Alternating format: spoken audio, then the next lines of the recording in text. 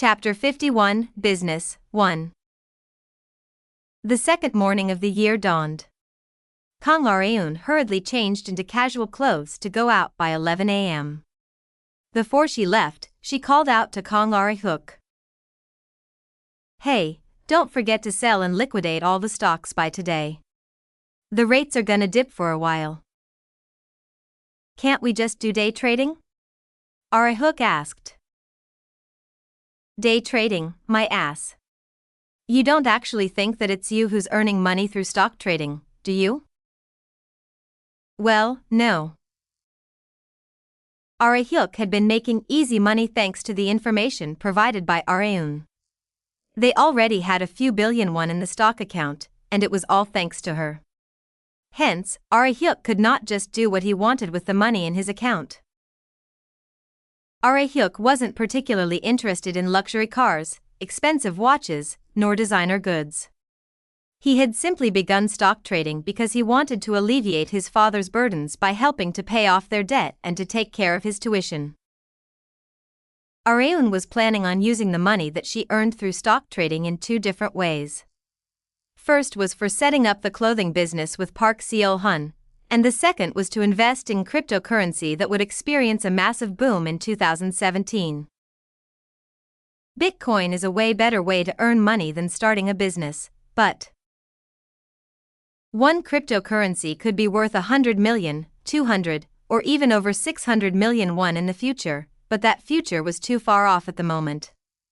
Hence, Areun had been doing her best to earn as much money as she could through stock trading and business before the cryptocurrency boom, so she could earn as much as she possibly could when the time came. In any case, just wait and see until January. Holders within and outside the company are only going to sell their stocks for the time being. It won't be too late to start buying around February or March, Areun stated. Okay, got it. But Areun, how do you know all that? Arehook asked. Arehook had studied quite a lot on stock trading, but he wasn't as keen-eyed as Areun was. No, not only Arehook, but even his acquaintances who claimed to be experts after earning a bit through stock trading would not be as precise as Areun. They earned some and also lost some, but Areun had only been earning ever since she started trading. As her brother, Arehook couldn't help but be curious about how his little sister who used to neglect her studies became a stock trading master. However, Areun just made something up. I just started seeing how the chart will move after studying stock trading whenever I had time.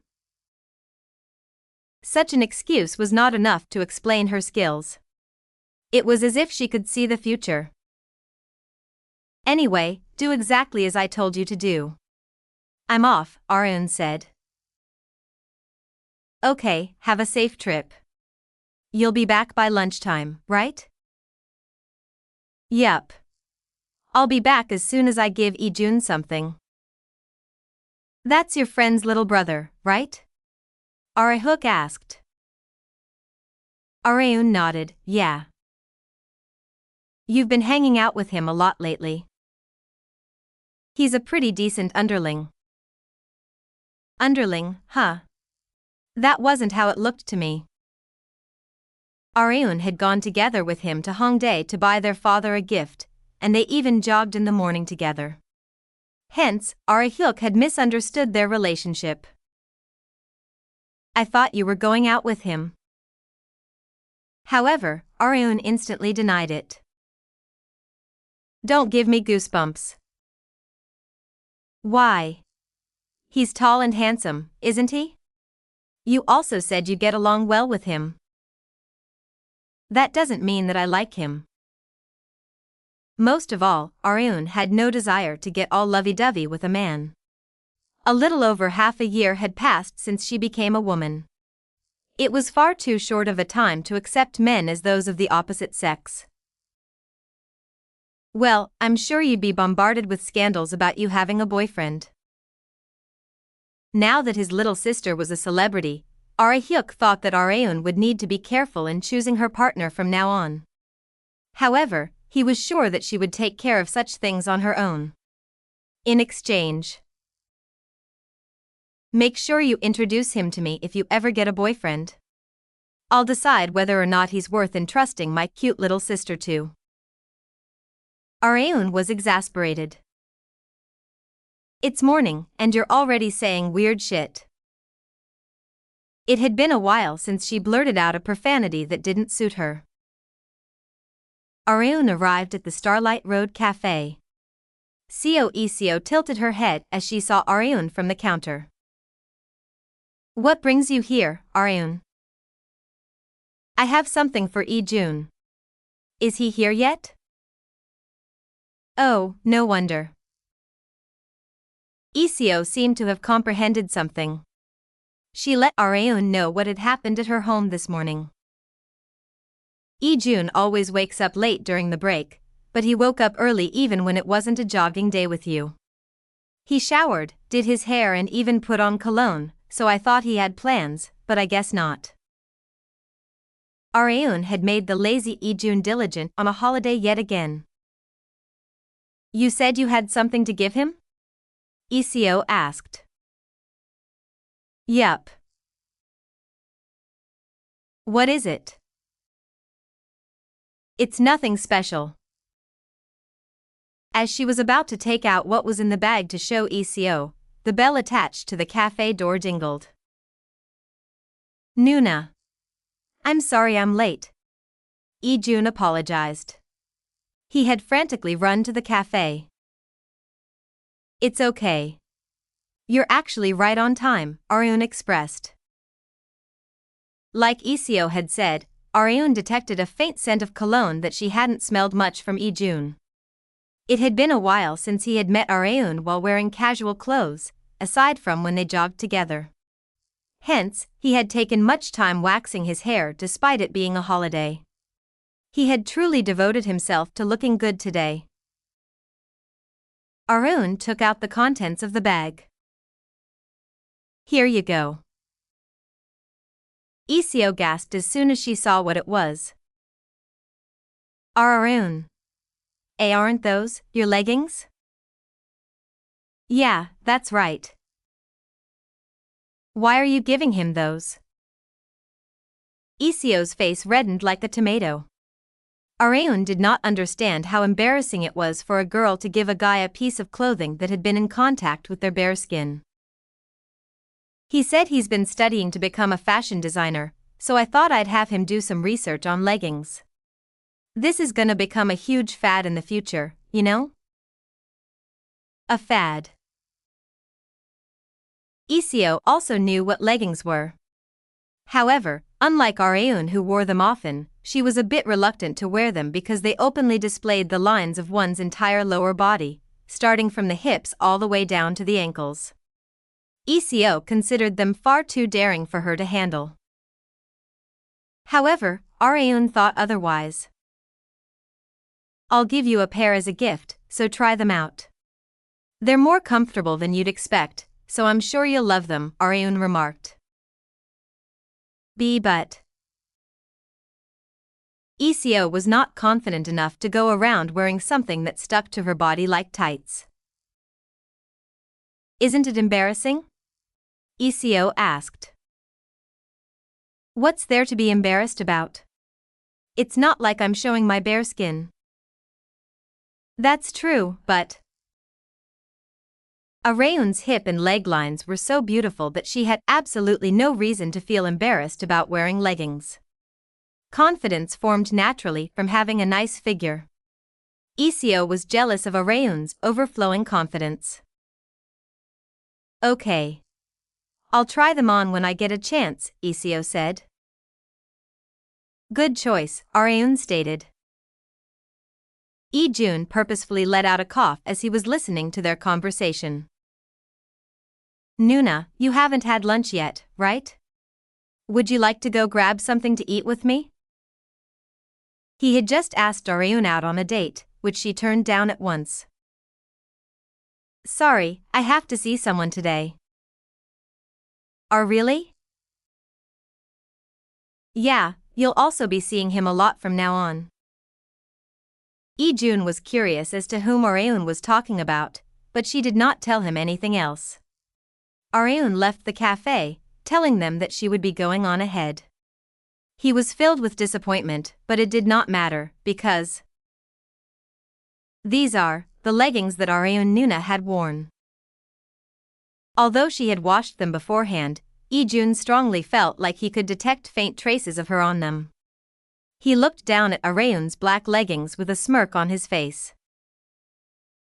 Lee-seo couldn't bear to watch her perverted little brother any longer and smacked him on the back of his head. Don't you dare think anything perverted about Areun. I won't, okay? I won't. Lee-seo was worried about her friend who always showed her defenseless side to men. He said it was around here. There it is. Areun arrived at a cafe around the same size as Starlight Road.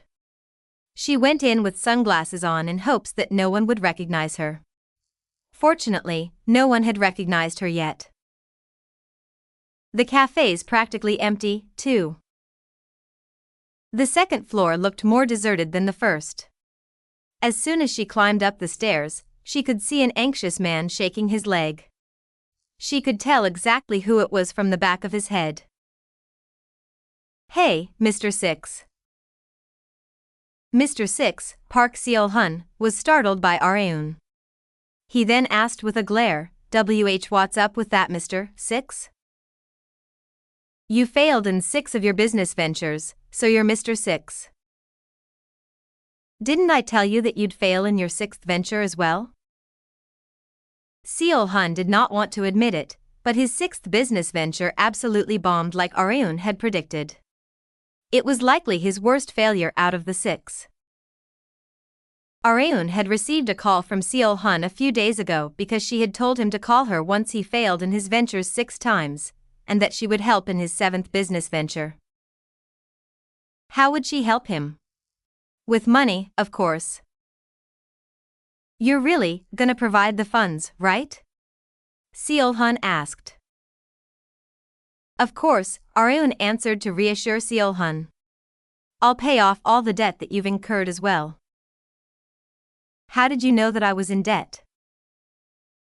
The loan sharks who tried to harvest your organs are my partners now, so I know all about you. Seol-hun couldn't even laugh or cry. However, I won't be helping you for free. Areun's condition was very simple. We'll be dividing the business profits 8-2. Understood? Who gets the 8? Seol-hun asked with a sliver of hope. However, a corner of Areun's mouth curled up. Me, obviously. Seol-hun found out that the high school girl who he had thought was an angel happened to be a masked robber. Chapter 52, Business, 2. Park Seol-hun thought he had heard Kang Areun wrong. 8-2. Are you serious? I sure am. I don't really like joking around, Areun answered. Seol-hun couldn't see this deal as anything but unfair, but Areun thought otherwise. This business is gonna be built with my money, isn't it? I shoulder all the risks, too. All you have to do is to pursue whatever business venture that you want, mister. How am I supposed to manage the business with only 20%? You don't have to worry about the expenses. I'm not saying that I'll use the 80% for my own self-interest. This was not only Seol-hun's company. He and Areun would be co-chairpersons.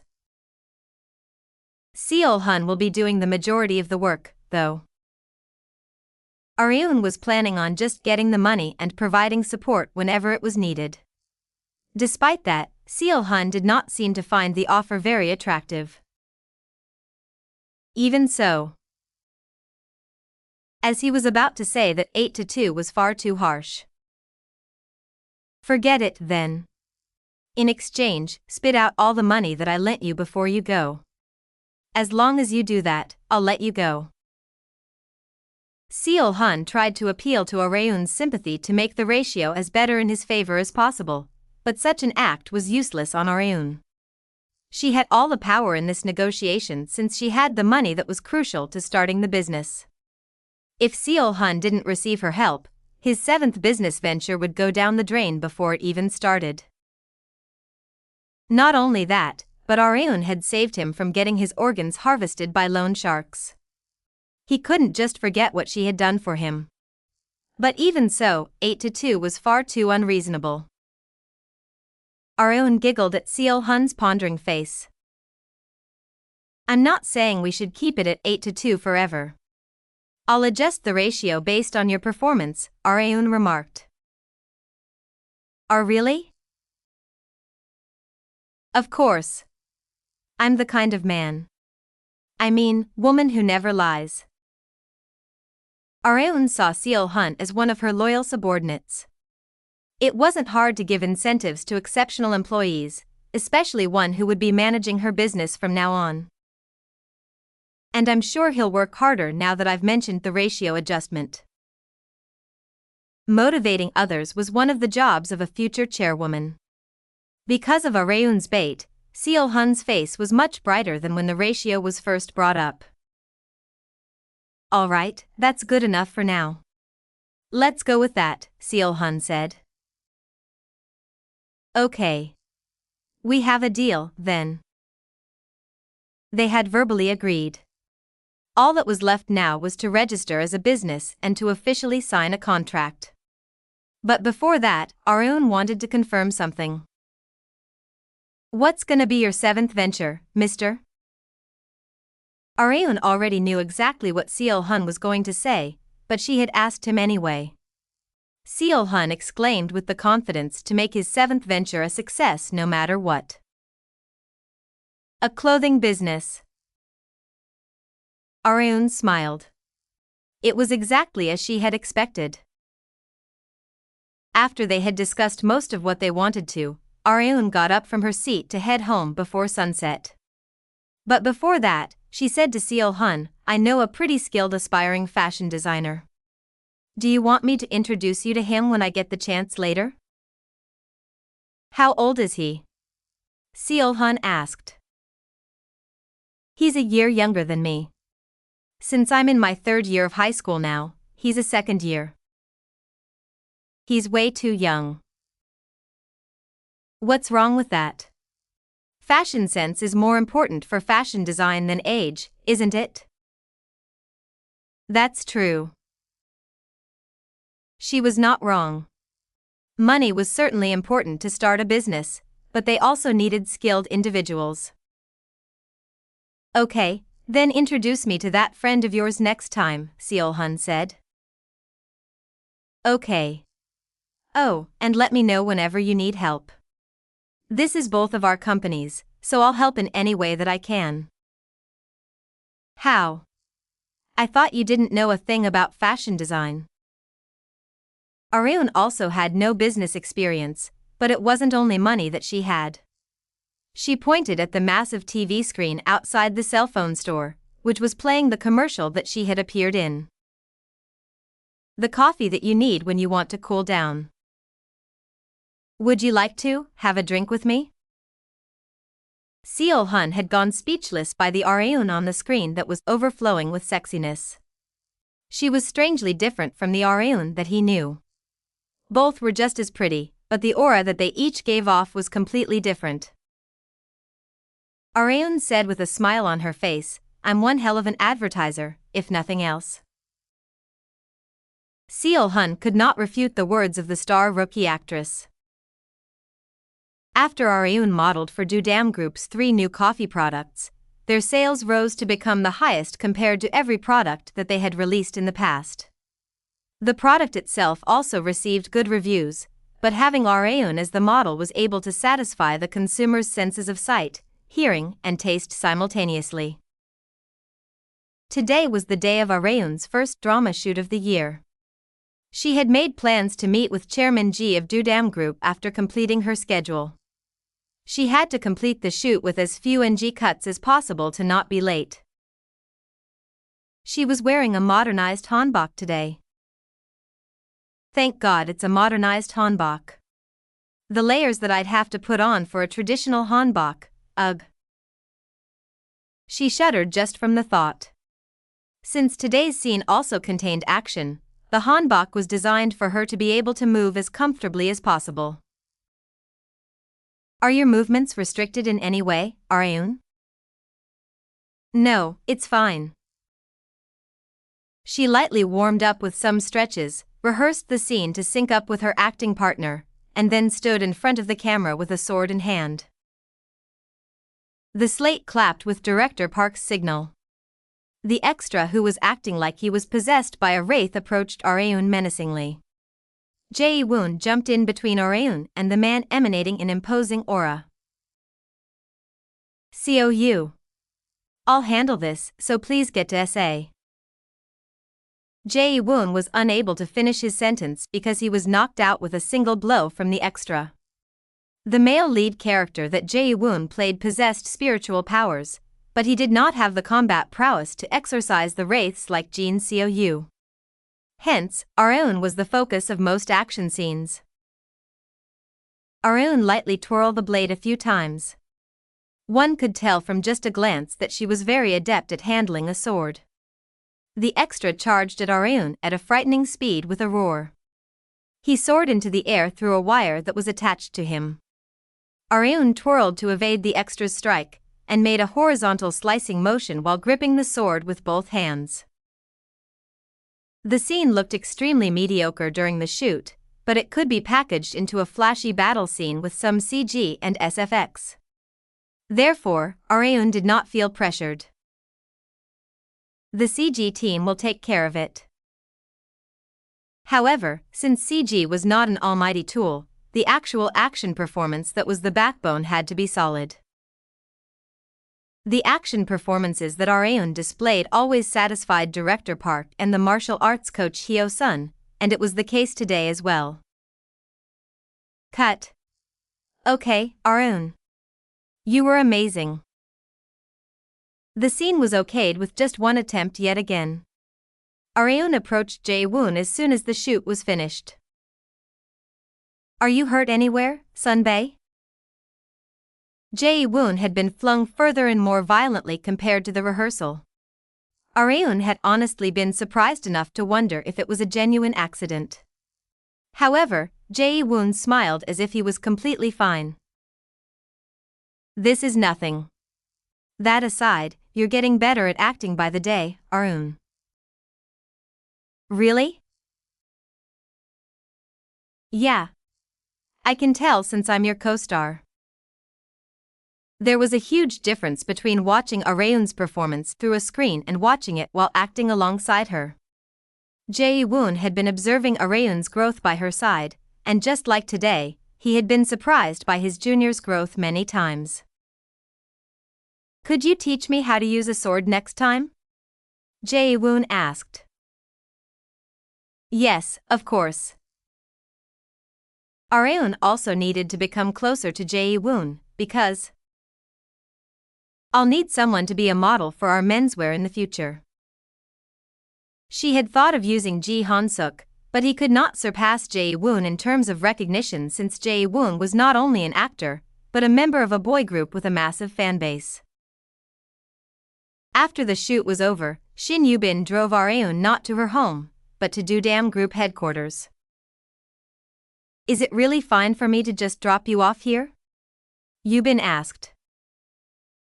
Yes. I'm going to be having a meal with Chairman Ji and Han-suk Sunbae. I'm sure the chairman is overjoyed since his company sales skyrocketed thanks to you. Areun simply smiled in response. What about your way home? Are you gonna take a taxi? Kang Ara-hyuk had also been planning on coming, but he couldn't attend because something else came up. Areun did not make a big fuss about it since Ara-hyuk was practically a scarecrow in their first meeting with Chairman Ji. She could have just had Ara-hyuk drive her home, but that was no longer an option. However, someone else had appointed himself to be her driver. Han-suk Sunbae said he would give me a ride. Oh, really? I can rest easy if it's Han-suk. Okay, make sure to text me when you get home, okay? Okay, I will. Areun checked her attire again after seeing Yubin off. Because the makeup that she had gotten done during the shoot wasn't very subtle, she removed it and redid her makeup with basic cosmetics. Those of the older generation prefer lighter makeup. Even the subtlest things completely changed one's impression. Now, let's go do my other job.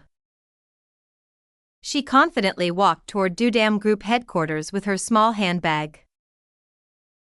Chapter 53, Business 3. Kang Areun entered Dudam Group headquarters. Chairman Ji's secretary, who had been waiting for her at the lobby, greeted her with a 90-degree bow. The chairman is waiting for you. Please follow me. Okay. Because it was far past the time when people got off from work, there were barely any employees going in and out of the building. Areun preferred this instead of having to go through the trouble of a bunch of people recognizing her. They got on the elevator to head up to Chairman Ji's office. Once Areun arrived, Chairman Ji and Ji Han-suk greeted her with bright smiles. Welcome. Thank you for going through the trouble of coming all the way here, said Chairman Ji. It wasn't any trouble for Areun at all, since she had arrived before she knew it while dozing off in Shin Yubin's car. Areun first greeted Chairman Ji with a light smile. It's been a while, Chairman. Your complexion looks healthier than the last time we met. Do you think so? I've been exercising with my grandson lately. Figure management was crucial for an actor. Although Han-suk was a director of Dudam Group, he spent at least 2 to 3 hours exercising since he was also active in the entertainment industry as an actor. Chairman Ji was not in the condition to exercise as much as Han-suk, but he found it rather fun to exercise with his grandson every now and then. Areun also exercises a lot, Grandpa, Han-suk remarked. Oh, is that so? Areun smiled at Han-suk with her eyes. Nice assist. Han-suk did not know why Areun had done such a thing, but he felt good from receiving a smile from such a beautiful girl. However, the reason why she graced Han-suk like this was soon revealed. I have a very big interest in exercise and health, so my PPA and I have been thinking of setting up a business with a few items in that field. No matter how many times she said it, she could never get used to the word oppa. However, since she couldn't just call Kang Arehyuk that guy in front of Chairman Ji, she had no choice but to call him so, even if it sounded a little unnatural. She had already thrown some bait regarding her business to Chairman Ji a few times before. Come to think of it, you mentioned that your brother was preparing his business last time, Chairman Ji said. Yes, he couldn't come today because of those preparations. Please let me apologize in his stead. Although it was because of personal plans, Areun packaged it into something that would help in her plans. Chairman Ji replied, You're always the busiest during the preparation phase, so I completely understand. You don't have to apologize. That aside, what kind of items? We're thinking of sporting goods for now. Tracksuits, sneakers, and there's this women's sportswear that I've been preparing lately, and I think they will sell the best. She was talking about leggings, which Chairman Ji was completely unfamiliar with. I'm sure the business will boom if you help your brother the best you can. You did the same for our product, after all. Chairman Ji laughed loudly. He could not be happier since Dudam Group products were selling like crazy thanks to Areun. Let me know if you need help with anything. And once the business stabilizes, I'll invite you to an entrepreneur gathering that meets pretty often. One of the core members of the entrepreneur gathering was someone who Areun knew very well. Congressman Kim Han-Gyo attends that gathering often, doesn't he? Areun asked. HM? How did you know? Said Chairman Ji. There was a party after the drama awards where people from all sorts of fields gathered, and I happened to see his son there. I think I heard about it while I was talking to some people there. Oh, I guess Chio also attended the party. Congressman Kim actually happens to be a high school classmate of mine. He also dabbles in business. He seems to be more focused on the political sphere now, but he still attends the gatherings. Areun kept nodding with an artificial smile. Of course he does. She also knew that very well, since she had accompanied him there a few times. Okay. Then I'll introduce you to him when the opportunity rises. It would be my honor, Areun expressed. Her smile widened even more. Areun said goodbye to Chairman Ji after their dinner and headed to the parking lot with Han-Suk. He pointed to a bright yellow sports car. Here it is, Han-Suk said. Is this your car? Areun asked. Yep. I don't take it out often, but I felt like it today. Why? Because I wanted to drive in style. Do you like cars like this, Areun? I do. Areun loved cars so much that she wanted to line up sports cars like a rainbow like other chaebols, if she had the money for it. This is a Lamborghini Aventador, isn't it? It looks like it's fully optioned out, too. The stitchings on the seats and making them the same color as the car exterior are all options that you need to choose. For sports cars like this, the price varied greatly based on the features that one chose to get added on it. Areun could easily tell that Han-Suk had spent quite a lot of money on it. Yeah. You sure know a lot about cars, Han-Suk remarked. Just a little. High school girls usually were not this interested in sports cars. Considering that, Areun was a very special case. Han-Suk handed her a lap blanket before she got in the car. I prepared one just in case. Thank you. He was being considerate to Areun, who was wearing shorts. Compared to the men around her, Han-Suk was extremely affable. He perfectly fit the bill of a tender, gentle and kind-hearted man. Not to mention filthy rich. He was also quite handsome. I'm sure he's popular with the ladies. However, the woman that Han-Suk was interested in was the one right next to him, Kang Areun. But of course, Areun was still not aware of the feeling that Han-Suk had toward her. Off we go, then, Han-Suk said. Okay. Han-Suk asked Areun for confirmation as he typed in the address for the Starlight Road Cafe on the GPS. Are you sure I can just drop you off here? Yes, this cafe is really close to my home. Areun did not want to disclose her home address, so she had used Starlight Road as a shield. Does your father run a cafe? Han-Suk asked. No, my friend's father does. Oh, I see. Starlight Road. What a nice name. I'll pay it a visit next time, so why don't we have some coffee together when I do? Areun almost blurted out, "You're so damn annoying," but she suppressed it with all her might. She was barely able to move her unmoving lips with a smile. Yes, that sounds good. Han-Suk's face brightened even more from Areun's favorable reply. He decided to muster up even more courage while he was at it. You'll be in your third year of high school this year, right? He asked. Yes. Then I guess you'll be 20 next year? Do you have something that you want to do when you become an adult? Or somewhere you want to go? If there was, then he was planning on appointing himself as the driver. However, Areun expertly evaded Han-Suk's trap. I'm not sure. I'll have to think about it after I finish my SATs. Are really? Areun's walls were by no means easy to overcome. In that case, are you free sometime next week? I'm thinking of watching a movie. We can rent out an entire theater so that we won't have to worry about other people. How does that sound? The scale of a third-generation chaebol was very high, even when watching a movie.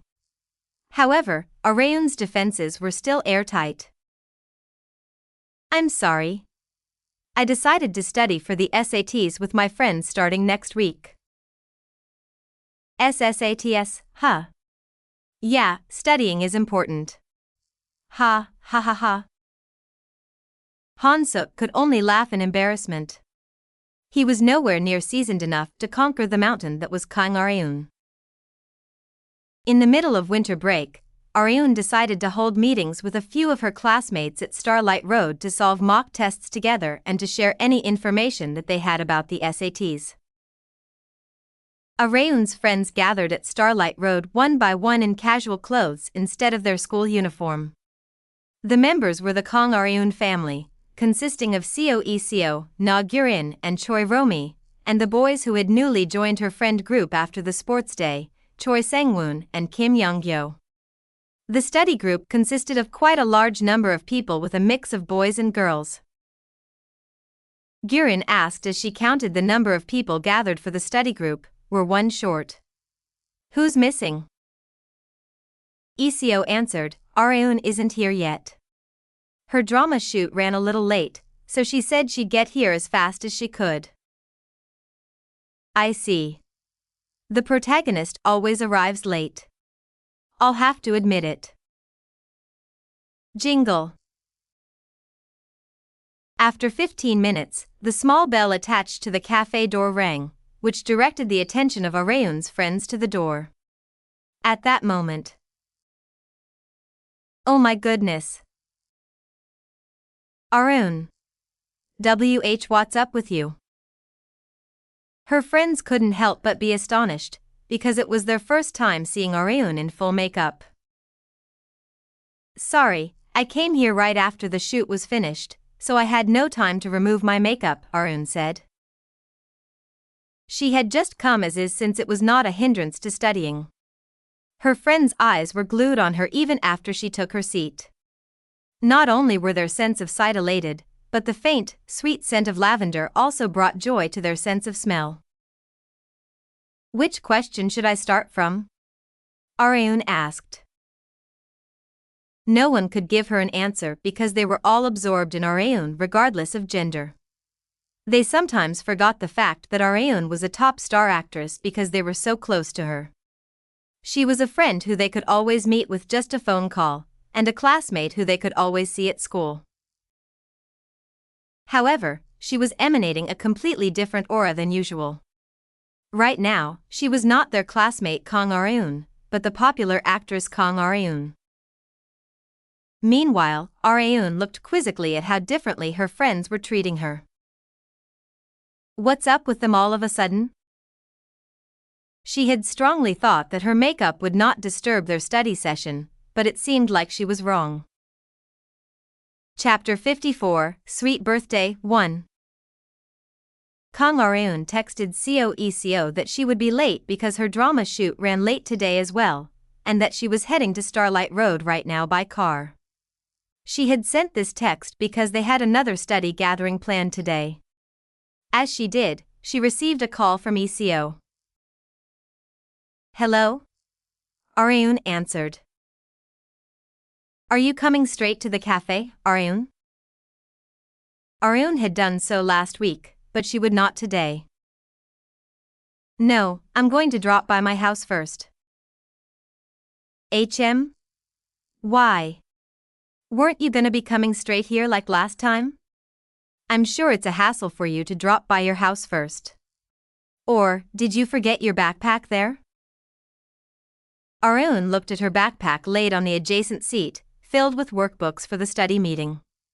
However, yeah, I forgot it. Okay, then.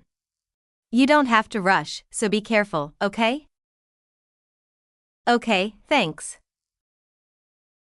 Arun always felt like she was being healed whenever she talked with ECO on the phone. Shin Yubin tilted her head in confusion after Arun ended her call. Isn't that your backpack next to you, Arun? It is. Then why did you lie that you forgot it at your house? It's right there. Because I need to remove my makeup and change. Arun had lied to ECO because she was in full makeup like last week. Why? Didn't you go like that last time as well? You said your friends loved seeing you like that, Yubin remarked. They did, but there is a problem separate from that. What kind of problem? My friends kept stealing glances at me. It was especially true for the boys. She couldn't help but be bothered when they were staring at her when they should have been staring at the workbook. Yubin was convinced by Arun's explanation. I guess they would.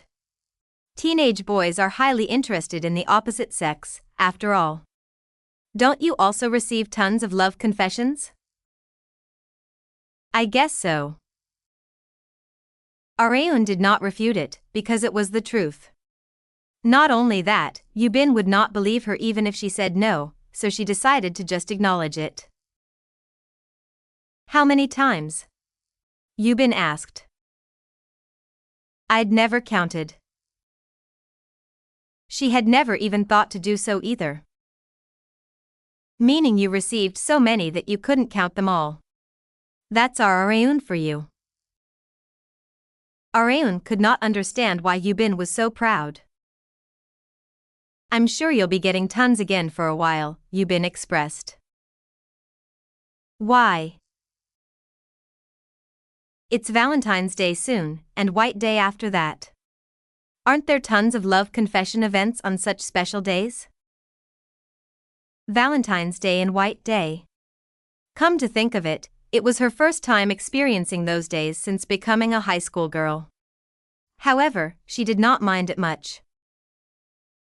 Valentine's Day and White Day are just marketing strategies made by sweets businesses to sell more chocolate and candy. Arun nonchalantly said something that Chairman Ji would have been sad about if he had heard it. But even so, Yubin did not give up in appealing to Arun the importance of such events. You're not wrong, but teenagers can dream. It's the last event of their teenage years, so isn't it nice to create heart-pounding happenings? It can also become a story for them to tell others later.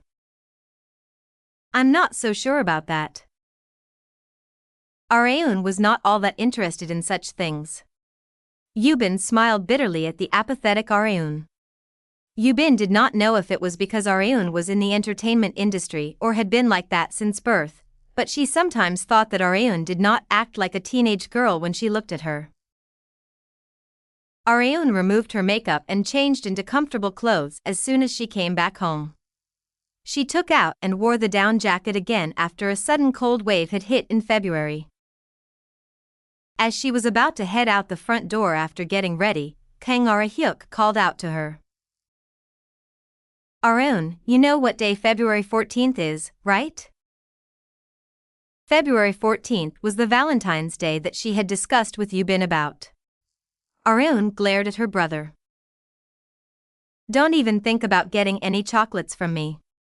I'll never give any to you, she declared. She was not even going to give the commonplace obligatory chocolates. She would consider giving them to women, but absolutely not to men, even if the man was her brother. Her father was fine, but absolutely not her brother. Even if they were family, she just did not want to give Ara-hyuk any chocolates. Ara-hyuk laughed when Arun mentioned chocolates. Hey, you think I said that because I wanted chocolates from you? You have no idea how many girls give me chocolates on Valentine's Day. Arun would have replied what a load of crap if she had heard that last summer, but she could not say such a thing anymore. She had witnessed it herself that his words were the truth. Ara-hyuk was quite popular with the ladies on his campus, whether they were of the same year, upperclassmen or underclassmen. 5 women had already come to their home because of a school report. In other words, Hyuk would receive chocolates from at least 5 people, or possibly even get confessed to. Why are you bringing up Valentine's Day if not for chocolates? Areun asked. Hyuk pointed at the calendar as he stared at her blunt little sister. Have you forgotten even your own birthday? February 14th was Valentine's Day, as well as my birthday. She had honestly never even thought about it. It was obvious, since her birthday in her past life was in August. The birthday of Kang Areun had not even been on her mind since she had only thought of her original birthday. Hyuk said while looking at Areun strangely, however busy you may be, how could you forget your own birthday? Anyway, I'll treat you to something good on that day, so free up some time. Let's go out to eat as a family with Dad, okay? Okay. I'll let you know later once I check my schedule. She had never expected that she had been born on such a sweet day. Once Areun finally joined her friends, they were momentarily disappointed as soon as they saw her. Seeing that, Nagyurin scolded them, "You guys are disappointed that Areun isn't in full makeup again, aren't you?" She was so right on the mark that they flinched. The same went for Seo Jun standing by the counter. He had come to work at the cafe when it wasn't a working day for him, because he had heard that Areun had come to the study meeting in full makeup before. Jun had never seen Areun with makeup on, so he wanted to fulfill that wish of his. However, Areun was not that easy. I'm glad I dropped by my house first. Things had gone exactly as she had expected them to go. Romy asked Areun as soon as she took her seat, "Areun, are you free next week?" Next week? Areun asked. Yup. Gurin and I are gonna be making chocolates here. Iseo said she would teach us. It could have been because Iseo's father owned a cafe, but she not only knew how to brew coffee, but could even bake all kinds of desserts such as cakes, cookies, and the like. Iseo was the most domestic among Areun's list of friends. Once Romy mentioned chocolates, Areun figured out right away why Romy had asked her if she had time next week. Is it because of Valentine's Day? Areun asked. Yup. Did you find someone you like? Since Romy had gotten used to Areun's straightforward style of speech, she shook her head without getting flustered. No, just for exchanging between friends. Just because you're making chocolates doesn't mean you're giving them to someone of the opposite sex that you like. I guess that's true. So, do you have time? Areun was the busiest person here. She had drama shoots and broadcasts to be in. Since Areun was living a completely different life from a normal high schooler, her friends always had to confirm her schedule whenever they wanted to do something with her. I'm probably free on any day except on Valentine's Day and the day before, she replied. Do you have a shoot scheduled on that day? No, I just have personal plans. Oh, really? Romy showed very deep interest. Do you have plans with someone, perhaps? With a man, or maybe another man? Why are men the only choices? Well, if someone's spending their personal time with someone else on a day like Valentine's Day, it's highly likely that they're of the opposite sex, isn't it? At least, that's what I think. The boys also showed their interest in Romy's question, especially Choi Sang-woon, who had been turned down by Areun after confessing to her. His ears perked up with the anxiety that Areun had possibly gotten a boyfriend. I guess it's a man, Areun confirmed. Her friends and Jun lost their minds by her shocking statement. Cough, cough. Coughs and deep sighs could be heard all around. Even Iseo was considerably surprised. Man? F for real? I'm talking about my family. My brother and dad. Don't start getting weird ideas. Oh.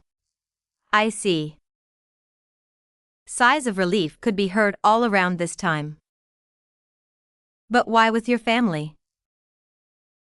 There were many holidays which one spent with their family, such as New Year's Day or Christmas. However, Valentine's Day was not really one of them. Areun showed signs of hesitation, but she decided to just say it. My birthday is on Valentine's Day, apparently. It was as if she was talking about someone else. Sang-woon and Ijun's eyes flashed at the mention of Areun's birthday. Compared to them, Iseo and her other friends congratulated her upcoming birthday. Your birthday is on Valentine's Day? That's so nice. Is it? Areun would have to come face to face with a birthday sweeter than she would like. Iseo said as her friend's representative, "Is there anything you want as a gift?" Gift, huh? There was one thing that Areun truly wanted as a gift. It'd be great if I could get a button that could drop Kim Han-Gyo and Kim Cheol straight into hell. If such a button existed, then she was confident that she would press it hundreds of thousands of times. Chapter 55, Sweet Birthday, 2. On a Wednesday morning of February 14th, Kang Areun hurried to get ready to exercise at dawn because she had a shoot in the morning. She usually did weight training at the fitness center on weekday mornings, but decided to just go for a light jog like she did on weekends. Even if it was February 14th, her birthday, she expected the day to be like any other. However, she was sorely mistaken. As Areun was about to pass Starlight Road, Seo Ijun, who was waiting for her outside, raised his hand and called out to her. Nuna. Areun said with an exasperated face, "Why are you out here?" Ijun only jogged with her on weekends, never on weekdays. Not just that, they had not made any plans. She could not understand why he was here at all. I texted you last night, didn't I? I asked what you were gonna be doing in the morning, and you said you were gonna be jogging. Areun did indeed answer as such, but she had never told him to come with her since it was a weekday. Also, they had never promised to always exercise together, but here Ijun was as if it was natural. Ijun sometimes one-sidedly joined her workouts, but there was a separate reason this time. I have a gift for you, Ijun said. A gift? Why so out of the blue? It's your birthday, so it's not really out of the blue. Ijun was not wrong. He opened his backpack after asking Areun to wait just a second. These are the chocolates that my sis and her friends asked me to give you. Oh, so this is it. Seo Iseo had contacted her in the middle of a drama shoot yesterday afternoon that she was making chocolates with Na-Gyurin and Choi Romi, and that she would give Areun some as a gift. She had thought that she would get them later, but she never expected her friends to get Ijun to deliver them to her. And, this is from me, Ijun stated. He handed her the box of chocolates, and... What's this? Areun asked. Open it. She tore open the wrapping paper, which revealed a yellow baseball cap. You wear hats often, don't you? That's why I made one for you, Ijun remarked. You made it? Yes. It's a handmade product that was made specially for you, Nuna. As expected of an aspiring fashion designer, the design fit Areun's tastes perfectly. There was a hipster sticker stuck on it, and it gave off a youthful feeling of a teenager seeking freedom. Areun put it on. Does it look good on me? She asked. Yes, extremely. It looked much better on Areun than Ijun had expected. Although, anything that Areun wore looked great on her since she was naturally beautiful. Areun liked the design, but there was one thing that bothered her. But isn't it way too big for my head? The baseball cap couldn't help but feel too big for her since her head was so small. However, Ijun was not that negligent. There are clips at the back that you can use to adjust the size. Areun adjusted the baseball cap size like Ijun had mentioned. Only after adjusting it to the smallest size did the cap fit her head just right. Ijun sighed in relief. Your head is a lot smaller than I thought, Nuna. His size calculations had been incorrect because of Areun's long hair. It fits in the end, so it's all good. Thanks, I'll wear it well. Now that Ijun had delivered the chocolates and his gift, he was about to head home. Grasp. However, Areun suddenly grabbed him by his sleeve. And Nuna. Ijun's mind surged with anticipation that Areun might confess to him. However, where do you think you're going? Since you're here, you might as well jog with me. Only aerobic exercise was on her mind. Areun's phone chimed like crazy on her way to the studio. Shin Yubin asked her as she looked at Areun's busy phone through the rearview mirror, "Who keeps contacting you?" It was rare to see Areun fiddling with her phone that much. She did not play phone games, nor was she the type to call or text others often. Hence, she could not help but be curious about it. It's just my friends texting and calling me to wish me a happy birthday, Areun remarked. Yubin was also aware that it was Areun's birthday today. In fact, most people in her agency probably knew. Yubin asked Areun while looking at her through the rearview mirror again, "Your high school friends?" Yes. Not only Iseo, Gurin and Romi, but she also received congratulations from her male friends Park Se-woon, Choi Sang-woon, and such. Areun did not like people contacting her to wish her a happy birthday that much, so her response was lukewarm even after getting tons of happy birthday texts. Yubin could not understand Areun's lack of reaction. "You're not happy about your birthday?" she asked. "I guess I'm happy." To be honest, she did not feel all that happy since today was not her original birthday. It was simply the former Kang Areun's birthday, so she did not get the feeling that it was even her birthday today. Yubin smiled lightly as she looked at Areun. "Take a look at the back seat," Yubin stated. "The back?" "Yup." Areun's eyes widened as she turned to look at the back row seats. Something that she had never imagined to be there was openly laid out. "What's with these flowers?" Areun asked. It was a basket filled with real flowers. Areun had thought that the car had smelled differently than usual, and those flowers were probably the reason why. "Take a look inside the basket." There was a card stuck inside with the name of the sender on it. Ji Han-suk. He had sent a basket of flowers to her as a gift. "He was going to send them to your house, but he asked me to give them to you instead since he doesn't know your address." "Oh, really?" Areun read what Han-suk had handwritten himself on the card. At the very end, he had written, "To Areun, who's more beautiful than flowers, happy birthday." The urge to tear up the card swept over her mind, but she did her best to suppress it. "I absolutely hate cheesy lines like this." Areun's birthday celebration event continued even at the Reaper studio set, after the shoot had finished. Happy birthday to you, happy birthday to you. Happy birthday to dear Areun. Happy birthday to you. Pop. Pop. Party poppers cracked from all around her. Jae-woon appeared from the crowd of staff members while holding a cake. The staff and I prepared this for you.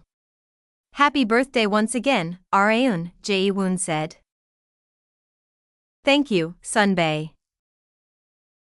She often saw on TV staff members holding surprise events on the set for celebrities with upcoming birthdays. However, she had never expected herself to be the protagonist of such surprise events. There were even several staff members holding cameras to film her reaction. She had no choice but to smile and act like she was happy despite the shoot being over. I'd rather they just wish me a happy birthday and move on. That was what Areun wanted, but no one on set understood her feelings. Her birthday celebration continued even on her way home after the shoot.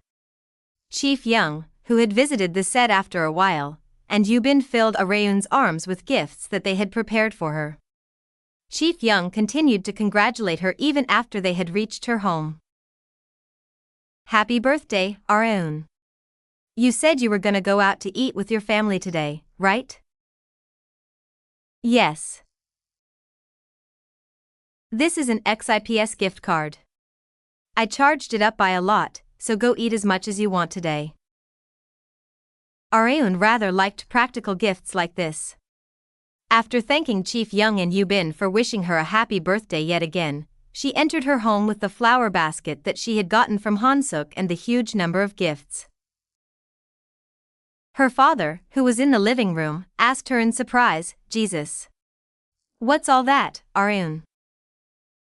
I got gifts from a bunch of people wishing me a happy birthday. After getting one after another, it multiplied to this many. They decided to put them all in Areun's room for the time being. Meanwhile, Kang Arehyuk returned home after finishing his business. I parked outside with the ignition on, so come out once you're all ready. Areun went out the door with her father after removing her makeup and changing into comfortable clothes. Arehyuk decided to drive in their father's stead this time. He asked Areun as he set the GPS coordinates, "Is there anything you want to eat?" Meat, Areun answered. Meat, huh? How about we go to XIPS then? Sure. It was perfect since she had the gift card that she had received from Chief Young. It had 500,000 won charged into it, so it was more than enough money to fill the bellies of a 3-person family. Although Arehyuk said that it was his treat. It's better to just use the gift card. The gift card could only be used there, so Areun was planning on paying instead. Arehyuk asked his little sister sitting alone at the back, I'm guessing you weren't able to get many happy birthday wishes because of today's shoot, right? Arehyuk had expected that Areun wasn't able to spend her birthday with her friends properly because of work. However, their father opened his mouth before Areun even had a chance to respond. No, Areun probably had her birthday celebrated even more than our little dine-in. Huh? What do you mean? Arehyuk asked. Go take a look inside Areun's room later. There are so many birthday gifts that they almost couldn't all fit in her room. Arehyuk still did not know how much of a social butterfly his little sister was. Chapter 56, Weakness, 1. The filming of the drama Reaper was almost at its final stage. Kang Areun in a jet-black one-piece dress looked down at Jae-woon. She acted to exhibit concealment of her sorrow, which she also expressed in every movement that she made. Areun slowly recited her line with a faint tremble in her voice. Our paths won't cross again. Another Grim Reaper will come to retrieve your abnormally strong spiritual powers soon enough. Then does that mean I'll never get to see you again? I told you. Our paths won't ever cross again. Geon-Woo never thought that bidding farewell was such a heart-wrenching act. Grim Reapers were not permitted to bear any sort of emotion toward a human. Despite that, she had broken that taboo. She could no longer violate the rules of the lower world and the afterlife. She did not care what happened to her, but she could not put the one that she loved in danger. Hence, Geon-Woo had no choice but to part ways with her loved one, all for his sake. Even if it was not put into words, Areun had to perform in a way that the audience across the screen could understand her emotions and thoughts. This was the role of an actor. Areun had been performing the role that she had been given as best as she could until now, and as a result. Okay, perfect. Let's wrap up the shoot here for today. Good work, everyone. Director Park announced with a very satisfied expression. The journey that was Reaper would end in 2 more weeks of filming. Areun and Jae-woon headed to the next content on their schedule as soon as the shoot finished. The 2 lead roles were scheduled to appear in a program that covered entertainment industry news as well as an interview. Areun and Jae-woon sat down for the interview. Before jumping straight into it, the female reporter congratulated the 2. Congratulations. You said you didn't have much more left to shoot, right? Jae-woon raised the mic to his face first. Yes. There are only around 2 more weeks left. You must be well aware that the drama Reaper has been receiving much love from the audience. How do you feel about that? Areun jumped in this time. I didn't expect that the drama would receive so much attention and love when I went into filming for the first time. The drama has gotten so popular thanks to our loving audience, and I personally have gotten many casting offers. I think this was all possible thanks to the love that everyone has given us and the drama. I'd like to thank you all from the bottom of my heart.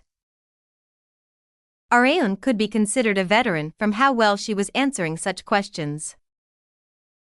The female reporter also asked about their personal ventures.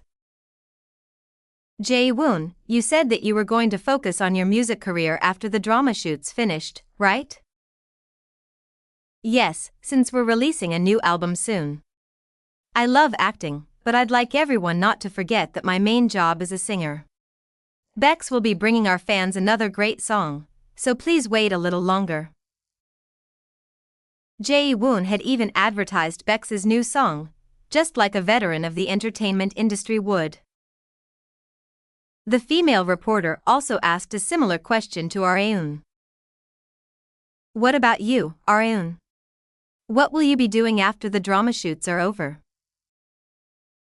I think I will be focusing on my studies until my SATs are over. Oh, will you not be appearing in any shows at all? No, I won't be completely avoiding them. I'll be appearing in variety shows or radio shows every now and then, but I'm thinking of putting production activities on hold until my SATs are over.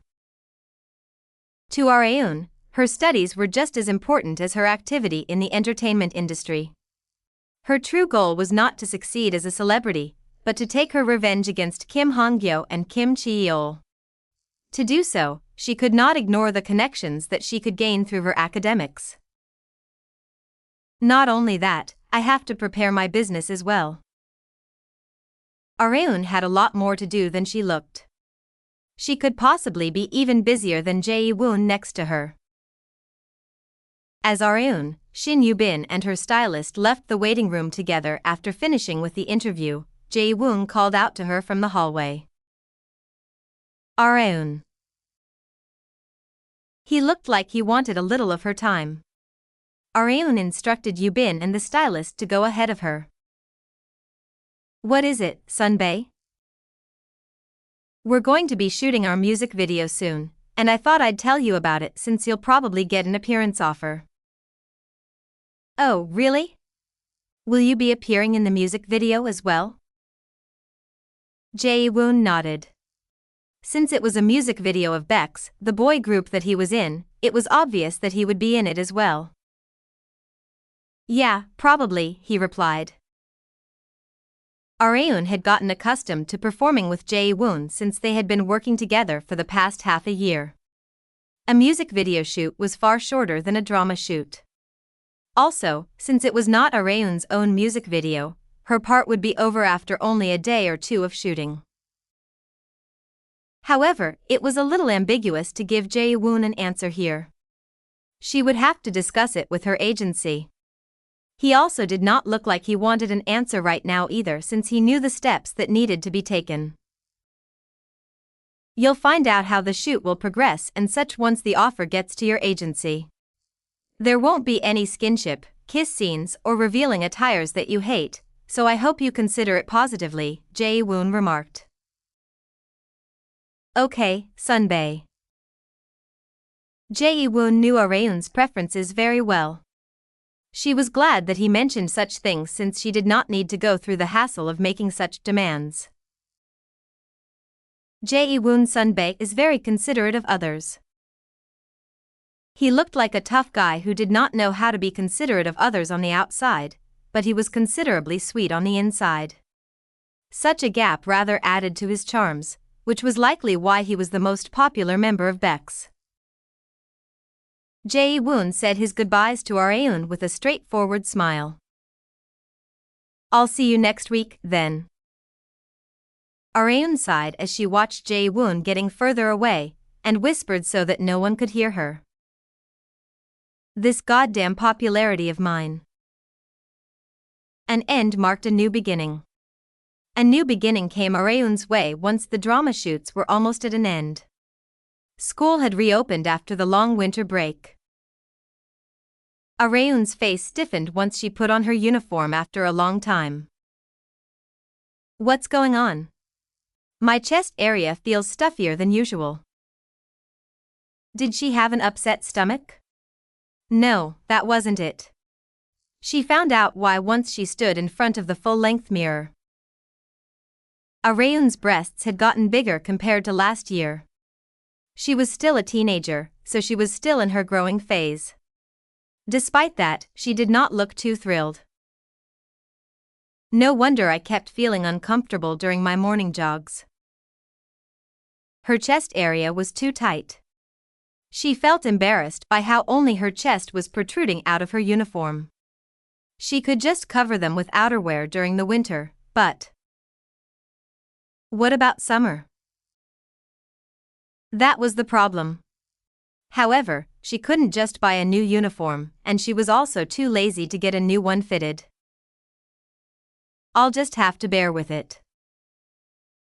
Areun did not have to go around school wearing a uniform for much longer. Hence, she decided to be patient once again. Areun checked her class allocation alongside Eco, who she came to school with.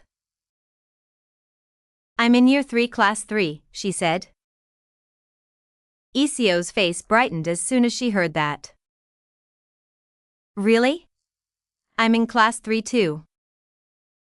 Not only Eco, but Na-Gurin and Choi Romi were put in the same class as her this year as well. Eco sighed in relief as she climbed the stairs with Areun.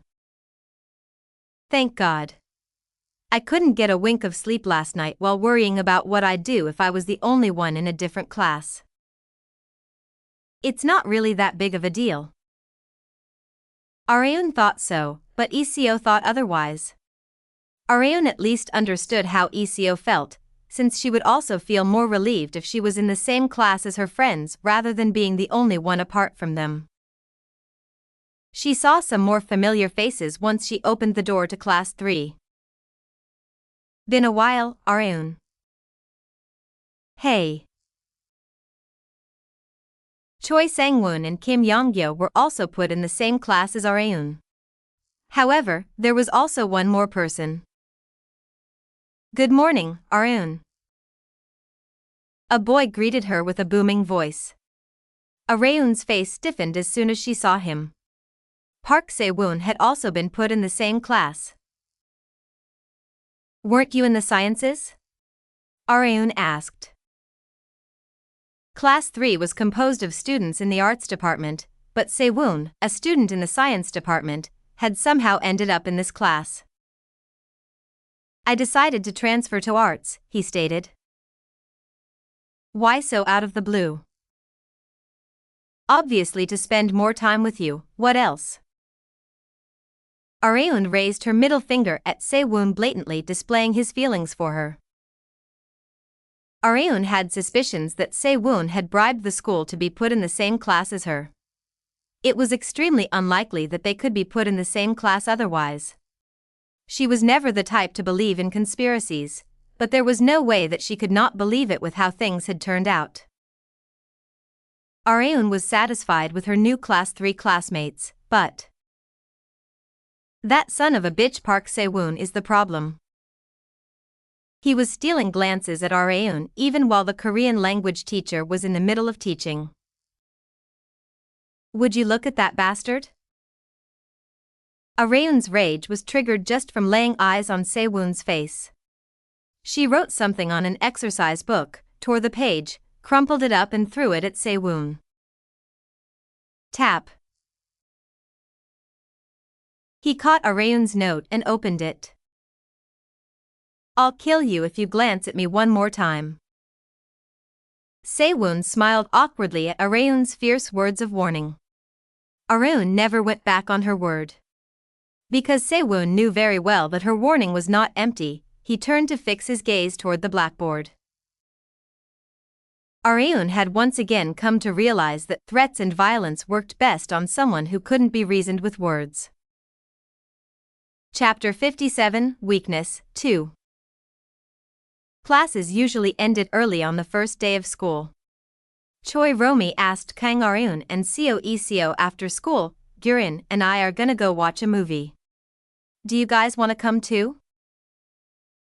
A movie? Why so out of the blue? We're third years now. We're gonna be studying non-stop from now on, so I was thinking that we should play while we still can. What do you think? Romi had a point. Third years were examinees who had to overcome the trial that was the SATs. Although their lives weren't decided just from taking it once, it still had quite a significant influence on their lives. Areun was persuaded by their views. And not only that. It's been a while since I've been to a cinema. Areun had been so busy over the winter break that she had no time to take some time to go to a cinema. She had also not gone to watch any movies because she had watched them all before, especially the fairly popular ones that were currently out. I guess returning to the past has its downsides in this sense. Areun held in her bitter smile. She was disappointed that, unlike others, she knew exactly how certain movies were going to go. However, great movies were still great even after a second or third watch, and she had nothing to do at home. Since Areun was curious about what movies were out, she decided to accept Romi's suggestion. Let's go, Areun said. Okay. What about you, Iseo? If Areun's going, I'm going too, Iseo quickly answered as a best friend should. Areun had decided to go to the cinema after a long time with friends that she got along with. If anything was different from the past, it would be her friend's gender. Areun's phone vibrated on her way to the cinema. It was a call from Chief Young. Just a sec, Areun said as she slowed down to walk behind her friends. They also walked ahead at an appropriate pace so that Areun did not fall behind too much. Hello? Hey, Areun. Your classes are over, right? Yes, I'm free to talk right now. Really? Actually, you got another music video casting offer. Areun had made quite a profit from starring in Rita's music video. That music video had instantly raised public awareness of her, when all she had in terms of work record was a minor role in a drama. Thanks to that, she had been receiving a few music video casting offers from other agencies now and then, with their intent being to receive the Kang Areun effect as well. Don't be too shocked when you hear this. The music video casting offer is from It's a casting offer for Bex's music video, right? Romy's ears perked up as soon as she heard Bex while she was walking ahead. She was a huge Bex fan, especially of Jae-woon. Her hearing got scarily good whenever they were mentioned. Arun.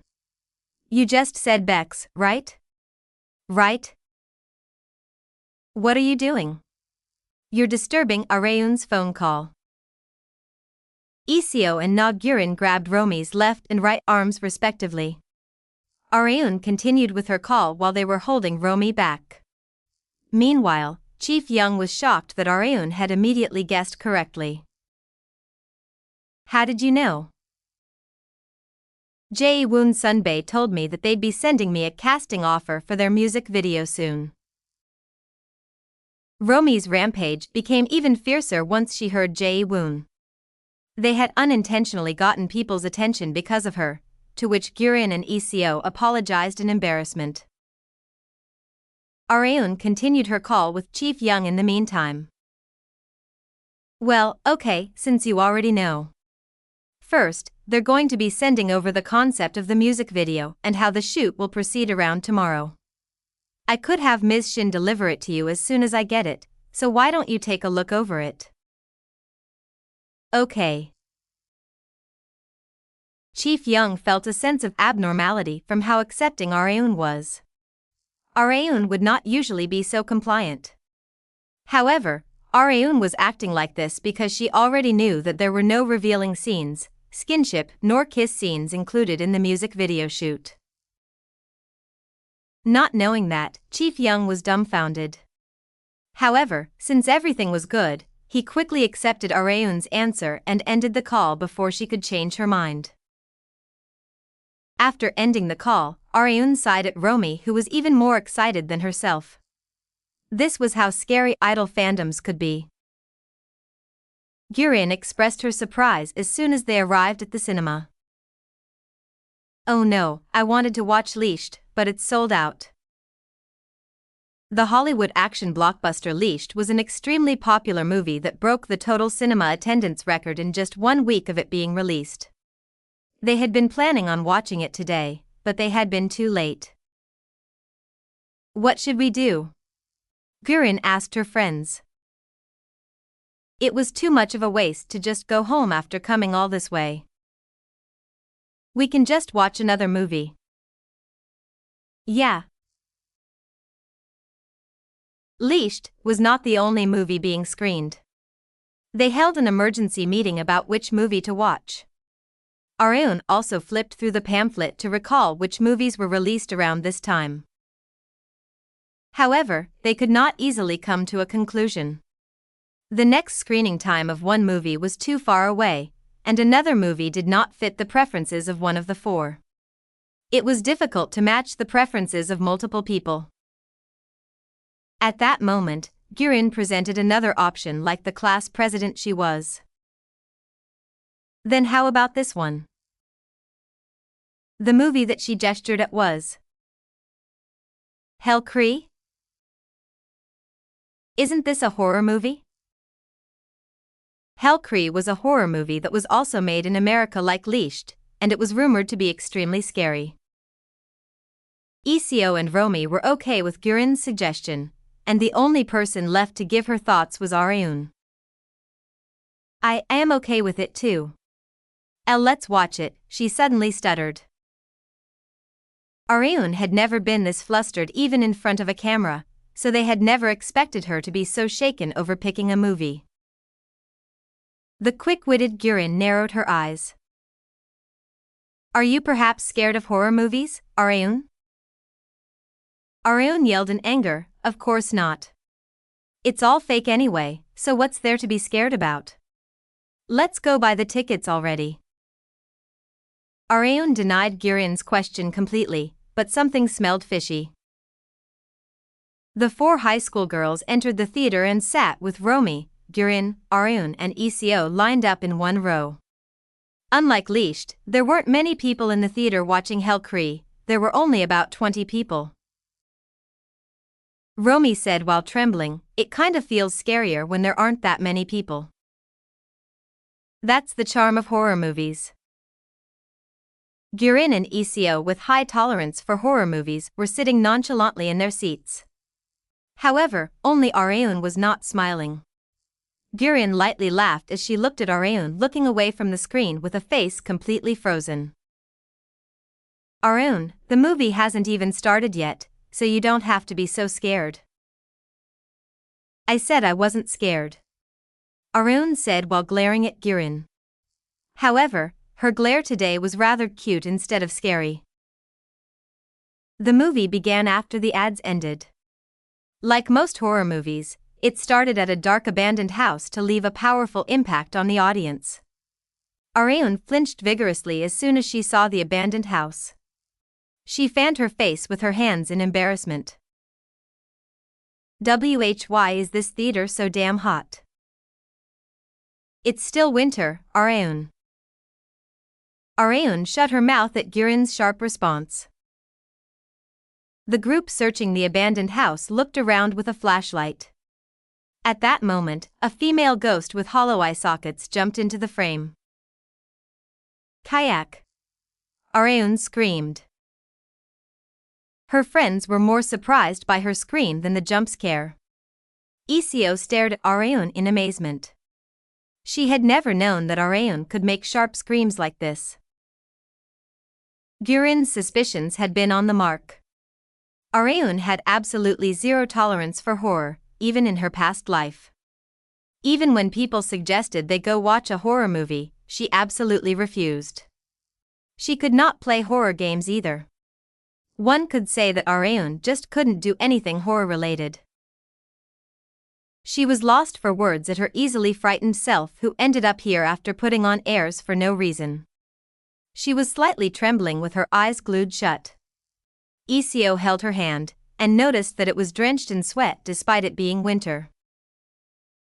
Are you okay, Areun? Totally. I'm totally fine, so don't mind me. She did not look fine at all.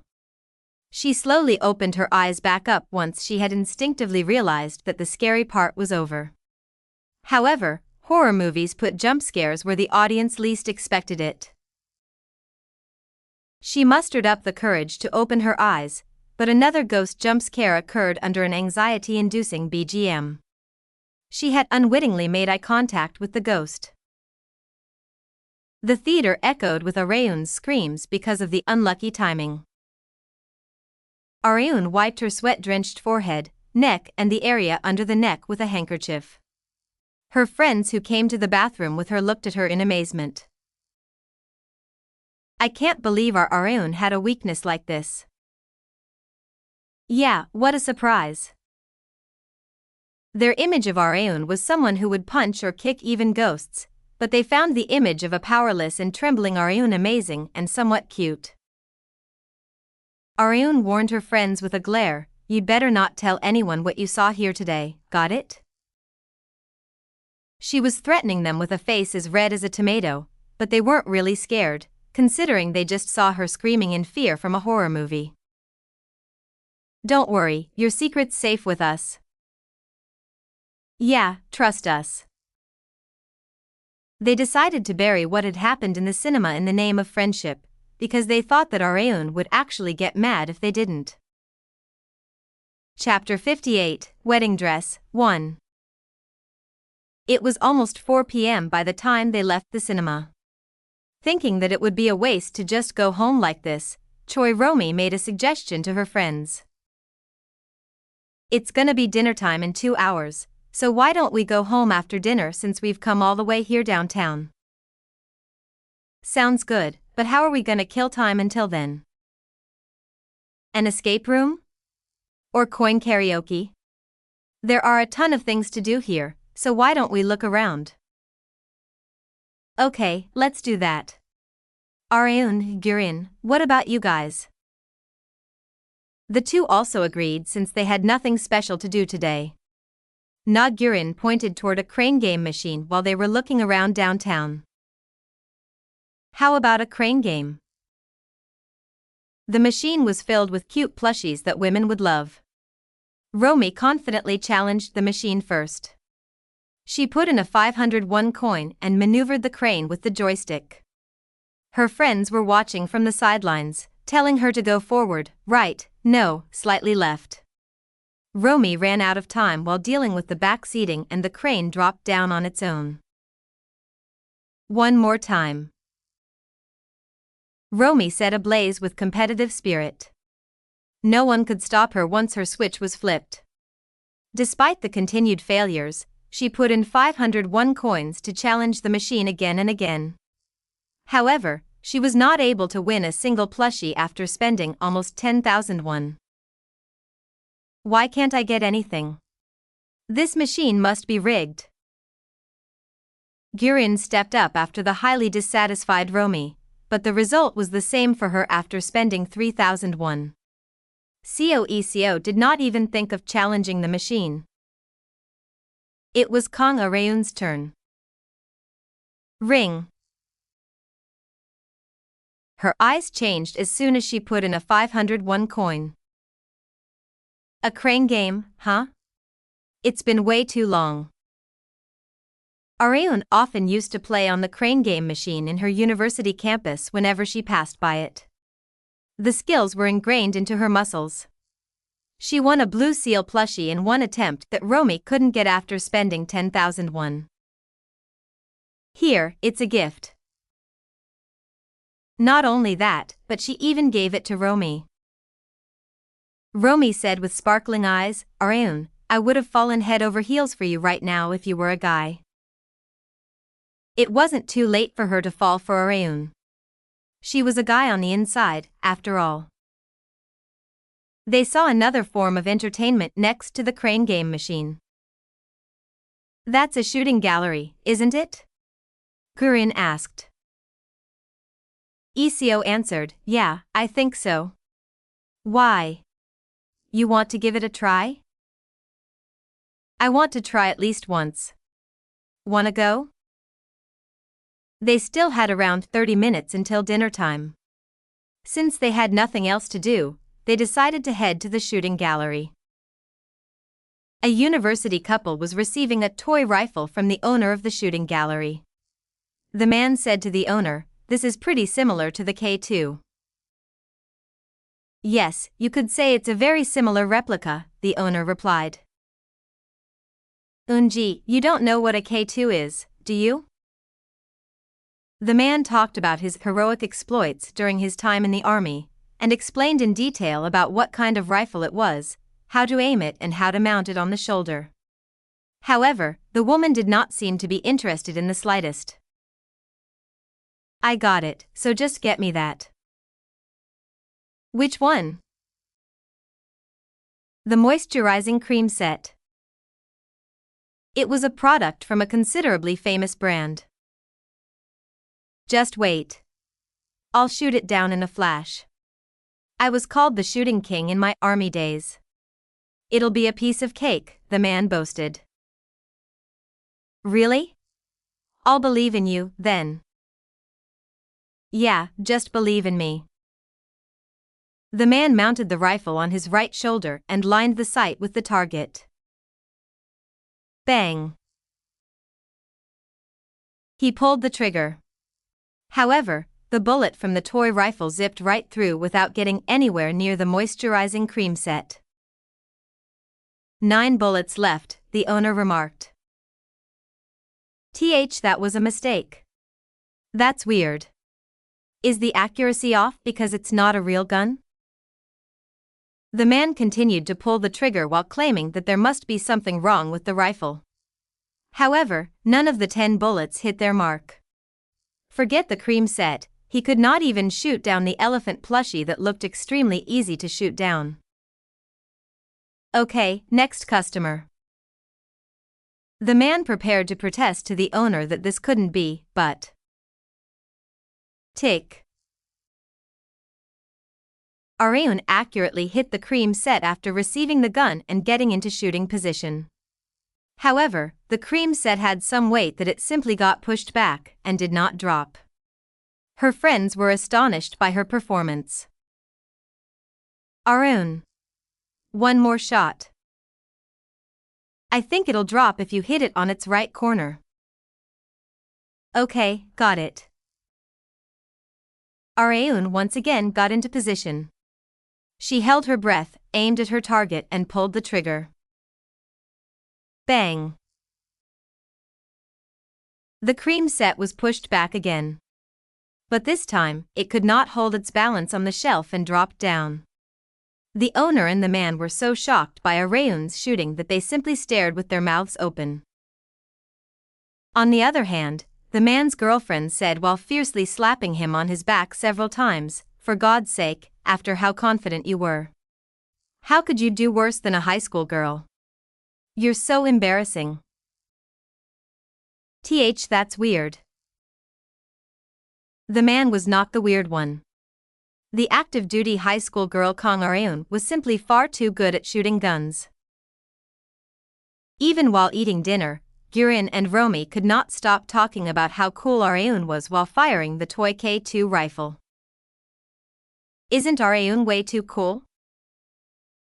For real. She's cooler than most guys. Areun was certainly cooler than the man who proclaimed to be a shooting king, since she had won the moisturizing cream set with only 2 shots. Not only that, she had shot down the cream of the crop of prizes, and also gave them to her friends as gifts. If I had to choose someone to go out with, I'd choose Areun. She's so dependable, isn't she? Except that she gets way too scared by horror movies. So, that side of her is cute too. Romy had been flirting with Areun because she had fallen for her charms. Areun could only smile awkwardly at Romy's direct approach. Romy cared deeply about looks, which was why she loved male idols. But in actuality, she not only loved male idols, but female celebrities as well. Simply speaking, she just loved anyone who was handsome or pretty. Sigh. I think I'd be heartbroken if Areun gets a boyfriend. Gurin replied to Romy's comment, "Is there even a man who can handle Areun?"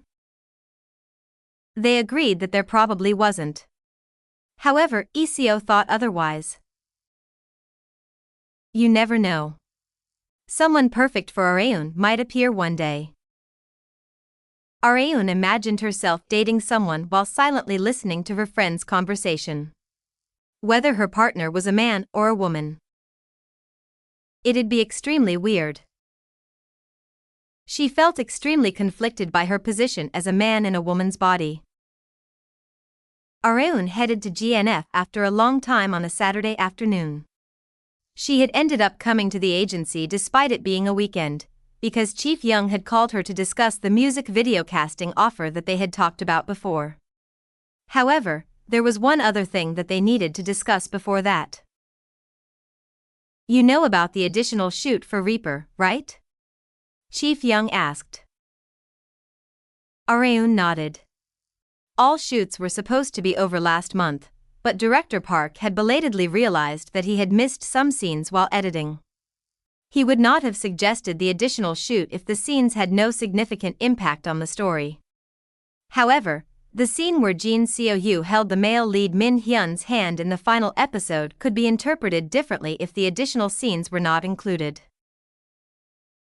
Hence, after much consideration, Director Park made the difficult decision to hold another shoot. Such a thing could not be easily established just because Director Park wanted. They needed to rebook the set, reborrow the equipment that they had rented, and consider the cast schedules before even going into the shoot. It was not something one could just start right away. Let me know if you have a preferred time. The production team said that they'll try to match your schedule, Chief Young stated. Why mine? Because you're the protagonist. Not just that, but Areun had the most screen time on the additional scenes that needed to be shot. Hence, her opinion was the most important. In that case, please schedule it sometime next week since it shouldn't be done too late. After school, if possible. Got it. You heard that, right, Ms. Shin? Shin Yubin gestured that she did while quickly jotting down the information on her notepad. Then let's wrap up the conversation about the drama shoot here. Next up, so you've decided to star in Bex's music video, right? Chief Young asked. Yes. Areun was very satisfied after reading the project proposal. Like Jae-woon had said, it contained nothing that Areun hated. Her role in the shoot was very simple. She only had 2 scenes, one was her crying on a street in the rain, and another was her brightly smiling in a wedding dress. You've made the right choice. I'll let their agency know, Chief Young said. Understood. On the other hand, Yubin had gotten curious while listening to their conversation. You've never worn a wedding dress before, have you, Areun? Yes, never. It would be stranger if she had. I've worn a tuxedo before, though. He had never gotten married, but he had once ended up wearing a groom's tuxedo. But I've definitely never worn a wedding dress before. Areun was a little worried about Bex's music video shoot since she thought that she would feel extremely weird seeing herself in a wedding dress. Should I have just refused? She was swept by regret, but the train had already left the station. 1. The K2 assault rifle is the standard service rifle of the South Korean military. Chapter 59, Wedding Dress, 2. Considering that Kang Areun was a student, Bex's music video shoot was scheduled to be held on Saturday and Sunday, of which Areun only had to show up for the Saturday one. However, since both shoots were scheduled very early in the morning, she had to set out at 2 a.m. Areun got some sleep on the way there. An advantage of setting out early in the morning was that the roads were practically empty. Anxiety of being late was the norm because of the abysmal traffic in Seoul, but there was no need to worry about that today. It had been a while since Shin Yubin had felt comfortable driving. We're almost there. Mian, could you wake Areun up? Yubin asked. Okay. Kwon Mian, Areun's new stylist, lightly shook Areun's shoulder. We're here, Areun. Wake up. Already? They had arrived earlier than she had expected. Areun barely managed to wake up from her deep slumber. She could see staff members moving busily outside the car window. Her first scene was simple. She just needed to sadly walk down a road in the rain. However, there was a problem. They had purposefully scheduled the shoot on a day forecasted to rain, but the weather's beautiful today. Like Areun had said, the sky was so clear that they could even see stars that were hard to see in the city. Forget rain, not a single cloud could be seen. However, the film crew were not to be underestimated. If there was no rain, then they simply had to make it. Turn on the equipment to check if it's working properly. Yes, Director. The young staff member turned on the water spraying machine. Pour. Rain showered down under the clear skies. Areun had seen artificial rain once before during the filming of Reaper. It's fascinating no matter how many times I see it. She was not fascinated by the machine itself, but by the staff members pushing ahead with the shoot even while making artificial rain. She was sure that many members of the public had no idea how hard staff members worked to shoot just a single scene, and neither did she before working as an actress. It was truly a scene made with all the manpower that they could squeeze out. Because of that, Areun always felt pressured whenever she had to shoot scenes that had taken a lot of time, effort, and money to realize. She changed and got her makeup done before the shoot. More attention had to be taken for the makeup than usual because she had to shoot the scene while being showered by rain. Hey, Areun. Are you finished? Just when her preparations were almost complete, Jae-woon, who had finished before her, called out to her. Yes, Sunbae. Aren't you tired? I heard you're going to be shooting for quite a while. Unlike Areun, Jae-woon hadn't had a wink of sleep. I'm fine. Besides, it's been a while since we released a new song. Just preparing for the comeback is enough to invigorate me. Acting was important for Jae-woon, but he seemed to care about making the new album with his fellow Bex members just as much.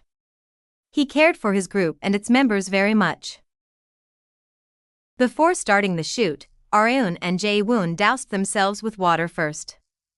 She looked down at the clothes that were stuck to her body. They're not see-through, right? She was concerned about whether or not her underwear would be seen through the clothes, but stylists were not stupid. They chose the right colors and fabric to take that into account when coordinating her, so she had absolutely no need to worry. We'll start rolling if everyone's ready. You first, Jae-woon. Okay. They were in a dark alley in the rain. They had to express sorrow with their backs against each other under a street lamp. Although Jae-woon was the focus of the scene, Areun also had to stand still with her back against him. Ready. Action. Jae-woon displayed sorrow at the clap of the slate. Meanwhile, Areun was grumbling in her mind. Shit, it's so fucking cold. She was screaming all kinds of profanities unbefitting her delicate features. Not only was it still winter, but she was also being doused in rain. It would be strange if she wasn't cold. Jae-woon's scene ended while she was grumbling. The shoot ended quickly because there weren't any lines. Areun was next. She also expressed sorrow like Jae-woon did at the signal. She had found acting with her facial expressions awkward at first, but the myriad of experiences that she had faced as the lead role of a drama had elevated her acting skills. The music video director and every other staff member were engrossed by Areun's phenomenal acting. She had no choice but to give it her all in her performance. I don't want to be drenched in water for any longer than I need to. Areun performed with the resolve to get the okay from the director with a single shot. Cut. Let's move on to the next scene. Her efforts seemed to have gotten through. Areun observed Jae-woon as he shot additional scenes while drying herself with a towel. She thought as she watched him dance in the rain. That's a pro for you. He was likely colder, sleepier and more exhausted than her, but he was performing even more passionately than her. The outdoor filming ended after 2 hours, but the shoot was not over yet. Areun still had the wedding dress scene to shoot. However, Jae-woon had to move on to the next item on his schedule before then. What a shame. I wanted to see you in a wedding dress. Areun could only laugh awkwardly at Jae-woon's honesty. He might have been disappointed, but she was not in the slightest. She did not want to let people who she knew see her in a wedding dress if possible, and the reason was simply because it was embarrassing. She did not like wearing skirts in front of people, and a wedding dress also applied. However, it couldn't be helped because it was a shoot. There was one thing that she was relieved about at the very least. There are no more rain scenes. She decided to think as optimistically as she could. The wedding dress scene was to be shot indoors. It was very simple as well.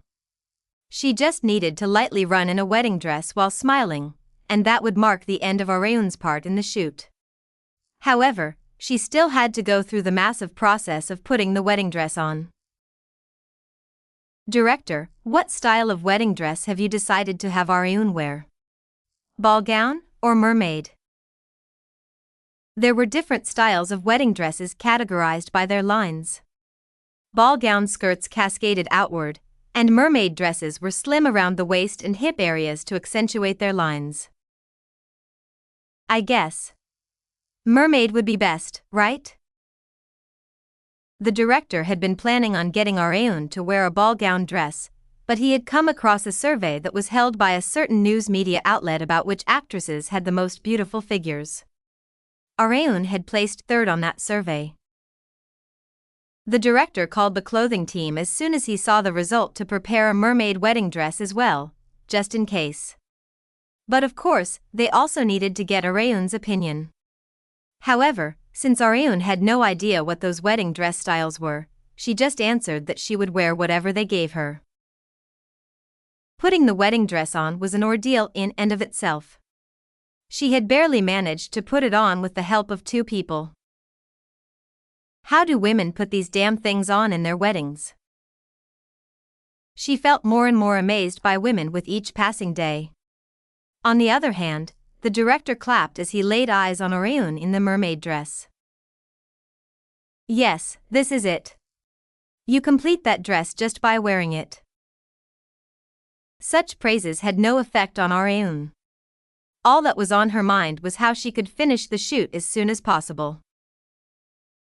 The stylists were worried right before the shoot began. Will you really be all right, Areun? Running in a wedding dress, especially in high heels, was fairly difficult. But despite that, Areun was exuding confidence. Don't worry.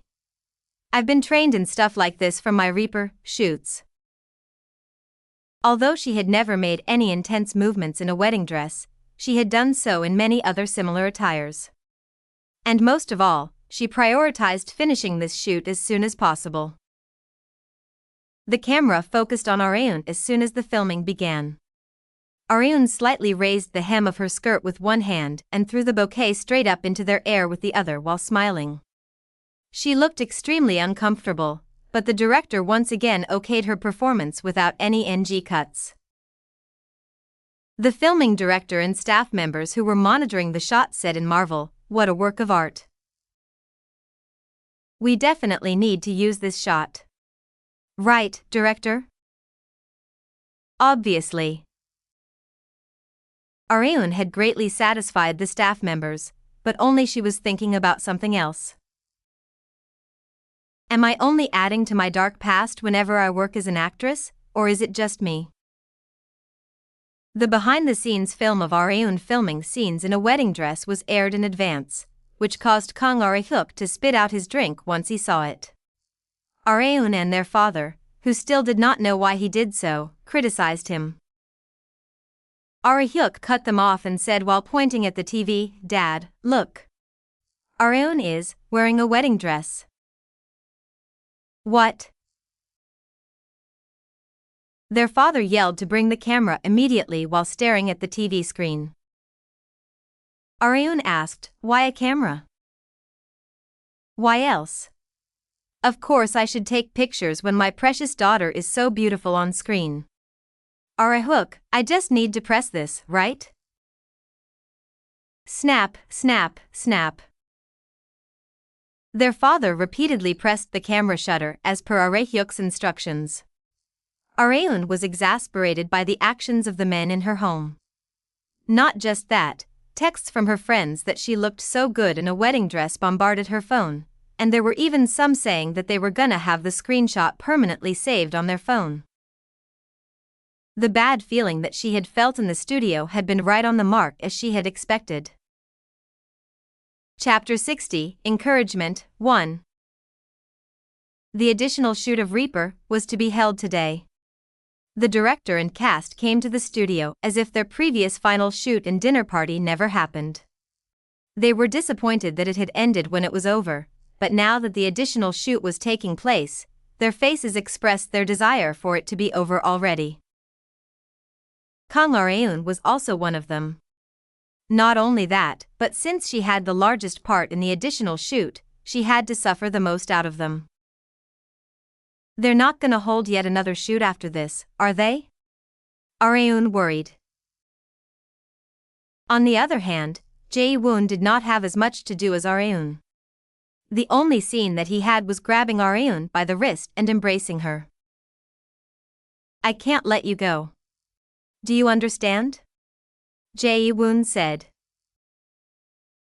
Even with their impending farewell slowly approaching, the male lead that Jae-woon was acting did not acknowledge having to part with Jin Seo-yu. However, not even his stubbornness was able to stop their farewell. Areun pushed against Jae-woon's wide chest with both hands, and looked up at him with a faint smile. You're as foolish as when I first met you. The camera focused on Areun's face full of sorrow. Okay. Let's move on to the next scene. Director Park exclaimed. The staff members moved busily. The next scene was the actual final one. Areun would be the only one in the scene. Before jumping into the filming, she went to get her makeup fixed. Jae-woon thanked her in the middle of it. Thanks, Areun. We reached the top of the music chart thanks to you. Wouldn't it be thanks to the effort that you and your group members put into it instead of me? All I did was appear in the music video, Areun expressed. The public can't get enough of that music video, you know? Areun's appearance in another music video after Rita's became a huge story. One could say that she played a massive part in the music video's success, but she herself did not dwell on such things since she simply starred in it because she was asked to. However, she wanted to make something certain. Sunbae. Since I starred in your music video, you have to fulfill a favor of mine next time. A favor? What is it? Jae-woon asked. My older brother is going to be starting his business soon. It's a clothing business, so I was wondering if I could entrust you to be the model for our menswear products? Areun had gladly accepted to star in Bex's music video to ask this favor to Jae-woon. Since he was a very righteous person, he always repaid a favor. Okay. That's not too difficult to do, Jae-woon answered. It all went as Areun had planned. She had fulfilled her goal. She felt like humming a tune right here, but decided to hold it in for now. She wore the modernized hanbok that she had worn back in the filming of episode 1. Jin Seo-yu often wore this attire as a Grim Reaper. Areun felt very weird wearing something that she had worn back at the very first shoot. It really feels like the end. She strongly felt mixed emotions. She wanted nothing more than for the drama to end as soon as possible in the beginning, but it looked like she had gotten attached in that short of a time. However, if there was a beginning, then there also had to be an end. She raised her sword once again to bring the journey to a beautiful conclusion. Swing. The camera crew moved the camera as dynamically as possible to film Areun swinging her sword. She switched to a reverse grip and stuck the sword into the ground. And then, she looked down at a surprised young woman who had fallen on her butt. The corners of her mouth curled up. You can see me as well? The story of Reaper came to an end after Areun's last line that possibly signified a new beginning. Director Park's cut brought today's shoot, no, the final shoot of Reaper, to an end. Thank you for your hard work. Thank you for everything. The staff members cheered to enjoy the drama's final moments once again. Areun also congratulated everyone for their hard work. Meanwhile, screenwriter Hwang Yurin said in disappointment, I still had around 80 more outfits that I wanted Areun to wear. The drama ended way too soon.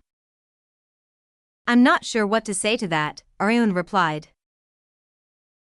It looked like there was a very high chance for her to fall into a tire-changing hell if a new season was announced. She had gotten somewhat used to it, but it was still an absolute hassle. I should put a limit on the number of attires next time. There was a chance that she could collapse if she didn't. Her solitary battle against the clothes had come to an end with the drama's finale. The production team would usually hold a dinner party after such a long journey had ended, but they decided not to since they already had one last time. Since there was no dinner party, Areun decided to go home and rest as soon as possible. Shin Yubin, who had been waiting for Areun, and the stylist said as they got in the car, "Good work, Areun. You want to go straight home, right?" "Yes." She was rather tired after filming a shoot that was not originally planned. Furthermore, she was not in the best condition around this time of the month, so she just wanted to go home and rest. Yubin leisurely drove out of the parking lot. After around 10 minutes had passed, Areun got a text from the loan shark Ma Young-jun at this time of night. "Reporter On is up to something dangerous again." Reporter On Sujin had scooped up some sort of dangerous story yet again. Areun already knew what sort of scoop she had. It must be about the tax fraud allegations. A storm of tax fraud allegations had been brewing in the political circle lately. Since Reporter On had great interest in the political and financial world, she would never let such a scoop pass by her. Areun was sure that she had jumped straight into the storm this time as well. The media is going to be in an uproar because of this for a while. However, Areun was only a university student at this time in the past, so she had not been able to observe the allegations from up close. She had just heard about it on the news. "I'd only heard about this later down the road, but Congressman Kim was also among the names on the tax fraud list." A young congressman had acquired a list of congressmen who had committed tax fraud, but Kim Han-Gyo's name was cleverly omitted from the list. She had no way of knowing in detail what he had done in the shadows, because she was only a plain university student at the time. If Congressman Kim was involved in this, then Reporter On would be in danger. Make sure that she doesn't get into any danger. Areun had already given Young-jun plenty of money, so he replied that he would. She had little reason to worry since he and his subordinates were secretly protecting the reporter. Should I subtly steer her into investigating how Kim Han-Gyo was able to remove his name from the tax fraud list later?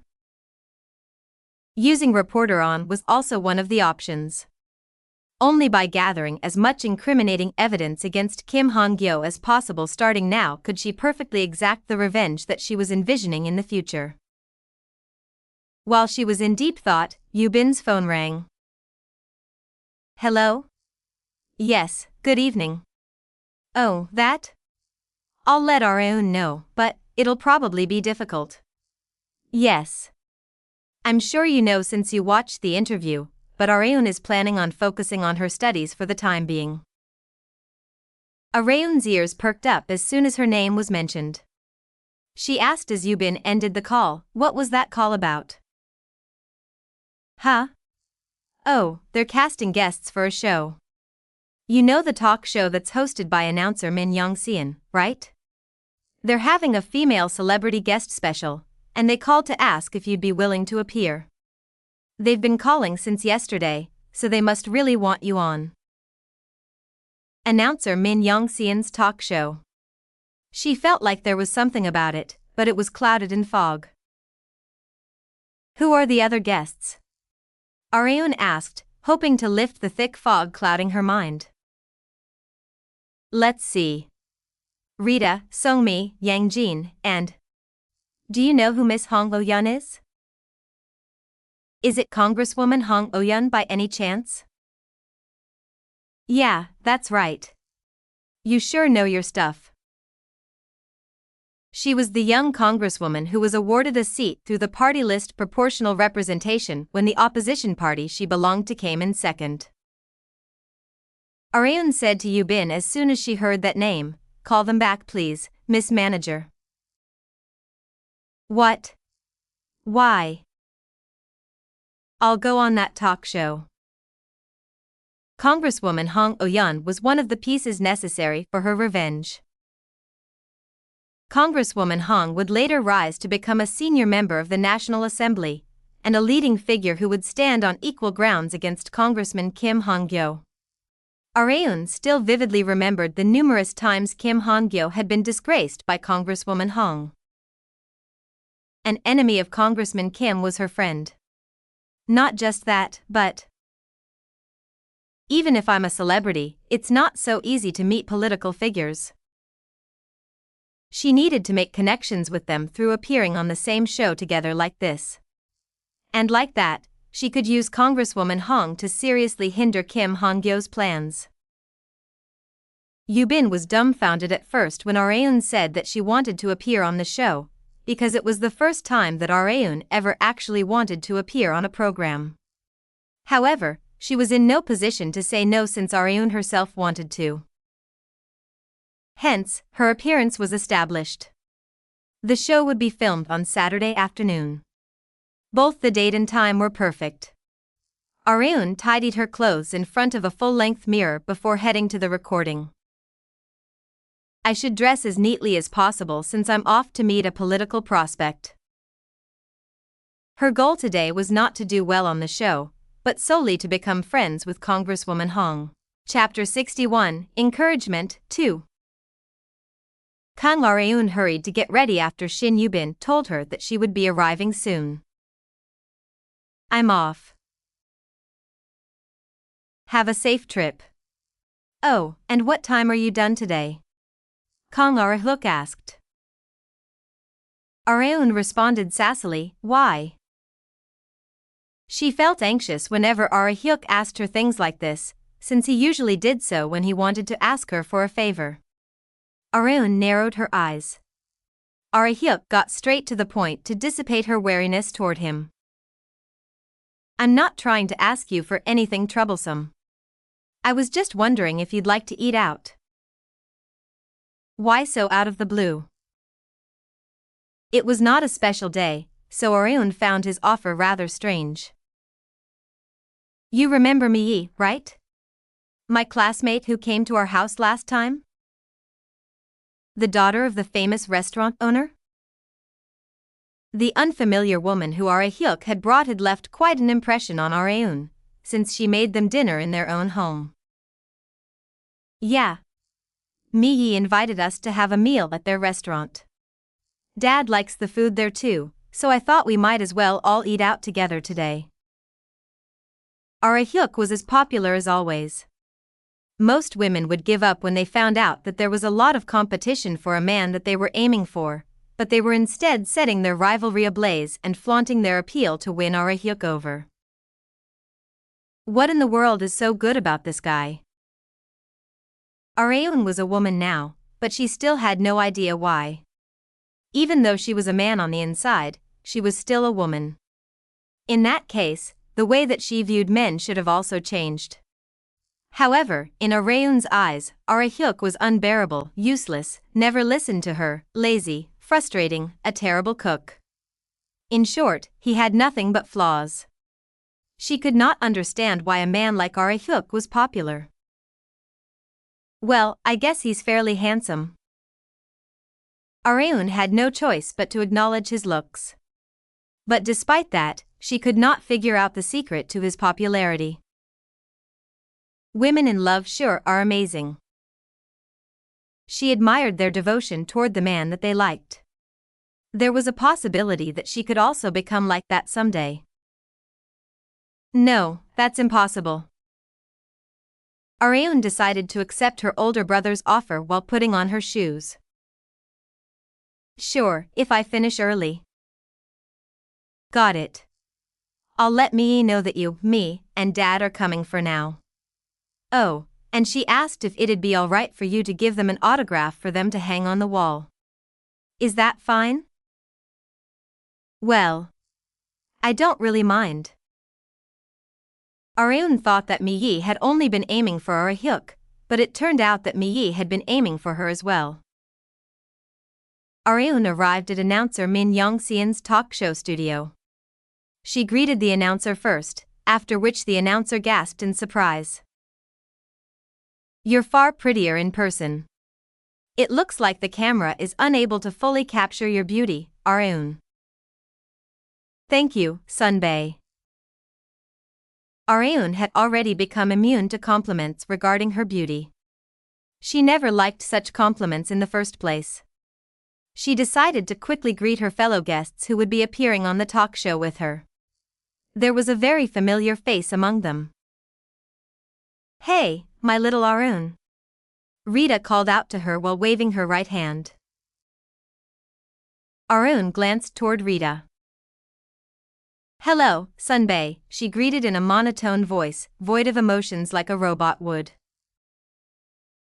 But despite that, Rita looked like she was happy just from Arun returning her greeting. "How about a nice, big hug after such a long time?" Rita suggested.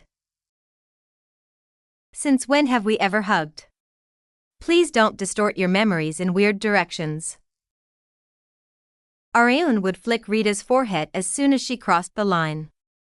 After the dangerous greeting with Rita, she finally made her way toward the waiting room of her main target of the day, Congresswoman Han-Gyo. Knock, knock. She carefully opened the door after a light knock. Congresswoman Hong, who had been sighing with a fairly serious expression, brightened up as soon as she saw Arun. "Oh, hello, Arun." Those involved in politics also needed to know how to act.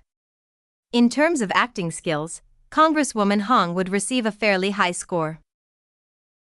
She could even become an actress. Arun responded to Congresswoman Hong with a smile. "It's an honor to meet you, Congresswoman. I've always wanted to meet you." "Oh, is that so?" "Yes. Actually, I was going to refrain from going on shows after my drama shoots finished, but I decided to appear as a guest on this talk show because I heard you were also one of the guests." Congresswoman Hong's smile widened further. "I'm flattered." Congresswoman Hong was in her mid-30s. She was considerably younger than the other members of the National Assembly. Hence, she couldn't help but feel happy that a young and promising actress like Arun had come up to her to say such wonderful things. Arun wanted to talk some more with the Congresswoman, but "The recording will start soon, so please gather at the studio." A staff member interrupted their conversation. Arun hid her disappointment, but it wasn't like this meeting was her only chance. The recording hadn't even begun yet. "It's okay, I still have lots of time." She decided to carry out a plan that she had been constructing in her mind until then. Arun and the other guests continued the recording without any signs of fatigue. Announcer Min turned to ask Arun a question this time. "It hasn't been that long since you debuted, has it, Arun? You're currently a high schooler, so you need to juggle your studies and your acting career. Isn't it hard for you with everything you have on your plate?" "It certainly is difficult physically, but I'm quite content mentally since becoming an actress has always been a dream of mine. Also, I'm always invigorated by the love and support that the audience gives me," Arun answered. "Oh, so your childhood dream was to be an actress?" "Yes, I'd always admired the performances of my seniors through the screen." Was there even a sliver of truth in what she had just said? Her lines were so cheesy that they gave her goosebumps. If Chief Young and Yubin saw this live on set, they would not have been able to bear how fake Arun was being. The same would have also gone for Hook. Congresswoman Hong smiled in satisfaction at Arun's pride in her own work. "I personally really love that mindset of yours, Arun. I believe one should always have pride in the work that they do," she remarked. Arun had said such a cheesy line because she knew exactly what kind of person Congresswoman Hong was. If she did not, then she would not have sugarcoated her acting career like this. Arun's lines solely meant to impress Congresswoman Hong seemed to be working. She did not have to speak directly to the Congresswoman to improve the Congresswoman's impression of her. Announcer Min stated as she gestured at Arun and Congresswoman Hong, "You two have a lot of similarities." "You're right. We may be far apart in age, but it feels like we've been friends for over a decade," the Congresswoman remarked. She was right in feeling that way. Areun already knew what the congresswoman liked, disliked, her hobbies, strengths, and everything else about her. It was a piece of cake to be viewed favorably by someone when one knew everything about them. Not just that, but they were of the same gender. Women were able to form a special bond with one another. Times like this make me appreciate that I had become a woman. Returning as a high school girl wasn't only riddled with cons. She preferred it sometimes, albeit very rarely. The 5-hour recording was almost coming to an end. She did not expect to become so fatigued from just talking while seated. She reflected on her past misconception that celebrities had it easy. It was not easy in the slightest after experiencing it for herself. I guess you only know the difficulties of doing something after doing it yourself. Anyway, the excruciatingly long talk show had finally come to an end. Areun. Congresswoman Hong approached Areun as soon as the recording had finished. I had so much fun in this recording. I'd like for us to get closer from now on, so I was wondering if I could get your number? Yes, of course, Areun gladly accepted. She offered the congresswoman a few more words before they parted. Congresswoman. Yes? No matter what hardships you go through, I hope you recall the fact that there are people who support you. If anything, I at least will always be supporting you. The congresswoman smiled. Thank you. I've had a lot on my mind because of a bad incident, but you've given me some encouragement. Can I call you in the future? Yes, whenever you'd like.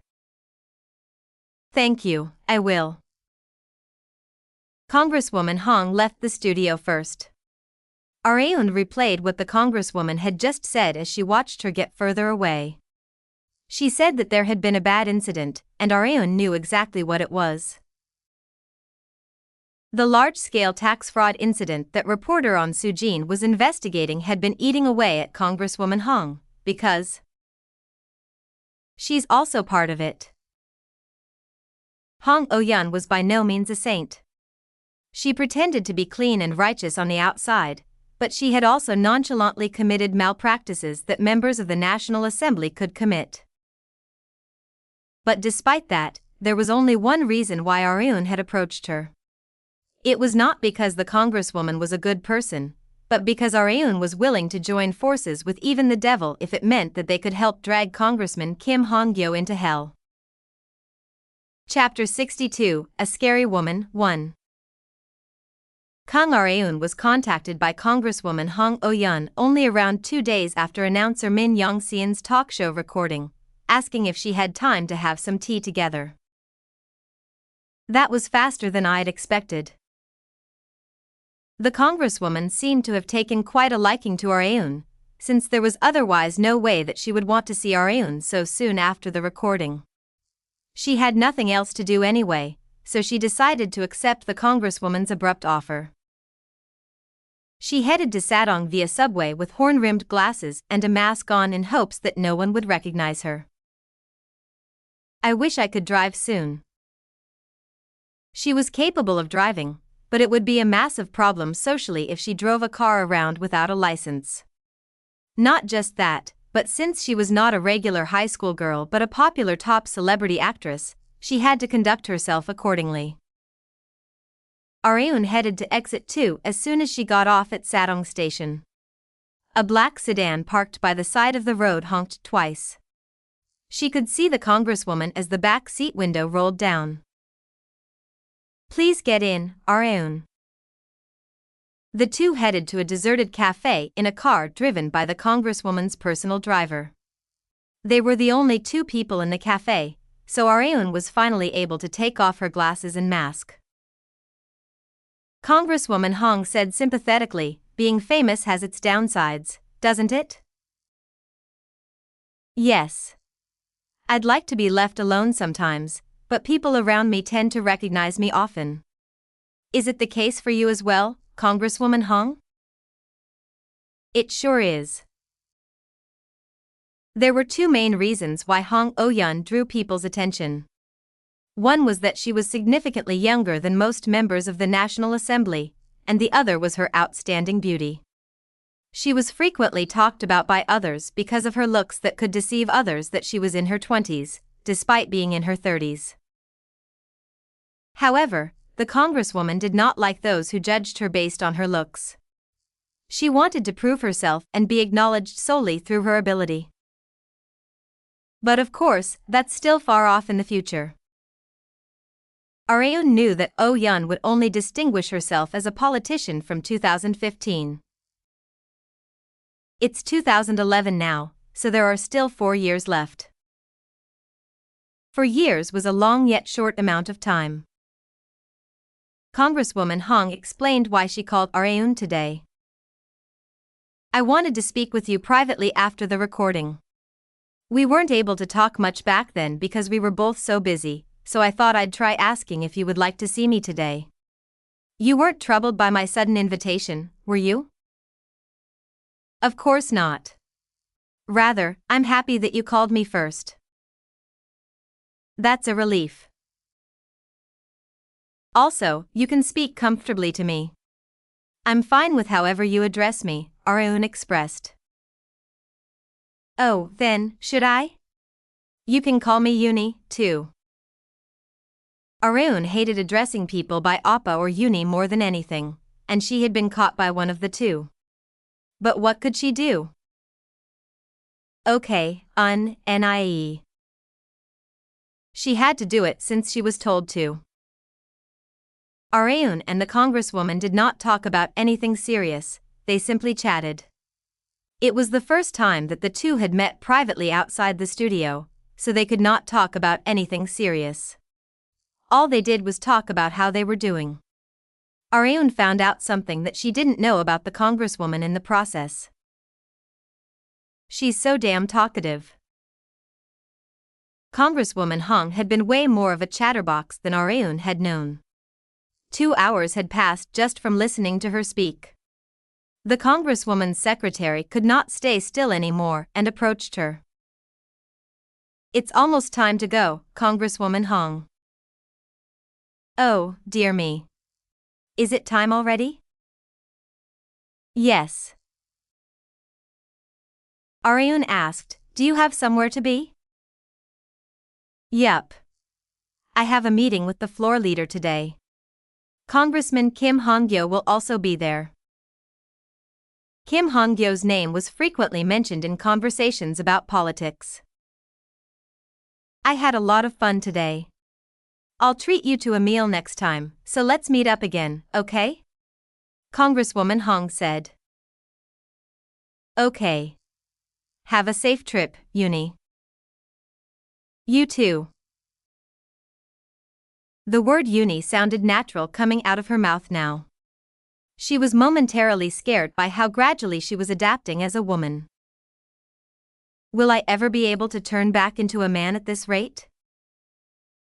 No, she could not even confirm if turning back was possible. TV appearances were important, but SATs were just as important to Areun. She stretched as she solved the final question of the workbook. All done.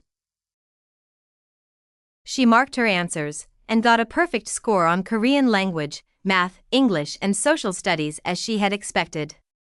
However, she could not afford to be careless. Of course I'd get full marks when I'm solving questions at the comfort of my own home. Getting a few questions wrong was well within the realm of possibility in the actual test. However, that was only limited to 1 or 2 questions. Areun was not that worried, but she could never be too careful. I guess I'll buy some more workbooks. Areun got ready to head out before sunset, and happened to see Kang Ar-hyuk putting on a jacket. Hey, are you going out? Areun asked. Stop calling your oppa hey. And yeah, I am, Ar-hyuk answered. Where? Downtown. I'm dropping by the bookstore to get the new issue of a manhwa. Really? That's perfect. You're taking the car, right? Give me a ride. Both the timing and destination were perfect. Hyuk willingly accepted his little sister's favor. They headed downtown in a rattling, old car. Areun said as she looked at the car interior, "How about we buy a new car?" "I was thinking of doing that. We have plenty of money anyway. Get a price estimate later. Oh, and don't buy a reflector or a RAV4. Huh? Why? Hyuk asked. They were both popular sedans with great reviews, so he could not understand why she was excluding them. Areun simply answered, "I think they'll get recalled soon." She didn't think so, but she knew so. She could only give such advice because she knew the future. However, the oblivious Hyuk only tilted his head in confusion. They parked the car at a nearby parking lot. Before getting off, Areun put on the glasses and mask that had become a necessity in her daily life. Hyuk asked while looking at her, "Aren't there people who recognize you despite the disguise?" "There are, but most people don't." "Oh, really?" Unless they were a huge fan of Areun, most people did not recognize her when they walked past her. Hence, Areun always took glasses and a mask with her, even if it was a hassle. She wore sunglasses at first, but she had no choice but to switch them for horn-rimmed glasses since wearing sunglasses indoors attracted even more attention. The siblings headed to the bookstore. Once they entered, Hyuk headed to the manhwa aisle and Areun headed to the workbook aisle for SAT examinees. She headed to the counter with a few mock exam workbooks in hand. "Your total comes to 25,001. The bookstore employee looked closely at Areun, who pulled out her card. Areun turned her gaze elsewhere not to make eye contact. She also stayed silent in hopes that the employee would not recognize her. Areun suddenly recalled Congresswoman Hong saying that she had felt troubled by her fame countless times. "I feel the same way." However, it could not be helped. She had already resolved herself for such events when she first stepped foot into the entertainment industry, so she decided not to stress over it that much. Hyuk came out of the bookstore after Areun. "Why are you waiting outside?" he asked. "People might recognize me if I wait inside." "Oh, I guess that's true." His little sister had a lot to deal with. "Wanna grab a coffee before heading home?" Hyuk suggested. "Sounds good." The siblings walked through the bustling crowd. Hyuk gestured toward Areun. "Stick close to me and try not to get pushed around." Hyuk was far taller than Areun. He was almost 180 centimeters, while Areun was only 163 centimeters. She was by no means shorter than the average female height, but there certainly was a large difference between them. As Hyuk was getting through the crowd with his little sister, someone strongly shoulder-checked him. Thud. Hyuk fell on his butt from the unexpected attack. The men who shoulder-checked Hyuk said while snickering, "Be careful, man. You're so weak. What would your girlfriend think of you?" They seemed to have mistaken Areun as Hyuk's girlfriend. Hearing that, Areun uttered, "Don't fuck with me, you crazy sons of bitches. What the fuck are you talking about when you picked a fight first?" It had been a while since Areun cursed in such quick succession. No matter how unreliable her older brother Hyuk was, he was still her family. The men were momentarily lost for words. Hyuk quickly urged Areun, "Calm down, Areun. I'm fine." Their opponents were three men with large builds. Not just that, but Areun was a popular top star actress. She would definitely sustain more damage if trouble were to occur here. Meanwhile, the faces of the men who were verbally abused by Areun turned serious. Hey, man. Your girlfriend has quite the potty mouth. How did your mouth get so foul? You'd better apologize, yeah? One of the men tried to snatch Areun by the arm. But before Areun had the chance to act. Grasp. Someone grabbed the man's arm and twisted it. Argek. A familiar man said to the three men who picked a fight with Areun and Arahyuk, "How dare you snot-nosed brats try to lay a hand on our valuable client? Do you want to die?" The loan shark Ma Young-jun arrived on the scene along with his subordinates, who surrounded the three men. You sure have a lot of guts to be pulling shit like this. Shall we teach you some proper manners? How should we deal with these bastards, boss? I wonder, Yang Jun pondered. He then said with a smile, well, I'm sure a few broken fingers should do the trick. At that moment, the three men who had tried to harm Areun and Arahyuk knew that they had picked a fight with the wrong person.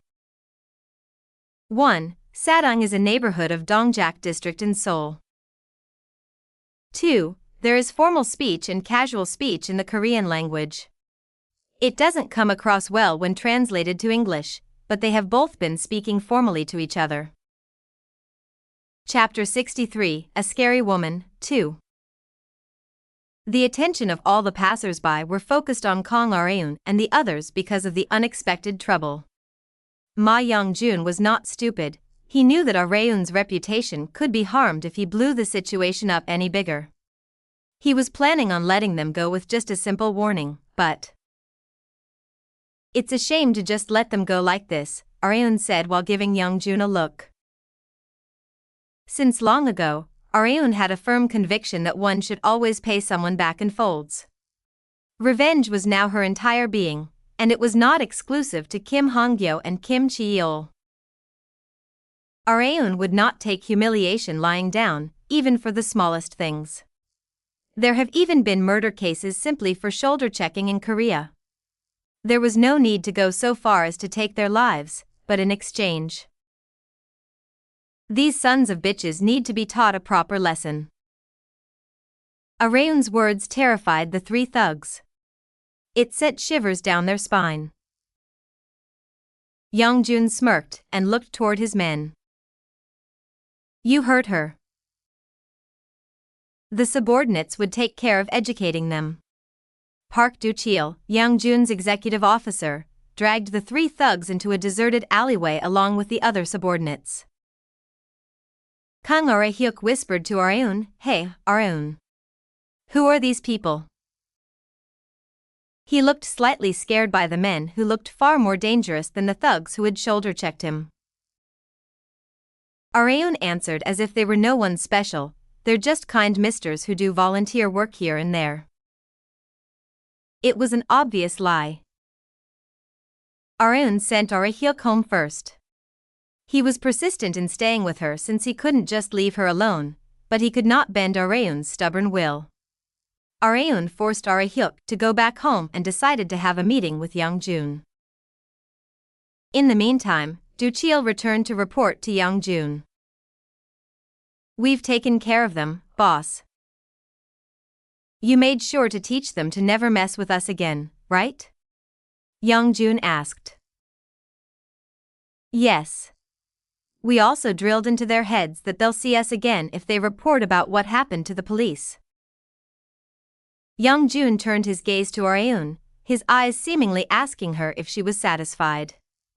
Areun nodded. She would have liked to teach them a lesson personally, but it would be a huge problem if it got out to the public that an actress beat the crap out of three men. Young-jun and his men were very useful in times like this. Areun asked Young-jun after cooling her rage down with an iced coffee, You're here to see me, right? Do-cheol's eyebrow twitched. How dare you talk that way to our... He responded very aggressively because he had already been humiliated by Aryun twice. However, he could not raise his voice any further in Young-jun's presence. Also, since what Aryun had said was true, he had no choice but to stay put. If he didn't, Young-jun might beat him up like he himself had done to the three thugs. Young-jun immediately responded to Aryun, "I see that you have deep connections to the financial and political circles." By political circle, he was talking about Congresswoman Hong, who Aryun had been getting close to lately, and Chairman Ji in terms of the financial circle. Young-jun had only one goal. "I feel like we'll be able to rake in some profits just by sticking with you." Young-jun could no longer stay as a lone shark in such a small pond. He wanted to move on to someplace even bigger. He did not want to stay as a frog in the well any longer. To get out of that well, he needed the ladder that was Kong Aryun. Aryun giggled. "You must be dissatisfied with your current life. Shouldn't a man always strive for something bigger?" Aryun understood that sentiment very well, since she had also thought the same. That was why she rose to become the leader of a big-shot politician's security team, although it ended up being the worst decision of her life. "Well, all right," Aryun replied. Young-jun and his men would become her hands and legs, the chess pieces on her board. "But you'd better clean up your criminal identity." Their current identity was sure to become her Achilles heel in the future. The fact that she was connected to gangsters and loan sharks was something that could ruin her in an instant. Also, close down your money-lending business and don't ever act like gangsters again.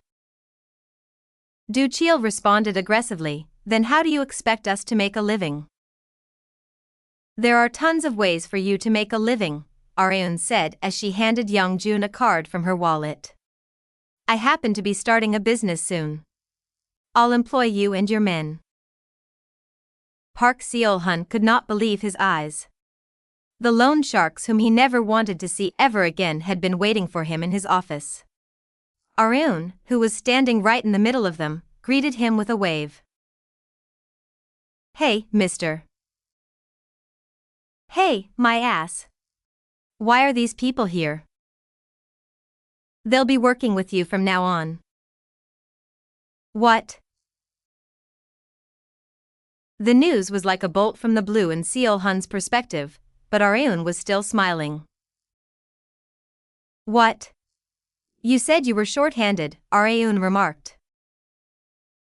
"This and that are completely different." This was a clothing business, but Young-jun and his men had absolutely no experience in the clothing industry. Fashion design aside, they had never even done office work before. However, there was still use to them. "They can handle the heavy-duty work. Have them work at the warehouse or something. I'm sure you'll find a use for them." But even so," Seol-hun muttered. Du Chil's anger took the better of him and he slammed his fist down onto the desk. "What? Are you saying you don't want to work with us?" That's not it." Aryun said as she patted Seol-hun's shoulder, "I made them promise me that they'll listen to you, so teach them well.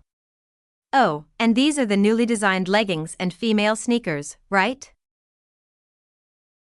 Yeah. I'll be taking a few samples. I want to get people's opinions on them. I'll leave you to it, then." "Wait, you're leaving me alone here? Seriously?" Aryun left the office while leaving behind Seol-hun, who was begging her not to go. She was sure that the adults would figure things out by themselves. Probably. It was Saturday morning.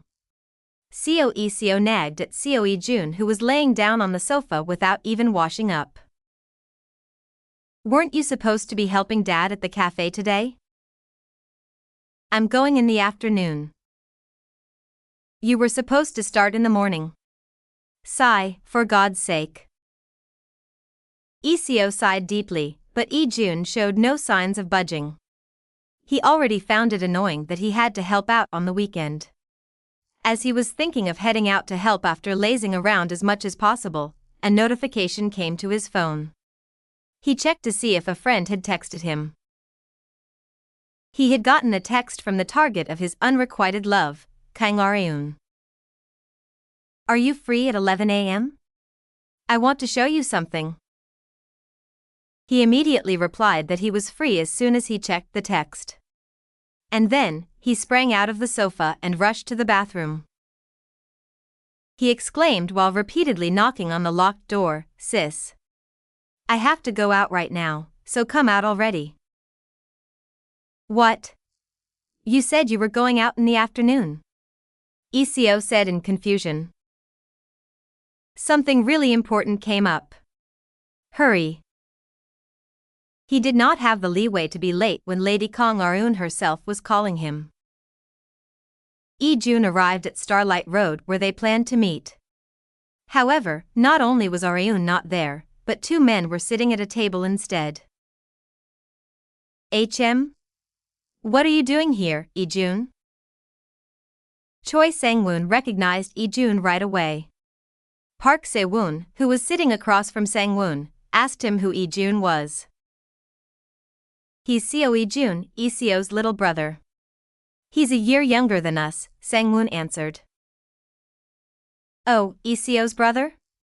Man, I thought Areun had called over yet another guy. Se-woon's intuition was scarily accurate in situations like this. Lee carefully asked the two men, were you two also called over by Areun Nuna? Sang-woon and Se-woon's faces stiffened. Judging from their conversation, all three of them had been called over by Areun. I thought she only called for me, Se-woon said while clicking his tongue.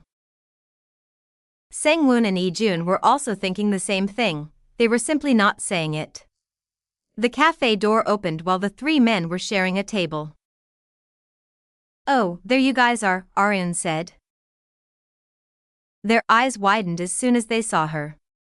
She was wearing an oversized yellow hoodie, a tight pair of pink leggings and white sneakers.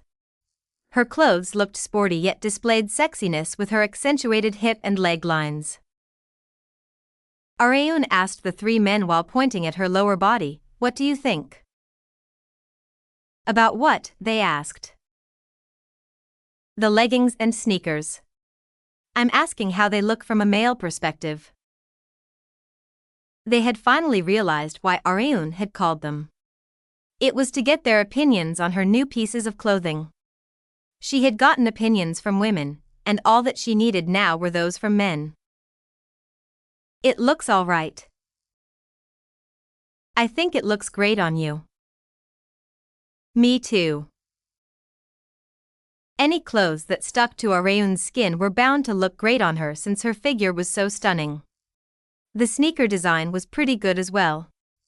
Areun smiled in satisfaction. Okay, got it.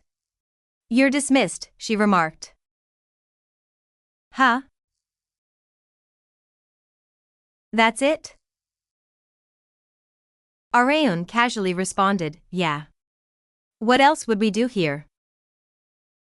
The three men were silent.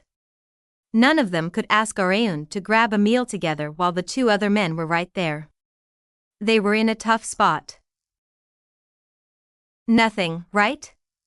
Then, see ya. Areun left the cafe while they were pondering about what to do.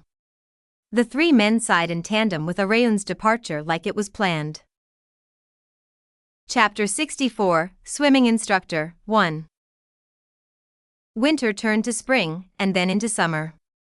Even without drama shoots or TV appearances, Areun had exercised every single day for the past year since it was her hobby as well as her specialty. Areun headed to the fitness center under the scorching sun on a summer weekend. She had not gone there for weight training, but the swimming pool right next to the fitness center. One could also freely use the swimming pool if they had a membership with the fitness center. Areun headed to the changing room after showing an employee her membership card. Before going in, she peeked inside to check if there were people inside the changing room and if there were, how many.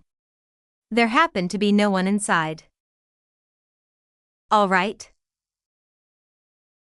Areun speedwalked to the deepest area of the changing room and opened the locker to change into the swimsuit that she had brought. She bundled up her hair to stuff into her swimming cap. Her long hair could be a nuisance to others in the water if she left it loose. She quickly left the changing room and made her way to the pool. It's pretty empty today. She had expected it from the state of the changing room. The pool was not as crowded as usual. There were only 7 people, including herself. Well, that's good for me. She stretched before going into the water. After slowly wetting herself with the water, she dived straight in. Splash. There was nothing better than swimming to alleviate the stress accumulated from the scorching hot weather. She caught people's attention as she sped along the pool lane. Areun gasped for air as she reached the end of the lane with a freestyle. I haven't swam in so long. It feels so good.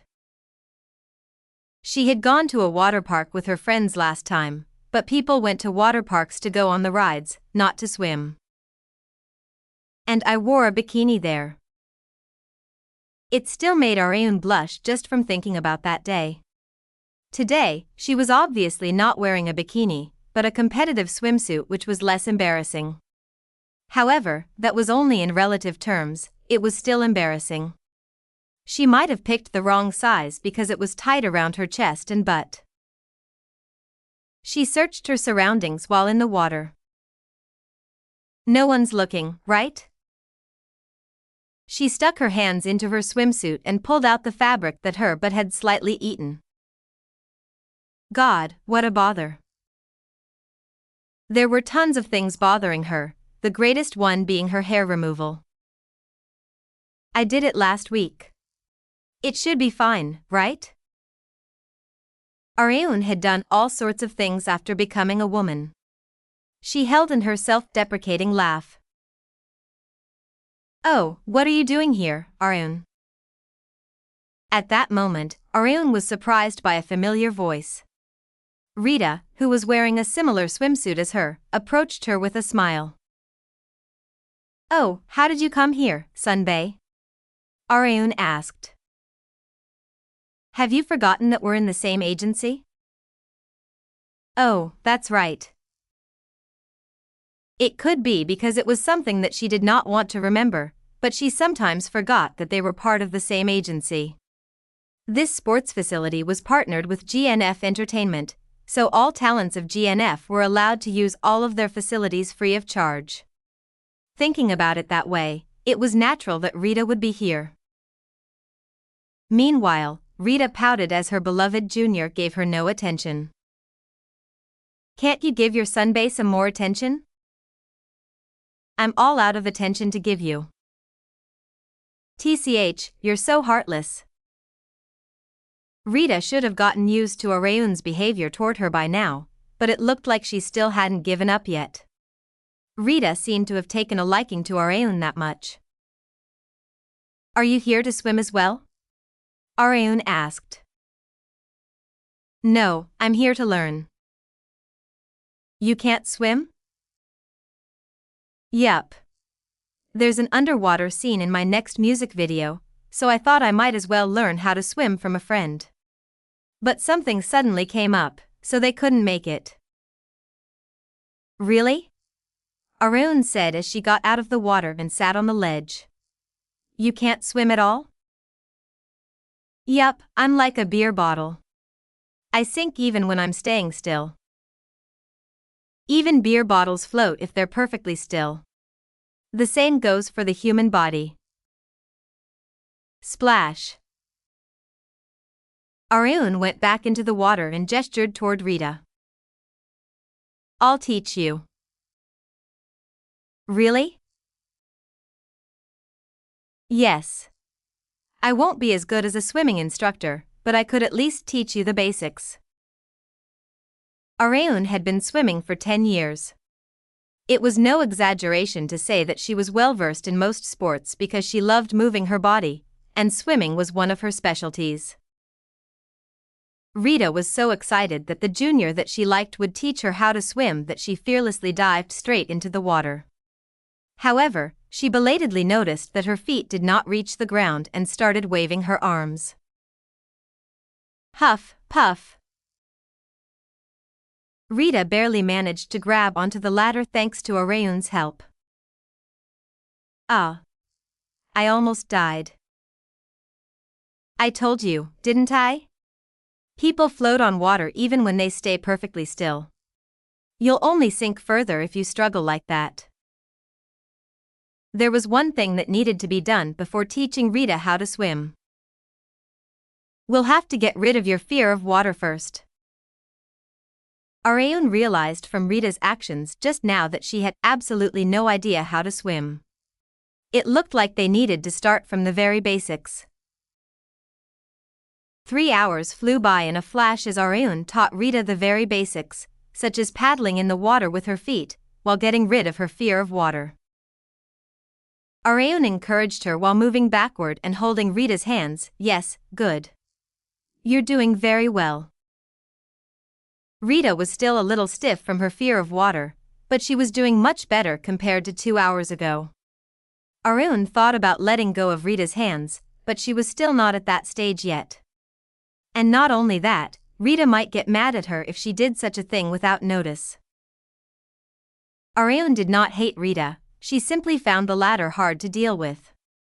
And not just that, but she did not want to harshly treat a sunbae who liked her. Rita reached the end of the lane through sheer will. I'll admit, she has impressive stamina. Rita was undoubtedly a dancing singer. Any normal person would have been exhausted after all that, but she looked like she was still raring to go. They could still go on stamina-wise, but not time-wise. Let's stop here for today, Areun remarked. Already? Yes. I have somewhere I have to be. Areun had been planning on heading back home after swimming for about an hour to warm up, but that had changed after encountering Rita. Okay. I guess it's time for me to go too, Rita said as she got out of the water and gestured to Areun. Let's go. Go where? Areun asked. Where else? To shower and change our clothes. You have plans, don't you? Oh. Areun's face flushed red for a moment. I am fine. You can go ahead first. Areun was against the idea despite them both being women. It was not because Rita was a dangerous person to be around while naked, but because she had never showered together with another woman while naked. Even on her trip to the water park with her friends last year, she had showered by herself because she could not stare at another woman's naked body without feeling awkward. At first, she could not even stare at her own body, and had just barely gotten used to it. However, I can't handle looking at someone else naked yet. Rita had no choice but to leave first because of Areun's strong refusal. Areun sighed deeper than the depths of the pool. You goddamn idiot. She couldn't bear how extremely pathetic she was today. Rita arrived at a broadcasting station to record a music program. She trained by watching a swimming lesson video on repeat in the waiting room. Although she was not in water, she could still practice swinging her arms as if she was swimming. Someone knocked on her waiting room door while she was practicing the motions of the freestyle that Areun had taught her. Hello, Sunbae. Oh, Gae. What are you doing here? The singer Han-Gyo had come to Rita's waiting room to greet her. I'm here to say hello, of course. What are you watching? Gae asked. Oh, this? A swimming video. Areun told me to watch it. By Arun, do you mean Miss Kang Arun? Yup, that's right. Come to think of it, aren't you girls the same age? Yes. Gaae was already aware that they were of the same age. It was obvious, since Arun was a hot topic in the entertainment industry. There was barely anyone who didn't know her. I need to learn how to swim too, Gae muttered. You too? Why? Were you also told by a director to learn how to swim for a music video like I was? No, nothing like that. I just thought it'd come in handy if I learned how. You told me that the more I know how to do, the more opportunities I'd be able to grab hold of, didn't you? Just like how a singer who cooked as a hobby was often casted for a cooking program, people with special skills received offers even without lifting a finger. Only those with versatile talents could dominate in the TV industry. Are you gonna keep learning how to swim from Arun, Sunbae? That wasn't my intention at first, but it just happened. Arun had been teaching Rita how to swim twice a week. Since Arun was still a student, they met on Saturday and Sunday. Then Sunbae, could you ask Arun something for me? Gaae asked. About what? Please ask her if she could teach me how to swim as well. Gaae asked Rita of such a thing because she thought it would be more comfortable to be taught by someone of the same age as her, and also because she wanted to take this chance to get closer to Arun. There were several reasons mixed into her request. Chapter 65, Swimming Instructor, 2. The most effective and surefire form of stress relief for Kang Arun was exercise. She found joy in pushing herself to the brink of exhaustion while sweating and panting like crazy, just like what she was doing right now. Arun breathed in the air that she was lacking only after she reached the other end of the pool. She savored the short break after coming out of the water and taking off her swimming cap. Phew. That felt good. Arun could sweat as much as she wanted since she was in water. She also did not have to care much about people looking at her, because they would not realize immediately that she was Kang Arun while she was focusing on swimming in her water goggles and swimming cap.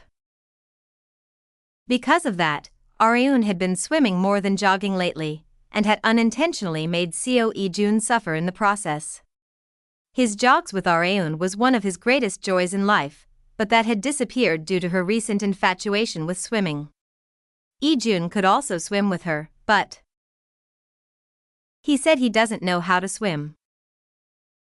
Arun suggested that she could teach him, but Ijun strongly refused because he did not want to show her his weak side. Hence, he told her that he would do whatever it took to learn how to swim and proudly go to the swimming pool with her in the future. Arun told him to do his best. On the other hand, Rita had benefited from Arun's recent infatuation with swimming. Arun. Rita appeared while Arun was taking a break. Hello, Sunbae. But, Arun said as she looked behind Rita. Who's that behind you? She could not recognize the woman because she was wearing a swimming cap and water goggles. Arun only recognized her after she belatedly took them off.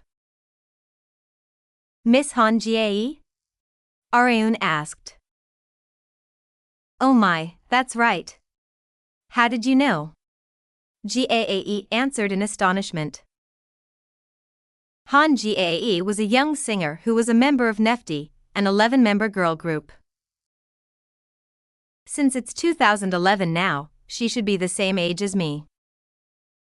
She was the youngest member of the group. Nefti was not that popular of a group.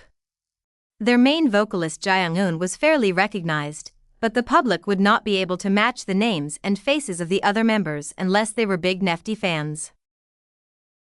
In other words, they were stooges to raise one popular member of their group to stardom, and Gaae was one of them. But despite that, there was a reason why Arun had recognized her. Gaae was only treated like a stooge right now, but she would grow to become a national representative level female soloist on par with Rita. Meanwhile, Gaae was extremely happy just from the fact that someone had recognized her, especially when that person was one of the most talked about stars, Kang Areun. It's an honor to be recognized by you, Miss Kang. Gaae's smile overflowed with sincerity. But why are you here, Miss Han? Areun asked. It did not look like she had run into Rita by chance. Gaae said that she also wanted you to teach her how to swim, Rita mentioned. Areun said while tilting her head in confusion. From me? Yup. I told her that you're a good swimming instructor. Well, I don't mind. Rita aside, it was not a bad idea to make a connection with a future top star like Han-Gyo. Areun was sure that becoming friends with an influential star would be of help to her revenge down the road in some shape or form. Gyo brightened up as soon as Areun said yes. I'll be in your care, Miss Kang. Same to you. Areun was slightly bewildered by the sudden meeting, but such meetings were not that bad. Unlike Rita, Gaae at least had the basics of swimming down. However, she was not as good as Areun. Gaae was decent from a beginner's perspective, but she had tons of things that needed improvement from Areun's perspective. Gaae was able to swim faster and with a more stable form as Areun fixed her form little by little. She herself was amazed by how much she had improved in such a short time. I can see why Rita Sunbae praised you so much, she expressed. Really? Rita had left first after 1 hour because she had something on her schedule, so it was only just Areun and Gaae together. It was a shame for them to just leave with Rita, so they held a supplementary lesson. Your movements are too stiff. When you're freestyling. I'm sorry, but could I touch you for a moment? Areun asked. Yes, of course. We're both girls. Areun barely managed to stop herself from the momentary urge to say that wasn't the case at all. She grabbed Gaae's left arm with one hand and the left side of her back with the other. You can stride forward much easier by making your arm swings bigger, like this. Aha! Shall we go again? Yes. Gaae exclaimed enthusiastically. Gaae worked diligently and passionately in everything she did, which helped her grow into the top star that she would become in the future. However, there was one barrier that she needed to get through for that to happen. If she did not, then she would only waste her time as a girl group member with nothing to show for it until her early 20s. Areun knew exactly how Gaae could stride forward quicker and easier in her career, just like her swimming. However, I'm not sure if I should be telling her this. It was hard for Areun to bring up since it could come off as harsh to Gaae. On the other hand, Gaae was focused on swimming while completely oblivious to Areun's concerns. They finally got out of the water together after 30 more minutes. Thank you for the trouble, Miss Kang. Not at all. Oh, right, Gaae said as she clapped her palms together. Aren't we the same age? Yes, we are. If it's all right with you, could we speak casually with each other? We're friends now, after all. They were friends of the same age, but there was something that bothered Areun. But you've been in the industry longer than me, so that makes you my Sunbae. Come on, I'm a singer, and you're an actress. It's true that we're both in the entertainment industry, but we're in completely different fields. Also, I don't really like senior-junior relationships. Oh, but that doesn't mean I act that way to all my Sunbaes. Not at all. Please don't get the wrong idea. Gaae was cute when she was flustered. She had the cuteness that Areun lacked. Areun giggled. Understood. No, okay. I'll speak comfortably, Areun said. Yeah, let's. Gaae explained why she had suggested such a thing. To be honest with you, this is my first time making a friend my age in the entertainment industry, so I was just so happy. People assumed celebrities made tons of friends since they met people all the time, but the occupation was ironically a lonely one. The people that they met were simply acquaintances that they only knew the faces and names of. It was extremely difficult for celebrities to find a friend who they could lay their feelings bare to and could get along with. It was Gaae's wish to find a friend like that, and her feelings surged with the hopes that Areun could fulfill her wish. The two had become friends from their very first meeting. Why don't we go take a shower and change? Gaae said as she tried to take Areun's hand, but Areun unconsciously took a few steps back and frantically shook her head. And no, I am going to swim a little more. Again? Aren't you tired? And nope, I'm perfectly fine, so you can go ahead first. Areun felt like she would be committing a crime if she looked at Gaae's naked body after just becoming friends, so she had no choice but to desperately refuse. Gaae was confused by Areun's actions. Okay. I'll call you later, then. Yeah, okay. Take care on your way home. And make sure you take a quick shower. There were so many inconveniences about being a woman. Areun returned home only to come face to face with Kang Arehyuk watching TV in his underwear. Her face wrinkled. You'd better put on some clothes before I beat you up, Areun warned. Who cares? You go around in your underwear too. That's because it can't be helped after I take a shower or change clothes. Also, I don't laze around in the living room in my underwear like you. Okay. Let me finish watching this first. Arehyuk was focused on the singing program. It just happened to be Nefti's turn, the girl group that Gaae was in. The 11 members were performing on the stage. There are so many of them that I can't tell who's who. I used to memorize every girl group member's names back in the army. It was exactly as Arehyuk said. Areun only knew the names of 3 members, including Gaae. She only knew their names because they had raised public awareness of them through TV appearances, but the other members were not given such opportunities. Areun asked Arehyuk while staring at the screen, "Hey, hypothetically speaking." Yeah? Areun shook her head after she was about to say something. No, forget it. What is it? You can't just cut it off there. You've made me curious now. I won't be able to sleep tonight out of curiosity. That's none of my concern. She was about to ask Arehyuk's opinion about what Gaae could do to become popular, but she stopped midway because she was still not sure if she should bring it up or not. Chapter 66, Swimming Instructor, 3. The girl group Nefti went into rehearsal before the singing program recording. The less popular a member was, the more they were positioned to the side. In Han-Gyo's case, she was positioned at the rightmost end of the stage to the point that she was only barely reflected on the camera. The Nefti members sang to the beat of the track while performing their choreography.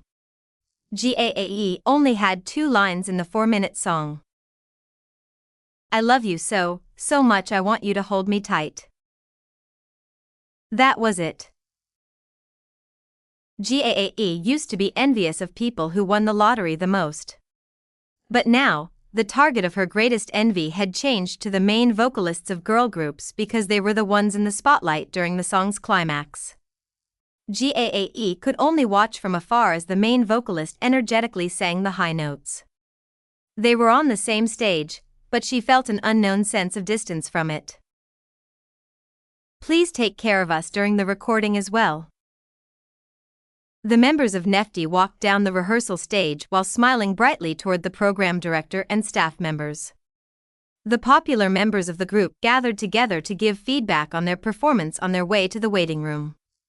The other members also grouped together, but Gaae was the only one who was alone. She made firm resolutions multiple times a day that she needed to get used to such treatment since she had become the singer that she always wanted, but it's hard. She still couldn't get used to it. Rita's swimming lessons came to an end last week. All that she needed to do now was to show off in the music video shoot the swimming skills that she had learned from Areun. It had only been a few days since Rita, Gaae, and Areun last swam and chatted together. It's a bit lonely now that I'm all by myself, Areun thought. She rarely used to feel lonely in her past life. However, her personality changed to one that did after her gender changed. I might have been affected by the former Kong Areun. It had also been the case when she had acquired a sweet tooth. Her past personality was changing unwittingly. She used to be scared by the fact that she was slowly changing, but I have no choice but to accept it as fate. It was far better to grab hold of an opportunity to take revenge despite becoming a woman, than dying in the middle of the mountains through Kim Han-Gyo and Kim Chi-yeol's betrayal. There were definitely a few annoying instances, but they were nothing that couldn't be dealt with. Areun. A familiar voice called her name while Areun was engrossed in swimming. She turned around to see Gaae waving at her in a swimsuit. What are you doing here? Areun asked. To swim, of course. After Areun's lessons, Gaae was now able to maintain great form even without adjustments from Areun. Splash, splash. Gaae strode forward by strongly kicking the water. Areun's face slightly stiffened as she looked at Gaae immersed in swimming without a word. Since Areun was already out of the water, she extended her hand out toward Gaae who had just finished swimming. "Wanna get something to drink?" "My treat," Areun asked. "Really? Thanks, I'd love to."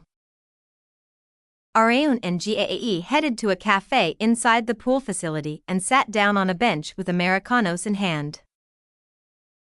Did something bad happen? Gaae was bewildered for a moment by Areun's straightforward question.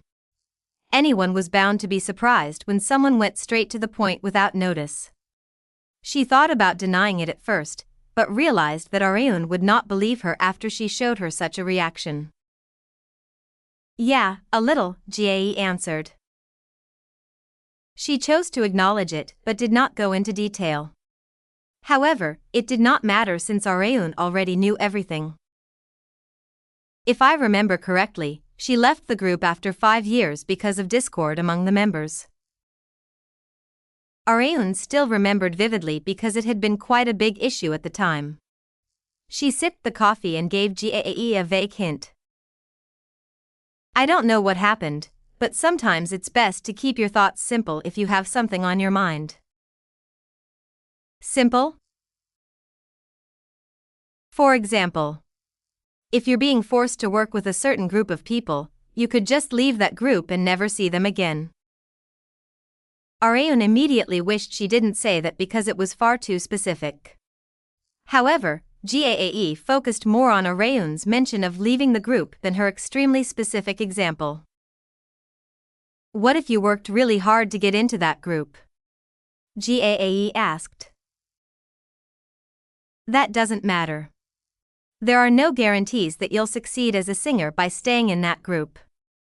I'm sure you already know very well whether the road to success lies in going down your current path, or finding a different path." If you're really that worried about which path you should choose, try consulting Rita Sunbae. She's pretty mischievous, but she listens earnestly when her juniors ask for advice. Gae slowly nodded. Yeah, okay. Areun thought as she looked at Gae, I should let Rita Sunbae know in advance. Areun wanted two things from Gae. One was for her to leave Nefti, and the other was for her to transfer to Areun's agency. She was sure that if those two conditions were met, Gae would rise to become a top songstress even quicker than before. Chief Young was left surprised by what Areun had said. You're asking if GNF can take Miss Han-Gyo in if she leaves Nefti? Yes. She gave it to him straight. Chief Young had wondered what Areun had to say when she called him to talk about something after a while, but he did not expect it to be about something so important. You have a lot of influence in the agency, don't you? Areun asked. Well, I guess so. Chief Young was one of the founding members of GNF Entertainment. He had worked with the chairman of GNF ever since he was a road manager, so he could do almost anything that he wanted in the agency if he put his mind to it. In that case, Areun was curious to know if it was within Chief Young's power to get GAE transferred to GNF. We don't have any reason not to accept GAE if she really leaves Nefti and her agency. GNF was just thinking about increasing our singing talent lineup, anyway. It was beneficial for both Chief Young and GNF to accept GAE. But did GAE say that she was going to leave her group? Chief Young asked. She probably will. Well, it's not like I don't understand why. Someone as engaged in the entertainment industry like Chief Young knew very well about the fate of Stooge group members. It was possibly better to give going solo a shot than to be buried with nothing to show for in the group. Areun repeatedly emphasized GAE's importance to Chief Young. GAE's going to rise to stardom for sure, so please support her the best you can. Okay. Have I ever ignored any of your favors? Don't worry and trust me. GNF still needed to increase its scale. To do that, they needed to recruit as many capable talents as possible. Chief Young couldn't help but be greedy when he was told that someone who had already debuted in a girl group might transfer to GNF. 2 weeks later, Areun visited Coeco's house after school to get a workbook from her. It'll be really dirty because I doodle a lot. Are you sure you're fine with it? ECO asked. Yeah. It's fine as long as the answers aren't circled on the questions. Areun immersed herself into solving SAT workbooks whenever she could, so she had solved all the workbooks that she had bought. She was too lazy to go to the bookstore, so she decided to exchange workbooks with ECO. ECO asked Areun to wait as she went into her room as soon as they arrived at her home. At that moment, Areun could feel a presence inside a room with the door slightly open. She could hear the subtle breathing of a man. From his breathing, Areun was sure that the man was sick at first, so she looked inside through the open door. Would you look at that son of a bitch? Jun was sleeping like a baby in nothing but underwear. Areun was reminded of Kong Arehyuk as she looked at him, since Arehyuk also roamed around the house in just underwear when it was hot. He had probably been really hot, because he was sleeping with the blanket under him with the air conditioner on. Is he having an erotic dream? He had a severe case of morningwood. Go to a camping ground if you want to pitch a tent. She couldn't put a blanket over him because he was on it. Hey, Jun. Areun nudged Jun, but he showed no signs of waking up. You'll catch a cold if you sleep like that. Do you have any idea how excruciating a summer cold is? sis? Lee-jun thought the owner of the young woman's voice was his sister at first, but... Araeun Nuna? Yeah, it's me. The startled Lee-jun belatedly realized his current attire and scrambled to hide his lower body with the blanket that he was on. Whyru? I came to borrow a workbook from ECO, but you looked like you were about to catch a cold, so I was trying to put a blanket over you. Is that so? Lee-jun looked down with a face flushed red. He then asked after some time, Nuna, by any chance, did you see? Araeun answered with a smirk, no, I didn't. It was a blatant lie.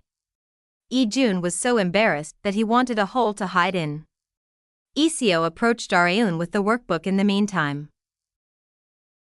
What's wrong, Araeun? Did Lee-jun do something bad to you again? No, it was the opposite today. Opposite? Araeun could not tell ECO anything more to protect Lee-jun's privacy. ECO suggested that Araeun stop by Starlight Road to grab a coffee before she went home, but Araeun's phone rang before she could say yes. It was a call from Rita. Yes, Sunbae. Oh, really? Okay. Thank you. Araeun apologized to ECO after hanging up. Something important came up, so I have to go. What happened? Nothing special. I made a friend recently, and it looks like I'll have to listen to her story. It seemed like she would be going back home late today.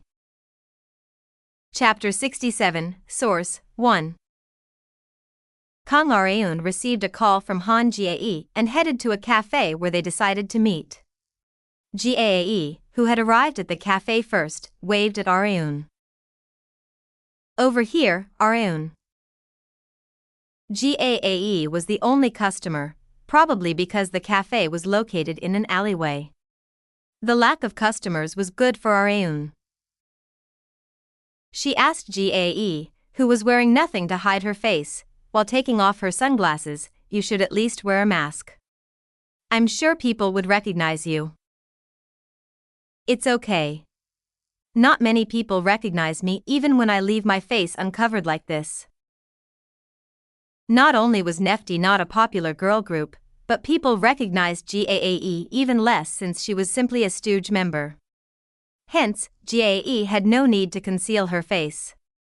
Not even the cafe manager who was at the counter seemed to recognize her, despite the Nefty song that was playing inside. Araeun smiled bitterly. She honestly did not know much about the pain of being unknown. She had not been a celebrity in her past life, and she had risen to stardom almost instantly after her debut in her current life thanks to her stunning beauty and figure.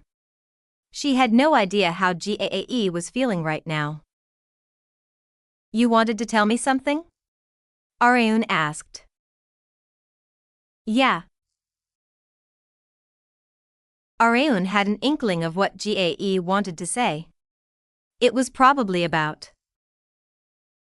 I'm going to leave my group, GAE stated. Her expectation was right on the mark. She had actually been told by Rita that GAE was probably going to leave her group and her agency before GAE had called her. She had already been spoiled, so it was not a big surprise. I see, Araeun responded calmly. GAE had become the surprised one because of Araeun's calm response. Did you know I was going to say that? Somewhat.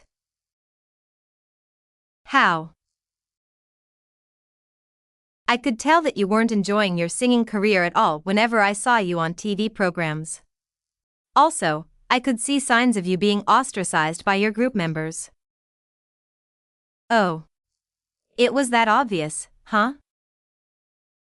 No matter how different a person was on and off camera, signs were bound to show as long as they were human. Quick-witted people were probably aware of the trouble within Nefty like Araeun. The group was like a ticking time bomb.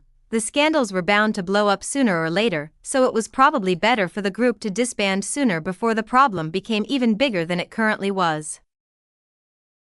You made the right choice. Rita Sunbae said the same thing, right? Areun asked. Yeah. Oh, right. I decided to transfer to GNF, the same agency as you. GAAE slurred the end of her sentence and suddenly said, thanks, Areun. Areun had never thought she would receive words of gratitude from GAAE. Why me? She thought that GAAE was thanking the wrong person, since Rita was the one who had helped her make the final decision to leave her group. Also, she should be thanking the GNF executives instead, who had taken her in to become her second home. However, GAAE knew something that Areun had not realized. I heard you were the one who helped me transfer to GNF. GAAE was able to transfer to GNF easily because Areun had worked hard to appeal to Chief Young, which she did not tell GAAE on purpose. However, there was no such thing as an everlasting secret. GAAE had found out that Areun had pulled some strings in the shadows for her, which she was thankful for. Areun said with an awkward smile, it's nothing, really. It wasn't nothing to me. But Areun, how did you know that I was going to leave my agency in advance? Did Rita Sunbae tell you? Huh? Yeah. Areun decided to just get her story straight with Rita's.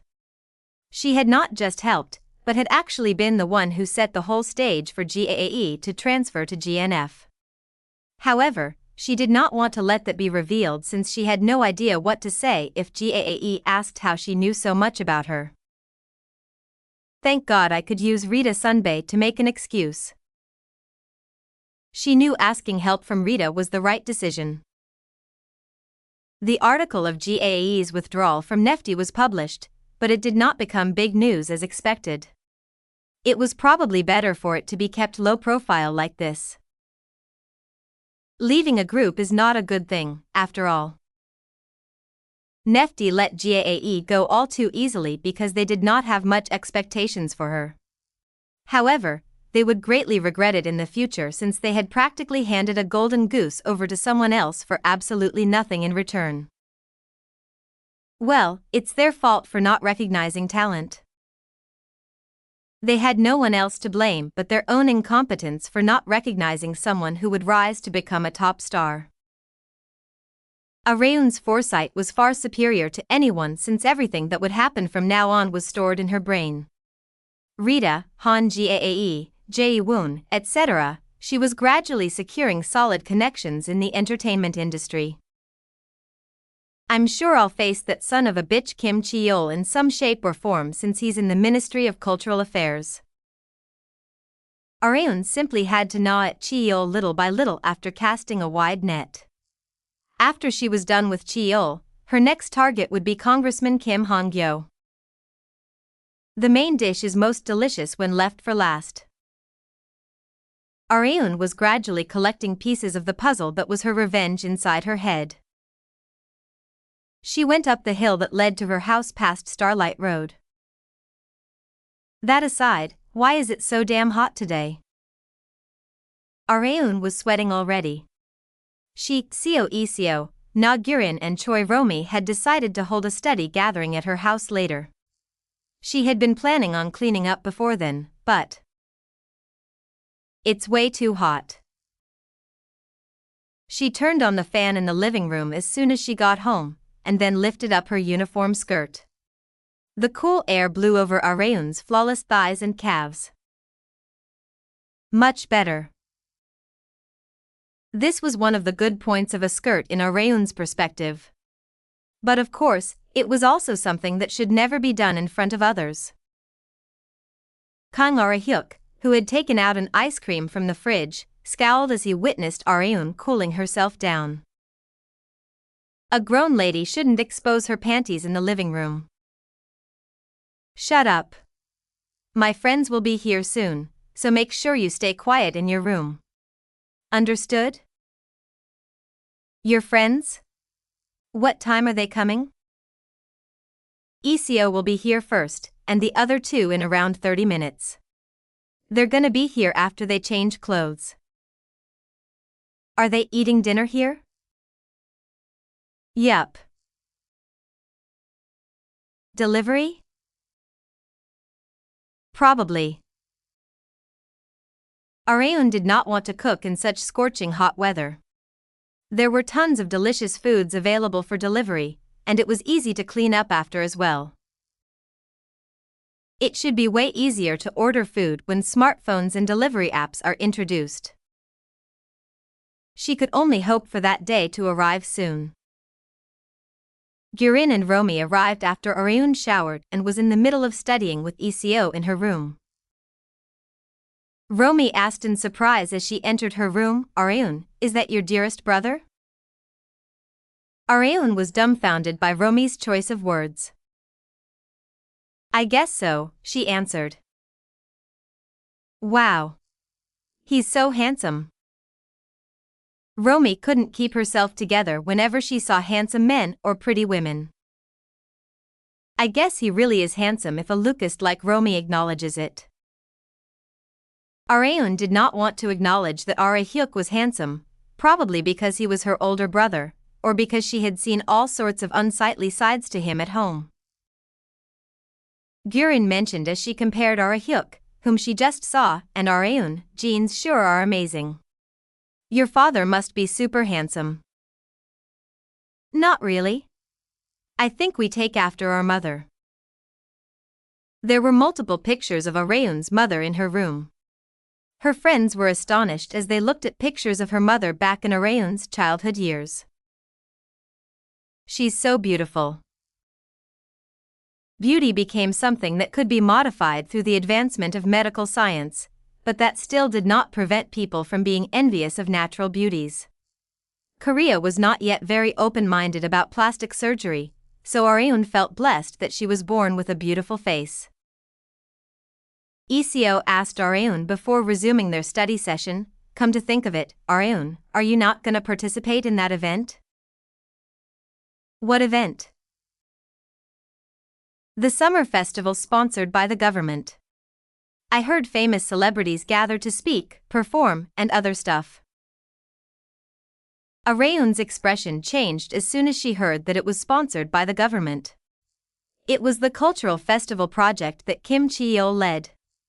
She of course knew about it, but had absolutely no intention of participating even if she received an invitation, because she did not want to see Chi-yeol. "I heard the overseer of the event was working really hard for it. Congressman Kim Han-Gyo's son, right?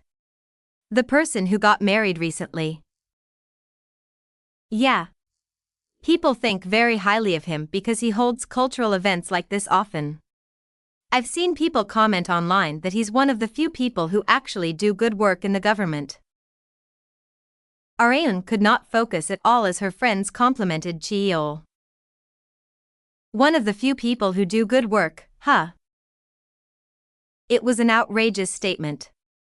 Areun was flooded with anguish. Her stomach started to hurt as she heard that Chi-yeol's reputation was rising. She couldn't stand to see certain individuals do well, especially when it comes to Kim Han-Gyo and Kim Chi-yeol. "I cannot let it slide." She used to just let it slide whenever she heard that Chi-yeol was doing well for himself, since she could just plunge him into hell in one go through her revenge, but she did not feel like it today. It could possibly be because of the stress she was feeling from the scorching hot summer weather, but she felt like raining on Chi-yeol's parade. Summer of 2011. What could I use to screw over Kim Chi-yeol at this time? She was staring at the workbook, but her mind was completely elsewhere. Chapter 68, Source, 2. It was almost midnight. Reporter On Soo-jin tried to chase even a little of her fatigue away by stretching. However, no matter how hard she stretched or how many energy drinks she drank, she could not get rid of the fatigue that had accumulated over several sleepless nights. "I really should go home today."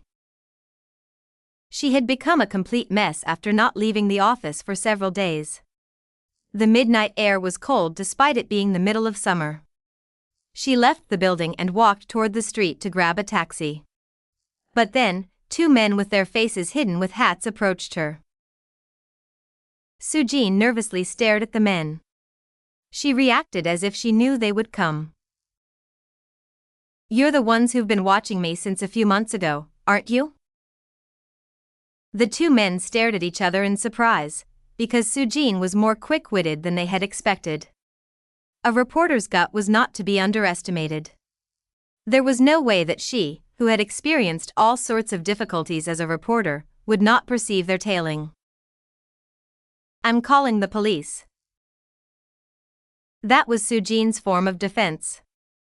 She also carried around a gas pistol in her handbag just in case. She was thinking about shooting it and running away in the worst-case scenario, since she had always been confident in her running speed since childhood. However, the men were treating her in an unexpectedly gentle manner. "There is someone who would like to meet you. We would appreciate it if you would come with us for a moment." Sujin was surprised by how well-mannered they were compared to their tough-looking faces. "And who is this person? Shouldn't they reveal themselves if they're inviting me?"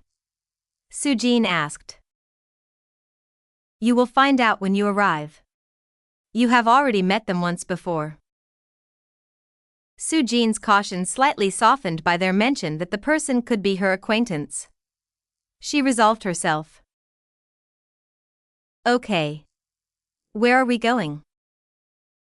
The men directed Sujin to their car. She pondered about whether or not she had made the right choice before even getting in the car. They headed to an abandoned building in the outskirts of Seoul. "Please head inside." Sujin belatedly thought that she had made the wrong choice. However, it was far too late to run away because several men had already surrounded her. As she went up the stairs, a woman revealed herself among the men. She was a long-haired young woman, but Sujin could not tell who she was because she was hiding her face with a mask. Was she in her early 20s? No, she could even be a teenager. Sujin could not tell if she was friend or foe, but she felt somewhat relieved that there was a fellow woman among the crowd of men. The woman was sitting on a chair with one leg over the other. She then gestured toward the chair across from her and said, "Please take a seat." She was assumed to be in her mid-20s from her voice. However, after a few exchanges of words, Sujin realized that it was pointless to guess the woman's age. "She's putting on an act." The woman was purposefully changing the tone of her voice. She was very proficient in acting. But most of all, Sujin needed to find out why the woman had brought her here. "Why did you bring me here?" The masked woman responded in surprise to Sujin's question, "You're not going to ask who I am?"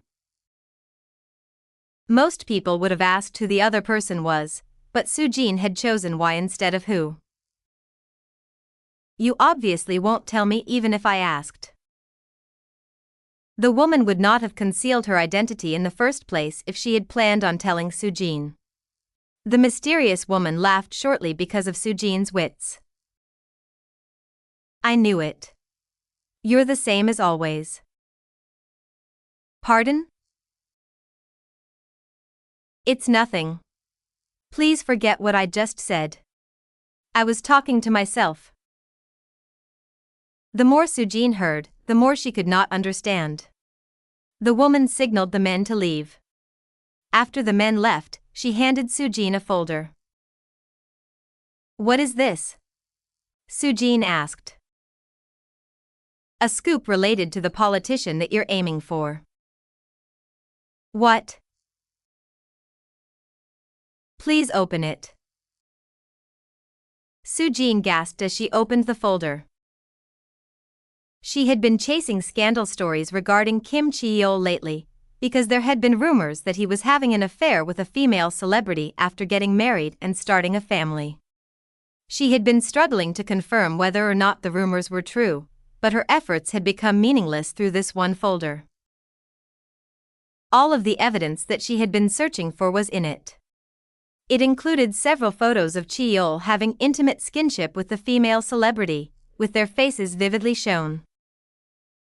"You can royally screw that son of a bitch Kim Cheol over with that, right?" the woman asked. "Well, yes, but..."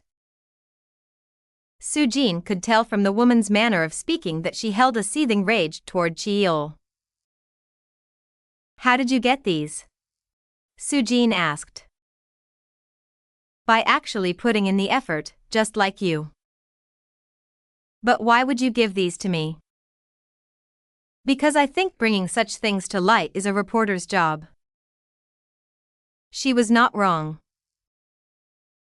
"There is only one thing that I want from you right now, and it's for you to ruin Kim Cheol's family, like you'd already suspected," the woman remarked. "By right now, do you mean there will be more things that you will want from me in the future?" "Yes."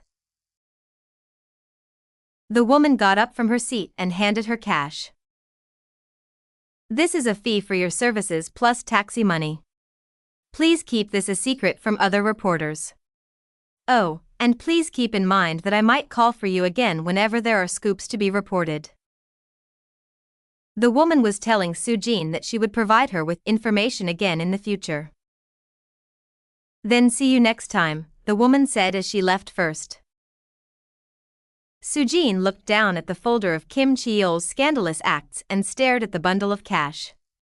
She fell into a state of panic, unable to understand what had just happened. Kang Areun got into the back seat of a car with Ma Young-jun. He asked her as they headed toward her home, "How did you know Kim Cheol was having an affair with that female celebrity?" "It was a hunch." "And did you find out the exact time and place of their secret dates through a hunch as well?" "Yup, exactly." No one would believe such an outrageous lie. When Areun had told Young-jun's men to take pictures of Cheol committing infidelity at a specific time and place, Young-jun thought it was completely meaningless at first. However, he was sorely mistaken. They had caught a massive fish with the bait that Areun had provided. However, she did not tell them how she acquired her source regarding the Kim Cheol scandal. She simply told them that they just needed to do as she said. Young-jun's head was being filled with more and more questions. At that moment, Areun said to him, "Mr. You said you wanted to move on to a bigger stage, right?" Young-jun had told her before that he wanted to stop playing around in such a small pond and move on to somewhere bigger. He slowly nodded. "I did." "In that case, all you need to do is to follow my instructions. If you do, I'll let you play around on the big stage that you want so much." Considering that Areun was a high school girl and a popular actress, her movements were far too restricted since she would be easily recognized anywhere she went. Hence, she needed people to be her arms and legs, which was why she was planning on using Young-jun and his men. In exchange, she would give them what they wanted. Young-jun agreed shortly after thinking about what Areun had said. However, this event had also engraved a slight fear toward Kang Areun in his mind. Kim Cheol arrived at his office early in the morning with a cup of coffee to commence his morning duties as always. However, his peaceful morning turned into a war zone by his chauffeur. "Vice Minister. Have you seen the articles?" "Articles? What articles?" Please read them right now. It's really bad." Cheol opened up the internet while grumbling. At that moment, his eyes shook greatly. Scandal articles of him and a famous female celebrity were popping up everywhere. They were not rumor articles, they contained pictures of the intimate skinship between him and the female celebrity. How did they get these pictures? He could tell exactly when and where they had their date from the picture. It was not only the internet that was in an uproar. VRRR. His phone vibrated furiously. It was a call from his wife. Gulp. Cheol's head went completely blank. Breaking news of Cheol's scandal played on TV. Han-Gyo said in astonishment after having heard the news, "Did you guys see the news? Vice Minister Kim Cheol got caught having an affair." "Oh, that? I saw it too. I thought he was an earnest person, but he turned out to be complete garbage." "I know, right? I mean, if he was gonna do something like that, then he should have just married that woman. Why did he marry someone else? I don't understand." Gurin and Choi Romi, who had been singing praises about Cheol while they were studying at Areun's house, had now taken a complete 180 and were talking shit about him. Areun looked at them in delight. Sitting next to her, Seo asked in wonder, "Did something good happen, Areun?" "Sure did. Something absolutely amazing was happening before her eyes. Her revenge would take a very long time. She was planning on toppling everything that Kim Cheol and Kim Han-Gyo had built all at once, but she had a few time-sensitive cards that she could make use of." Areun had given Soo-jin the scoop on purpose because now was the perfect time to bring Cheol's infidelity to light. But of course, she was not going to take her revenge on Cheol alone. "You'd better watch out as well, Kim Han-Gyo. Hell hath no fury like a high school girl scorned." 1. A gas pistol is a non-lethal weapon used for self-defense, made to be able to fire blanks or tear gas cartridges. Chapter 69, Second Unexpected Talent, 1. Summer break rolled around for the third years. As Kang Areun had already expected, the life of a third-year high school student was extremely boring. They were not allowed the freedom to have fun during the school festival, nor did they have school excursions. All they could do was study, and study even more. Third years could not be happy about summer break either, because they had no other choice but to focus on their studies by going to cram school, hiring a tutor, or holding study groups. Choi Sang-woon, along with Han-Gyo and Choi Romi, registered for the same cram school. Sang-woon walked to the staff room with Areun with the questionnaires that the students had filled out at the homeroom teacher's behest. He cautiously asked her, "Areun, are you not gonna attend a cram school?" "A cram school?" "Yeah. We don't go to school during summer break, so a lot of our classmates apparently registered for one." Areun did not see the need to go to a cram school because she had been scoring first in the entire school without going to one. "I don't think I will," she answered. "Oh, really?" Sang-woon smacked his lips in disappointment. "You said you were aiming for Seoul National University, right?" Areun nodded at Sang-woon's second question. Her only goal was to enroll at SNU. She asked Sang-woon back, "What about you?" Sang-woon slurred his words and said with a gulp, "Me too."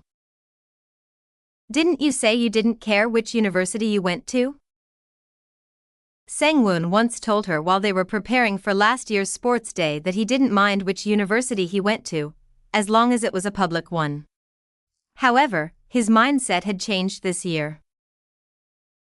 "I just thought it'd be nice to aim for a good one. They say the fruits of your labor become as big as the goal that you set for yourself, don't they?" Sang-woon stated. "I guess that's true." However, Areun did not know that 99.9% of the reason that Sang-woon was aiming for SNU was because of her. In any case, I'll aim for SNU as well, so if I get in, let's play basketball again like we used to, okay?" Areun happily accepted. The more familiar faces there were, the better. She did not discriminate between men and women. Rather, she did not feel burdened by Sang-woon's offer because she was mentally more comfortable around men. However, there was one thing that she was worried about. He's gonna have an excruciating time preparing for the entrance exam. Areun knew Sang-won's grades very well. He was right smack in the middle of the ranks.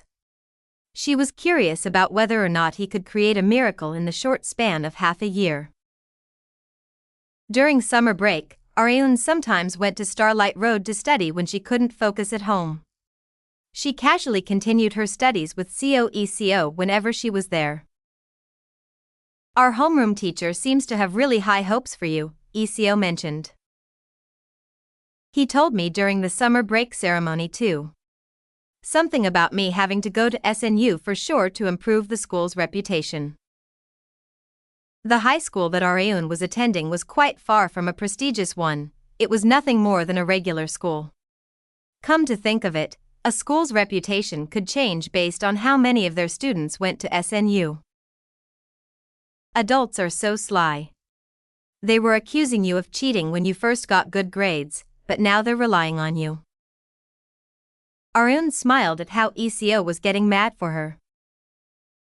It's okay. It's all in the past anyway.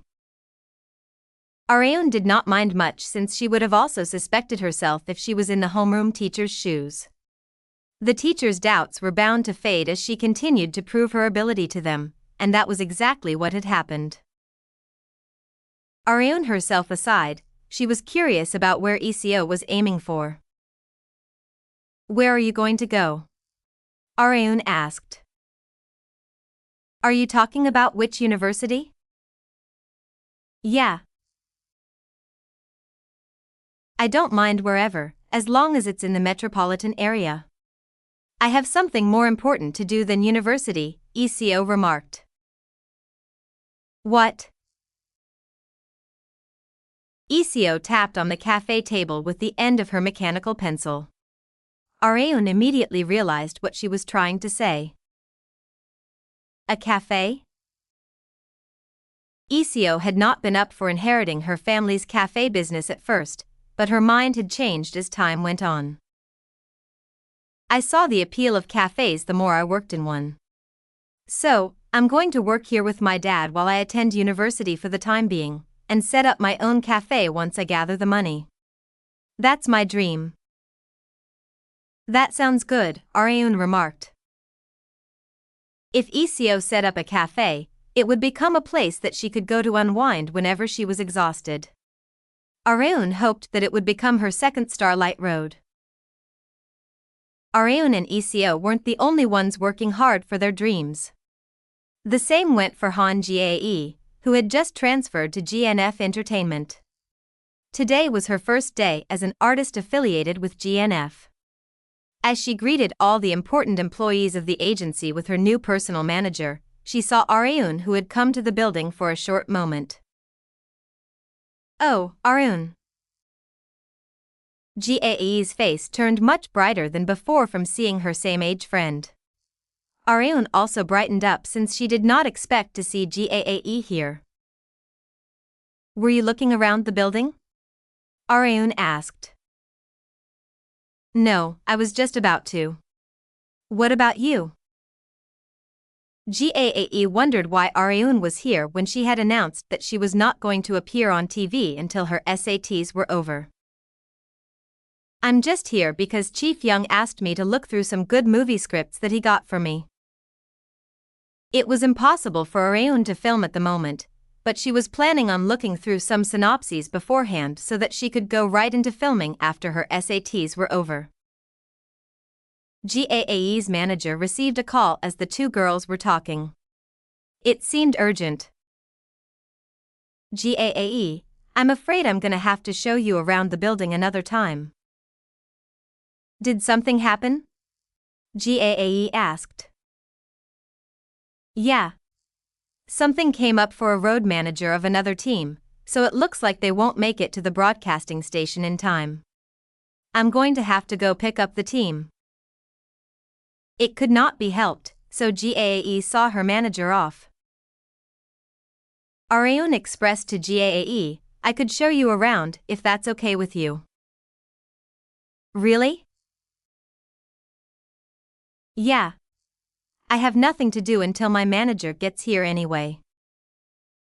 Shin Yubin said that she would drive her home once she came back to the company after finishing her external business.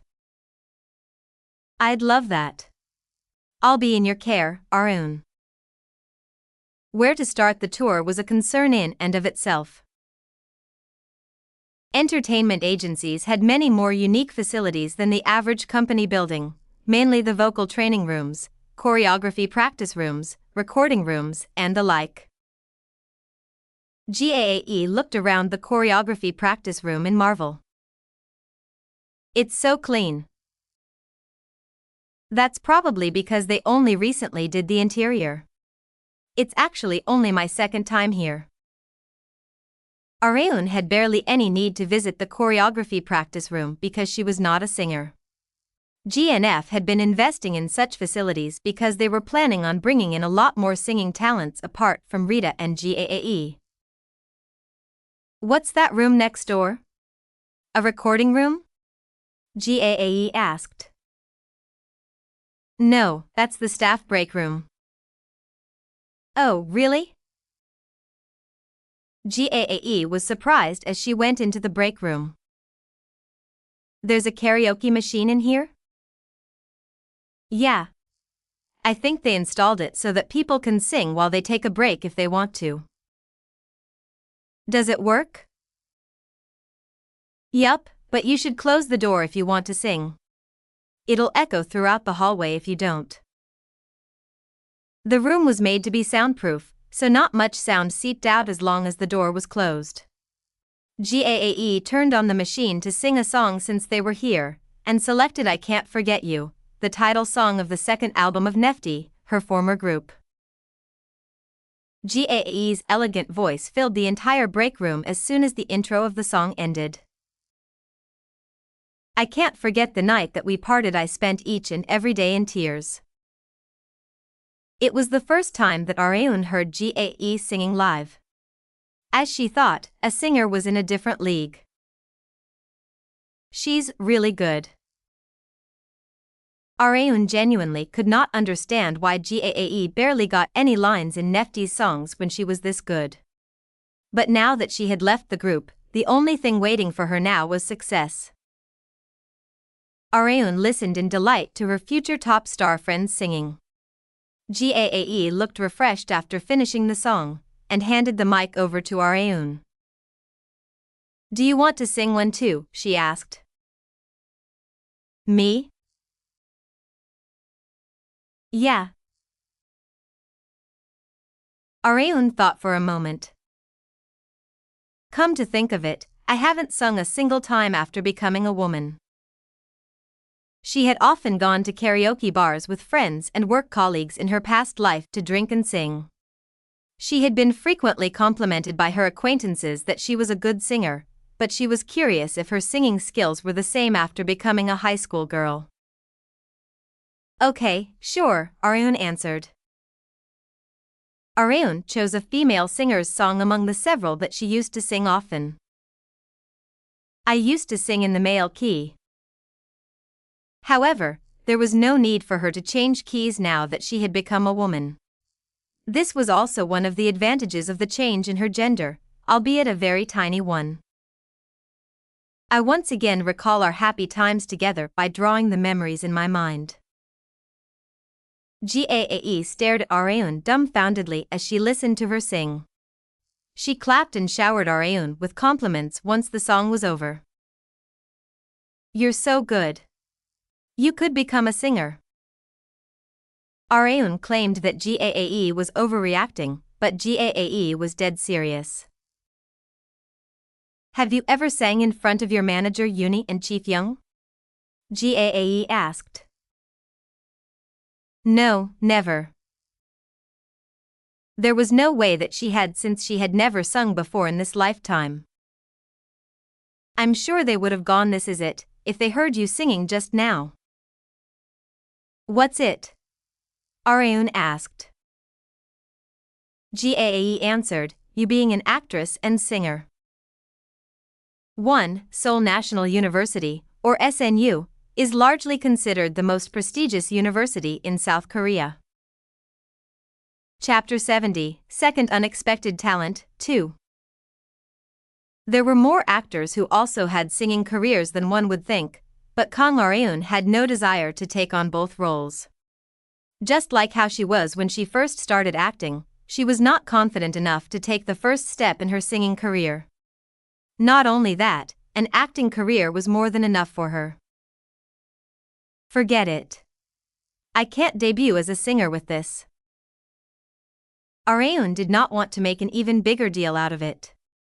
She claimed that her singing voice was only a little above average, but she had not yet realized that had only been the case in her past body. Areun had not simply turned from a man to a woman. Park Geon-Woo's voice and vocal cords had been completely switched with those of Kang Areun. The singing skills of the former Areun were outstanding. Her voice was perfectly stable even when singing high notes. It was by no means a coincidence that Areun had talent in acting. Her strong vocal cords had a large part in it. She also had absolutely no issues with vocalizing, which she was praised for by her acting instructors. Areun had only just found out that her vocal cords had originally been specialized for singing, not acting. Not only that, it wasn't just her vocalization that was outstanding. "You're so pretty when you sing, too," Han-Gyo remarked. Pretty? What was I like when I was singing? You held the mic with both hands and danced by shaking left and right while staring at the screen. You were so cute. It was her first time being praised for her cuteness rather than her beauty. In Gye's eyes, Areun possessed the physique to even tackle some choreography while singing. Her figure was so good that simply shaking her body lightly looked amazing. Gyae made a rectangular camera angle with the thumb and index finger of both her hands, and put Areun in it. She then did an impersonation of someone completely unknown to Areun. Why don't you try becoming a singer? Areun answered instantly, no, thank you. She was busy enough with acting. Areun headed to the meeting room where Chief Young was waiting after ending her agency building tour with Gyae.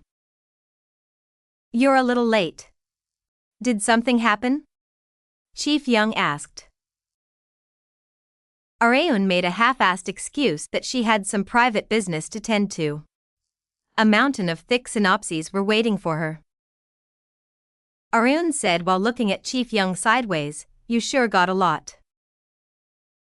It'd be a disgrace if I couldn't get at least this much work for our agency's top actress, don't you think? Areun could only sigh in response. She had no blazing desire to succeed in the entertainment industry. All that she wanted was to form connections with VIPs who could keep Congressman Kim Han-Gyo in check. She only wanted to be moderately famous, but reality never went as one wanted it to. Do I have to look through them all by today? Areun asked. No. I only got ones that weren't super time sensitive, so you can take your time looking through them. And besides, didn't you say that you would continue your acting career once your SATs were over? Chief Young expressed. I did. I'll make sure that it doesn't affect your studies, so just try picking your next role for now. I'll take care of the rest.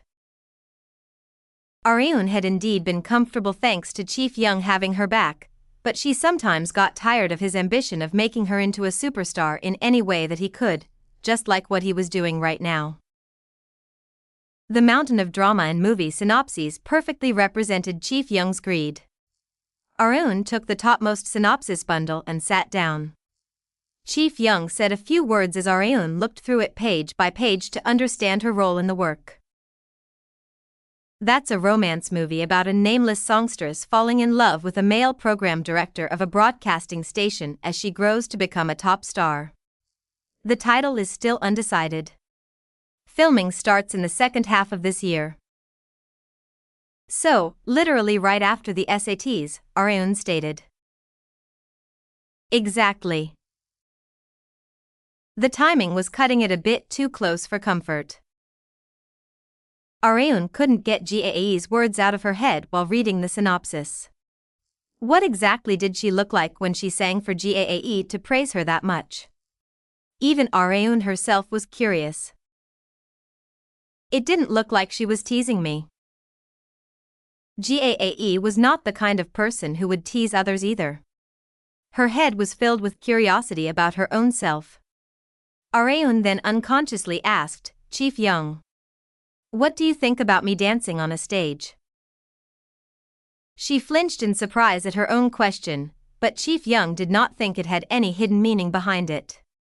He simply thought that she had asked because of the movie synopsis that she was looking at.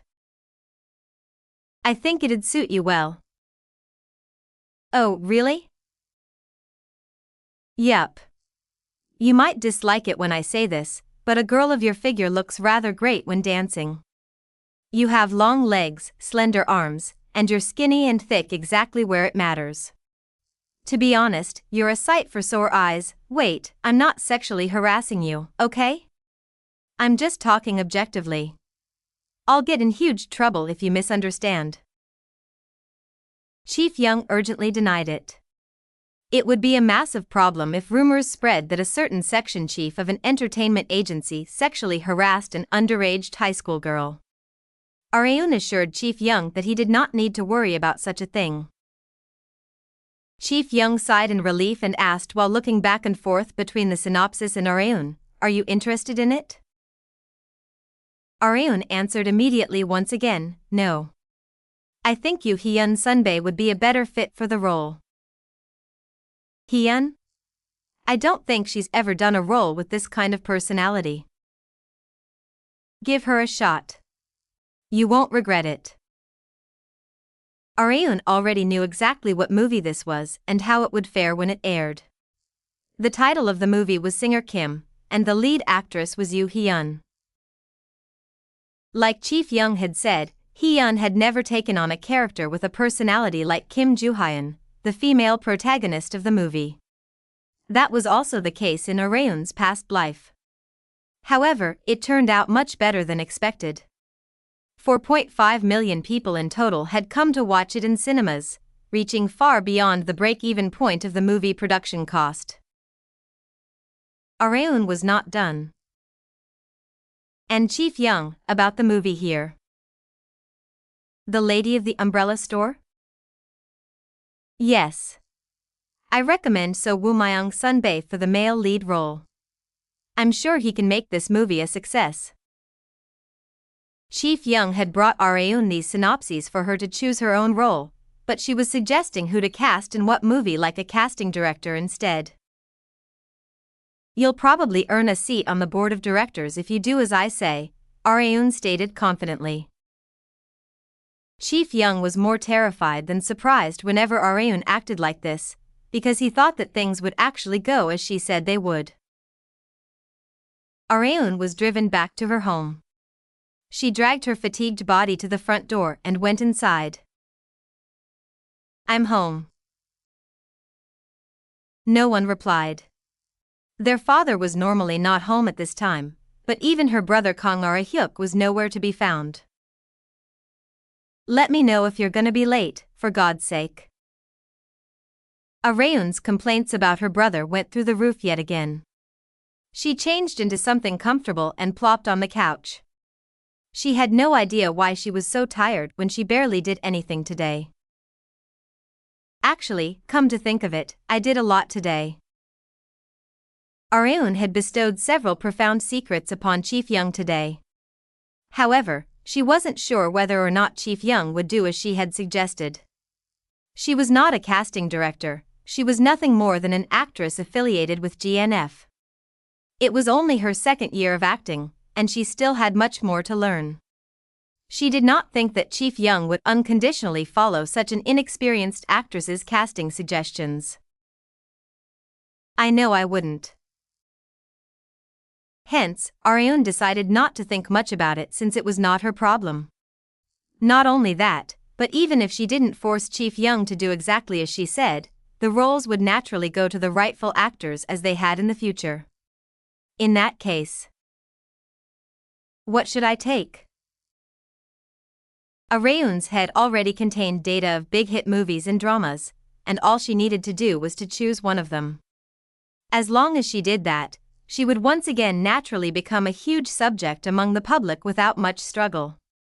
But of course, she needed the appropriate level of acting skill to back it up. Becoming a star is a piece of cake. She could easily reap the benefits as long as she effectively used her knowledge of the future. I would have memorized lottery ticket numbers if I knew this would happen. No one would possibly expect that they would return to the past, especially as a high school girl. Areun reached for the TV remote and turned on the TV to organize her thoughts. A singing program was on, and the popular four-member girl group Lemonetta was performing on stage. Areun quite liked Lemonetta's music since her past life. As she watched the program, she once again recalled Gaae's words that she was really pretty when she sang. For real? Her curiosity took over. She dragged the full-length mirror into the living room and followed Lemonetta's choreography while singing, using the remote as a mic. Why don't you understand my love for you? Creak. At that moment, the bathroom door opened. Areun made eye contact with Arehyuk, who had just come out of the bathroom after finishing his business. Why you? Why are you in the B bathroom? I was doing a number 2. That aside, my little sister, Arehyuk said as one of the corners of his mouth curled up meaningfully, that was pretty cute. I think you'd be popular if you debuted as a singer. Areun's face turned as bright red as an apple. Emotions of embarrassment, humiliation, and shame stormed in her mind. Unable to handle it, she exploded. Hey! Erase what you just saw from your memory. How could I forget something like that? And don't be too embarrassed. It actually suited you really well. Shut up, you fucker. I'll fucking kill you. It had been a while since she had exploded with profanities. 1. This is a Korean meme used whenever someone does something related to a specific occupation. It's worded like an elderly gentleman's manner of speech. Chapter 71, Enlistment, 1. Summer passed and autumn arrived before anyone knew it. The summer uniform had also changed back to the in-between seasons uniform. The high schoolers returned to school after the end of summer break. The third-year examinees didn't look very bright, and the reason was obvious. What else could it be but the SATs? Kang Areun thought. Not even Park Se-woon, who actively appealed his love for Areun whenever he saw her, could afford to do so because of the upcoming SATs. She had heard that he would be kicked out of his home if he bombed the SATs this year. Se-woon was as crazy for Areun as always, but he could not follow her around and risked being kicked out. Areun was already ignoring him as a second-generation chaebol, but he felt that she would end up somewhere that he could not reach if that title of his disappeared. Hence, Se-woon had been focused solely on his studies these days. Se-woon was not the only one. Other than the examinees who had already received notifications of their university acceptance, most students did their best to attend school without causing any trouble. Areun, who had been maintaining first place in the entire school, could not afford to be careless either. A single error in the SATs could result in an atrocity that could not be reverted. She decided to make a habit of taking care of her health and solving workbooks. Anxiety filled the third-year classroom. Areun recalled her past as she looked at the students shrugged over their desks with earphones on. I remember studying like crazy back in my third-year high school days. It was not a happy memory for Areun, not because of the studying, but because of the family issues that she was facing at the time. Her brow wrinkled unconsciously. Stop. Don't think about my family right now.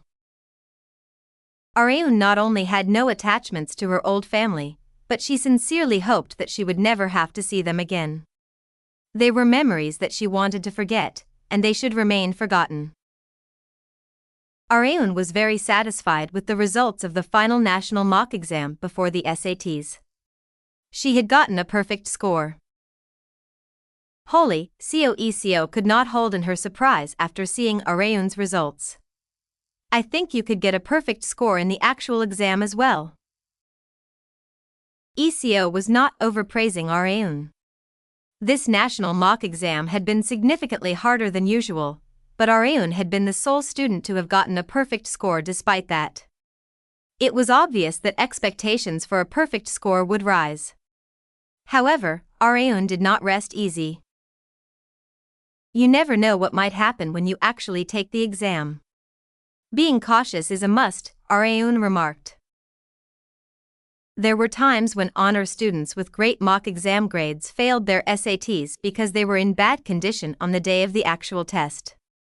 Areun had never experienced such a thing, but she could never be too careful.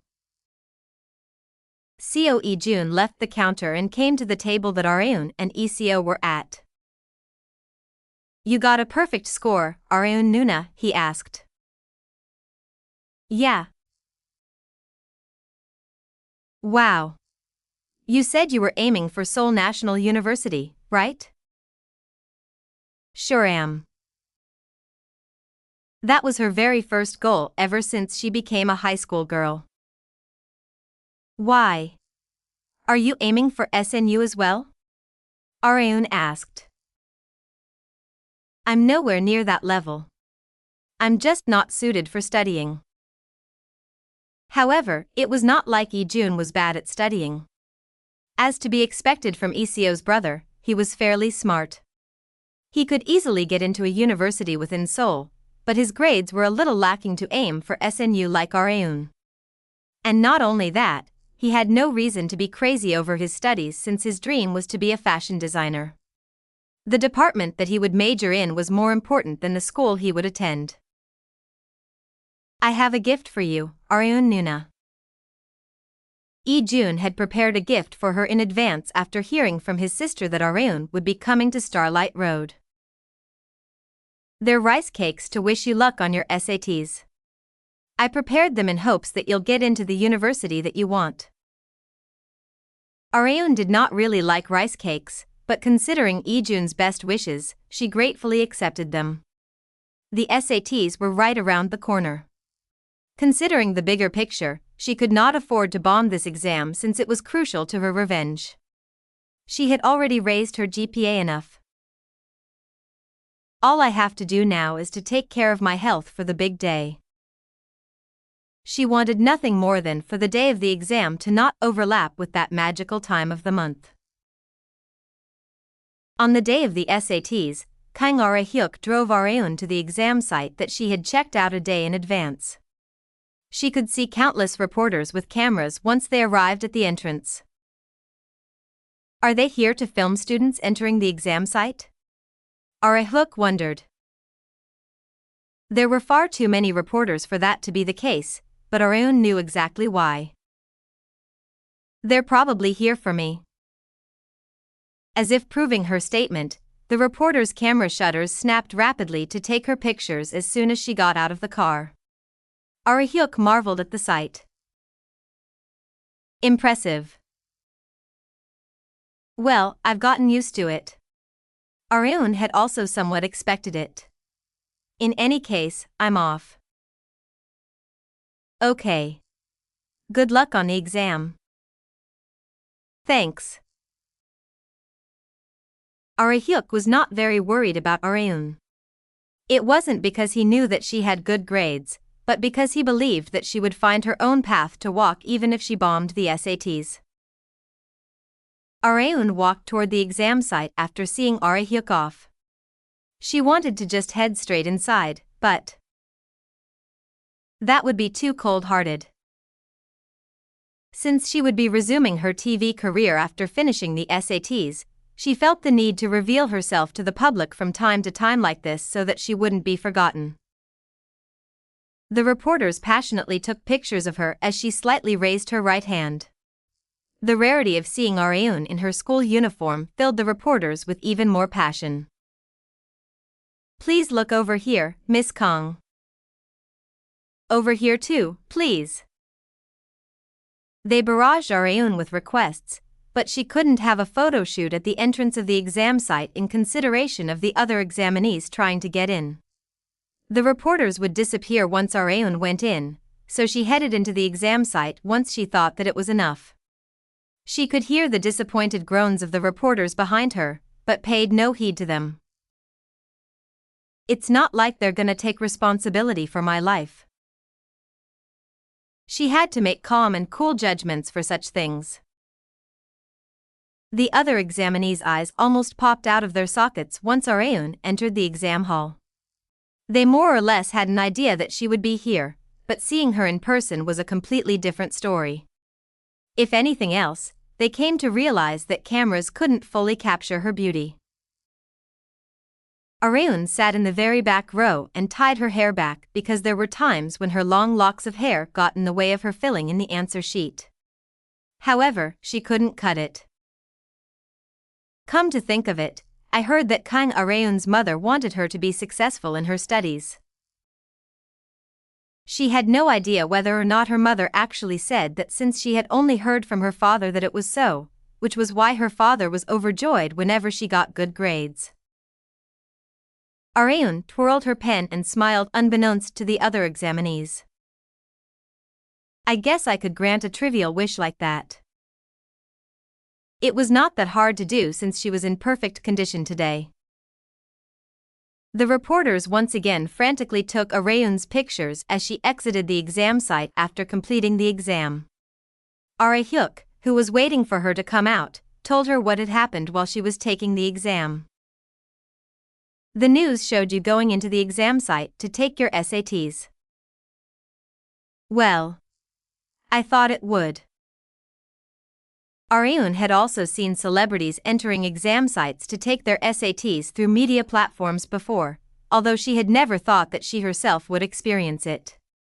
Han-Gyo had also taken her SATs today, but it did not seem to have bothered her much since she had already given up on doing well on the exam. However, Areun was different. She went into the exam site with the sole thought that anything other than a perfect score was meaningless. "So, do you think you did well?" Hyuk asked.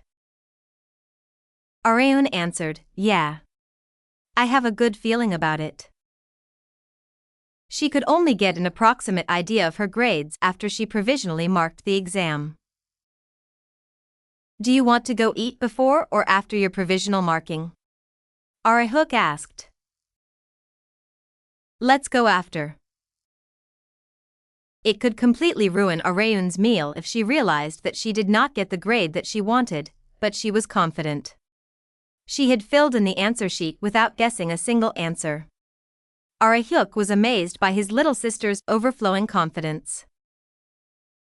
"You're my little sister, but you seriously amaze me sometimes." His little sister had become a model student overnight, but he liked her current self more. Areun had gotten a perfect score on the provisional marking as expected. As long as she hadn't misfilled the optical mark recognition (OMR) card, Areun would become someone who had gotten a perfect score on their SATs. A month had passed after the SATs, and the third-year high schoolers had finally been freed from the oppression. "Areun," Kim Yong-gyo called out. "The boys are gonna go to the PC room. You wanna come?" "Sure. What about Sang-woon?" Areun asked. "He didn't say, but he'll definitely go. He has to play the most out of all of us, after all." "Why?" "Because." Choi Sang-woon approached them as Yong-gyo was about to answer. Yong-gyo said in Areun's place, "Areun's coming too." "Really?" Sang-woon remarked. "Yeah. You know how much effort we're putting in to hang out as much as we can with you, right?" Yeah. Thanks, buddy. As they were talking among each other, Areun wanted to hear what Han-Gyo couldn't finish saying earlier. You said Sang-Woon had to play the most out of all of us. Is he going somewhere now that the exam is over? I guess so, Han-Gyo stated. Sang-Woon smiled awkwardly. He thought that it was best to tell Areun himself. I'm going to complete my military service before I go to university. 1. In between seasons uniforms are worn in spring and autumn. 2. It is Korean tradition to present rice cakes or taffy to examinees during the exam season. Chapter 72, Enlistment, 2. Kang Areun's eyebrows furrowed at the mention of military service. Most Korean men would show the same response as her if anyone mentioned it to them. Areun only had one thing to say about the army. It's hell. The Ministry of Defense talked about how it was a place where it inspired patriotism and increased self-esteem, but not a single man in Korea believed that to be true. Areun was not a man, but she used to be. She was a bona fide active-duty high school girl who had been honorably discharged upon completing her military service as a sergeant, so she felt extremely conflicted after hearing about it. Oh, really? But don't men usually enlist after they attend university for about a year or two? Areun asked. That had also been the case for Areun. Although nothing regarding which university that Choi Sang-woon could enter had been decided since the official results had not been released yet, he had gotten quite a decent score on his provisional marking. It was high enough to take a shot at aiming for Seoul National University like he had promised with Areun. It was a miracle in and of itself that he was able to raise his grades this high, so she thought that Sang-woon would want to experience university life first. However, Sang-woon thought otherwise. I wanted to do that too at first, but I changed my mind. An older brother relative of mine told me that getting the service over with first makes you a winner. Areun agreed while strongly nodding. That relative of yours is a wise man. Huh? How do you know that, Areun? Sang-woon asked. Areun was talking like a discharged soldier despite never having been to the army. No, well, I just heard stories from that son of a... I mean, my Awapa that one should complete their military service as quickly as possible. It didn't matter whether or not the service would actually be reduced by a few months in the future. Everyone was envious of those who were already discharged. Sang-woon had followed his relative's advice and scheduled everything so that he could start his military service right after his university enrollment was finalized. So I'm gonna play as much as I can before I go, Sang-woon mentioned. Got it. I'll try to hang out with you as much as I can too. Huh? Really? Areun smiled at the surprised Sang-woon. She knew very well that he would long for the existence of women as soon as he enlisted. We're friends, so hanging out with him is the least I could do. However, she was a little worried as well. I hope he doesn't get the wrong idea again that I like him just because I'm doing this. She wanted to avoid a second confession. There was no longer any need to go to school now that the SATs were over. Taking classes was now a waste of time. Knowing that, the teachers ended classes much earlier than usual to not bother the students. The students who had completed their SATs were allowed to go home after lunch, which exponentially increased Areun's free time. She and her friends had decided to watch the movie Night of Villains, an extremely popular Korean action movie, at the cinema. However, what the hell, tickets are sold out? How are there no seats left at this time of day? Kim Han-Gyo and Na-gyurin groaned in disappointment. At this time, students were supposed to be studying at school and workers were supposed to be at their workplace. However, such principles did not apply to the third-year high schoolers who had just completed their SATs. They had free time as soon as noon passed, which was why they had come to watch a movie, but they had overlooked one crucial thing.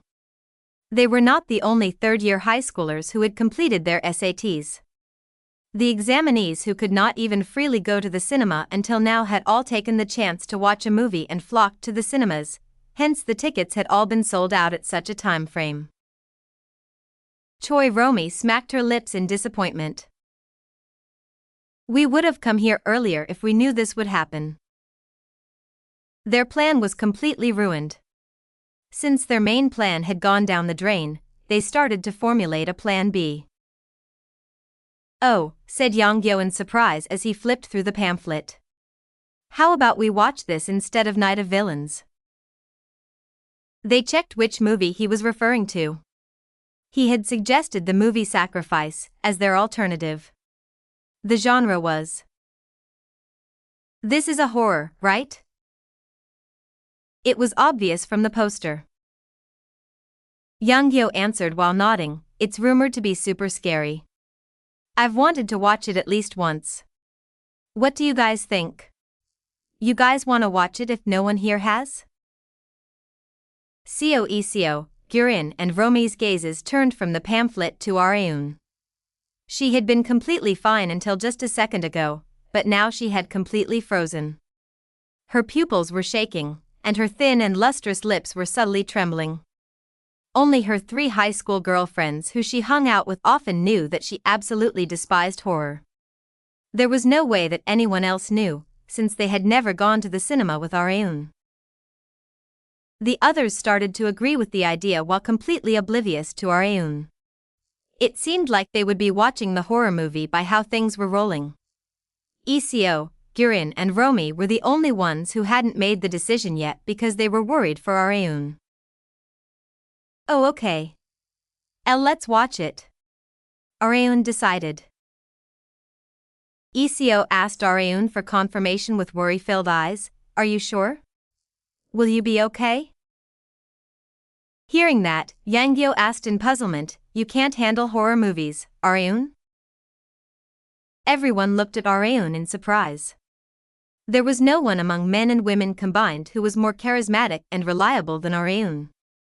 She could be relied on even when they came across thugs who one-sidedly picked a fight with them, so they had never expected her to have such a weakness. However, Areun strongly denied Han-Gyo's question, no, not at all. Rather, I watch horror all the time. The others responded as if it was expected. True. There's no way Areun would be scared of stuff like this. Then let's watch it. There's a row with the perfect number of seats too. What a coincidence. Areun did not need such a coincidence. She could only resent her pride of not wanting to look weak. In the end, they had entered the theater to watch the horror movie. Fortunately, Areun was right next to the aisle and Seo was sitting next to her. She once again went full chicken mode as soon as the movie started. Her small shoulders flinched greatly like a cat reacting sensitively to even the smallest sounds. Seo smiled bitterly as the closest one to Areun. She held Areun's hand to reassure her as much as she could. Her hand was drenched in sweat. Areun whispered, I'm sorry. I'm sweating so much. It's okay. Don't worry about it. Seo wanted Areun to rely on her for a change since Areun was always helping her. That's what friends were for. Areun's body completely gave out as soon as the hour and 40-minute movie ended. She was so tense throughout the entire movie that fatigue swept over her. Survived, she said unconsciously. Sang-woon heard her while he was getting out of his seat and said while nodding, yeah, the female protagonist survived until the very end. I thought she'd be dragged away by that ghost in the end. Areun was referring to herself instead of the female protagonist, but there was no way for Sang-woon to have known that. Areun agreed with Sang-woon while smiling awkwardly. She speedwalked to the women's bathroom as soon as she came out of the theater, and wiped her neck with a handkerchief. People would think that she had run a marathon from how much she had sweated. She was at least relieved that her other friends did not find out that she was scared of horror movies. But it's not like this damn pride of mine pays for my meals. Areun was suddenly slapped with a reality check. She came back out of the bathroom with the handkerchief after a deep sigh. Romy grabbed Areun's wrist as soon as she came out. Areun, there's a sticker photo booth over there. Let's take some together. Huh? Oh, sure. She took her place in the booth among the girls. High school girls liked leaving memories like this very much. On the other hand, the boys were waiting outside for the girls to be done. Areun was placed on the center top. She made a V sign like what her other friends were doing while smiling and posing awkwardly. Snap. The girls exchanged a flurry of feedback once the photos were printed. Areun looks the prettiest as expected. You can say that again. Come on, Areun is a celebrity. You'll only feel shame if you compare yourself with her. Areun was complimented for her beauty all the time, but she could never get used to them. She used to love being called handsome back when she was a man, but it didn't feel as great the other way around. As Areun came out of the photo booth, she looked at Sang-woon, who was waiting with the other boys. She then called out, "Hey, Sang-woon." "HM? What is it?" Areun gestured to him to come. He had no idea why, but went to her anyway. "When did you say you were gonna start your military service?" she asked. "Around the beginning of March of next year." "Really?" It felt like a long time away, but actually wasn't. Time flew by extremely fast when waiting for the enlistment date to arrive.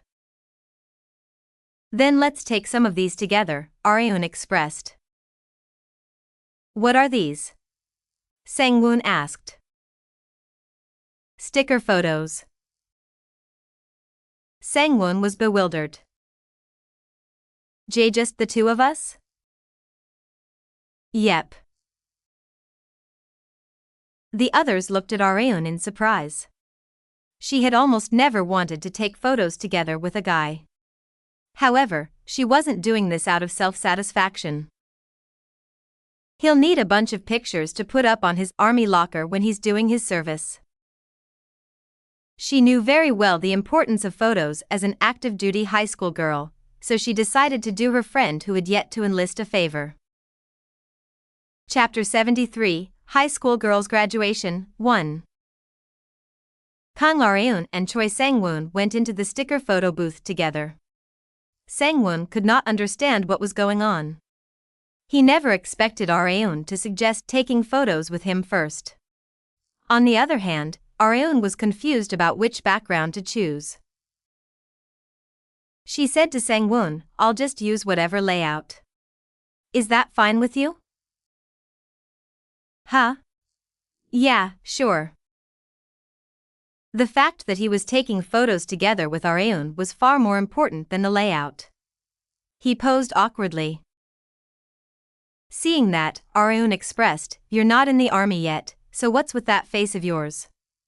Smile a little bit. Or is it because you don't want to take a photo with me?" "Oh, of course not," Sang-woon yelled. He was thinking nothing of the sort. Rather, this moment would become a memory that he would treasure for his entire life. Areun and Sang-woon smiled as soon as the screen started counting down. The camera shutter snapped and the photo showed up on the screen. "Well? Do you like it?" Sang-woon nodded furiously as if there was no need to even ask.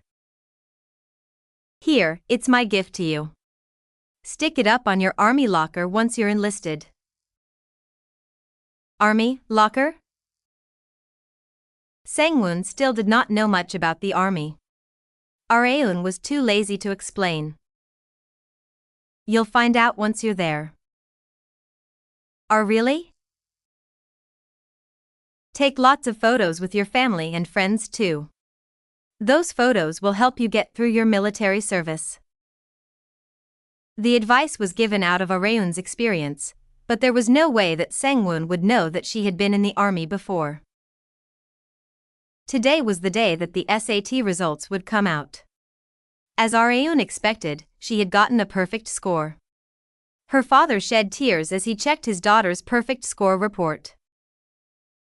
You've worked so hard, my baby girl. I'm so proud of you. She lightly smiled as her father hugged her tight. Kang Are-hyuk asked his little sister about her future plans while their father was putting the report card in an album and hanging it up on the wall. You said you were gonna apply to Seoul National University, right? Yeah. Which department? I'm not sure yet. I'm thinking of business administration. She was going to be managing a business, so she thought taking that path wasn't a bad idea. She had many choices since she had gotten a perfect score on her SATs. She liked the fact that she could freely choose which school and department she wanted to apply to. Are you gonna resume your TV career now that you're done with the exam? Are-hyuk asked. Areun shook her head. No, not right away. I'm gonna start in April. Why? You want to take a break? The production that I want to work on starts filming in April. I'm also going to get my driver's license and buy a car in the meantime. Areun's first order of business after becoming an adult was to purchase a car. Are-hyuk tried to frighten her once she mentioned getting a driver's license. I heard the driver's license exam has gotten super difficult lately. Are you sure you can handle it? It'll be a piece of cake. She already had 10 years' worth of driving experience. If she failed the license exam, then there would barely be anyone who could pass it. Areun registered for a driving school as soon as she submitted her university application. The driving instructors showed great interest in her since she was a famous celebrity, but what surprised them more than her celebrity status was her driving skills. Her masterful changing of gears while pushing down the clutch was highly abnormal. Her left turns, parallel parking, and other skills were all perfect. The female instructor in the passenger seat asked, "Have you learned how to drive before, Miss Kong?" I have. In this school, for the past 2 hours. In her 10 years of instructing, the instructor had never seen someone other than Areun who was this proficient in driving after only 2 hours of lessons. I'm pretty sure you can take the license exam right now, the instructor remarked. I wish I could too. Areun would have gotten her license right away if she did. She hoped for a policy that exempted people who had returned to the past from taking driver's license exams. Areun earned her driver's license and received the notification that she had been accepted into the business administration department of SNU like she had wanted. After all that, the high school graduation ceremony arrived before she knew it. Areun thought as she looked at herself in the full-length mirror with her school uniform on for the last time. Today's my last day as a high school girl. She despised this uniform when she first wore it, but she felt an unknown sense of sorrow when she thought that she would never wear it again. She walked to school with the uniform on. She could see students who were sad about this being their last time coming to school, and also those who were happy. Seo was the former. I didn't feel too good while I was walking here this morning, she said. Areun consoled Seo, who honestly revealed her feelings. If there's an encounter, there also has to be a farewell, and then a new encounter. Don't be too sad. I guess so. But thank God we got into the same university, right? Yeah.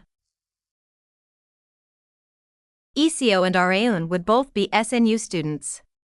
They were even going to live together. Areun had been planning on living on her own, but she decided to live with ECO because Areun was worried about her. I can always get a bigger place. She had plenty of money to find a place for them to live comfortably. Gurin and Romy said they'll come to hang out often once we find a place, ECO remarked. Na Gurin and Choi Romy weren't able to get into SNU, but they managed to be accepted into a university in Seoul that was close by. Areun had no reason to refuse them wanting to come hang out. While they were chatting, the start of the graduation ceremony was announced. The graduating students gathered at the auditorium. This was the second high school graduation ceremony of Areun's life, which she found to be rather special. Almost no one gets to experience a high school graduation ceremony twice. Especially so with their gender changed. The ceremony was almost at its end with the principal's words toward the students, imploring them to never forget what they had learned here and to grow into fine adults. They sang the school anthem and went back to their classrooms to say their goodbyes to their homeroom teacher. Okay, that marks the end of your final class. Great work, all of you, the homeroom teacher exclaimed. Thank you so much. I'll never forget you. I'll make sure to keep in touch. The students got up from their seats and exchanged yearbooks to leave messages on the front and back. The most popular among them was naturally Areun. Areun, could you write a few words here, please? Me too. I'm begging you. Please. They wanted to leave proof on their yearbooks that they were classmates with a popular actress. Areun was not accustomed to dealing with fans, but leaving some words on yearbooks was no big deal. She filled the yearbooks with her name and autograph after leaving memos such as good work or nice job. Areun also got a lot of messages in her yearbook. Since Areun was busy, Gurin helped her by going around with Areun's yearbook to get everyone's messages written on it. Here you go, Areun, Gurin said. Thanks, Gurin. No problem. More importantly, we need to take pictures. They had already taken pictures with their classmates, so all that was left was to take them with true friends. Areun got together with the people who she usually hung out with. Areun was at the center. To her left was ECO, and to her right were Gurin and Romy. Park Se-woon agreed to take the picture. Say cheese. After several commemorative pictures with her friends, she then called over Choi Sang-woon, Kim Yong-gyo, and her other opposite-sex friends whom she often used to go to the PC room with. And finally, she called over one more person. You come too, Se-woon. Me? Really? It's the last picture we get to take with our uniforms on, after all. She thought she could be lenient with him just for today. Time flew by while Areun took tons of pictures with her friends. They headed downtown to alleviate the sorrow of graduation. Sang-woon and the other boys decided to go to a PC room. Areun also wanted to go with them, but... Areun, let's go to karaoke. What do you think?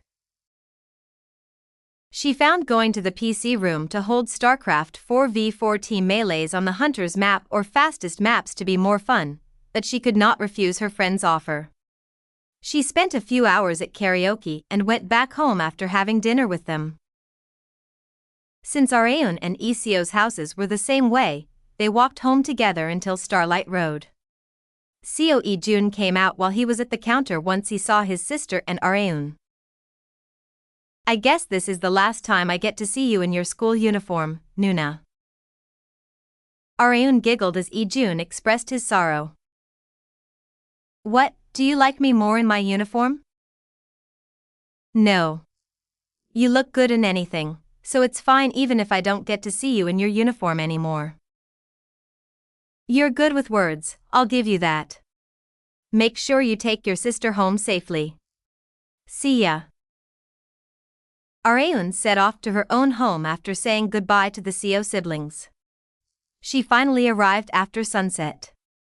Arehyuk greeted her as he was watching TV in the living room. Welcome back, lil sis. Have you eaten? Areun asked.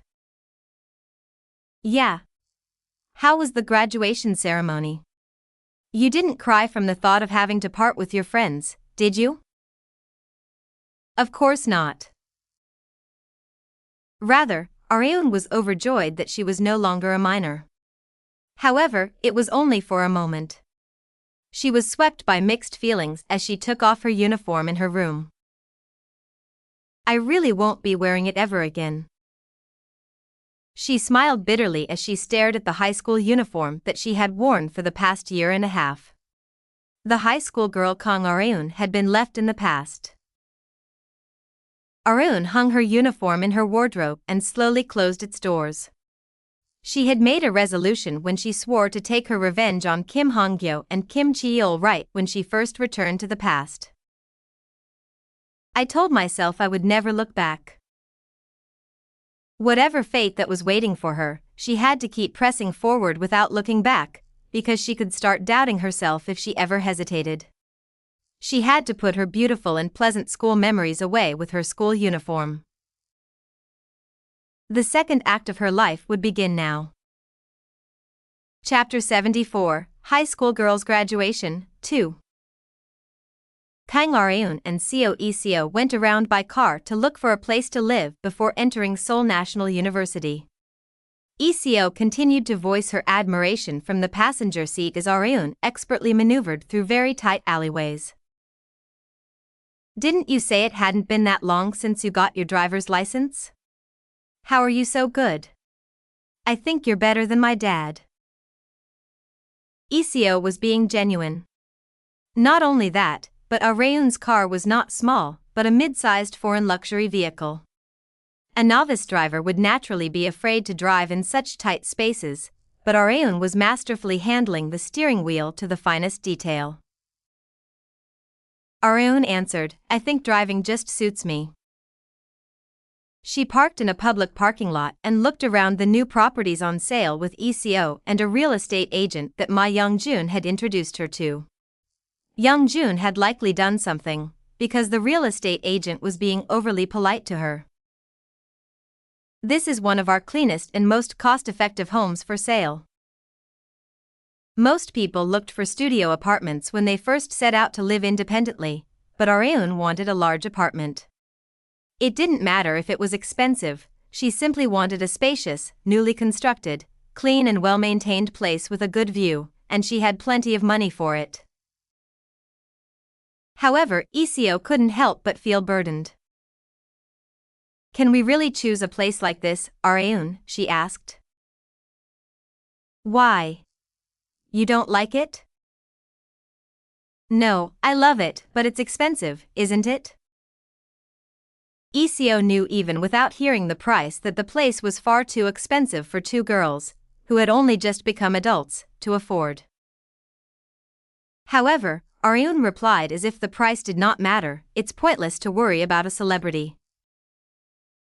Seo had mixed feelings since Areun was indeed a celebrity. Areun had no intention of demanding monthly rent from Seo. She was simply looking for a house for herself, and there was only one thing that she wanted from Seo. Areun had to juggle both university and her acting career, so she had no time to take care of housework. Hence, Seo would fill that role. Seo herself said to leave the housework to her, but she still couldn't help but feel a little burdened. Having taken a liking to the city view from the upper floors, Areun asked the real estate agent to sign the contract immediately without even asking for the terms of sale. The agent replied that they would start the procedure right away. I'm finally out of that shabby home. Areun couldn't care less whether or not the rent was expensive. She was already happy enough that she had escaped from a house with a rattling air conditioner. There was about a month left until university life would begin. After having completely moved into their new home, Areun drove to a building that wasn't even 10 minutes away. The clothing business being managed by Park Seol-hun had also taken the opportunity to move to a bigger base of operations near Areun's new home. They were still in the middle of unpacking. Areun took off her sunglasses and walked over to Young-jun. "Where's our little mister?" she asked. "Seol-hun? He's away on an external meeting right now," Young-jun answered. "Really? Oh, right. I was able to buy a good home thanks to the real estate agent that you introduced me to, but he was shaking way too much. What in the world did you say to him when you introduced him to me?" Young-jun said while shrugging as if it was no big deal. "I told him that we'd drown him in an Incheon beach if he treated our precious client like some gullible customer." That was Young-jun's way of dealing with people. But thanks to him, Areun was able to finalize the tenancy agreement very easily. "Tell Mr. to set a date for a meeting when he comes back. I want to hear the overall direction of how this company will be managed before I resume my TV career." Kang Ara-hyuk would handle the stock trading, and Seol-hun had to take on a central role in the business. Areun needed money to face Kim Han-Gyo and Kim Cheol. Guns and knives were now obsolete in this capitalistic era. Financial prowess, in other words, money, was power, and she was planning on stacking as much of it as possible until the right time. "Oh, and Mr. Gangster," Areun said to Young-jun, "keep recruiting more executives just in case." Young-jun asked her jokingly, "You gonna wage a war or something?"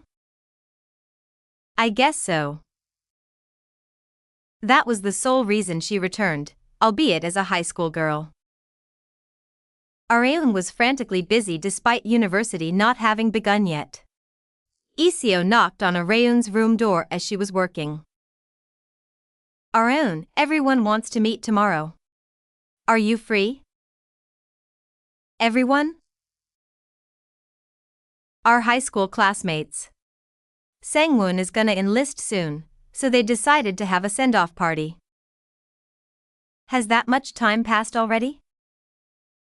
Time waiting for someone else's enlistment flew by in an instant. She was busy, but she couldn't afford to miss it.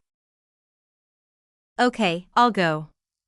It was bothering me that I couldn't go see him off, so I should at least go to his send-off party." She would not be able to go to the training center to see Choi Sang-woon off because she had a drama shoot scheduled on that day. It was probably a good thing, since it would become complete chaos if a popular actress like her showed up at the training center. That was best for Areun, Sang-woon, and those who were in charge of regulating the new recruits. They decided to hold the party at Areun and Iseo's home. It would be uncomfortable to hold it at a restaurant since Areun was so famous, so they decided to hold the party at their home for it to also serve as a housewarming party. Since it was so spacious, it could fit every single one of their friends without issue. Meanwhile, Na-gyurin and Choi Romi had arrived earlier than the others and were absorbed in checking out Areun and Iseo's home. My. Look at this. The view is insane. How in the world did you get a house like this? Anything could be bought with money. With the amount that Areun was earning through stock trading and her appearances in productions, renting a place like this was chump change for her. The others arrived one after another. It had only been a month, but the youthfulness that they emitted in their uniforms had mostly disappeared. Especially, "Why do you boys already look like old men when you haven't even gone to the army yet?" Sang-woon, Kim Yong-gyo and the other boys smiled awkwardly at Romi's sharp comment. There was a reason for their sudden aging. Alcohol was a lot more delicious than we expected. Yeah. It was all because of alcohol. Of course, women drank alcohol as well. Romi and Gyurin had a few sips of beer together, but they had not drunk as much as men drank to their absolute limits to gauge their alcohol tolerance. And today, Ta-da! Take a look at this. Han-Gyo and the other boys took out a black bag. It was filled with soju and beer. This is Sang-woon's send-off party, so it'd be a waste not to drink, right? Geon retorted sharply, who do you think you are, trying to hold a drinking party at someone else's house with the house owners right here? Right, Areun? ECO? ECO relinquished the right to answer to Areun since Areun was the true owner of the house.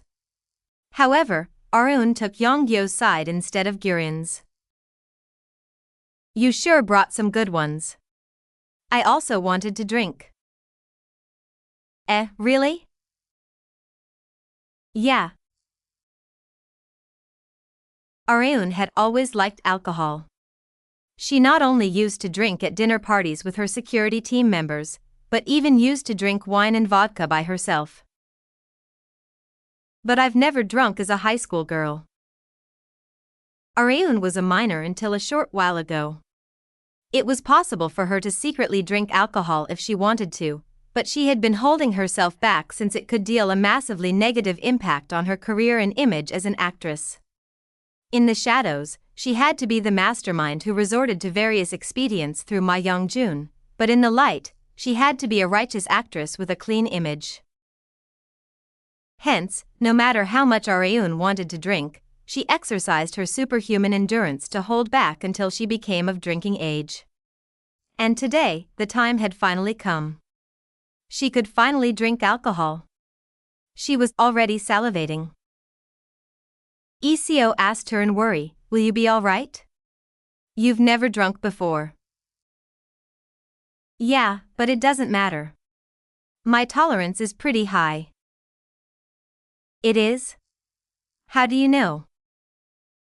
Areun had unconsciously blurted it out because that had been the case in her past life. No, I just thought I'd have a pretty high tolerance. She managed to play it off as an assumption. The boys got fired up after receiving the house owner's permission. All right. Let's party tonight. They had gathered for Sang-woon's send-off party plus Areun and ECO's housewarming party, but the purpose of the party had changed a little, no, a lot. Areun clicked her tongue as she watched Sang-woon and Han-Gyo mixing the soju and beer. Hey, give it here. I'll do it. She displayed her hand skills tempered through experience. She added the soju and beer in the ideal ratio and made a whirlpool with a chopstick as a finishing touch. The members of the party were lost for words. Geon asked while blinking, where did you learn to do that, Areun? Oh, during shoots.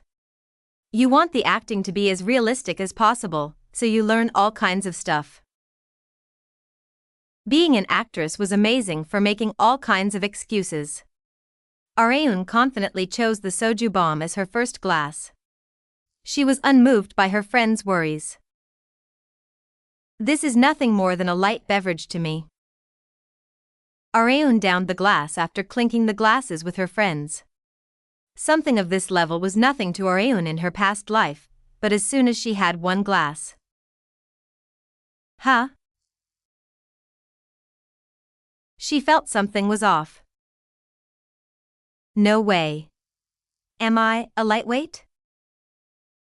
She was already feeling dizzy. Chapter 75, I Returned as a University Girl, 1. Kang Areun was dizzy. She was already all too acquainted with the headache that followed. Am I like this just because I had one soju bomb? It was impossible. She firmly believed that a dinner party could only begin after downing at least 3 consecutive shots of soju bombs. However, the current Kang Areun was different. Why? It was not like she couldn't completely accept it. She used to drink like a fish in her past life, but that was back in her male body, as Park Geon-Woo. Compared to Geon-Woo, who had very high alcohol tolerance, Areun had extremely low alcohol tolerance. She had simply not realized it because she had not drunk until now. Come to think of it, her father and brother both could not drink much, and she was born with the same lightweight gene. No wonder. She had finally come to terms with reality somewhat. On the other hand, Eco, who was sitting right next to her, helped her stay upright. Are you okay, Aryun? Aren't you acting a bit too strong? You didn't have to down your first glass. Yeah. Drink slower, Aryun. Isn't this your first time drinking? Her friend's worries only sounded like mockery to her. There were a few phrases that Aryun did not want to hear in life, and one of them was that she was a lightweight. Park Geon-Woo used to pride himself on his high alcohol tolerance. Aryun could endure hearing that she was a bad gamer, but not that she was a lightweight. She did not want to accept the harsh reality that had befallen her. I just drank a little too fast. I can still drink a few more glasses, Aryun claimed. She said ablaze with a competitive spirit. The others tried to get her to drink moderately, but they could not change her obstinate mind. The glass ended up being refilled. Gulp, gulp, gulp. She felt nauseous with each gulp. Your drinking capacity only increases by drinking more. Aryun continued her headstrong charge. Geon lightly sighed as she watched Aryun across from her. This isn't good. Things went exactly as Geon expected. It had not even been 10 minutes since the party started, but Aryun could no longer support herself after not even finishing half of her third glass. Eco decided to carry Aryun to her room. Help me, Romy. Okay. Eco grabbed Aryun's left arm and Romy her right to help her up. They barely managed to lay her down on her bed. Aryun spouted gibberish as soon as she laid down. Romy listened to what Aryun was saying. I think Aryun is trying to say something. There wasn't much to listen to, it was nothing more than a drunken frenzy. Aryun's face was flushed red. It was a relief that she was wearing jeans. If she had worn a skirt, she would have exposed her bare legs and panties to the boys.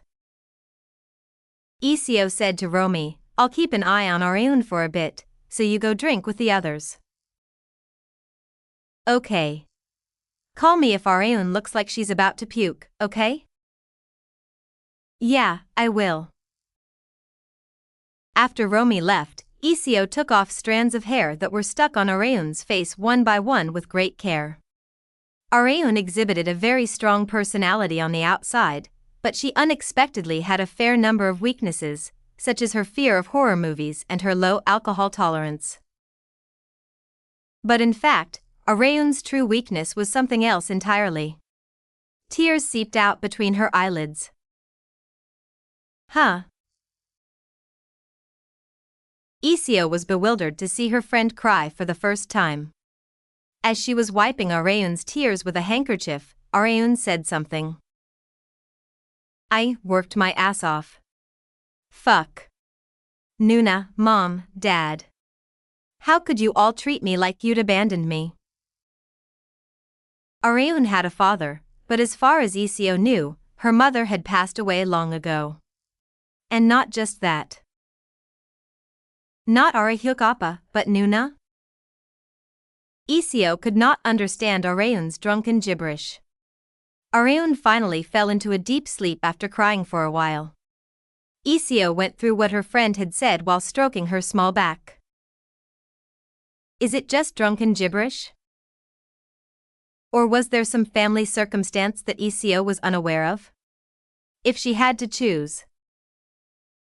She's probably just too drunk.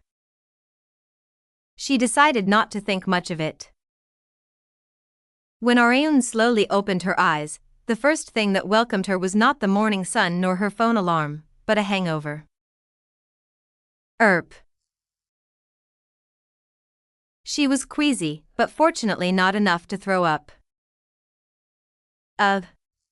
I'm dying. Areun used to experience a hangover of this level in her past life only after her 5th round of drinking spree with her colleagues. But in reality, she had only drunk 2 soju bombs. She had put up a very good fight considering her terrible alcoholic tolerance, but there was no way that she was satisfied with that. My head's splitting apart. Her long locks of hair drooped down in tandem with her movements. The sun was already high up in the sky as she looked out the window. She looked for her phone as she pressed down on her temple. The time was 12:35 p.m. I sure slept long. No, fainted would have been a more suitable word to use. She noticed that her eyelids were more stiff than usual as she blinked. She checked her face with a handheld mirror. What the hell? Are these tear streaks? Did she cry in her sleep? A wave of embarrassment belatedly washed over her. As she carefully opened her door and went out to the living room, ECO greeted her while making something in the kitchen with an apron on. Did you sleep well? Is your stomach all right? Yeah, it's not bad. What about the others? The boys all went home by taxi a little past midnight. Romy and Girin slept over and went home in the morning. They wanted to greet you before going home, but they said they couldn't bear to wake you up when you were sleeping so soundly. A mixture of sorriness and embarrassment swirled inside her head like the soju bomb that she had made last night. Go wash up. I made hangover soup for you. Areun could tell that it was spicy just from looking at it. She decided to get rid of the tear streaks on her face in the bathroom while ECO prepared lunch. Why the hell did you cry, you idiot, she said to herself. Did she have a bad dream? She could not remember, that was how most dreams were like. She washed her face and went out to the living room to have a late meal with ECO. She was extremely hungry because she had not eaten breakfast, and her hunger only grew with all the delicious-looking food in front of her that ECO had prepared. Sip. Areun tasted the soup and gave her remarks with an unsurprised expression. It's delicious. I'm glad you like it. But ECO, Areun decided to ask what had happened last night just in case. Did I say anything in my sleep last night? Areun had no particular habits when drunk. She simply fell asleep once she got tired after talking some gibberish. She had done the same this time as well. You just slept soundly. Although, you did say something in the middle, ECO mentioned. What did I say? It's a bit. ECO looked like she did not want to say, but people were wired to want to hear it even more if they were given such a response. What is it? Tell me. ECO gave in to Areun's pressing and told her about what she had said last night. Your dad, mom, and Nuna? You were crying about how they didn't acknowledge you even when you did your best. Areun now understood the reason for the tear streaks on her face. But Nuna? Not Uni? Areun, you had an older sibling aside from Arahyuk Appa? ECO asked. She did. To be exact, her real family. However, Areun did not consider that bitch her Nuna. No, it was just gibberish. Hence, she did not really want to get into it. Areun's conversation yesterday with ECO came across her mind again while she was heading to the drama shoot meeting in the car driven by her manager Shin Yubin. You goddamn moron. Areun never expected herself to mention her real family while drunk. She brushed it off as gibberish to ECO yesterday, but she could no longer tolerate further mistakes. Now that she was born in a different household, she was now a complete stranger to her real family. Hence, she did not want any ties whatsoever to them. That was how much she despised them. Yubin looked at Areun through the rearview mirror while stopped by a traffic light. Did something bad happen, Areun? Yubin asked. To me? Yeah. You haven't been looking too good since earlier. Something bad did indeed happen. Not only had she found out about her terribly low alcohol tolerance, but she had even mentioned her real family, which she did not even want to recall, out loud. She felt like she had been hit by a double whammy. But her low alcohol tolerance aside, she did not want to tell Yubin about family matters. I think it's because I drank alcohol for the first time in my life. Oh, that? I heard from your roommate. You're a super lightweight drinker, right? It's okay, it's okay. It's not like people are set for success in the entertainment industry for being good drinkers. Don't worry too much about it. Yubin's words of consolement didn't really console Areun. Hwang Yun-sung was the program director of the drama that Areun had decided to star in. He expressed his emotion filled with gratitude to Areun as soon as he saw her. Thank you, Areun. Thank you so much. What are you thankful for, exactly? Areun did not quite understand why director Hwang was thanking her. For deciding to star in a drama directed by a newbie director like me. I honestly didn't have my hopes up, but you have no idea how happy I was when you agreed. The reason why she decided to star in the drama of a program director who had never been a main director was simple. Director Hwang's drama, Waitress, had not garnered much expectations from the public yet, but I know that this drama will be the most popular production of the season. One could call it a privilege of someone who knew the future. Chapter 76, I returned as a university girl, too. It was Kang Areun's first time working with program director Hwang Yun-sung, but she had worked with the writer before. The screenwriter of the drama Waitress, Yeo Yoo-min, had arrived 10 minutes late to the meeting due to personal reasons. Hello, Areun. It's been a while. Areun had already worked with Yoo-min during the production of Reaper. Several other writers other than the main screenwriter Hwang Yo-rin had been in the Reaper production team, and Yoo-min was one of them. Her job had been to support Yo-rin by adding to lacking settings, checking synopses, or providing feedback, and had met with Areun several times in the process. Areun was well acquainted with Yoo-min because she was the one who Yo-rin relied on the most, to the point that they actively communicated with each other whenever the script needed editing. Areun knew Yoo-min's tendencies and preferences very well exactly because of this. To put it bluntly, she was similar to Yo-rin. I ran late because I was too busy choosing the uniform that Areun would wear. I'm sorry, Yoo-min expressed. In other words, Yoo-min also had the desire to put as many pretty outfits on Areun as possible.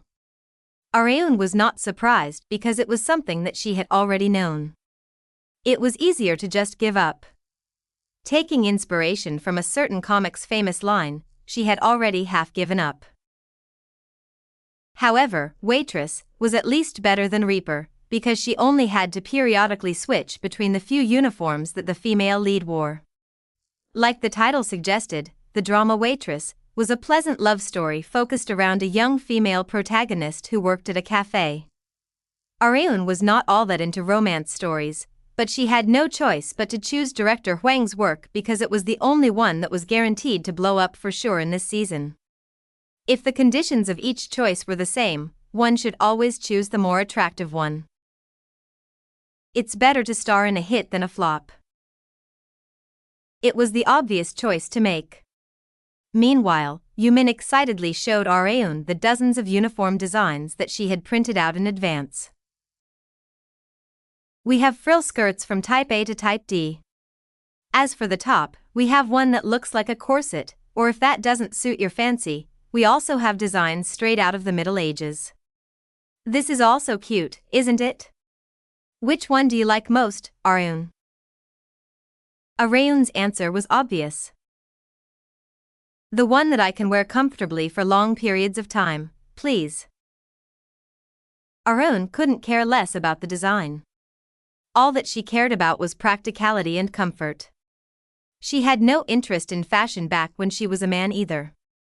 Of course, she took slightly more attention to her looks now compared to back then, but old habits die hard.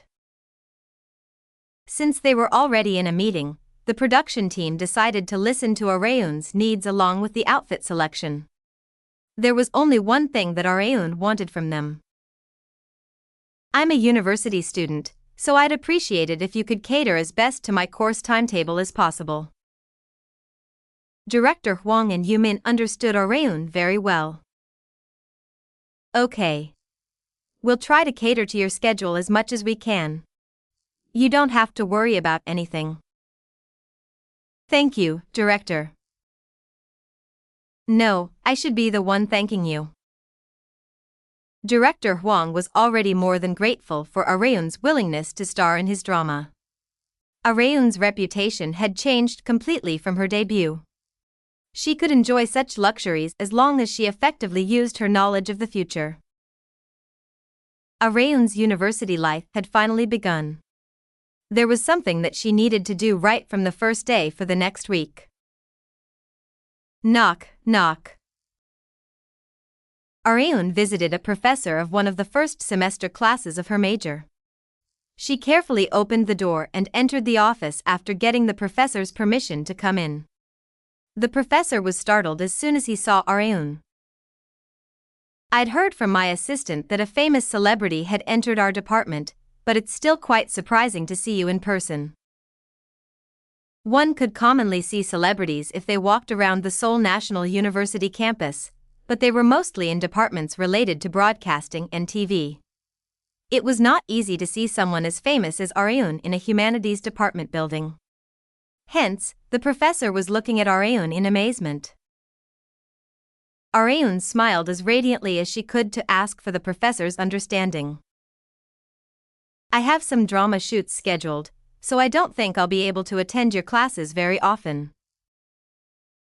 Oh, are you asking me to allow you to write a report instead of keeping track of your attendance?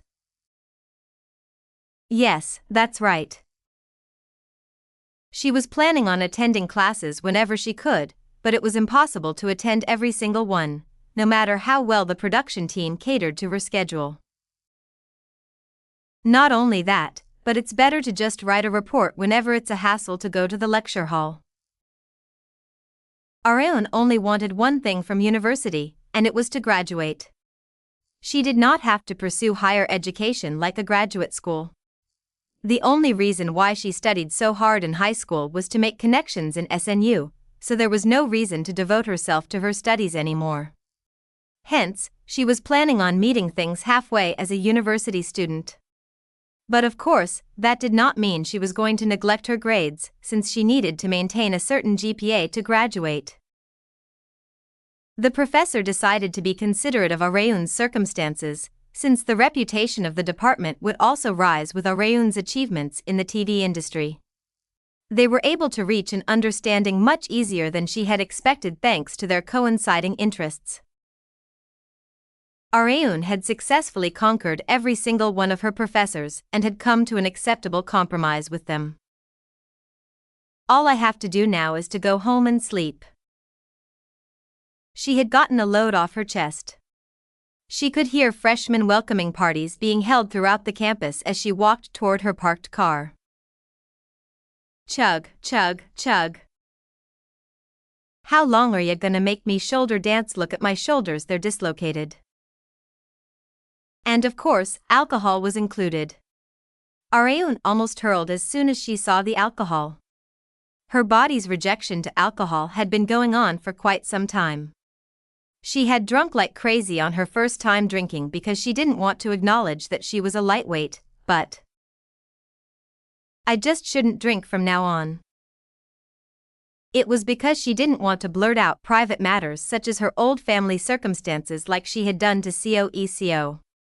ECO had brushed the matter off as meaningless gibberish because Areun had been so drunk, but she was bound to get suspicious if such events repeated. Areun decided to just acknowledge her abysmally low alcohol tolerance since she did not want to get suspected. Alcohol is off limits for the time being.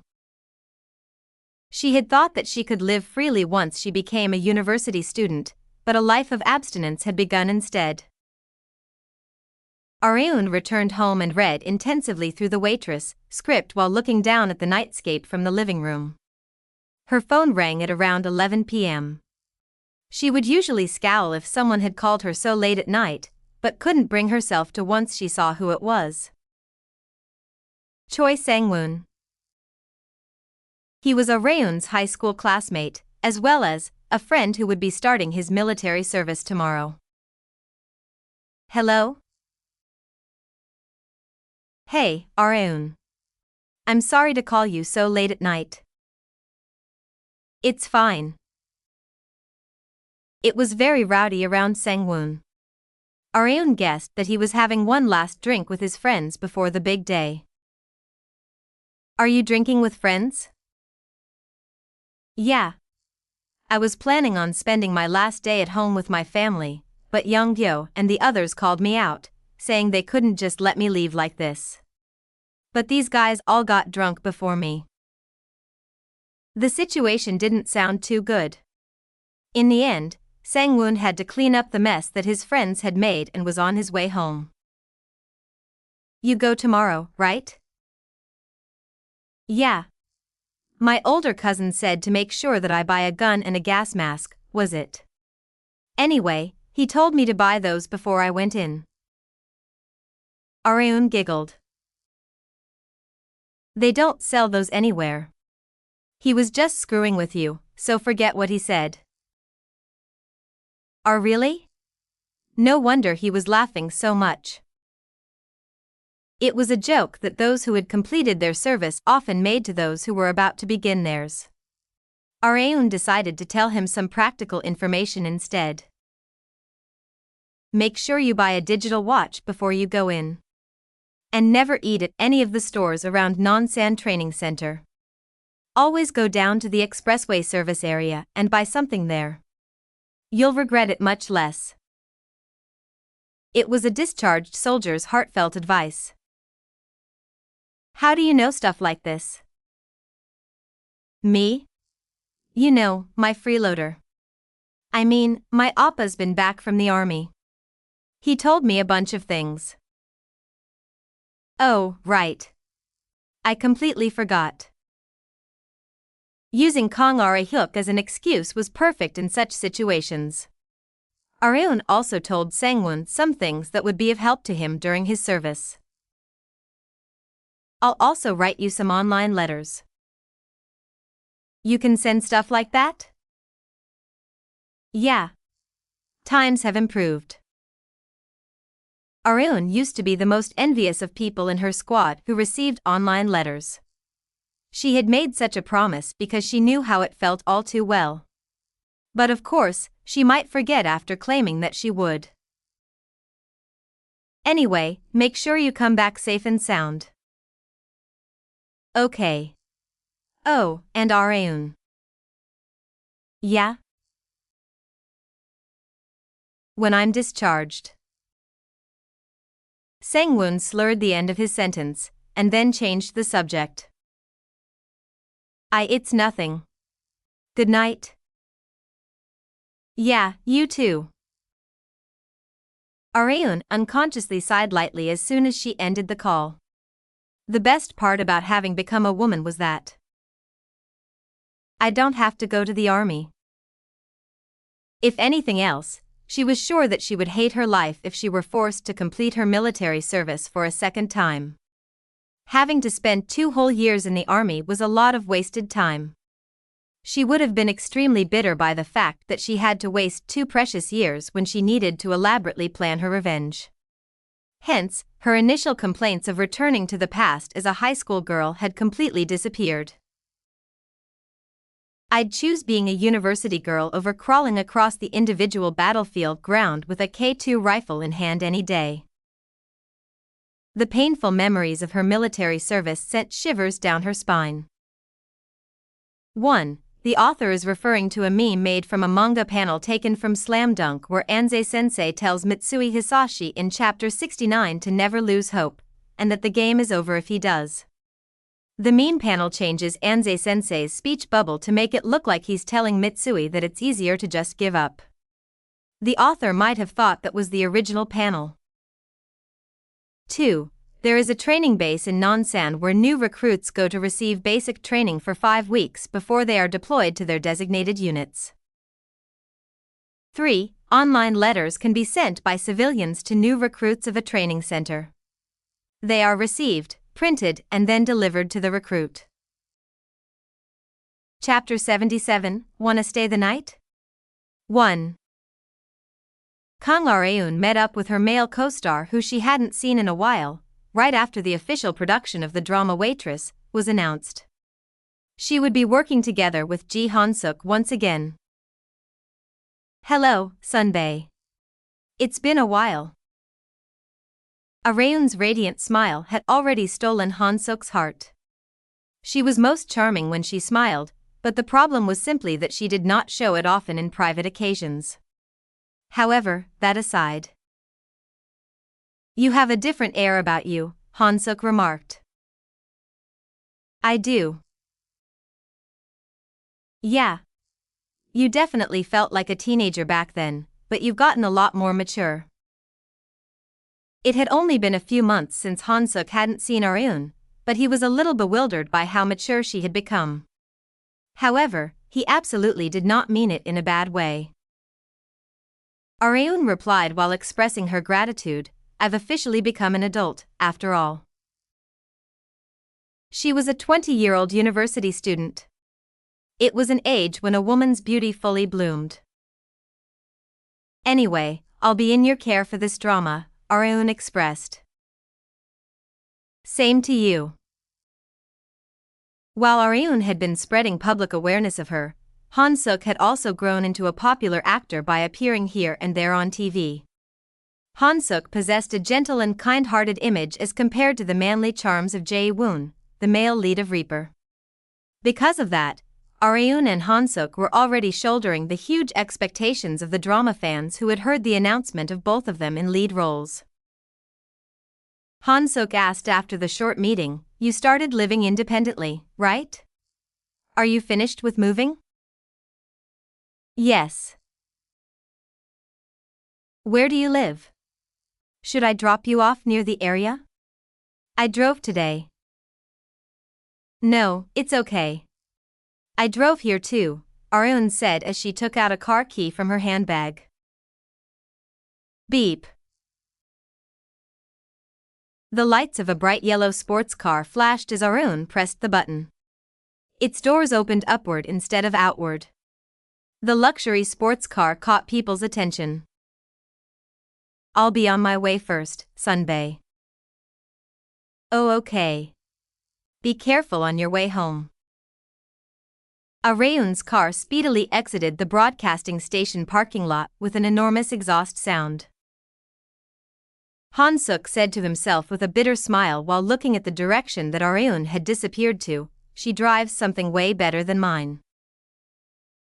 Seo Ijun looked around his surroundings with bags in both hands. I was told it was somewhere in this area. Where is it? He let the bags down for a moment and called his sister. Hello? Sis? I'm at the apartment complex.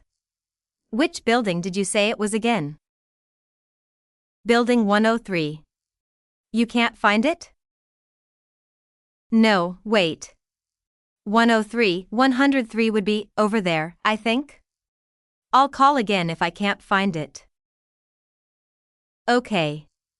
Areun is home, so just hand the bags over to her. Okay. Ijun was playing the kind little brother who brought some bags filled with stuff that his sister had left at her old home. Since he could also meet Areun in the process, it was like hitting two birds with one stone for him. However, he was posed with a dilemma when he arrived at the building. What's this? Do I need a password to open the gate?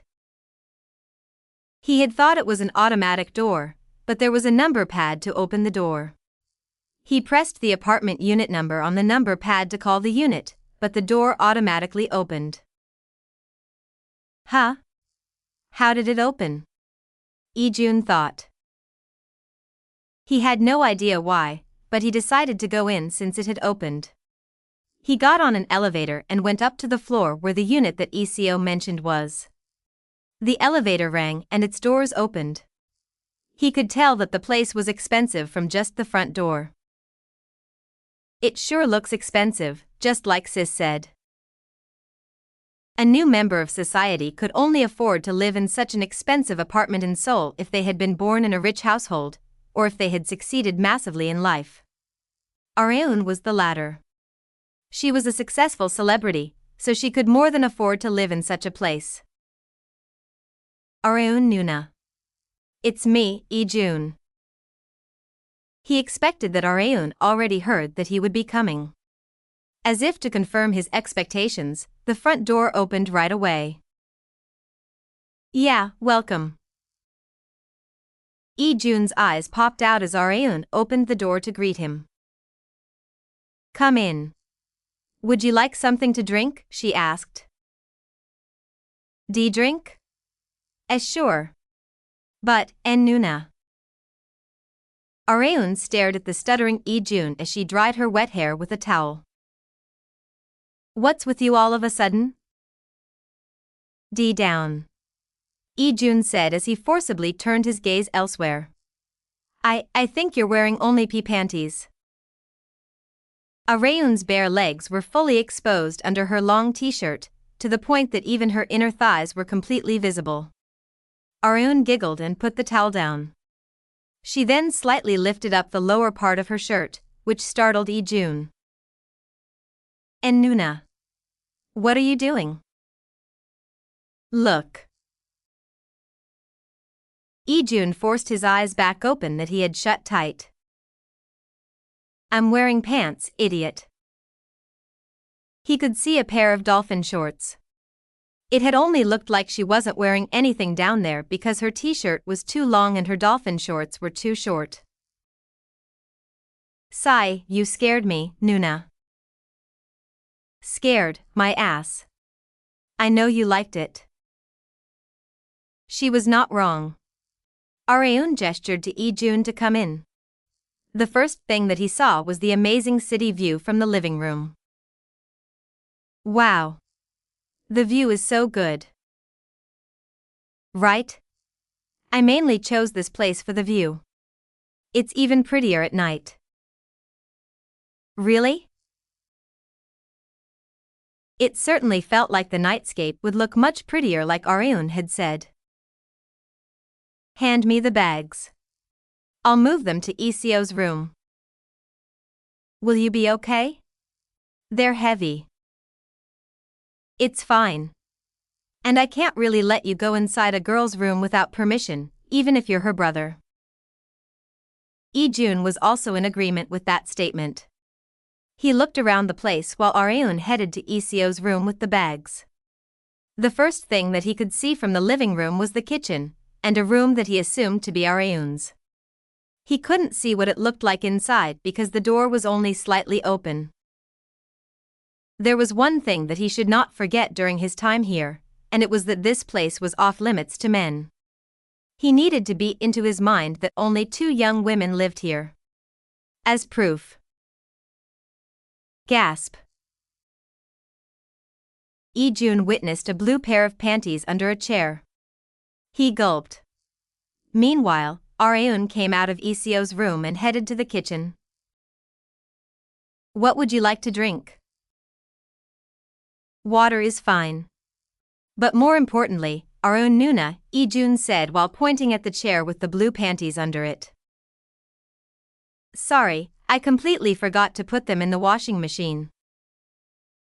Lee-jun guessed that Areun had been wearing them before taking a shower. But despite the fact that a man saw the pair of panties that she had taken off, she did not seem to care much. Her personality was as unreserved as ever, even after becoming a university student.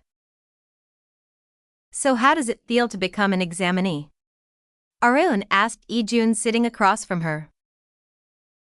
He answered with an awkward smile, I'm only counting the days for it to be over. Lee-jun had no interest in studying.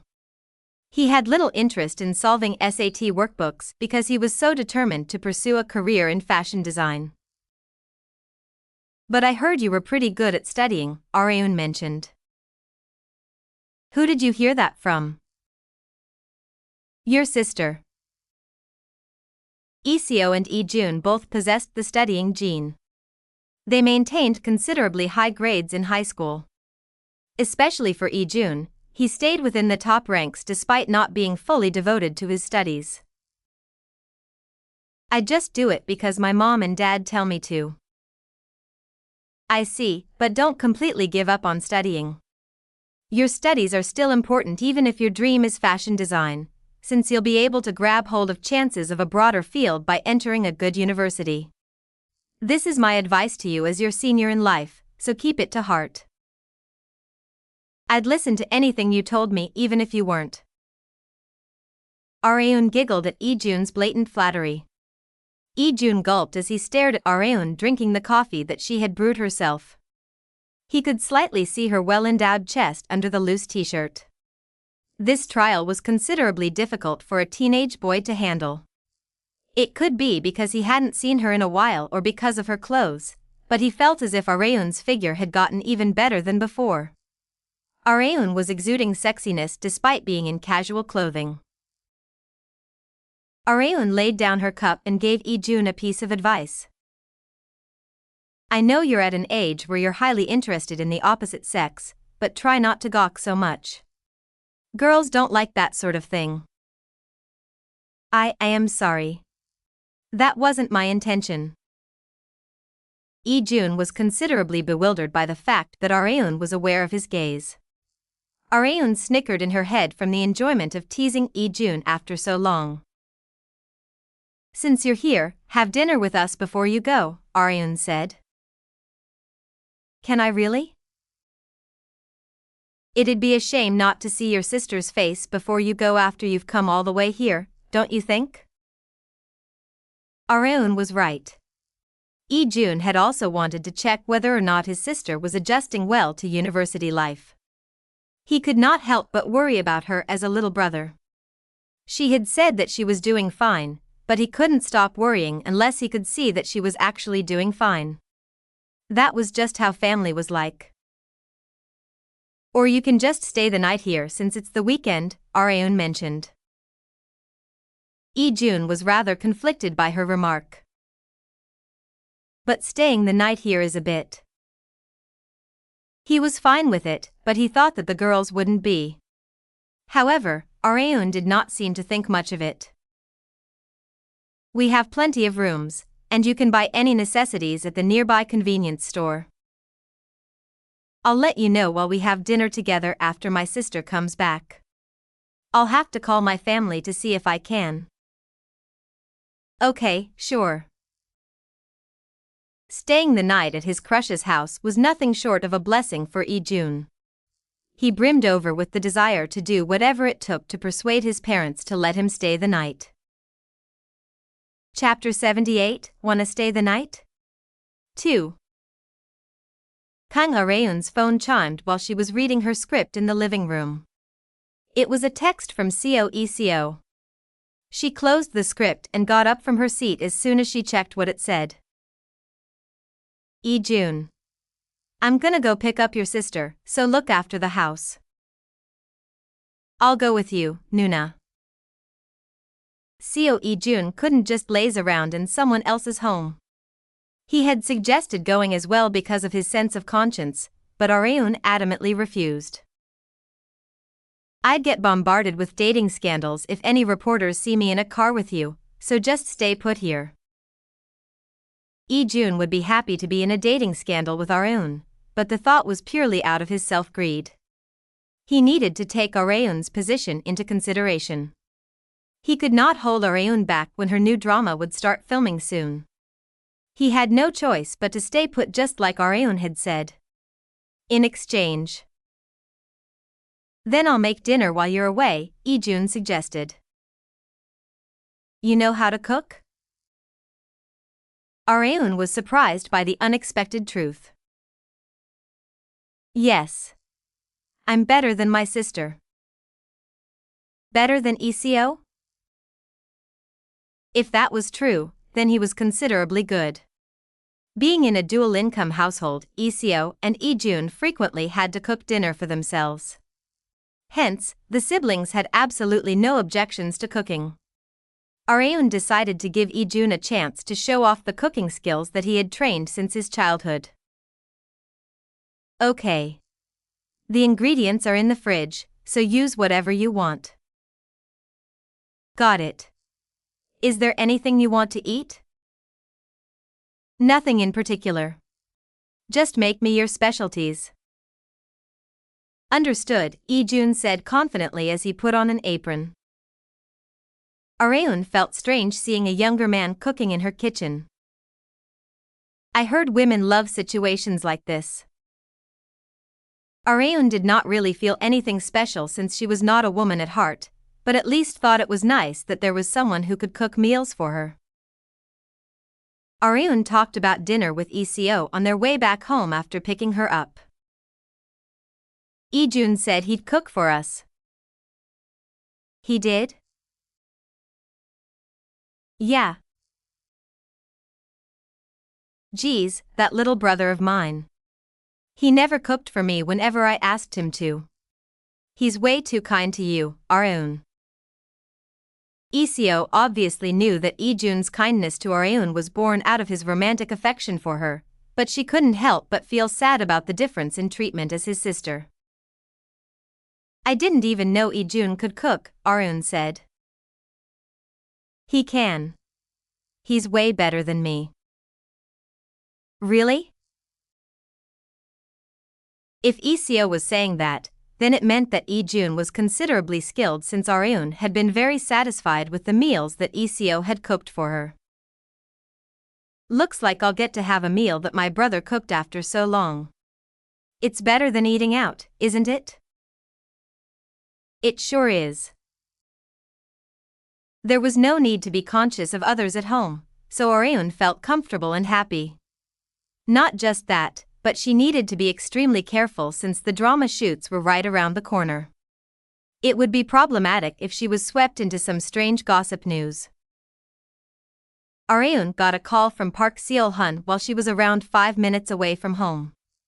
She turned down the music, answered the phone and put it between her ear and shoulder. What, mister? We decided to launch around the first half of this year, didn't we? I wanted you to check the homepage draft layout before it goes into official production. Should I email it to you? I'll come to the company tomorrow. I have something to check there as well. Okay. Oh, and that loan shark that you employed has been recruiting people without my permission. Is it true that you told him to do it? I told him to do it since we might need them, so don't worry. Anyway, Chairwoman Kong here is gonna visit the company tomorrow, so make sure you have everything ready. ECO could hear Seol-hun's complaints from the passenger seat. She asked as Areun ended the call, was that about the business you're setting up? Yup. We have to get it up and running before my drama shoots start, but it's taking some time because there's a lot more to prepare than I expected. She needed to launch the company and release their clothing products as soon as possible so that she could wear them during her drama shoots. Products sold like hotcakes simply from a celebrity wearing them on TV. She had planned the launch of her company to coincide with the resumption of her TV career precisely to aim for this advertising effect. You sure are busy, ECO remarked. I don't really have a choice. What do you mean? Haven't you already earned a ton of money? No, I have to earn even more. Areun had a much bigger goal. Areun and ECO were met with a mouth-watering scent as soon as they opened the front door. Ijun expressed, "You're just in time. Dinner's ready." He greeted his sister whom he hadn't seen since she entered university, while he gave the rice a stir. Iseo never expected to see her brother again cooking in her own home in an apron. Come eat. You too, Areun Nuna. Areun had very high expectations because of how good it smelled. The menu wasn't anything extravagant. He had made purple rice sausage stew with various hams added to it, green onion pancake, and stir-fried anchovies. The rest of the side dishes were what Iseo had previously made. Areun took a photo of the dishes with her phone before digging in. Snap. Visually, it's a pass. So will the taste, I guarantee it, Lee-jun stated confidently. Areun decided to judge whether or not he was being pretentious after a taste. She went for the sausage stew, the main dish, first. Her eyes widened as soon as she tasted the soup. Wow! This is delicious, Areun expressed. Right? The taste exceeded her expectations. Even the cooking of Cha Mi-yi, one of Kang Arehyuk's girlfriend candidates, did not impress Areun this much when she ate at her family restaurant. It looked like Iseo's praises for Lee-jun's cooking were not unfounded. The other side dishes that Lee-jun had made also fit Areun's tastes perfectly. Nuna. It's good, right? Yeah, it is. I wish I had someone who would cook me delicious food like this every day. Lee-jun's heart thumped from Areun's statement. He wondered if this was his chance to confess, but let me dig in too. His plan went out the window once Iseo came out of her room after changing. Lee-jun decided to stay the night, but nothing special that he had been secretly hoping for happened. He was a minor, so he couldn't drink with Areun yet, and Areun also had to sleep early because she had a morning shoot the next day. I'm gonna hit the sack first, Areun said. Lee-jun could only hide his disappointment. He wanted to spend more time with her, but couldn't, considering her circumstances. It was 11:30 p.m. Lee-jun was watching TV with Iseo in the living room. However, Lee-jun's gaze periodically shifted to Areun's closed room door while watching TV. Iseo witnessed it and asked with a smirk, "Do you still have a crush on Areun?" Lee-jun's shoulders flinched violently at his older sister's hard-hitting question.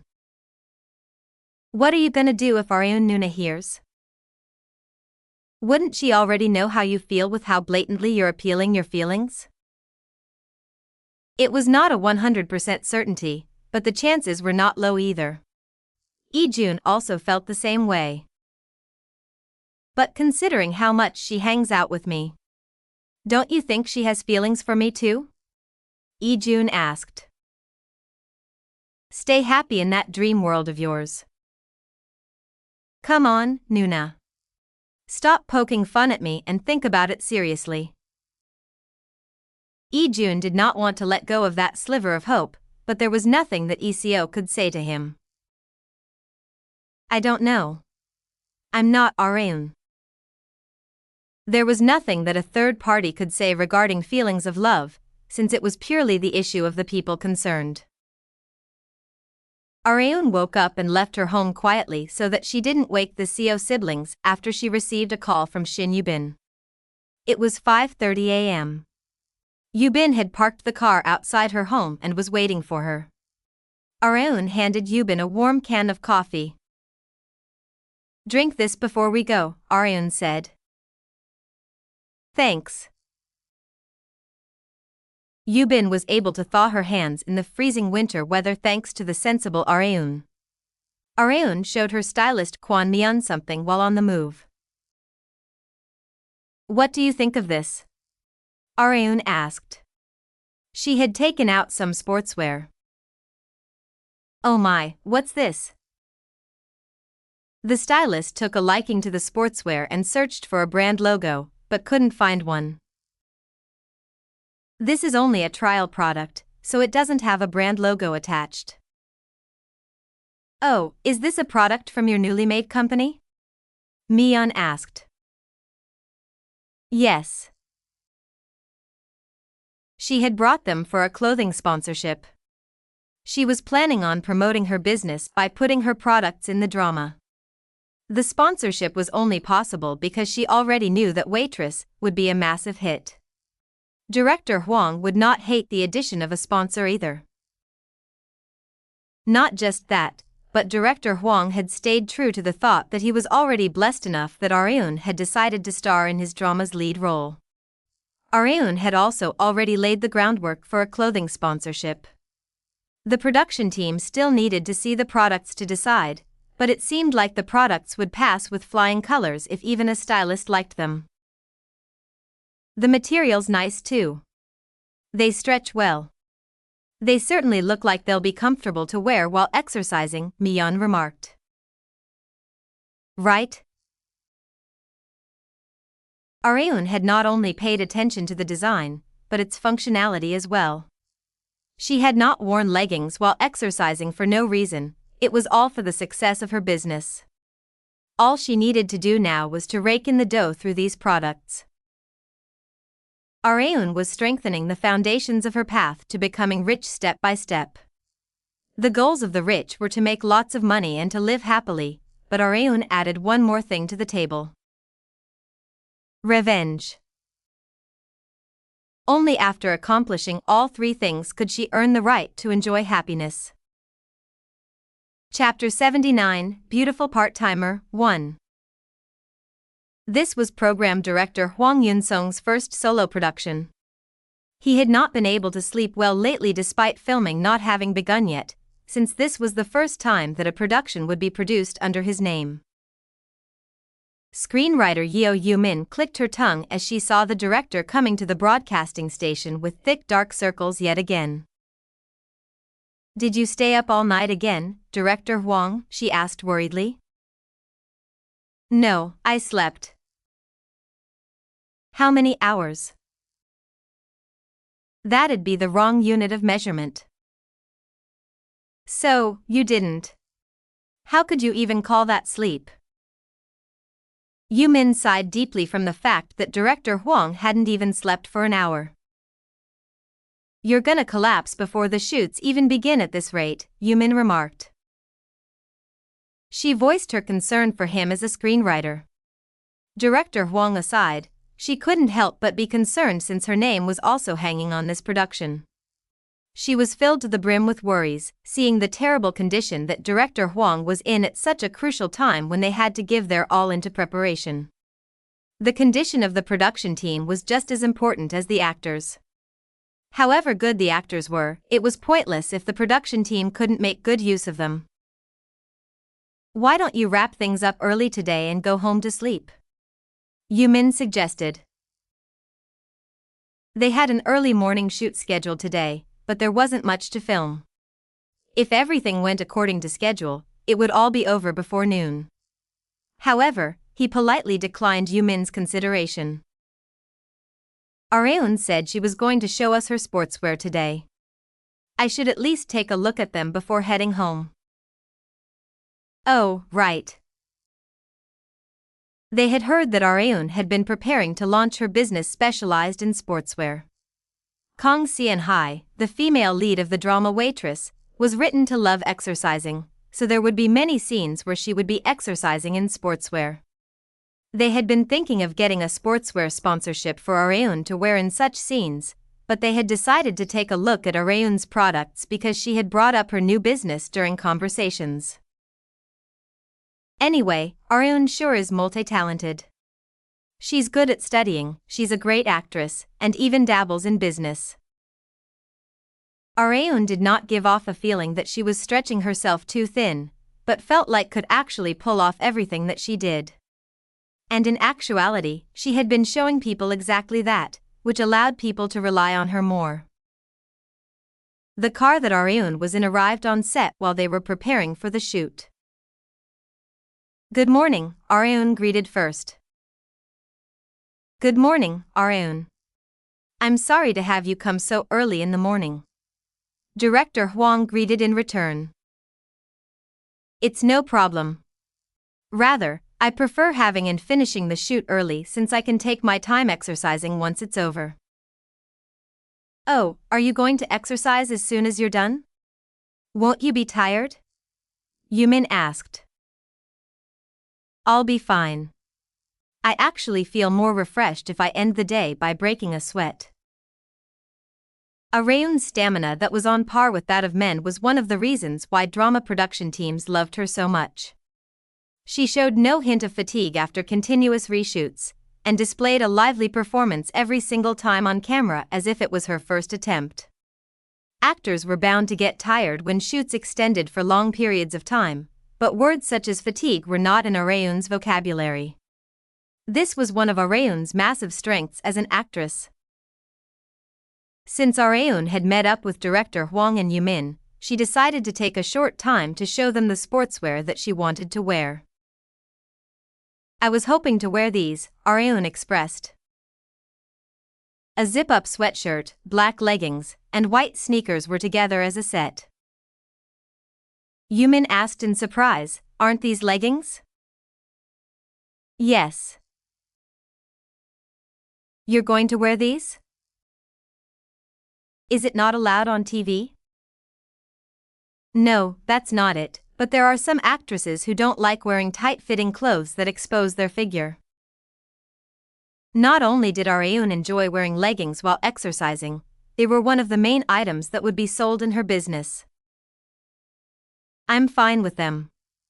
I wear them all the time when exercising, Areun replied. Director Hwang asked while tilting his head, I thought you didn't like clothes that were revealing, Areun. What I don't like is skin exposure. I'm fine with skin-tight clothes like these. Every actor had things that they were okay and not okay with. In Areun's case, she was still reluctant to expose her bare skin. Since the person concerned was saying that it was okay, director Hwang and Yumin had no reason to refuse. The design isn't bad either. In their eyes, the sportswear looked great. They would not contradict the character Kang Seon-hai's traits either. Areun sighed in relief in her head as the two most important people of this production showed positive responses. Her sportswear was approved in no time. Since the sportswear issue had been resolved, Areun got ready for the shoot. But before that, Yumin asked her about a different subject. Areun, are you not interested in social media? Social media? Yes. I'm sure your company sales would increase exponentially if you upload selfies in your sportswear. Other celebrities do the same thing, don't they? An indirect advertisement through social media. In Areun's case, it could even be considered a direct advertisement since it was her own company's product. Social media, huh? She had used a few in her past life, but it was nothing more than a way to communicate with her friends. It was her first time making a social media account as an extremely popular actress. Do I just upload a few pictures like other celebrities do? It looked like she had some studying to do as a social media novice. Scene #3-2. The shoot started off with the scene where the female protagonist Kang Seon-hai visited the cafe to apply for a part-time job. Areun entered the cafe in casual clothing. The camera filmed her first meeting with the man standing at the counter, Ji Han-suk. Welcome. Mistaking her for a customer, Han-suk put on his business smile. Areun stated the purpose of her visit while returning his smile with an awkward one of her own. I'm here for an interview. An interview? Oh, are you Miss Kang Seon-hai? Yes, that's me. You're extremely early, aren't you? The interview was supposed to be held at 3 p.m., but Seon-hai had arrived at 1 p.m. I arrived early because I didn't want to be late. If it's too early, then I'll spend the time drinking a cup of coffee until you're free. No, it's okay. There aren't any customers at the moment, so let's start the interview right away. Areun and Han-Suk exchanged lines naturally without a single NG cut, possibly because they had already worked together before. Okay, cut. That was great. Let's take a 15-minute break before we move on to the next scene. Yes, director. Areun did not seem to have any intention of taking a break despite being given time for one. She had always been the competitive type even in her past life, so she always saw things through until perfection. And of course, that was also true in the case of drama shoots. Sunbae. I'm sorry, but could you join me in the script reading? Script reading? Okay, sure. Let's do it. Han-Suk became a yes-man for any of Areun's requests. Wait, Han-Suk stuttered in embarrassment as soon as they sat across from each other. As Areun was about to ask him what was wrong, Han-Suk said while turning his gaze elsewhere, Areun. You should cover your legs with something. Areun was not wearing a particularly short skirt, but it had rolled up slightly due to her sitting motion. It was possible for someone right across from her to see her panties at the right angle. However, Areun had been a woman for almost 2 years. Such situations were well within her expectations. It's fine, Sunbae. I'm wearing bloomers underneath. Areun did not seem to mind her movements or posture much because of the insurance that she was wearing, but that was only the case for herself. Han-Suk, who had to sit across from her, was not thinking as positively as her. No, but still. Areun's smooth calves and thighs were still clearly visible. There was no way that Han-Suk could take his eyes off her legs, which were every man's hopes and dreams. Areun had no choice but to take off her jacket and cover her legs for Han-Suk to focus on the script. Everything was now ready. Ahem. Han-Suk cleared his throat and recited his line first. Where did you say you were from again? I'm from Namhee County of Gyeongsang Nam Province. Namhee? That's pretty far away. How did you end up in Seoul? It just happened. No drama revealed everything from the first episode. The same went for Waitress. The reason why Seon-Hae came to Seoul was not fully revealed because the audience would slowly lose interest as the drama went on if everything was laid bare on the table. This script was special because the reason was not revealed to the actors. There are a few production teams that do this. Areun had heard of such instances before in her past life where a thriller drama was filmed with the actors having no knowledge of who the culprit was, not even the actor who was playing the culprit. The movie director had said that he had purposefully kept it secret to help the actors immerse themselves in the scenario more to heighten the quality of their performance. However, there was one problem. I already know what happens. The actors had speculated that Seon-Hae had come to Seoul to find her long-lost younger sister that she had separated from in childhood, and that younger sister would play a very important role in greatly distorting Seon-Hae's relationship with the male lead played by Han-Suk. That's not it, it's a bit boring to perform while knowing everything. However, Areun was giving her all into her performance despite that.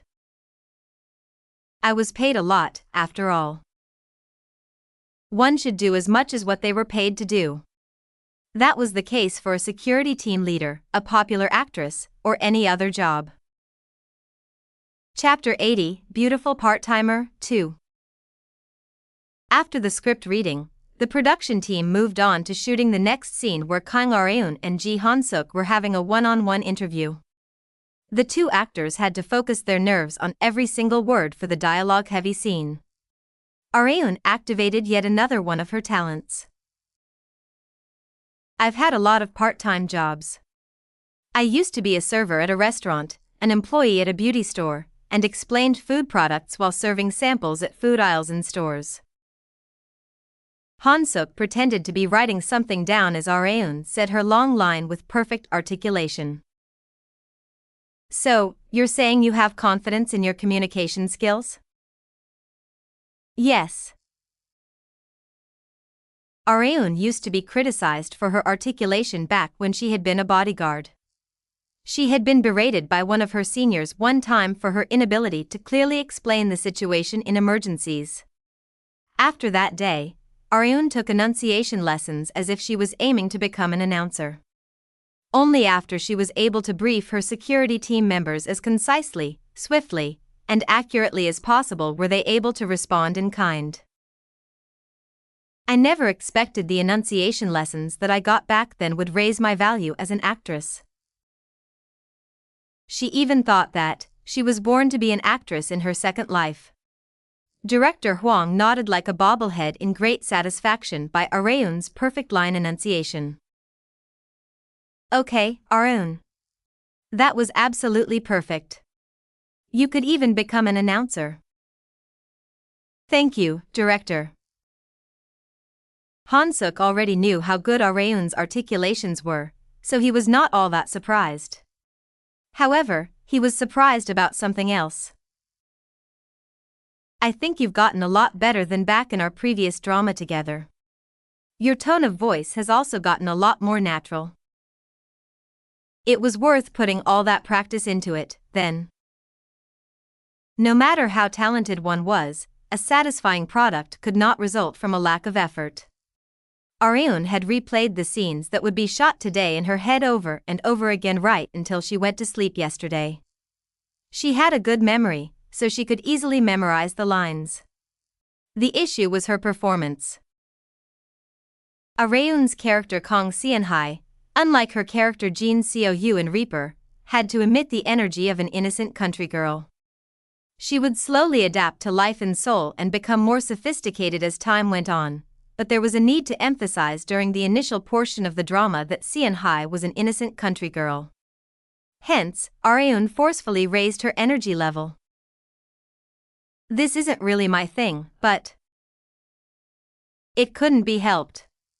As long as she was an actress, she had to perform as if she had been possessed by the character, even if their personality did not match with her own. That was the essence of a true professional. The shoot was able to end an hour earlier than planned thanks to the Areun and Han-Suk pair's flawless performance. Great work, everyone.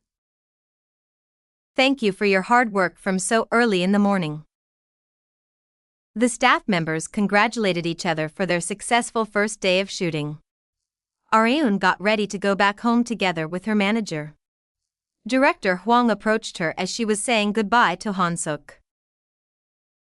Areun. I discussed it with the clothing team, and they said you can wear the sportswear that you showed me this morning. They all loved the design as well. I'm glad everyone liked them. Han-Suk took an interest in the mention of sportswear. Are you talking about the clothing business that you were setting up, Areun? Yes. The preparations are almost complete. All that's left for us to do now is to secure enough supply through the factory. Park Seol-hun and his sales team had already secured a distribution line. All that was left to do now was production, and then to go into proper sales. Do you have menswear as well?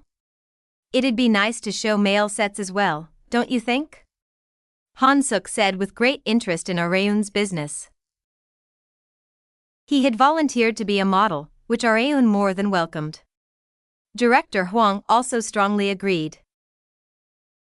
Please bring some menswear next time as well, like Han-Suk suggested, Areun, said Director Huang. Okay, I will. Her company sales would increase along with her popularity as an actress. It was the perfect opportunity to kill two birds with one stone. It had been a while since Seo Iseo, Choi Romi, Na Gurin and Areun got together. Their goal was clear: shopping. The four girls arrived at a department store and looked around clothing stores before they went for lunch. Areun was bombarded with people asking for her autograph as she strolled through the store. Her popularity was as high as always. She didn't mind dealing with fans, but I'd like to buy some clothes. She had become a university student. Now that she was an adult, her clothes from last year felt a little tight. Her waist circumference was fine, rather, her clothes felt more loose around the waist than last year. The problem was with her hips. Areun had come shopping with her friends to buy some new jeans because her old ones felt too tight around her hips. She no longer felt awkward in women's wear stores. "Is there a specific piece of clothing you're looking for?" an employee asked. Areun answered as if she was waiting for them to ask, "Could you show me some jeans?" Jeans, unlike skirts, were one of the safest and least uncomfortable pieces of clothing to wear. Hence, they had become her most frequently worn fashion item as of late. The employee took out and showed Areun a pair of jeans. "How about something like this? Jeans like these that help accentuate the hip curves are on the rise these days. They're skinny fit, so your legs will look beautiful as well. They're also made of comfortable materials, so I'm sure they'll be more than good enough for daily use." Listening to explanations was pointless. The most important thing when choosing clothes was how good it felt to wear them. "Could I try them on?" Areun asked. No one could tell how a piece of clothing would look on someone until they actually tried it on. "Yes, of course," the employee answered cheerfully.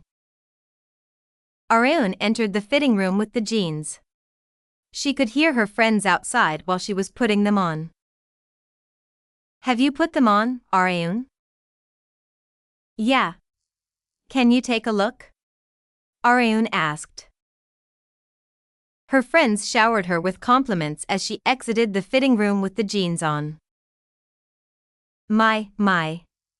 They fit you so nicely. That's a celebrity for ya." They could clearly see the difference between a regular person and a celebrity. Areun pulled her hair back and stood in front of the mirror to check her appearance for herself. "But man, I've completely become a woman." She used to get so embarrassed by stuff like this, but now, shopping with her girlfriends felt all too natural to her.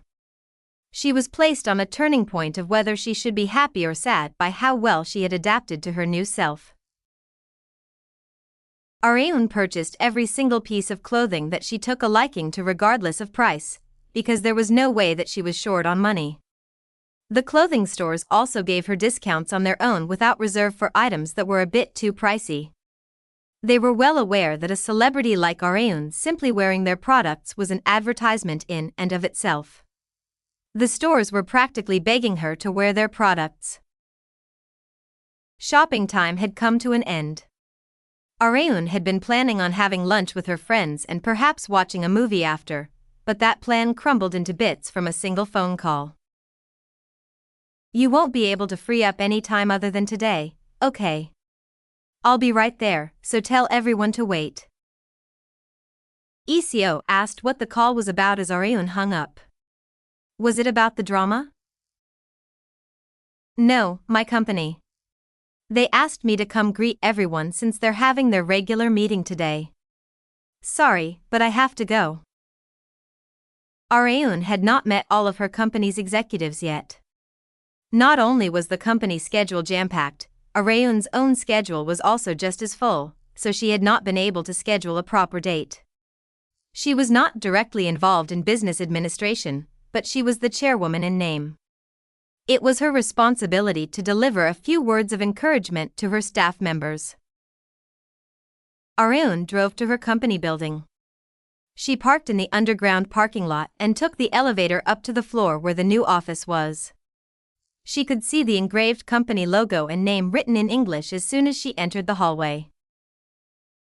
They had decided on Levant as their company name. It was the same clothing brand name that Seo-hun had grown into greatness in Areun's past life. She had asked him why he chose that name, but he answered that there was no particular reason for it. It simply sounded cool. That Mr. sure loves to act cool. The executives got up from their seats as soon as Areun entered the office. Good afternoon, Chairwoman. Oh my God, is Miss Kang Areun seriously our chairwoman? Wow, it's my first time seeing a celebrity in person. The employees who had yet to meet Areun until now tried their best to hide their astonishment. Seo Han and Ma Young-jun approached Areun as soon as they heard that she had arrived. Areun asked the two men, "Is the meeting over?" "Yeah. They were all waiting for you."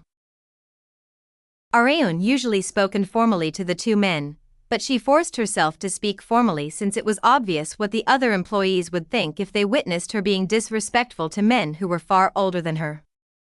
Seo Han and Young-jun were unaccustomed to Areun speaking formally to them at first, but like how Areun was slowly adjusting to her life as a woman, they were also in the middle of adjusting to the current situation. Clap, clap.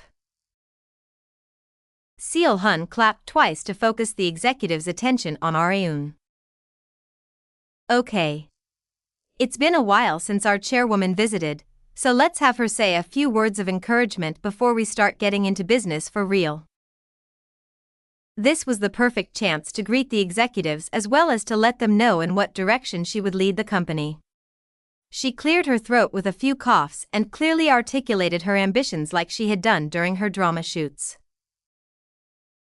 Our company Levanche will grow to become the greatest clothing brand that will represent Korea, so all you have to do is to trust and follow me. She was saying that she would carry this company on her back. The executives showered her assertive ambitions with applause. Areun had already risen to stardom as an actress. However, it was still not enough. She had taken her first step in her second objective, to become a successful businesswoman. Chapter 81, Dutiful Daughter, 1. Seo sat in the living room to catch the original airing of the drama Waitress. She had prepared food and drinks, and then called today's main character Kang Areun over. Areun, the drama's about to start. Areun asked as she lifelessly came out of her room, "Do I really have to watch it too?" Of course you do. You star in it. Aren't you the least bit curious? Not in the slightest. She had already taken a look at the original shots, and she wasn't very interested either since she knew everything that would happen. Not only that, but she considered watching the drama that she starred in as neither a hobby nor for stress relief, but as an extension of work. Hence, Areun had no intention of watching it, but unable to handle Iseo's pressing, she ended up taking a seat next to her. Episode 1 was written right at the center of the TV screen, and then slowly transitioned to a different background. Iseo took pictures of the TV screen with her phone. She wanted to remember the monumental moment through her eyes, mind, heart, and finally, pictures. Snap, snap. Areun requested, "Send me a few of what you just took." Huh?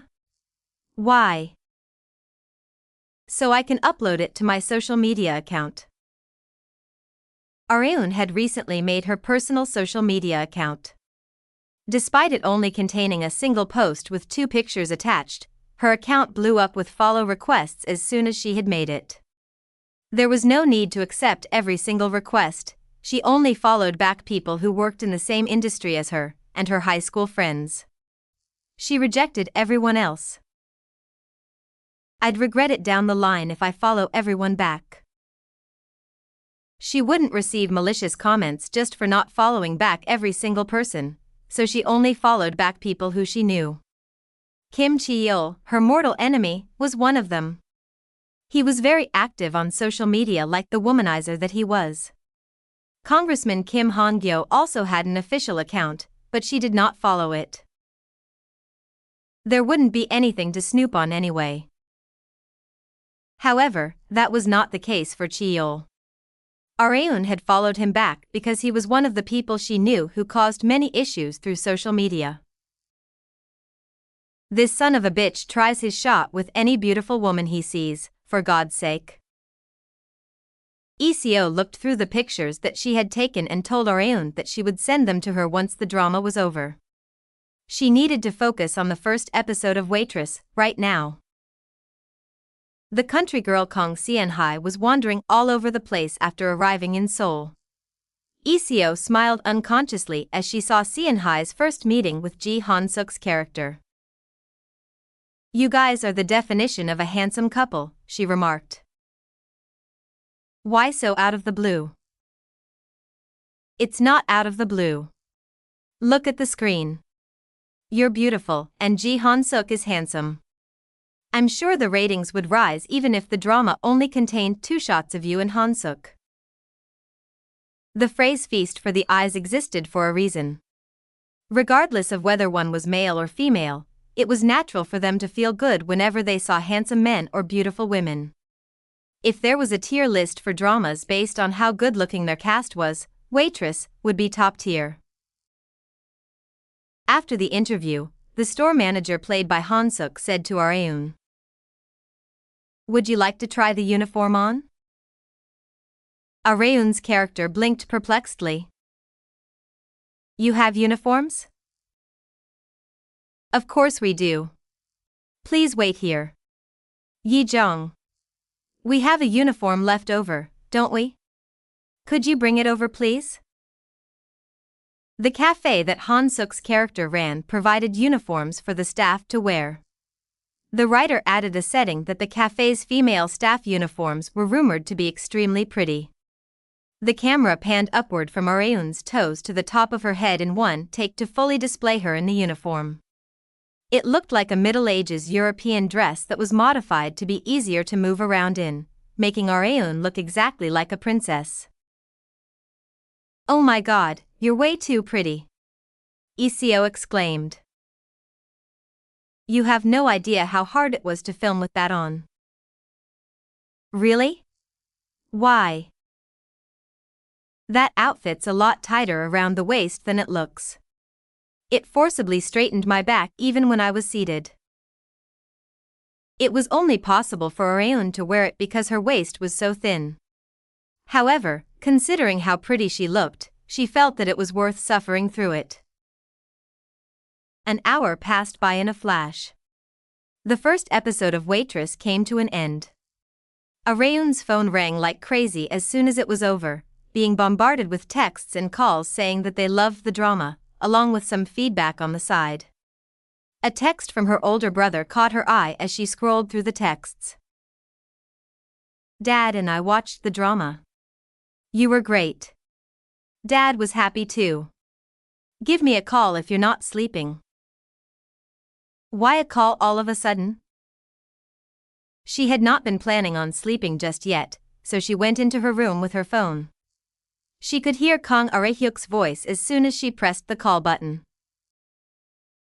"Atta girl, my lil sis. You looked like an absolute princess right from the first episode. I'm hanging up if you asked me to call you for something like that." "Hey, hey, hey. Wait. You're as cold as always. You're nothing like your kind and docile character in the drama. Try to distinguish between drama and reality. That aside, why did you ask me to call you?" Areun wondered if something bad had happened.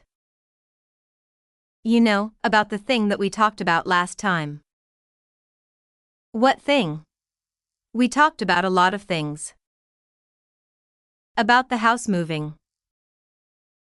"Oh, that?" Their household no longer had to live while saddled with debt thanks to Areun's accomplishments.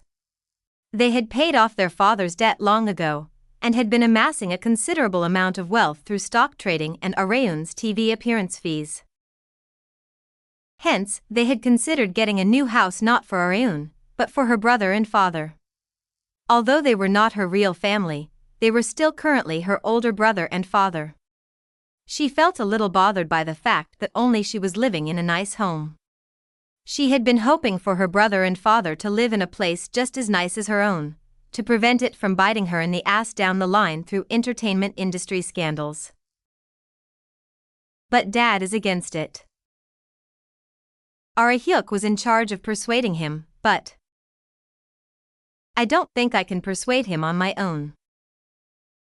He had put up the white flag in the call with his little sister whom he hadn't spoken to in a while. So, what are you gonna do? Are you gonna live there forever? No, I can't do that. So I was thinking. Could you persuade Dad for me? Me? He listens to you more than me. You know he's a sucker for his daughter.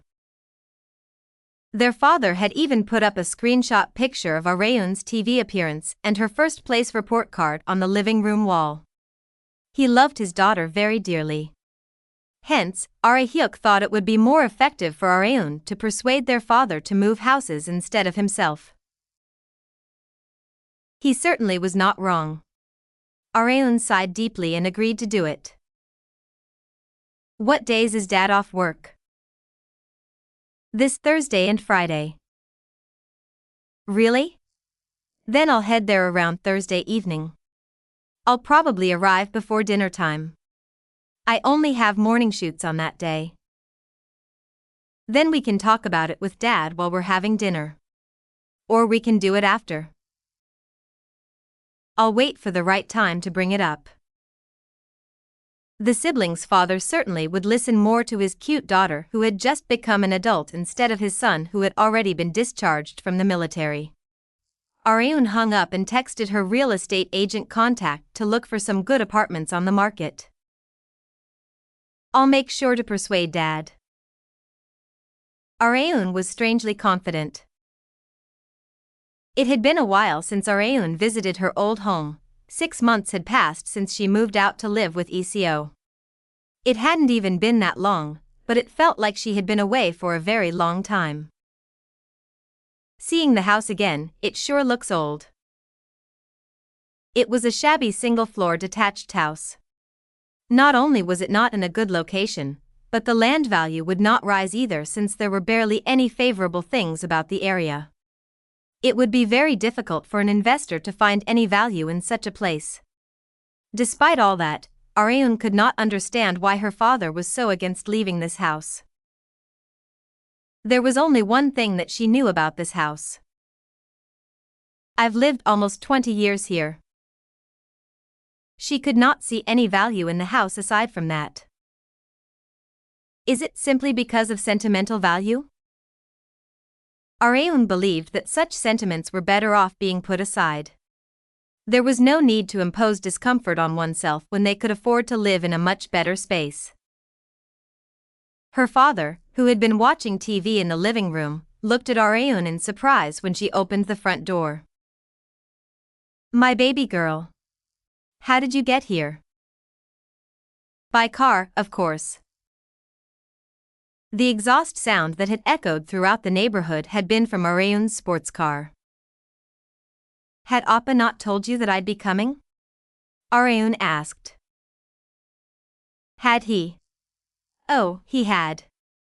Sorry, I'd completely forgotten. No wonder. Despite Areun earning a ton of money, the siblings' father continued to work as a delivery man.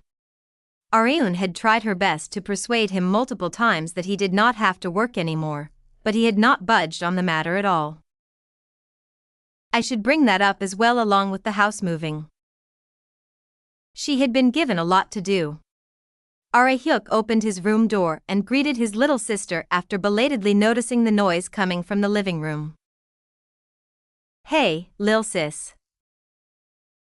What were you doing in your room? You were watching porn again, weren't you? Is that all you talk about whenever you see me? Hyuk was reminded of the trauma that had formed because of Areun's frequent harassment when they used to live together. They decided to have dinner at home instead of eating out. Areun chatted with her father about all kinds of things while eating the homemade meal that she hadn't had in a while. This seems like as good of a time as any. Arun casually brought up the topic of moving. Dad, what do you think about moving to someplace bigger and better than here? Her father was a yes man whenever it came to her, but I can't do that. He refused Arun's suggestion without hesitation. Chapter 82, Dutiful Daughter, 2. Kang Arun knew as soon as her father refused without hesitation that this was going to be a hard battle to win. Like Kang Arun had mentioned in the call, their father listened to almost everything that she would ask. That was how much he treasured her. However, that was not the case for anything related to the house. Your brother also brought that up last time. Arun, did you ask Arun to persuade me in your place? Arun stuttered in confusion. Arun interjected, no. Rather, I was the one who asked him to bring up the subject to you. She told her father everything about how they had been considering the house moving. Arun had been thinking of taking all the blame since he was the older brother, but that chance had been stolen now that Arun had laid everything bare on the table. Their father lightly sighed and asked, why are you considering something like that? Because this house is old, Arun answered. They had plenty of money. It was human instinct to live in a better place if they could afford it. It was perfectly natural for a human to pursue better food, clothing, and shelter. However, their father did not seem to have even a little of such basic human desires, which Arun could not understand at all. We've paid off all our debt, and there's no more reason for us to save money. Moving to a new house isn't much trouble for us financially, so please take this opportunity to move to someplace better with Appa. No, I'm fine. Arun proposed the move once again, but their father flatly refused. His gaze then shifted to Arun. Arun, do you want to move to a better place? Well, yes. It was obvious. If Arun had felt the same way as their father, he would have refused once his little sister even brought up the subject. Their father sighed and said to Arun, if you want to move, then you should also take this chance to live independently. I won't be against it. Their father suggested that Arun move out instead. Arun was inwardly happy, but he could not openly express it because Arun was fiercely glaring at him. This dim-witted twat. Arun needed to remind herself that she wasn't here to help her older brother receive approval for his independence. She had gotten curious about her father's refusal to move. Why do you want to stay here so much? She asked. Only after knowing the reason could she come up with a solution. It's complicated. However, their father did not seem to have any intention of telling them why. Let's eat, he said as he picked up his spoon. They could not bring it up any more for today. They needed to wait for another opportunity. Once their father went to bed early, Arun visited Starlight Road after a long time with Arun. It was practically empty because it was quite late at night. Ijun at the counter blinked repeatedly in surprise as soon as they entered the cafe. Arun Nuna? Why are you here? We're here for a family meeting. Don't mind us and keep doing your job. They ordered 2 iced Americanos and sat at the furthest table possible. No one would hear them since there weren't any other customers in the cafe, but they sat at the most remote place possible just in case. The contents of their meeting was very simple. It was about why their father wouldn't move houses. I've been thinking hard about it, Arun voiced her opinion first. Could it be because that house was the first one that he'd bought with his own money? No matter how old and low in value something was, there were some items that held great meaning in one's life. That house could be one of such things for their father. After much thought, Arun had put it up as one of the potential reasons. Hyuk objected, that wasn't his first house. I once heard him say that he and Mom used to live in a small studio apartment, but sold it and moved to our current home. Oh, really? If it wasn't special because it was the first house that he had ever bought, then could it be because the place is filled with his memories with Mom? Areun conjectured for a second time. Hyuk said in possible agreement, yeah, I'm sure Dad has lots of memories with Mom in that house that we don't know about. We've also lived there during the time that Mom passed away. There were a few points that meshed together. They didn't know exactly what sort of memories that their father had with their mother in that house. Such memories were their own little secret. He doesn't want to move, so shouldn't we just let him be? It's not like there's a reason that he needs to move no matter what. It was simply because the house was old. Like Hyuk had said, there was no other reason but that. Wait, Areun expressed. Refusing to yield, she called her hands and legs, my young June. Mr. You introduced me to a real estate agent last time. Do you know any other real estate agents in the area where I used to live? If you do, then send me their number. Areun was extremely competitive. Once she started something, she could only rest after seeing it through to the end. And of course, that also applied to family circumstances. Areun once again went to her father and brother's house on the next day. Since she had received noise complaints from pulling up on her sports car last time, she pulled up on a regular sedan this time. She called for her father as soon as she got out of the car and opened the front door. Dad. Could you come out here for a second? He came out of the house in puzzlement with Areun. Areun said as she pointed at the vacant lot next to them, I bought this plot of land, and I'm going to build a house based completely on your preferences. What do you think? She was planning on building a new house right next to the home that he did not want to move from, with the thought that her father could live in the new house and just keep the old house in good shape. Hyuk, who had followed his father out on impulse, was lost for words by his little sister's will to act. She had come up with such an idea in just a single day. Their father expressed with a bitter smile, thank you, my baby girl. But you see. He fixed his gaze not on the plot of land that the new house would be built on, but the old house that he was living in. I like this house much better.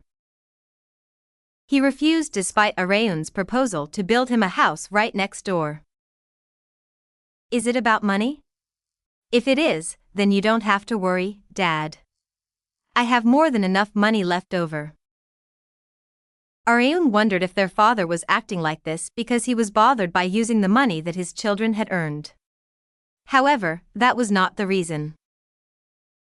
It's because this house holds special meaning to me, their father remarked. It was as the siblings had expected.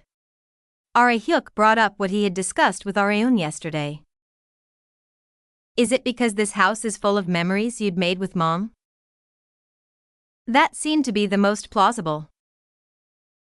Their father said, you're not wrong, but memories even more precious than those he had made with his wife were dwelling in this house. This is also where you two were born. Huh? The siblings were both shocked.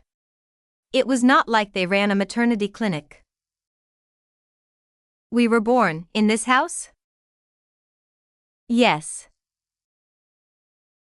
Their father started unpacking the bag of past stories that they had no idea about. There weren't any maternity clinics in the area at the time. There was only one hospital far downtown.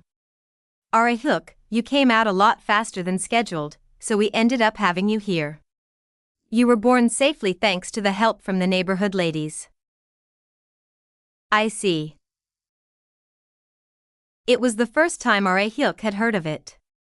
However, that was not the end of the story. Then was Areun also. Their father nodded. We were determined to go to a hospital to have our Aeun, but things happened and you ended up being born here as well. It was a strange turn of fate. This old detached home was not only filled with memories with his wife, but also the place where he first met his children. Hence, their father could not bring himself to leave this home, nor would he ever sell it to someone else. Aeun sighed after hearing the story. Now that she had heard the reason, there was no way that she could persuade him to move. Aeun gave up on getting him to move houses, but is a refurbishment okay, then? She had still not given up. This was the final form of compromise that she could offer.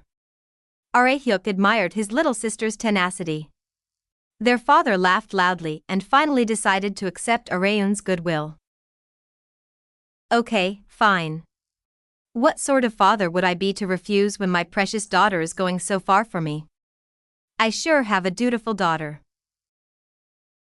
He felt so great that he couldn't stop smiling. While their father went to the bathroom, Aehyuk asked his little sister, "You really wanted to see it through to the end, huh?" "You're goddamn right." Aeun's competitive spirit could not be broken even after hearing their home's circumstances. She wanted to do whatever it took to come to a result that she could be satisfied with. A refurbishment was barely within the lines of satisfaction. "What are you gonna do?" Aeun asked Aehyuk. "Me? Dad said yesterday that you can move out if you want." Aehyuk answered immediately as if he had already made up his mind long ago, "I should move out. My friends were asking when I was going to." "Why?" "Something about wanting to make our own hideout." It was a man thing. If a friend moved out of their parents' house to somewhere close by and was living alone, that place would be designated as their hideout. Aehyuk also looked like he was secretly wanting it. "Have you thought about where?" Aeun asked. "I was thinking somewhere near your place. I'm sure Dad would like it, since he always says an older brother should protect his little sister." "I can take care of myself, so worry about yourself first." She had come to help her father move houses, but had ended up helping her brother move out instead. Chapter 83, First Military Leave, 1. Private Choi Sang-won was vigorously swinging a pickaxe under the sweltering sun. He had never held a pickaxe in his life, but soldiers needed to know the basics of using a shovel, pickaxe and hammer if they didn't want to be given a hard time by their seniors. This was his first time learning to use a pickaxe, but fortunately. "Wow. You're pretty good at using a pickaxe, aren't you, little newbie?" "Thank you very much, sir. I was worried that you wouldn't be of use when you were first transferred to our squad since you were so skinny, but you've impressed me." Sang-won was also surprised by himself. He was worried while being trained at the training center after the entrance ceremony about whether or not he could handle the rifle training, marching, outdoor camping, individual combat and even CBR training. However, he had acclimated much better than expected, considering how scared he was. But of course, that didn't mean he had come to like the army. If he could escape his military service without any repercussions, he would in a heartbeat. A superior wearing a squad leader epaulet called out to the soldiers, "We will resume in 10 minutes. Everyone, take a break." "Yes, sir." The soldiers hurriedly escaped toward the shade. Thump. Sang-won collapsed on his butt and looked at his forearm while wiping his sweat. He had been tanned and had also put on quite a bit of muscle after being forced by his seniors to work out with them during his free time. "I wasn't interested in fitness at all during my high school days." The entire squad had been infected by a fitness craze because of the seniors' desire to get toned to pick up girls at the beach during their leave in the summer. Sang-woon thought of Kang Areun. I wonder what Areun would say if she saw how much I've changed. His head heated up once again after having barely been cooled down by the shade. Sang-woon had not been able to put up the sticker photo that Areun had gifted him to put up on his army locker, because he did not want to show it to his seniors who pounced on anyone who had pictures of female acquaintances on their locker. One of the seniors brought up Areun just as Sang-woon was thinking about her. Did you watch Waitresses yesterday? The drama Waitress was extremely popular among their squad lately. They could only watch reruns of it on the weekend because they could not watch dramas whenever they wanted to. However, that was more than enough for them to be happy. Kang Areun is so hot in it, isn't she? You're goddamn right she is. I couldn't take my eyes off the TV screen when she came out with that cafe uniform on. I guarantee you that Kang Areun is the hottest woman in Korea. I couldn't agree more. The soldiers watched Waitress every weekend without fail, not for the story, but to see Areun in it. Sigh. If only I knew Kang Areun personally. Sang-woon's shoulders violently flinched at his senior's remark. Having noticed that by coincidence from up close, his senior asked, "Hey, Choi Sang-woon." "Yes, sir." "Private Choi speaking." "Why did you flinch?" "No way, are you acquainted with Kang Areun?" Sang-woon flinched again. His senior reacted in surprise. "Seriously? You know her?" As Sang-woon was wriggling hesitantly, their squad's highest-ranking officer interjected, "Fucking hell, say something that actually makes sense. How could regular people like us be close with a goddess in heaven like her?" "Right, Sang-woon?" "Why yes, sir." That's exactly right," Sang-woon said as he secretly sighed in relief. The thought of what would happen if his squad members found out that he used to be classmates with Areun terrified him. "This is Private Choi. I'm here for business in the orderly room." "Oh, Sang-woon. Come here," the Army Administrative Clerk Jang Hyunbok said as he showed Sang-woon a calendar. "It's time for your first military leave, right?" "Yes, that's right. I have to make the leave schedule for next month, so pick which day you want." Sang-woon was bewildered from being given priority selection. "I'll just choose a date after my seniors finish choosing." "Hey, you don't need to yield to your seniors. There's no leave more prioritized than a new recruit's first leave. It'll be difficult to choose the dates that you want for your leaves after this one, so make use of your new recruit privileges while you still can," the administrative clerk sincerely advised. Sang-woon had never thought about which day he wanted his leave. If he could choose, then.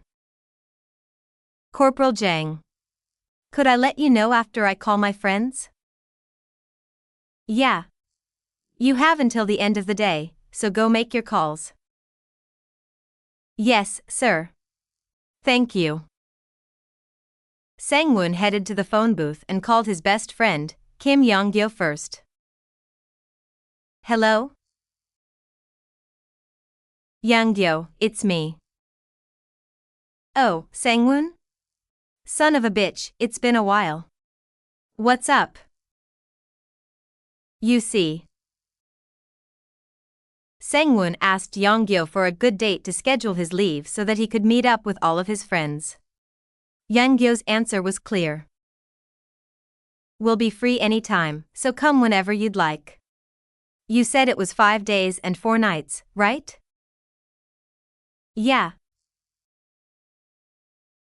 That's pretty long." It could feel long for regular people, but the person on leave did not feel that way. The 4 nights and 5 days only felt like 4.5 seconds to them. Sang-woon hung up and pondered deeply as he stared at another phone number that he had written down. There was someone who he was wondering whether or not to call. Should I try calling Areun too? He was already filled with worries whether or not she would meet with him when she would be up to her neck with work related to the drama around this time. However, he decided to give it a shot anyway. He took a deep breath. Okay, let's do it. Sang-woon pressed the number keys. It was 7 p.m. Areun was running on a treadmill while wearing the sportswear newly released by Levanche to shoot a scene where she exercised at a fitness center. Areun perfectly recited her lines without a hint of fatigue despite the difficulty of speaking while running. Cut. Okay, that was great. Let's move on to the next scene after a short break. Program director Hwang Yun-sung okayed the scene on the second attempt. The staff members immediately brought a towel and some water over to Areun. She thanked them as she wiped her sweat with the towel. Her manager Shin Yubin brought a mini fan for her while she was getting her makeup remade that was slightly smudged off.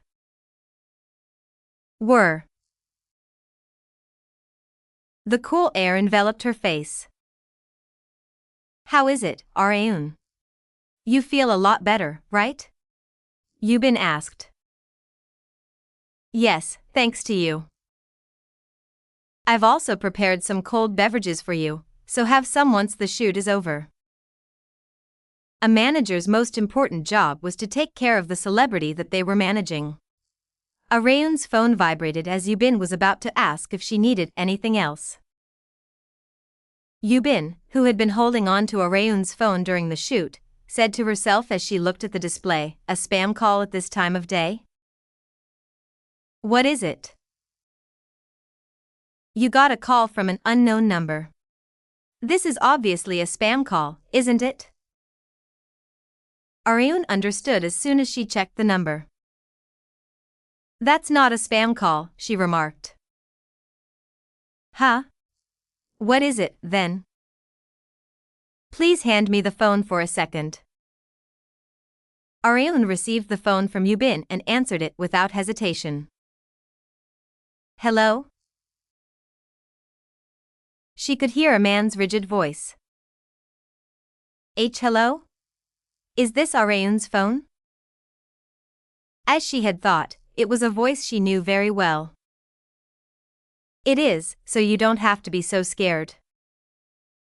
She figured out instantly that it was Sang-woon. She could tell from just a glance of the unknown number that he was calling from the army base. How have you been? Oh. I've been watching your drama. It's all that my squad talks about. Really? That's a relief. Sang-woon was extremely nervous, possibly because it was his first time calling Areun after he had enlisted. However, he had not called Areun only because he wanted to hear her voice. I'll be going on my first military leave next month. So, I called to ask if I could see you even for a little bit while I was out. Just a sec, Areun said. She then turned to Yubin to ask, Miss Manager. What's my schedule like next month? Next month? Here. Yubin took out the notepad that she used to organize Areun's schedule and showed it to her. After looking through the notepad, Areun told Sang-woon, I'll have time on Thursday of the first week of next month. Then I'll schedule my leave around that time. A senior of mine said earlier that you can choose whatever date you like because it's prioritized over other leaves, right? Huh? Why yeah, that's right. Areun already knew without Sang-woon telling her. Okay. Take care of yourself until then. I'll see you next month. Yubin asked as soon as Areun hung up, who was that? A classmate who went to do his military service. He's gonna be on his leave soon, so he called to see if we could meet up. Really? But how did you know that it was from him? It was an unknown number, wasn't it? I could just tell. An active-duty university girl was not to be underestimated. Areun woke up early despite having no shoots scheduled today, because she had to fulfill her duty not as a university student nor an actress, but as a businesswoman. She had to stop by her company in the morning and somewhere else in the afternoon. Areun arrived at Levanche in her car and received some good news from Park Seol-hun. About the sportswear that you wore last time in your shoot. The Type B? Yeah, that. Its sales skyrocketed after it aired on TV, so I've been thinking about making that our flagship product for the time being. What do you think? Sounds good, Areun answered carefreely. I'll let you know about the details of the additional promotions once I summarize the conversation that I'll have with the marketing side. Oh, and are you free during lunch? Why? I don't have anyone to eat with today. It was for a very simple reason. Areun felt sorry for Seol-hun, but just eat by yourself today, she replied. What? Why? Are you saying you don't want to eat with an old man like me? No, I made plans to have lunch with a soldier friend who's breathing the fresh air of society after a while. Seol-hun said as if it couldn't be helped. If it's a soldier on leave, then of course I should yield. 1. CBR equals chemical, biological, radiological warfare. 2. The orderly room in the army provides administrative support to the whole troop. Chapter 84, First Military Leave, 2. Choi Sang-won checked his appearance again and again to make sure that he didn't look like a soldier. His number one priority was to hide his buzz cut. He was wearing a hat, t-shirt, and shorts. Sang-won then took a look at his arms. It itches so goddamn much. There were a few red spots around his arms from the after effects of the weeding that had to be done every summer in the army. I should have listened to my seniors when they told me to work with my sleeves down. Sang-won had no choice but to suffer through grass rashes for the time being. He needed to depart before he was late. He had decided to meet Kang Areun at Starlight Road, which was practically their group's hideout in their high school days. There wouldn't be anyone to bother them there, making it good for Areun. It'd be a huge issue if any reporters caught the two of us alone together. Sang-won would be devoured by his seniors when he went back to his squad. He hurried to Starlight Road as soon as he left his home. Seo Iseo's father greeted Sang-won as he opened the door. Oh, is that you, Sang-won? Good afternoon, sir. You've become quite a man after coming out of the army. You look a lot more reliable now. Do I? Sang-won had not realized how much he had changed yet. Areun did not seem to have arrived yet, so he decided to take a seat and wait for her. He had only recently figured out how much of a blessing it was to meet a girl during his leave, especially when the girl was Kang Areun, the extremely popular actress as of late. He had emptied the iced Americano that he had ordered from the pressure of meeting Areun after so long. Jingle. As Sang-won was about to order another drink, the cafe door opened and Areun in sunglasses entered the cafe. She greeted Iseo's father first like Sang-won had, and then walked toward Sang-won. What the hell? Why are you so tanned? Thankfully, Areun recognized him right away. Oh. You've gotten pretty built too, Areun remarked as she rubbed Sang-won's shoulders and arms. Sang-won was momentarily bewildered by the sudden skinship, but his pride as a man urged him to slightly flex his muscles to show off their firmness. Areun sat across from him and lightly laughed because of how much he had changed. How's life as a private? Areun asked. I'm sure you can guess.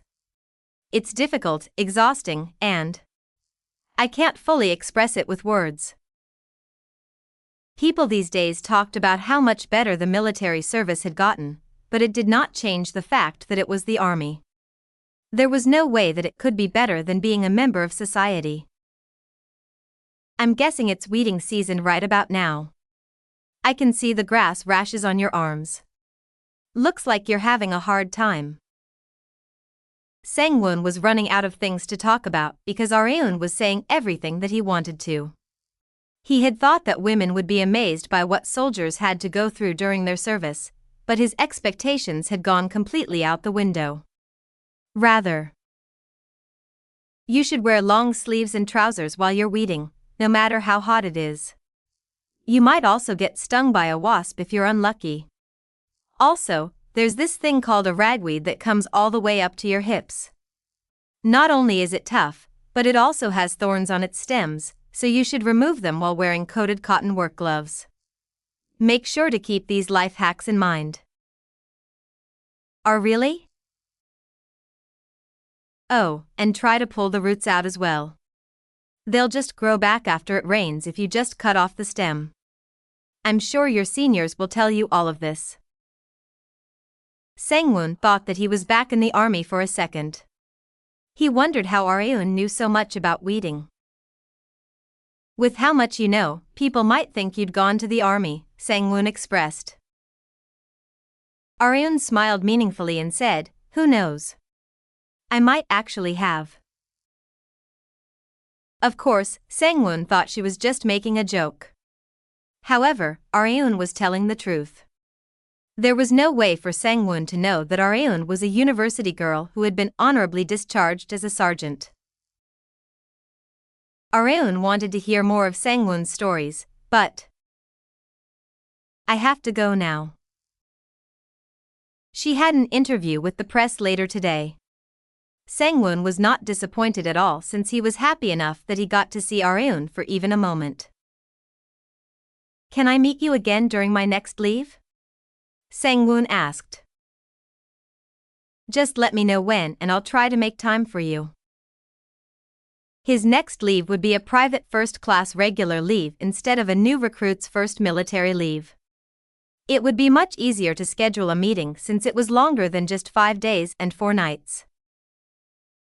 Areun got up from her seat and gestured to Sang-woon, "Let's go. I'll give you a ride back to your house."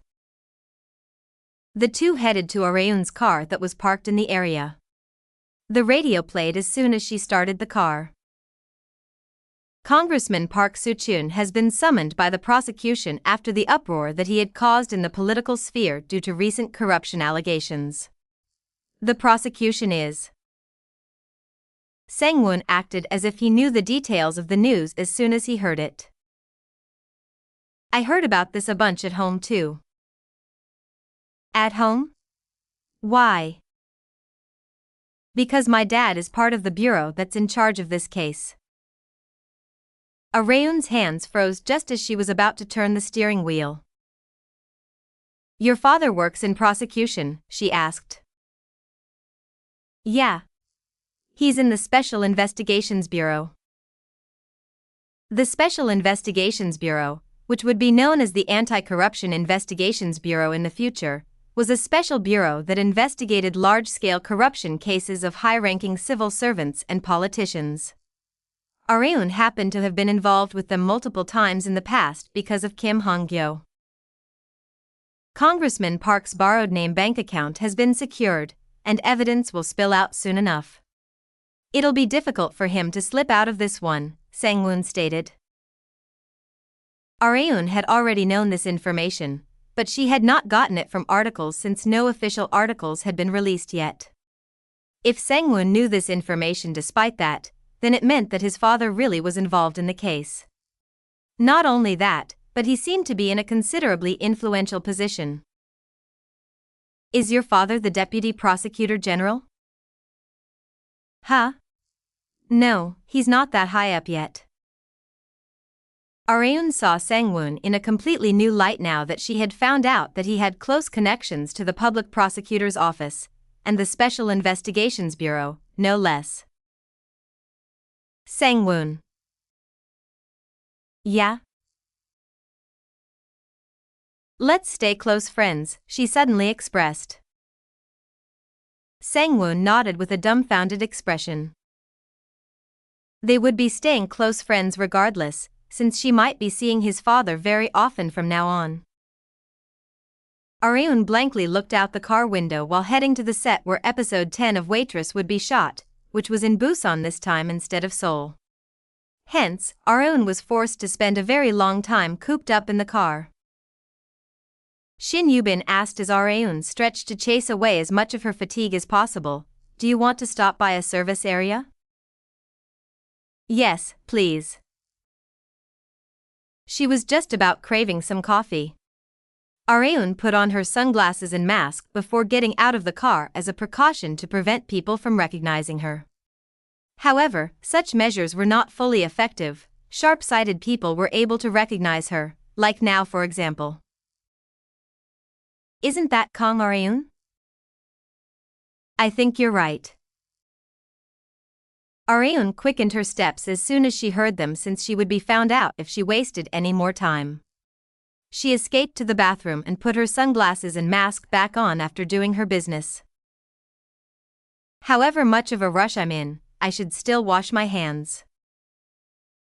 Areun always made sure to stay clean. However, two women shyly greeted Areun as she was washing her hands. "Excuse me, are you Miss Kang Areun?"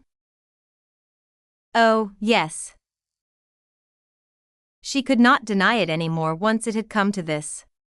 Social media and the internet had advanced so much that any rude remarks to the public would spread like wildfire.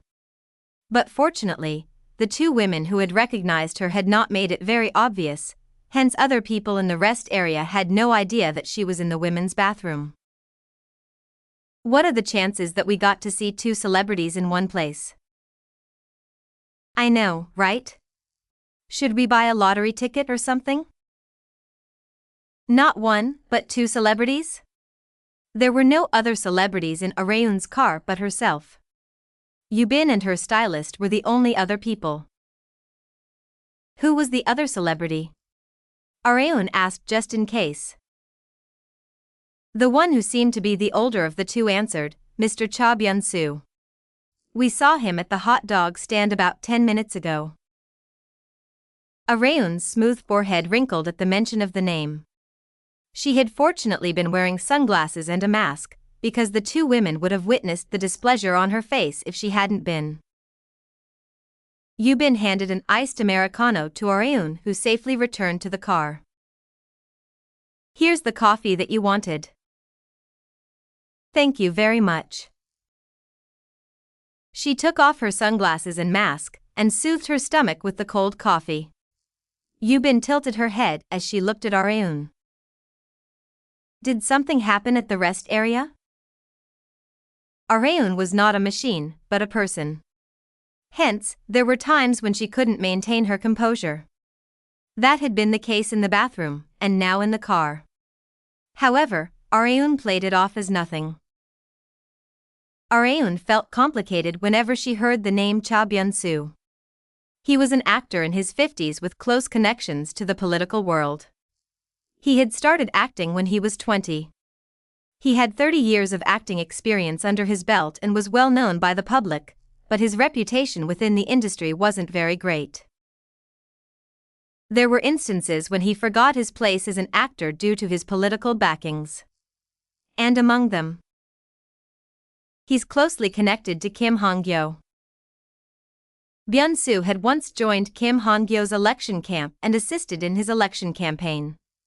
It was fairly easy to rake in votes when they were supported by a famous celebrity. It was common knowledge to take out the limbs first if one wanted to subdue a beast. In other words, I should take action so that Cha Byun-soo can't meddle in my plans.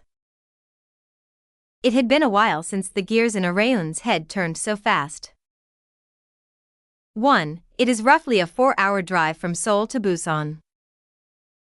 Chapter 85, Flop 1.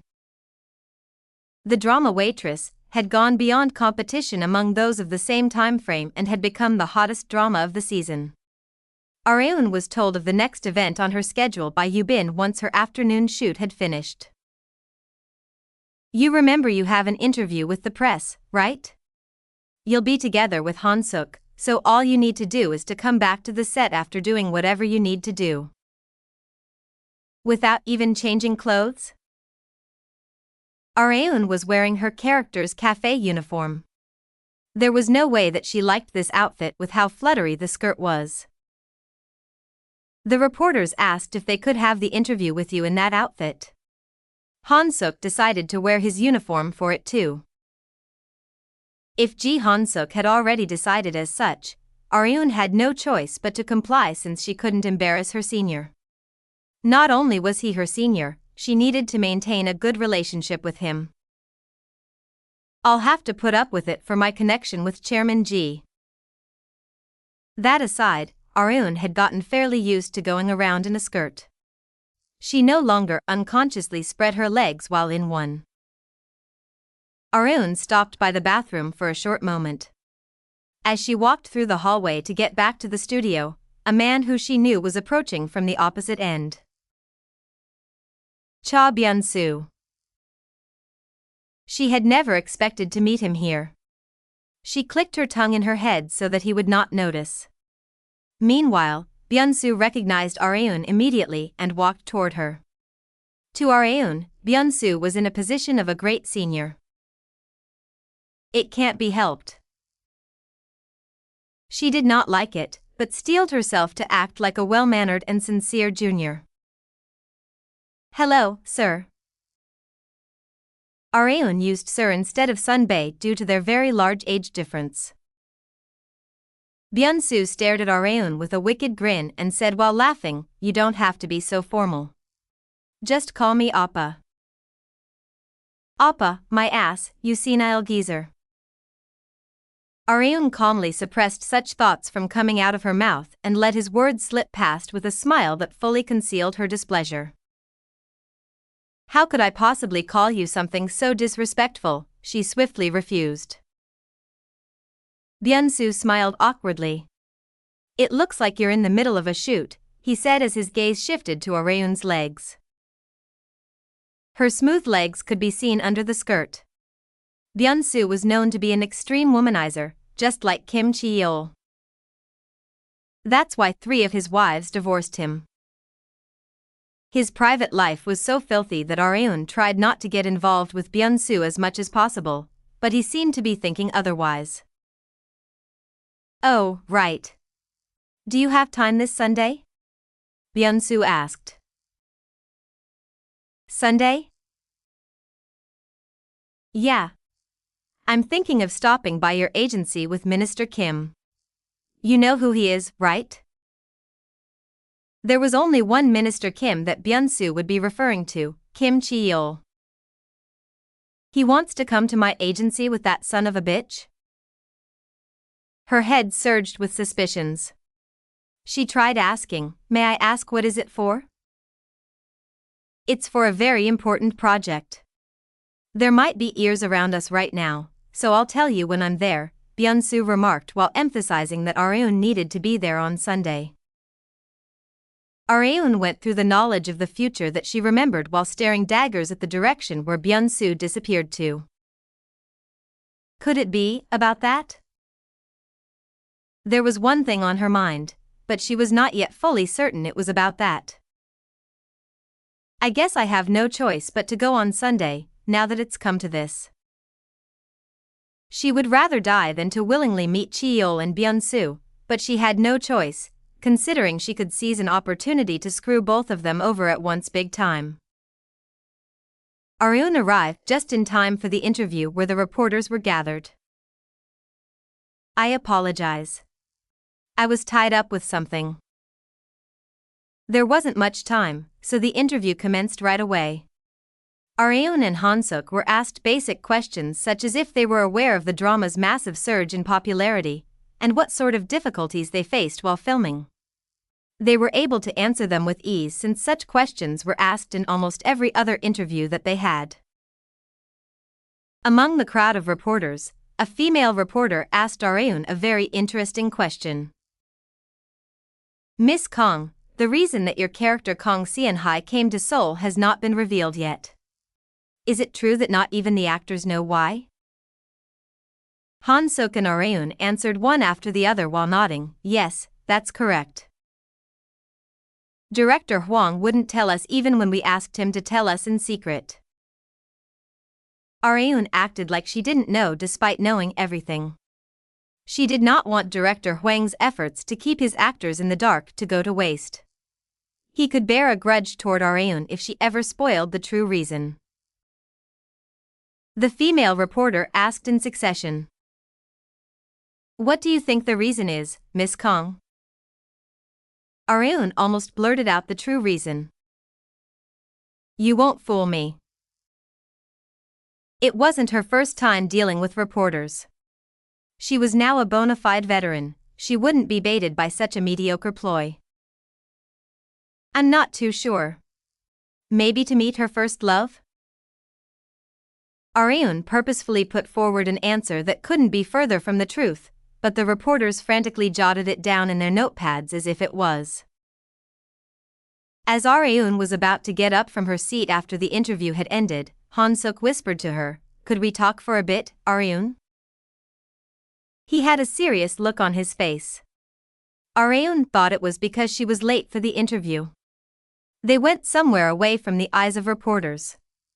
Areun was about to apologize as soon as they had changed locations, but Han-Suk spoke first. I heard you met Mr. Cha Byun-soo on your way back. Oh, yes. How did you know? Areun asked. My manager told me that he saw you two in the hallway. There were many people there, so it wasn't strange for anyone to have seen Areun being preoccupied with Byun-soo. Did he say anything to you? Han-Suk asked with a hint of worry in his voice. Areun did not understand why he was acting this way, but she revealed everything that they talked about in the hallway. He said that he's been enjoying the drama, and asked if I had time to meet him at our agency on Sunday since he might come visit. Sunday, at GNF? Why? I'm not sure. He wouldn't tell me. Really? Han-Suk lightly sighed and asked Areun again after looking around, Did he say anything else? Like what? For example. Did he say anything weird to you? Areun finally realized why Han-Suk was acting this way. He was worried about her. Byun-soo was the kind of man who sexually harassed his young female juniors without qualms. His unacceptable behavior was so well known among members of the same industry that barely anyone liked him. Han-Suk had been worried that Byun-soo had said something insulting to Areun. In Han-Suk's eyes, Areun was a rookie actress who had only just become an adult, and an innocent university student who did not yet know much about the world. Of course, Areun was an old man at heart who had gone through all kinds of hardships, but there was no way for Han-Suk to have known that. Areun felt thankful for Han-Suk caring for her well-being like this. You don't have to worry, Sunbae. Nothing like that happened. That's a relief. Let me know if he demands anything weird from you. I'll do whatever I can to protect you. It was the first time Areun had heard that someone would protect her. She used to be a bodyguard, so she had always been the one to do the protecting. However, that was no longer the case in her new life. Thank you, Sunbae. Areun appreciated the thought, but she was not a weak girl. She would not take anything lying down. She could only be satisfied if she dealt 5 times as much damage as her opponent dealt her. For now, she needed to wait and see what Byun-soo would come out with on Sunday. Areun received a call from Chief Young on Friday afternoon. Areun. Do you have time this Sunday? It's about Mr. Cha Byun-soo and Minister Kim Chi-il, right? Huh? You already knew about it? Yes, I had a vague idea. From Chief Young's reaction, what Byun-soo had said to Areun in the hallway must have been true. They said that they have something to propose to us. They want to have a meeting and would like for you to be there. That's why I called you, but... Chief Young sighed deeply. To be honest, I'd rather you don't come. Chief Young also did not want Areun to get involved with Byung-soo. However, Areun was willing to put up with it. It's okay, Chief Young. I know exactly what you're worried about, so you don't have to worry. She expressed her desire to attend the meeting because she was curious about their intentions. Chief Young reluctantly accepted. The meeting was the day after tomorrow. It'd better be about something interesting. She could flip out if it turned out to be a waste of her time. Areun, Chief Young and Shin Yubin greeted Byung-soo and Cheol on Sunday afternoon. Byung-soo expressed while gesturing toward Areun, having a lovely lady in the room sure makes the meeting pleasant. Isn't that right, Minister Kim? Absolutely, haha. Cheol answered. The first sentence that came out of their mouths already made Areun feel like shit. Chief Young proceeded to the main subject before they said anything worse. Why did you want to see us today? Oh, you see, Byung-soo said as he took something out of his bag. It was a thick bundle of paper. One could tell from a glance that it was a script, Chapter 86, Flop, 2. Kang Areun and Chief Young's eyes narrowed as Cha Byung-soo suddenly took out a thick script. Areun could tell immediately why Byung-soo and Kim Cheol visited GNF Entertainment to see her. It must be for a casting offer. Byung-soo handed the script to her and said as if to confirm her suspicions, Minister Kim here was saying he wanted to make a historical film, so we're making a movie with his investment. You're making one yourself, sir? That's right. I'd always dreamed of being a film director. Having dreams was fine, but dreams were meant to be born through one's own desires. That was not the case for Byung-soo. He's losing ground as an actor, so he's trying to debut as a director while mooching off of Kim Cheol as much as possible.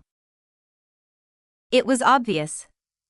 If she remembered correctly, Byung-soo had also done the same thing in her past life.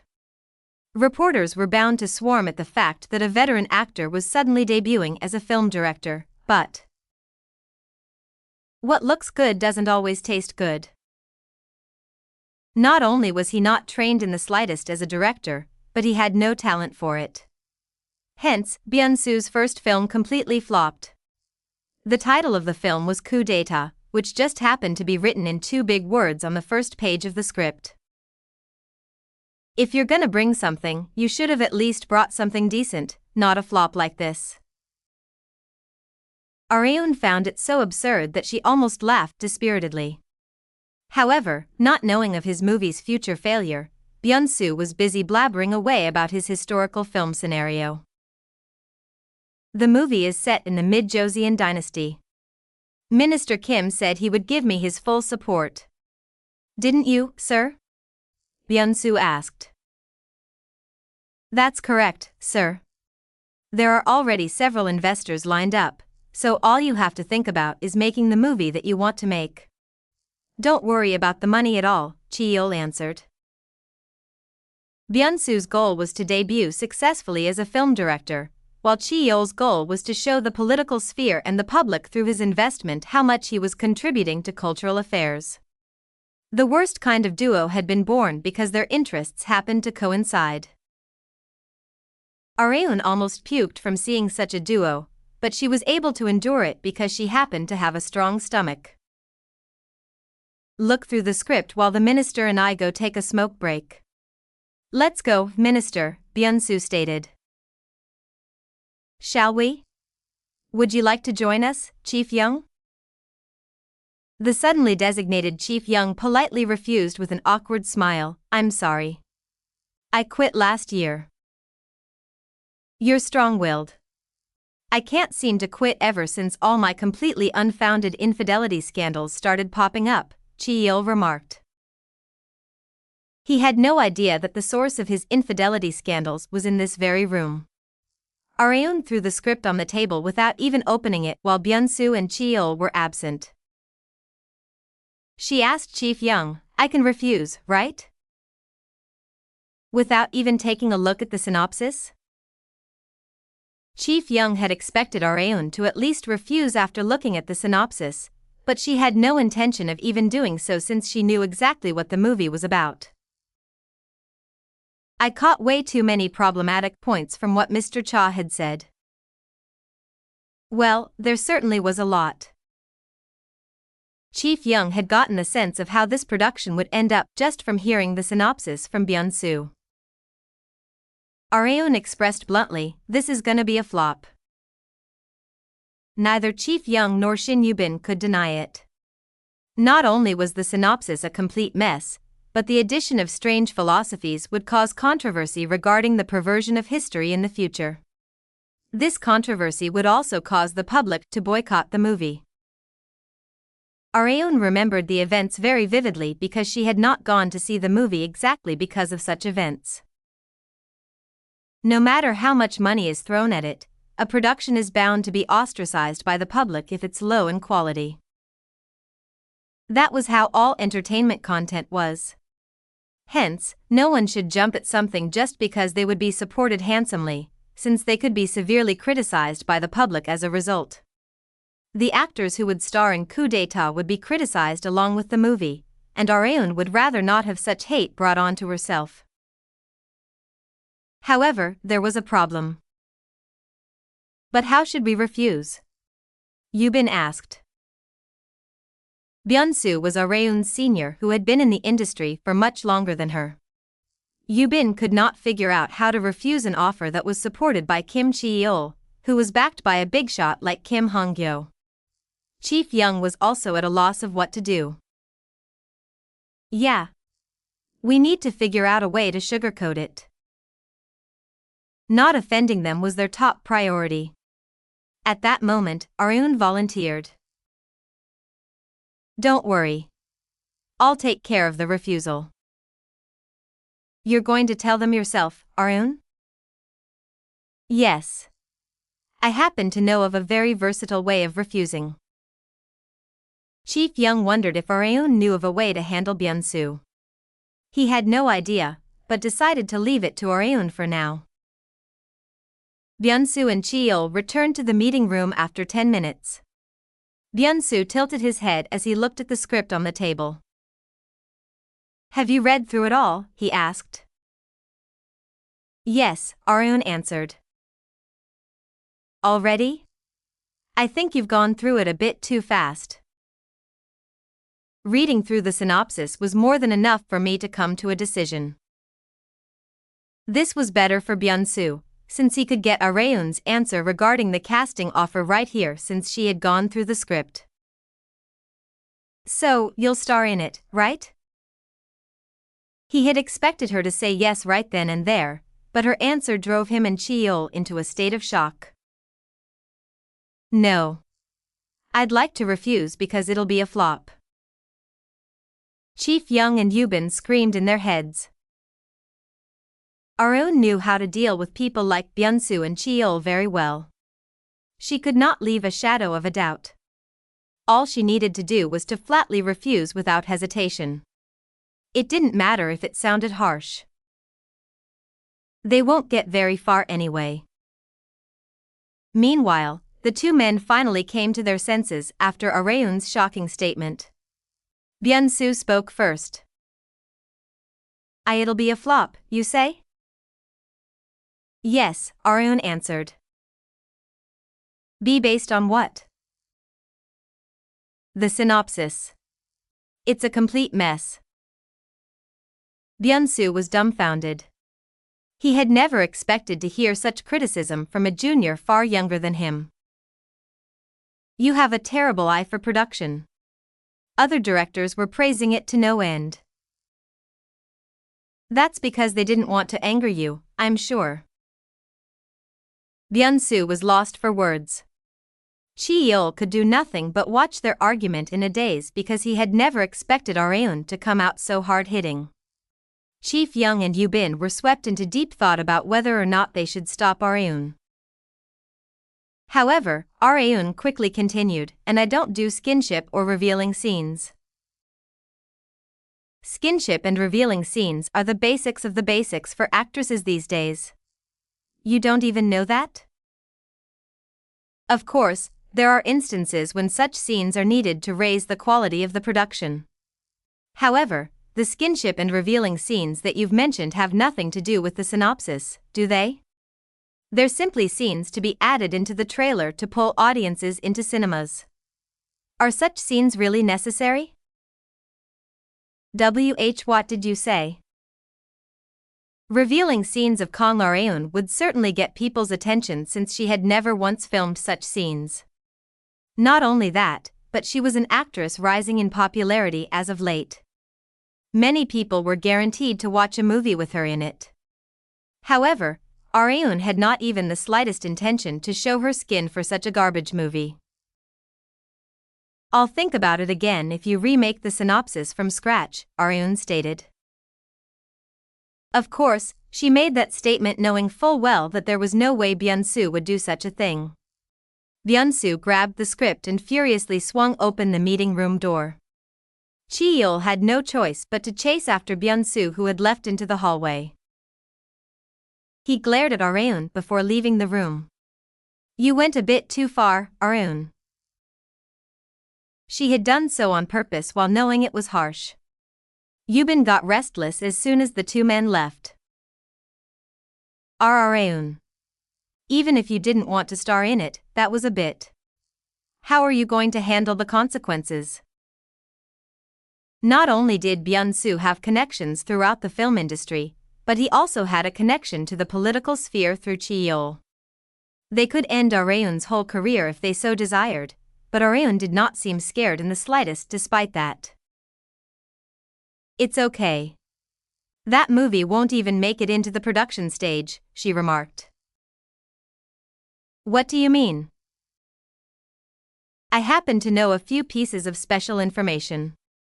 You could say that I refused because of them.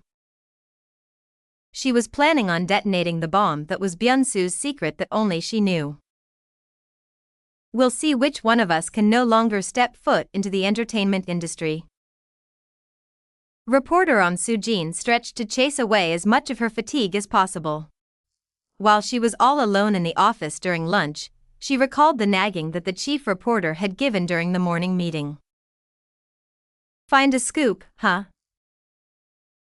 Her fellow reporters had been picking up one decent scoop after another, but she hadn't been doing too well lately. She had done decently well until last year, but I'm not finding much this year. The chief had not directed his nagging at her, but she could tell that he was implying it. Even if you say that, it's not like a scoop is gonna drop into my arms from the sky. Creak. As she was deep in thought, the old office door opened. A man with his hat pulled deeply down into his head approached Soo-jin. I have a package for you, the man stated. A package? Yes. Miss On Soo-jin, correct? She found the man's voice to be somewhat familiar. Her expression changed as soon as she checked the delivery man's face. Why, you're from that time. Ma Young-jun, disguised as a delivery man, handed Soo-jin something. What is this? Soo-jin asked. He answered, the scoop that you want so much. Chapter 87, Sold Out Parade, 1. Kim Chi-yeol was summoned to Kim Han-gyo's private office. Han-gyo let out a long stream of cigarette smoke as soon as he saw Chi-yeol. I'm sure you know why I've summoned you, correct?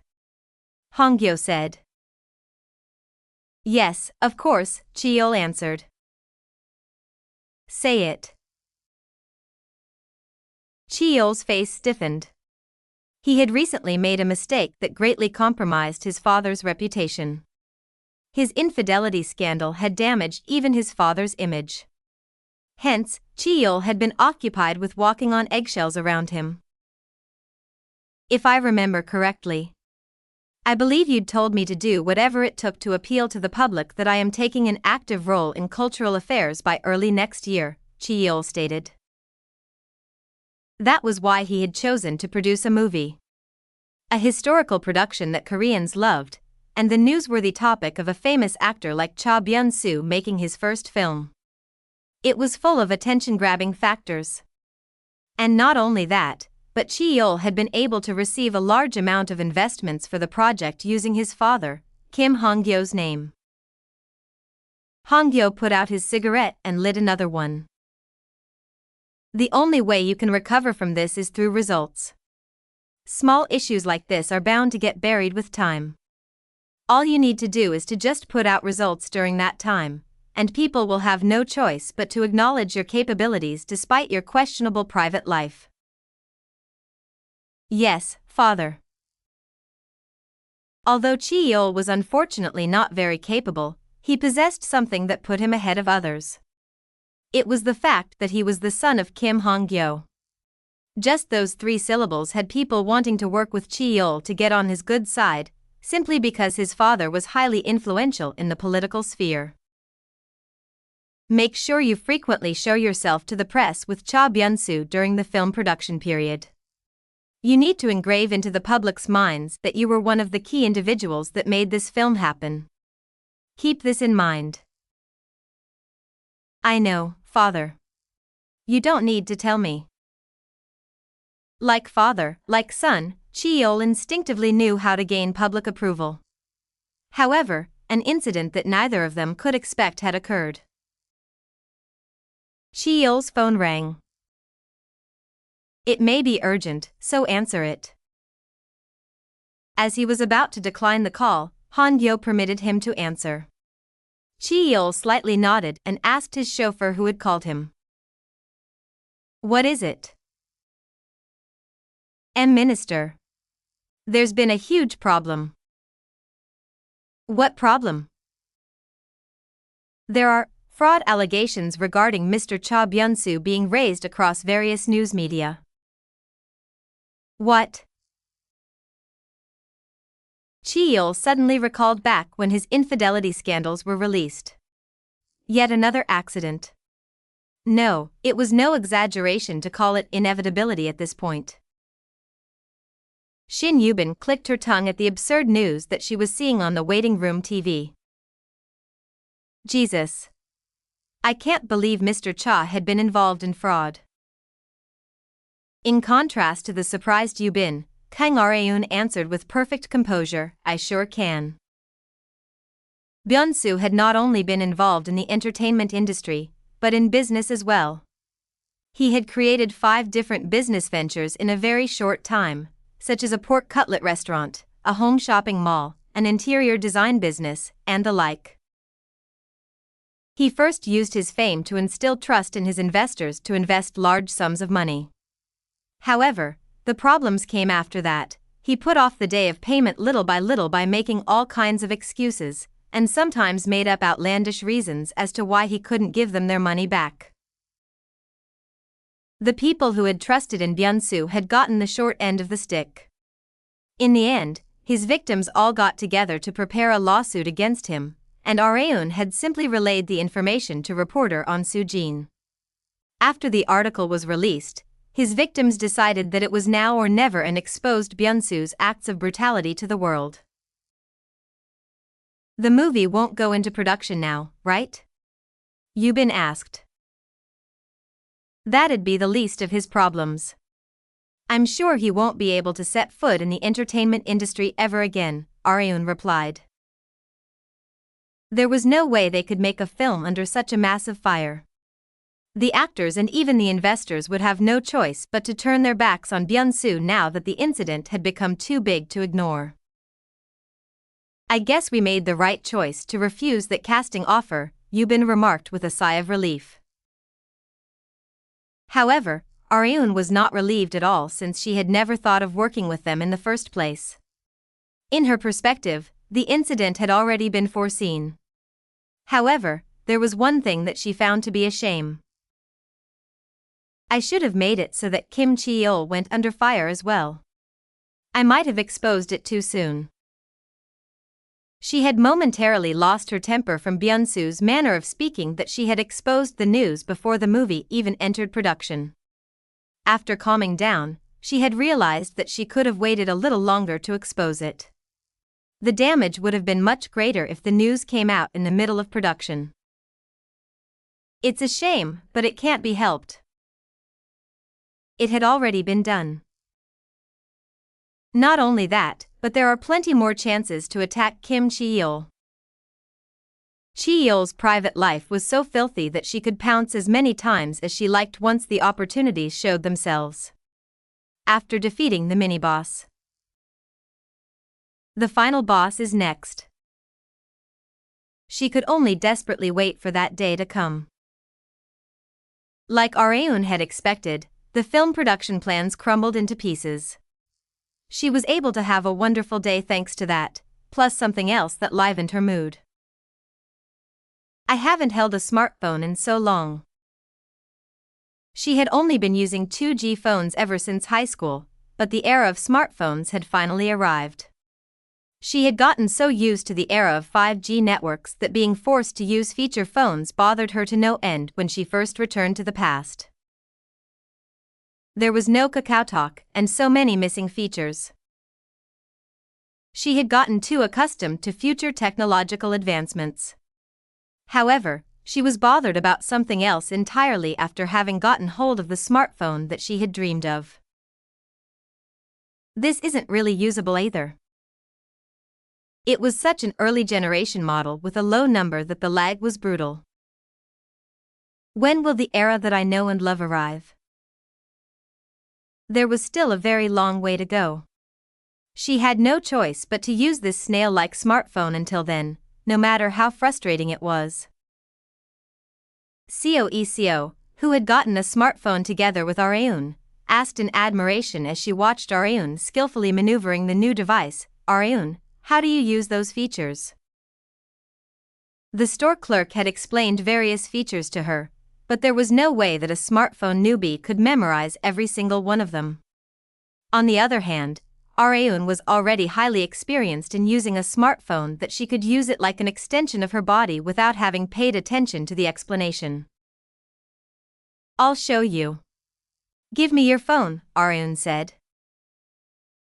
She had nothing else to do, so she decided to teach Iseo the basics. While they were deep in the world of smartphones, Areun's phone rang. It was a call from Park Seol-hun. I'll go take a quick phone call. Okay. Take your time. Areun went into her room and answered the call. What, mister? I had a meeting in your area, so I thought I'd meet with you before I head back to the company since I have something to say to you. Are you free? Right now? No, not right now. Let's see. I'll get there in about 15 minutes. Okay. I'll send you the address of a cafe near my place, so I'll meet you there. There's a parking lot in the back, so you can park there. Okay. Areun apologized to Iseo after hanging up. Sorry, Iseo. Something came up, so I'm gonna go out for a bit. What about dinner? I'll come back before dinner. I don't think it'll take very long. Really? Okay. Have a safe trip. You packed your sunglasses and mask, right? Of course. Areun had every single item necessary for a celebrity packed into her handbag. Areun covered her face with sunglasses and a mask as soon as she left her house. She took a seat at the cafe and waited for Seol-hun to arrive. A few minutes later, Seol-hun recognized Areun immediately despite her covered face and approached her. Areun went straight to the point as soon as she saw Seol-hun. What did you want to say? It's just about a decent partnership that we were offered. A partnership? You know RT Fitness, right? There was no way Areun didn't know. One could say that they were a considerably famous fitness brand in the metropolitan area. Not only did they have fitness centers, but the massive fitness company had their fingers in Pilates, squash, swimming, golf, and other fitness-related businesses. They contacted us first to offer a partnership, Seol-hun stated. What kind of partnership? Something like a collaboration partnership, or each of us providing benefits if a client signs up for their membership or purchases one of our sportswear. I personally think it sounds pretty good, but you're the chairwoman. I came to ask you since I can't just decide by myself. Areun did not have to think much to give an answer. Well, if you say so. I'm fine with it. Really? Okay, I'll let them know. Do I also have to be there during the contract signing? Areun asked. The RT Fitness chairman said he'd like to meet you since he's your fan, but you don't have to if you're busy. I've been handling all the contract signing until now, after all. But in exchange. Seol-hun's voice got quieter. It was a habit of his whenever he was about to say something tough to bring up. Could you do something about those loan sharks trying to follow me to every meeting? Seol-hun asked. Who? You know, the lunatic with a scar on his face and their boss. He was referring to Park Do-cheol and Ma Young-jun. They were likely shadowing Seol-hun to learn how a business was run. Areun lightly laughed, but Seol-hun was in no position to. Don't laugh. My livelihood is on the line here. Okay. I'll talk to them, so don't worry about it.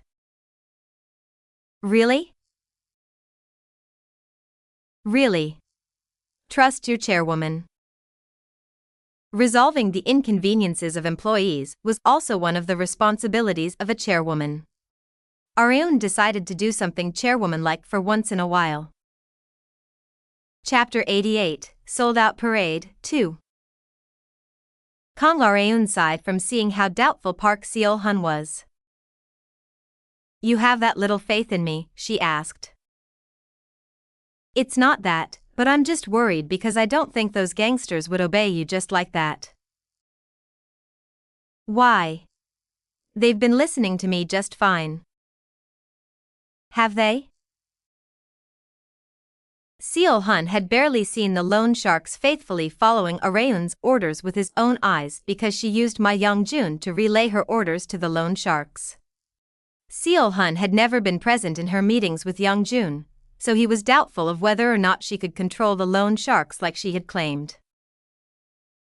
I can't get the possibility off my mind that those gangsters might ruin our profitable business. I can't even focus on work like this, Young-jun stated. It was natural for him to feel that way because he was working with people who had once tried to harvest his organs. Okay. Just a second, Areun said as she pulled out her brand new smartphone. She searched for Young-jun's phone number in her contacts and called him right in front of Seol-hun. Hello? It's me, Mr. Gangster. Seol-hun gasped. What is it this time? It's about that mister with a scar on his face. Do-cheol? Yeah.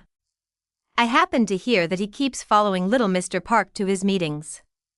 Tell him not to do that if possible since he would only make the air of the meeting menacing and scare the others. That goes for you as well. Areun purposefully left out the fact that Seol-hun had told her to reassure Seol-hun, who was terrified that he would get on Young-jun's bad side for snitching. However, Young-jun also had something to say. The contract would only progress swimmingly if we're there.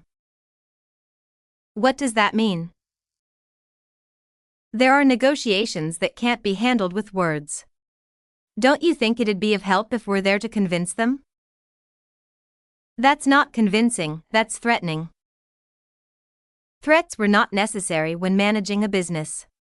There were of course times when it could be used as a last resort, but it was not needed 99% of the time. Contracts were born from trust, however, trust established through fear was easily broken. Leave the contract signing with other businesses to Mr. Park and the other employees, and you guys do what you do best. Got it? Young-Jun fell silent for a moment, and answered as if it couldn't be helped. Understood. We'll do that. Okay. Make sure you keep what I just said in mind. I'll trust you. Don't worry. Aryun hung up and said to Seo-hun as she put away her smartphone, "Did you hear that, mister? It'll be all right now. I wonder if those gangsters really will do as you say. Call me if they don't. I'll take care of them." For the sake of peace in the company, Aryun was willing to step up with both her sleeves rolled up. 1 week had passed. Seo-hun hurriedly prepared for his meeting with a dietary food manufacturing company. "You packed the contract, right, Myang?" "Yes, sir." Park Do-cheol was piqued by their conversation. "Are you heading out for a meeting?" he asked. Seo-hun flinched. "Why yeah, I am." "Okay. I guess I should go with you." Do-cheol had been getting bored, so the timing was perfect. He got up from his seat to follow them to the meeting place. However, Do-cheol, Young-Jun's deep voice echoed throughout the office. "Finish what you were doing." "Huh? But boss." Young-Jun was the one who had said that their presence in the meeting would help in getting the other party to sign the contract more peacefully, but he had suddenly changed his mind. "Leave the meetings to Senior Managing Director Park from now on. Make sure you tell everyone else who isn't here as well." Do-cheol could not understand his boss's sudden change in the course of action, but had no choice but to follow his order. "Yes, boss." Young-Jun gestured to Seo-hun. "Have a safe trip." Things really had gone exactly as Aryun said they would. The menacing gangsters were completely submissive to a university girl. Seo-hun could not figure out what had happened between them. It was well past midnight. Aryun in her cafe uniform quickly turned the corner into an alley in the dead of night and called out to Han-suk across from her. "Manager." The camera focused on Aryun out of breath. Han-suk walked toward Aryun with a surprised face. "What is it, Seon-hai?" You Aryun acted to be hesitant despite calling out to Han-suk. She then mustered up the courage after being indecisive. "I wanted to give you this." She had secretly prepared a small gift. "What is this?" Han-suk asked. "You said you lost your handkerchief last time, so I got you a new one." The handkerchief was blue, the manager's favorite color. Aryun continued with an awkward smile, "I'm not sure what's been bothering you lately, but I hope you can cheer up. I'll help you in any way that I can." Kang Seon-hai had prepared the small gift to cheer up the manager who seemed down due to his family circumstances. Han-suk's gaze was fixed on Aryun. The camera was positioned to capture their two-shot. A very important scene was about to be played out. It was the kiss scene that Aryun hated more than anything else. However, they weren't really going to kiss, they just needed to pretend. The male protagonist felt emotions that were difficult to express in words from Aryun's, no, the character Seon-hai's thoughtfulness. He would then do something impulsively, a surprise kiss. He snatched Aryun's thin wrist with one hand and wrapped the other around her waist to pull her toward him. and then, their lips touched.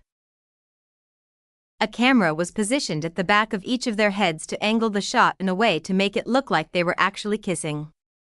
The camera across from Areun filmed her eyes that were startled from the surprise kiss. She was surprised at first, but she then slowly closed her eyes as if she was accepting the manager's feelings. They awkwardly stepped away from each other after the short kiss. Han-Suk spoke first. I am sorry, Seon-Hai. And no. It's okay, manager. I should head back. Sunbae might be looking for me. I'll see you tomorrow. Areun ran out of the alley in embarrassment. Han-Suk stared blankly in the direction that she had disappeared to, and then immersed himself into acting like he was reproaching himself while hitting his head.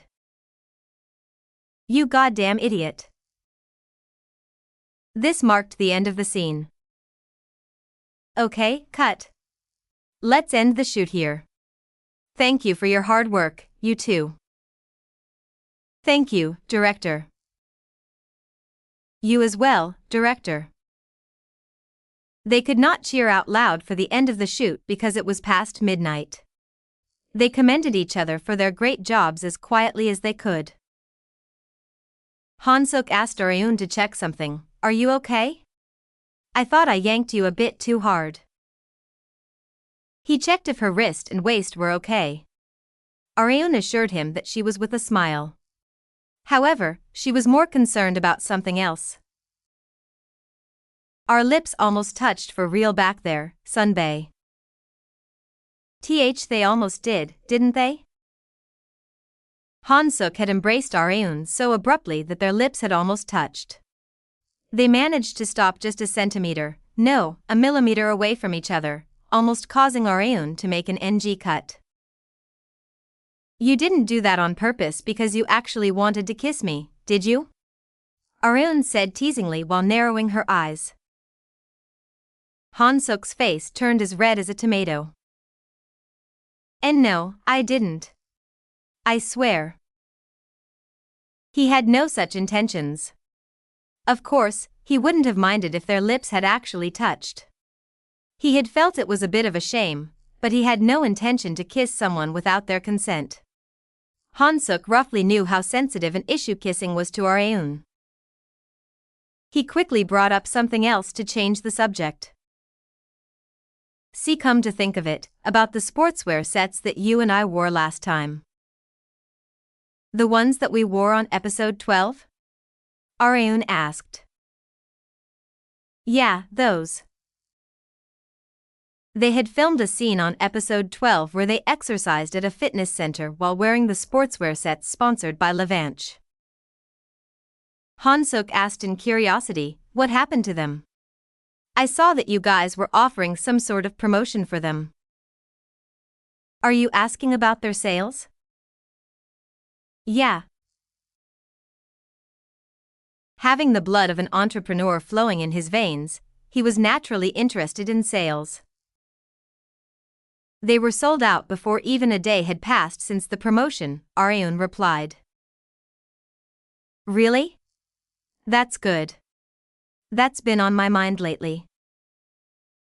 Han-Suk couldn't not worry about it since he sincerely hoped for Areun's business to succeed. Wasn't Dudam Group also planning on releasing a new product? Yeah, we decided to release a new topping yogurt series, but the sales aren't as high as we'd expected them to be. It might be because we have a lot of strong competitors. Those in the food industry were always at war against one another due to the enormous amount of competition. Areun decided to help Han-Suk, who had a lot on his mind. Sunbae. Can I upload that topping yogurt product on my social media account? On your account? Yes. I advertise my newly released products there. I found it to be pretty effective since I have a lot of followers. Whether they were clothes or shoes, Areun held a sold-out parade whenever she uploaded photos of herself wearing them. She was also curious whether or not she could replicate the effect with products other than her own. She wanted to test her theory for the sake of Dudam Group and Han-Suk since she had been helped by Han-Suk several times. I'd love for you to do that. I'm sure my grandpa would love the idea if it meant the sales would increase.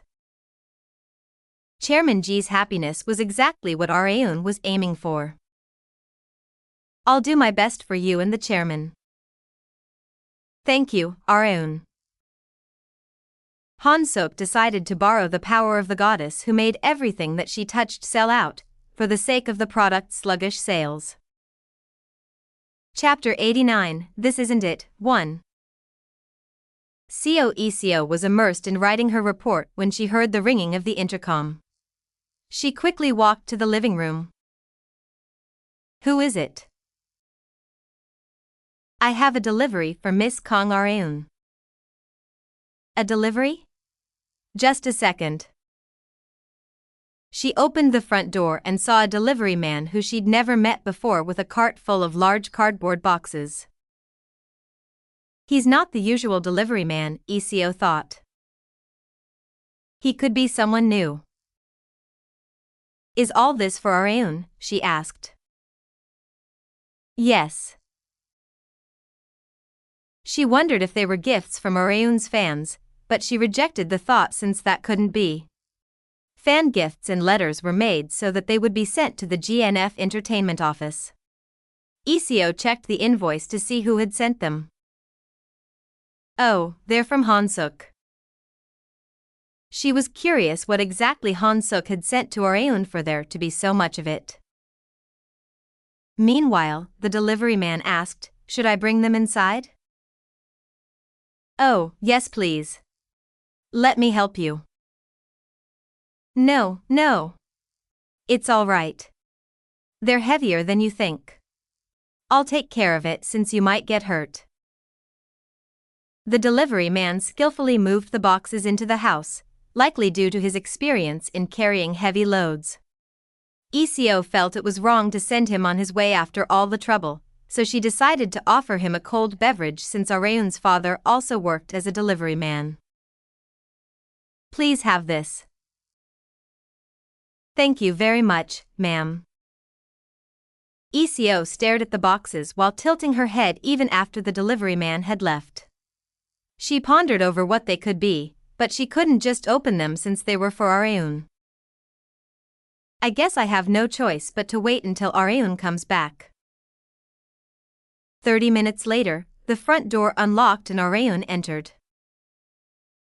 I'm back. Areun, a ton of packages came for you. What's all this? Are they from Han-Suk Sunbae? Yeah.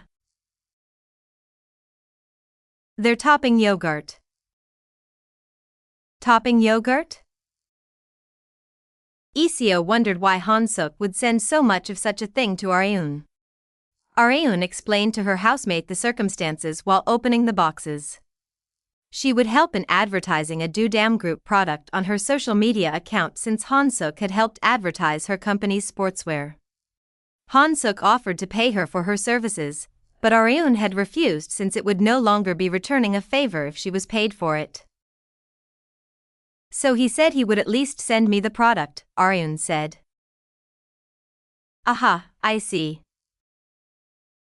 But there was just one problem. That aside, isn't there way too much? Topping yogurt did not have a long shelf life. It was realistically impossible for Areun and Seo to get through every single one. Areun reassured Seo while tapping on one of the boxes, I can just share them with people. With your drama staff members? No, she had many more mouths to feed aside from her drama staff members. I'm gonna hand them out to my company staff members. It was time for her to do something chairwoman-like. Areun posted a picture of herself eating topping yogurt on her social media account.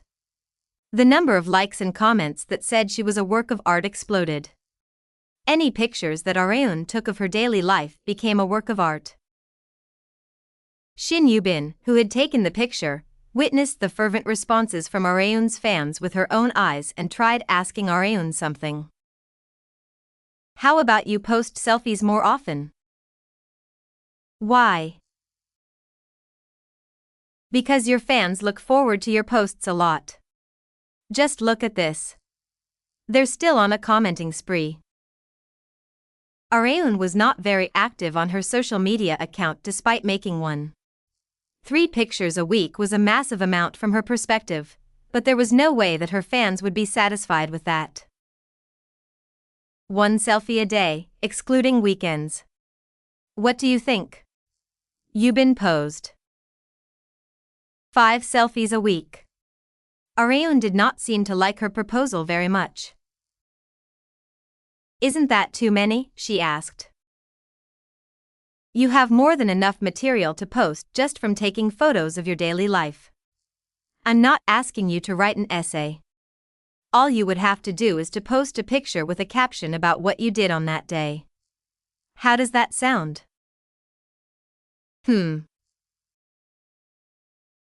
It certainly was not hard to do, but there was only one reason why Areun was not very active on social media. Because it was a hassle. However, it did not seem like a bad idea to post more often if it meant she could satisfy her fans. Okay, I'll try. Alright. I hear interactive celebrities are the trend lately. Let's do our best as well. Interactions. They were important indeed, but it's not really my style. Areun had come to the studio like always for the filming of the 27th episode of Waitress. Han-Suk approached Areun as soon as she arrived. Areun. Good morning, Sunbae. Han-Suk looked ecstatic. She wondered if something good had happened. The sales for the product that you posted on your account rose so much that we had trouble keeping up with the demand as soon as you posted it. Thanks, Areun. Grandpa is also extremely happy. Really? I'm glad it worked out as well as I'd hoped it to. Celebrities were public figures, so they had a considerable amount of influence on the public. Areun could experience firsthand how far-reaching the influence of celebrities was. Grandpa said he wanted to treat you to a delicious dinner soon. That sounds good to me. It was perfect to meet Chairman Ji after so long and to find out how the relationship between him and Kim Han-Gyo had been faring. I'm sure cracks haven't formed in their friendship just yet. However, she was sure that she'd be able to see a few signs of such cracks that would form. She only had one goal: to sever the relationship between Chairman Ji and Kim Han-Gyo earlier than it would naturally. Only then could she eliminate the benefits that Kim Han-Gyo would reap from Chairman Ji's cooperation. That alone would deal a devastating enough blow to Kim Han-Gyo. This was the only reason why Areun had been forming a close connection with Chairman Ji, and she desperately needed Han-Suk's help to do that. And our marketing team had been talking about leaving the model for our next snack product to you. What do you think about that? And of course, the contract conditions will be much better than the one before. There was no way Areun would pass up a 2-birds-with-1-stone opportunity to earn money while consolidating her connection with Dudam Group. Of course I'll do anything you ask, Sunbae, Areun replied. You're doing it because I'm the one who's asking you? Yes. Are really? Areun's words had added yet another stack to Han-Suk's tower of misunderstandings. Screenwriter Yeo Yumin entered the waiting room while Han-Suk was flustered. Areun. Oh, you're here as well, Han-Suk, Yumin said. Oh, yes. I had something to talk about with Areun. Really? What luck. I just happened to have something to tell you both. What is it? Program director Hwang Yun-sung had still not spoiled them on a certain secret until today, the filming of episode 27. Today, we're going to be handing out the script with the reason why Kang Se-hai came to Seoul. It was finally time for the cast to be enlightened on the biggest spoiler of the drama Waitress. Han-suk's eyes sparkled as if he had been waiting for the day, but the same couldn't be said for Areun. The reason why Se-hai, the female lead of Waitress, had come to Seoul happened to be the same as Areun's reason for returning to the past.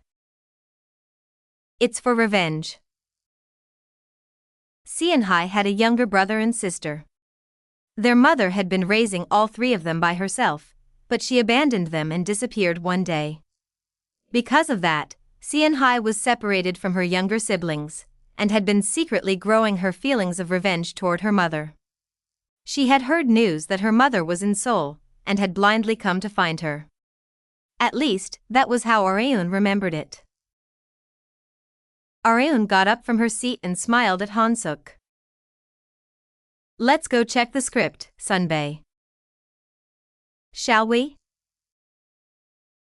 Let's see if it's how I remember it. The actors gathered in one place. The leads Han-suk and Areun, plus the senior and rookie actors all stopped what they had been doing and had come here after director Hwang had told them of the news. Yeo Song-won, a veteran actress playing a friend of the male lead's mother as well as her business partner, asked director Hwang, "Director, you said you'd be telling us the reason why Se-hai came to Seoul, right?"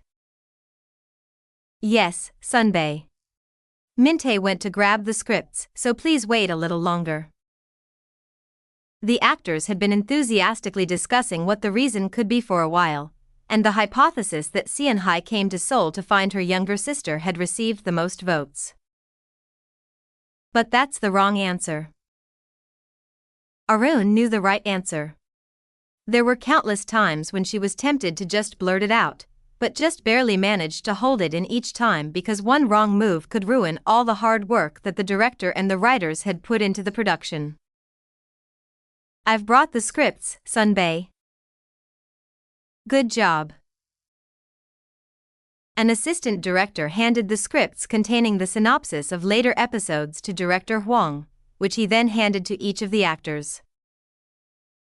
"We have plenty of time until we start filming, so take your time reading through it. I ask the fast readers to please keep the surprise to yourself for the slower readers, okay?" Director Hwang said while boasting an expression of confidence that the cast would be shocked. Areun was confident that she wouldn't be very shocked since she already knew what would happen. "But I should still check, just in case." She was planning on skimming through the script to check only the part where the spoiler was. However, as she read through the script,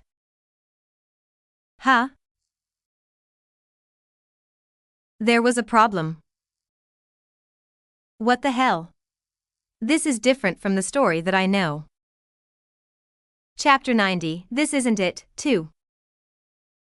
Kang Areun was confused after reading through the script. The first thought that she had after checking the synopsis was why? Well, it's not like the future ends up exactly as my knowledge of it.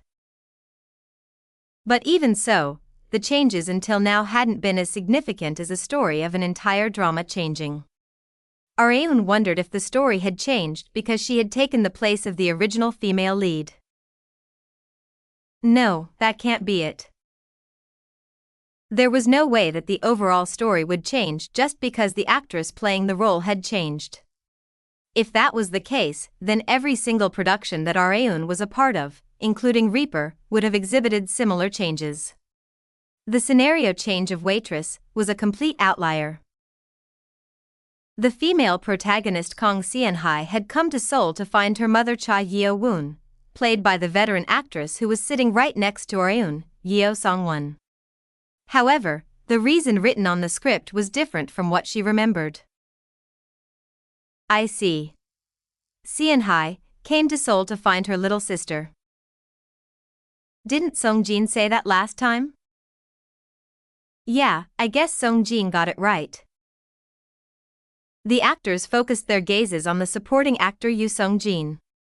Even he himself was dumbfounded because he didn't expect to have guessed correctly. Areun tilted her head. This isn't it. Coming to Seoul to find her little sister, it severely lacked impact. Honestly speaking, it was uninteresting and did not feel like a twist. It would be natural for Seon-hae to be searching for her little sister since they were related by blood and had separated when they were young. However, to Seon-hae, her mother signified revenge. Hence, searching for her mother, even if they were also related by blood, represented something else entirely from searching for her younger siblings. It'd have been better if they went with the scenario that I remember. She had felt it to be a shame.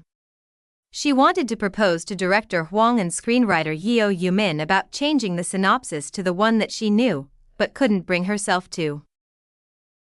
Even if I'm the female lead, it'd be disrespectful for an actress with little experience to get involved in the screenwriting process. She looked around to observe the reactions of the other actors. There were two who caught her attention: Ji Han-suk and Yeo Song-won.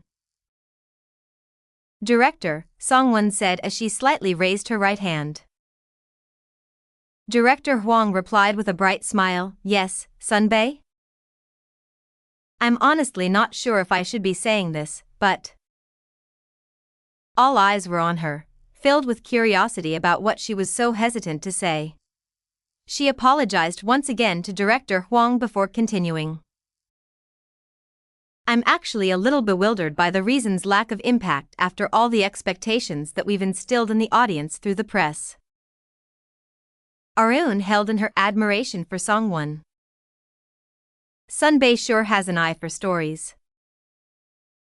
As expected, experience could not be ignored. The reactions to Song-won's remark between Director Hwang and Yoo-min were different. Director Hwang could not hide his confusion. On the other hand, Yoo-min was looking at Song-won with a surprised yet slightly happy glint in her eyes. Yoo-min responded first, right, Song-won Sunbae? Areun noticed Yoo-min's reaction and asked, could it be that you and Director Hwang have differing opinions regarding the synopsis? She wondered if this was the reason for the unexpected change in the story. Yoo-min answered, yes. I wanted to set the reason why Seon-hae came to Seoul to find and take revenge against her mother, but Director Hwang suggested that we change it to find her younger sister. Areun had gotten to the bottom of the case. I guess they must have had a lot of discussions regarding it. It was not out of the ordinary. A drama was not made by one person. There were bound to be several points of view, considering it was such a large-scale project with multiple people involved in it. Song-won took Yoo-min's side. I prefer Miss Yeo Yoo-min's idea. What do you think, Director Hwang? Song-won asked. I wonder. To be honest, the writers were pretty divided about this too. If we're talking about the exact ratio, it was 50-50. Right, Yoo-min? Director Hwang asked. Yoo-min nodded and expressed, we had several meetings because of this one thing, and we ended up going with Director Hwang's little sister idea. Director, why don't we take this opportunity to get the actors' opinions? Yoo-min still seemed to have lingering attachments to her revenge twist idea. Director Hwang agreed since a production was made together with staff members and actors. Not just that, but no one understood the characters better than the actors who played them. In that case, I guess my opinion will be the most important. Areun thought. After all, she was the one who played Kong Seon-hae. If she was put in the same position as the character Seon-hae, which path would she have taken? The answer was already decided. What do you think, Areun? Director Hwang asked. Areun answered without hesitation, I also prefer screenwriter Yeo's synopsis. Only then would this drama be remembered as a masterpiece among its fans. Director Hwang turned serious after Areun, who knew the character Kang Seon-hye best, took Yumin's side. "Can I also ask why?" he asked. Her answer to this question would be the most important part. She focused on laying out the reasons for her decision using her knowledge of the future. It was implied that Seon-hye already knows where her younger siblings are. She could find them anytime she wanted, so taking the story in a direction focused around searching for them would lower the tension. On the other hand, a twist involving her mother can be used to add the revenge trope that's been a trend in dramas these days. I think it'll help the plot in many ways.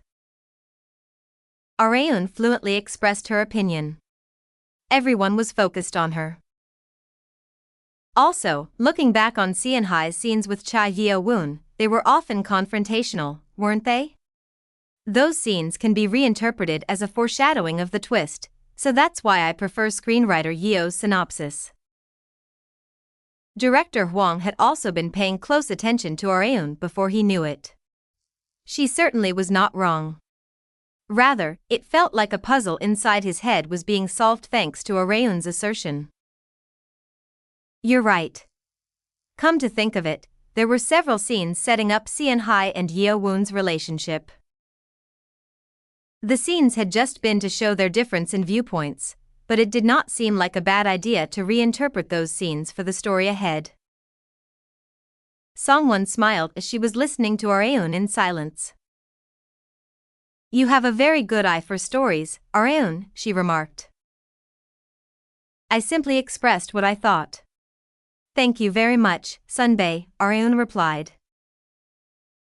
Areun felt weird to be complimented by Songwon. She rarely complimented her juniors. She was known to be a strict Sunbae among the other actors, so they were always much more anxious than usual whenever they had scenes with her. If that anxiety led to an NG cut, one could say that would bring hell on earth. Director Hwang came to a decision after thinking much about Areun's opinion. "Min-tae. I'm sorry, but could you gather everyone? I want to have a meeting." "Understood." Like what Songwon, Sunbae and Areun had suggested, we'll edit the synopsis to be focused around the mother. "I'm sorry." Songwon gestured that it was okay toward the apologizing Director Hwang. "We should be the ones who are sorry. Actors meddling in the screenwriting process is a bit." Like Songwon had said, actors getting involved in the inner workings of the production could lead to serious problems. There were directors and writers who found such acts to be extremely unpleasant, but Director Hwang did not seem to be one of them. "No. I'm the type of person who decides on story content after getting many people's opinions, so I prefer it. You don't have to worry about it, Sunbae." Songwon felt less guilty after hearing Director Hwang's remark. At this moment, Areun was the only one who knew that a small suggestion made by a veteran actress would raise the drama waitress to the status of masterpiece in the future. Areun managed to get through another day's shoot safely yet again, and headed to the waiting room after commending Han-suk and the others for their hard work. "Oh, Areun. Did you just finish filming your scenes?" She met Songwon at the hallway as she got her things and headed to the car with Shin Yubin. "Yes, Sunbae. I thought you'd left a while ago." Songwon had finished shooting her scenes 2 hours earlier than Areun, so Areun was curious why she was still near the studio when she had already said her goodbyes to everyone for the day. "I had some business with my husband." Areun's ears perked up. Songwon's husband was a rather famous person. No, he was about to be. And not just that, but he was necessary for Areun's plans. Hence, Areun had approached Songwon first when the filming for Waitress had started, to get as close to her as possible. She had left a huge impression on Songwon, considering other junior actors actively avoided her due to fear. Areun lowered her voice once the topic of Songwon's husband came up. I'm not sure what's going on, but I'm sure you'll get through it. She actually knew exactly what was going on but pretended not to know. Songwon smiled at Areun's meaningful statement. Thanks. Chapter 91, The Mayor's Wife, 1. Kang Areun either went to her university lectures or fulfilled her company duties whenever she didn't have drama shoots scheduled. It was currently summer break for university, so she decided to finish the work needed for the promotion event in advance that was set to release in the latter half of the year. Areun looked through the female sportswear that would soon be released. She was going to be wearing them for today's photo shoot. Du Haiyang, a director of Levanche who would be acting as Areun's assistant, said to Areun while showing her today's schedule during the photo shoot. The photo shoot will likely finish at around 5 p.m. I will let the photo shoot director know if you need to leave earlier. No, it's okay. It doesn't matter if it takes longer, so please tell him to make the photo shoot as high quality as possible. Yes, ma'am. Time was not of importance, only results were. Not only that, but she couldn't not be concerned about it since her company's sales were on the line. Areun had never owned a business. She had been a full-time employee right up until her death. Hence, she had come to realize how difficult managing a business was as of late. Areun walked to and stood in the middle of the studio after changing. Despite the tight-fitting clothes she was wearing, she was not embarrassed in the slightest due to her fine figure sculpted through exercise. She did not mind wearing such clothes that accentuated her figure as long as they did not reveal too much skin. Areun tied her hair up to give off a more sporty look, exposing her slender neck. The photographer gave an okay sign as he looked at her through the camera. That's good, Areun. Let's have you take some natural poses, he stated. Can I do as I like? Areun asked. Of course. Just do whatever you think feels right. Areun used to feel extremely pressured when she was asked to do such a thing because she had never been in a photo shoot before. However, she had gotten used to posing in front of a camera after entering her third year as an actress. Her cleavage was slightly revealed as she slightly bent over. She couldn't bend over too much since the photos would be rated R if she did. There certainly were disadvantages to having a voluptuous body at times like these. She posed as wholesomely as she possibly could while taking such things into account.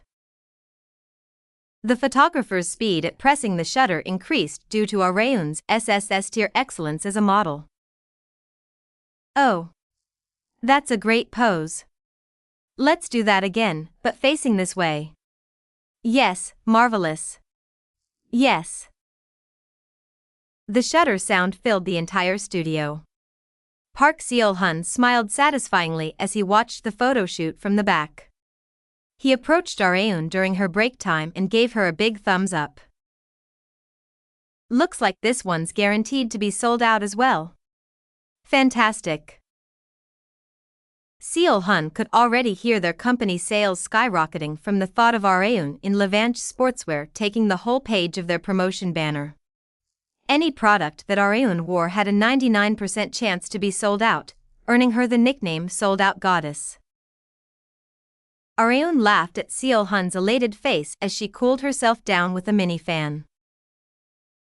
Don't get too conceited, mister. You shouldn't let your guard down. Yeah, I know, but I can't help being happy. No matter how exceptional their competitors' models were, they could never surpass Areun. They would need to spend abhorrent amounts of money to bring in stars even more famous than Areun, but would that even be cost-effective? It would depend on the resulting sales, but it would not be easy to pull off. On the other hand, Levanche had the massive merit of being able to make use of the card that was Kang Areun anytime they wanted, obviously because Levanche was owned by her. They were able to save lots of money from the chairwoman herself being a model for their products.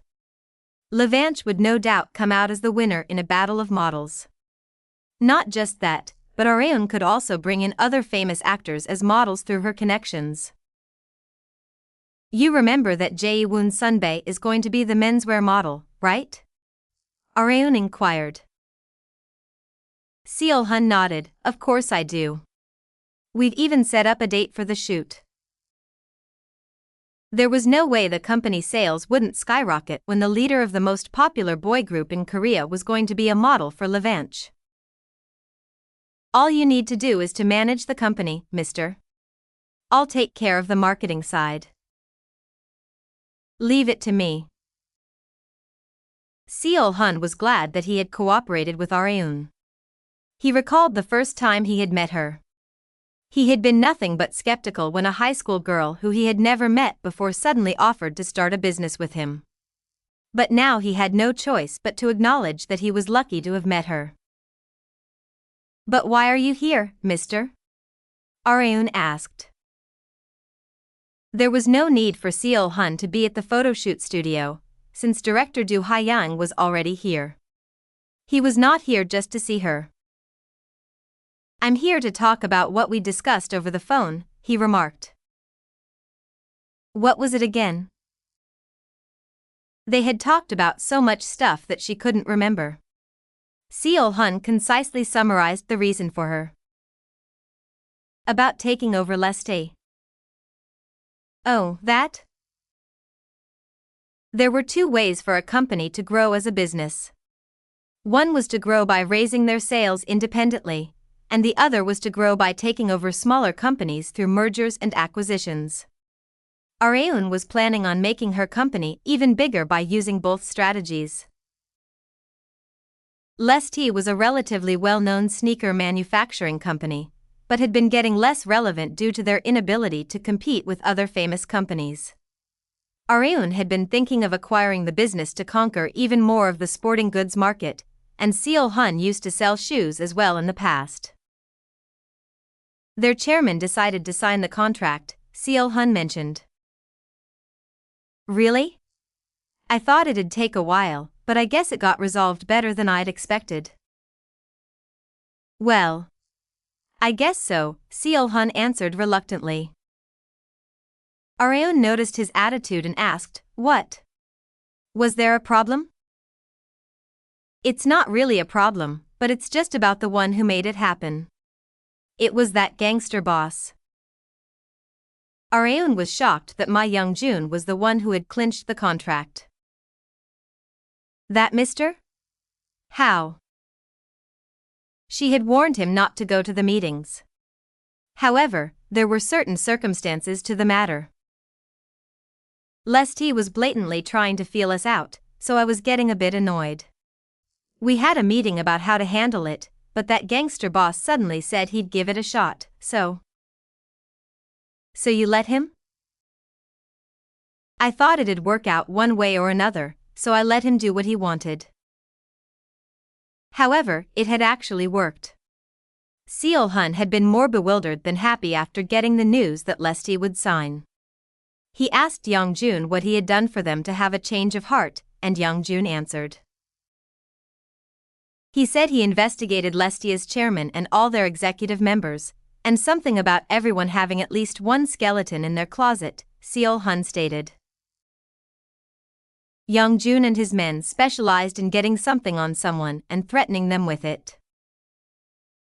And he apparently said it straight to the Leste chairman's face and asked him whether he wanted to experience a social death or hand over his company while we're still offering good conditions.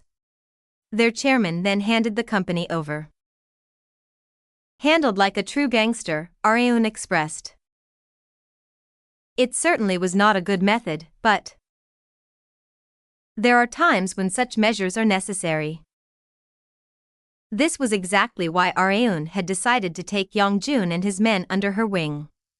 She had been worried if the beasts that she had bought lost their fangs after playing around in their pen for too long, but she had now realized their beastly instincts were as strong as ever. Good. Never let go of that ferocity.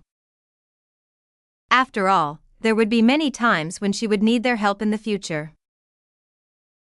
Areun's drama shoot schedules had gotten tighter as Waitress was slowly proceeding to its latter half.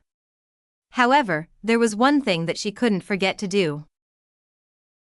Areun arrived at her old home, and the first thing that she saw once heading inside was her older brother walking around in only his underwear. Even if this is your home, you should at least wear some clothes, don't you think? Areun nagged. Kang Ara-hyuk responded lukewarmly, "You don't even live here anymore, so it doesn't matter, does it? I like how freewheeling it is to walk around the house like this. You can freewheel when you get your own place." Ara-hyuk was planning on moving near Areun's place around winter break, and would stay here until then. "But what are you doing here? You didn't even tell us you were coming," Ara-hyuk asked. Areun usually called before visiting her old home, but she did not have the leeway because she had a late shoot today. She had come without even removing her makeup. She took out something after telling Ara-hyuk to wait.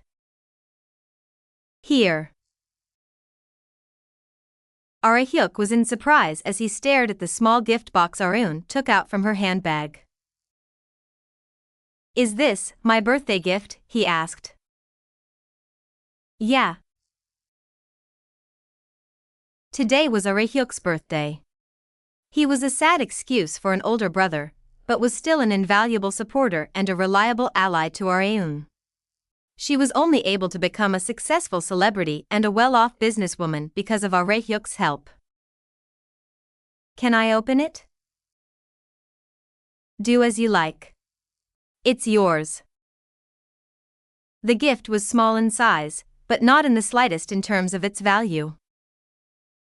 This is a Rolex.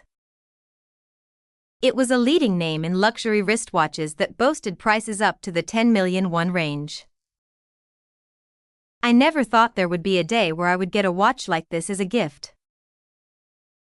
Not only was Ara-hyuk surprised since he thought he wouldn't ever come to own such a luxurious watch, but he couldn't help but be happy that it was filled with his little sister's love. "Thanks, Areun. It sure is nice to have a well-off little sister." "Shut up. You'd better not lose it, or I'll kick your ass."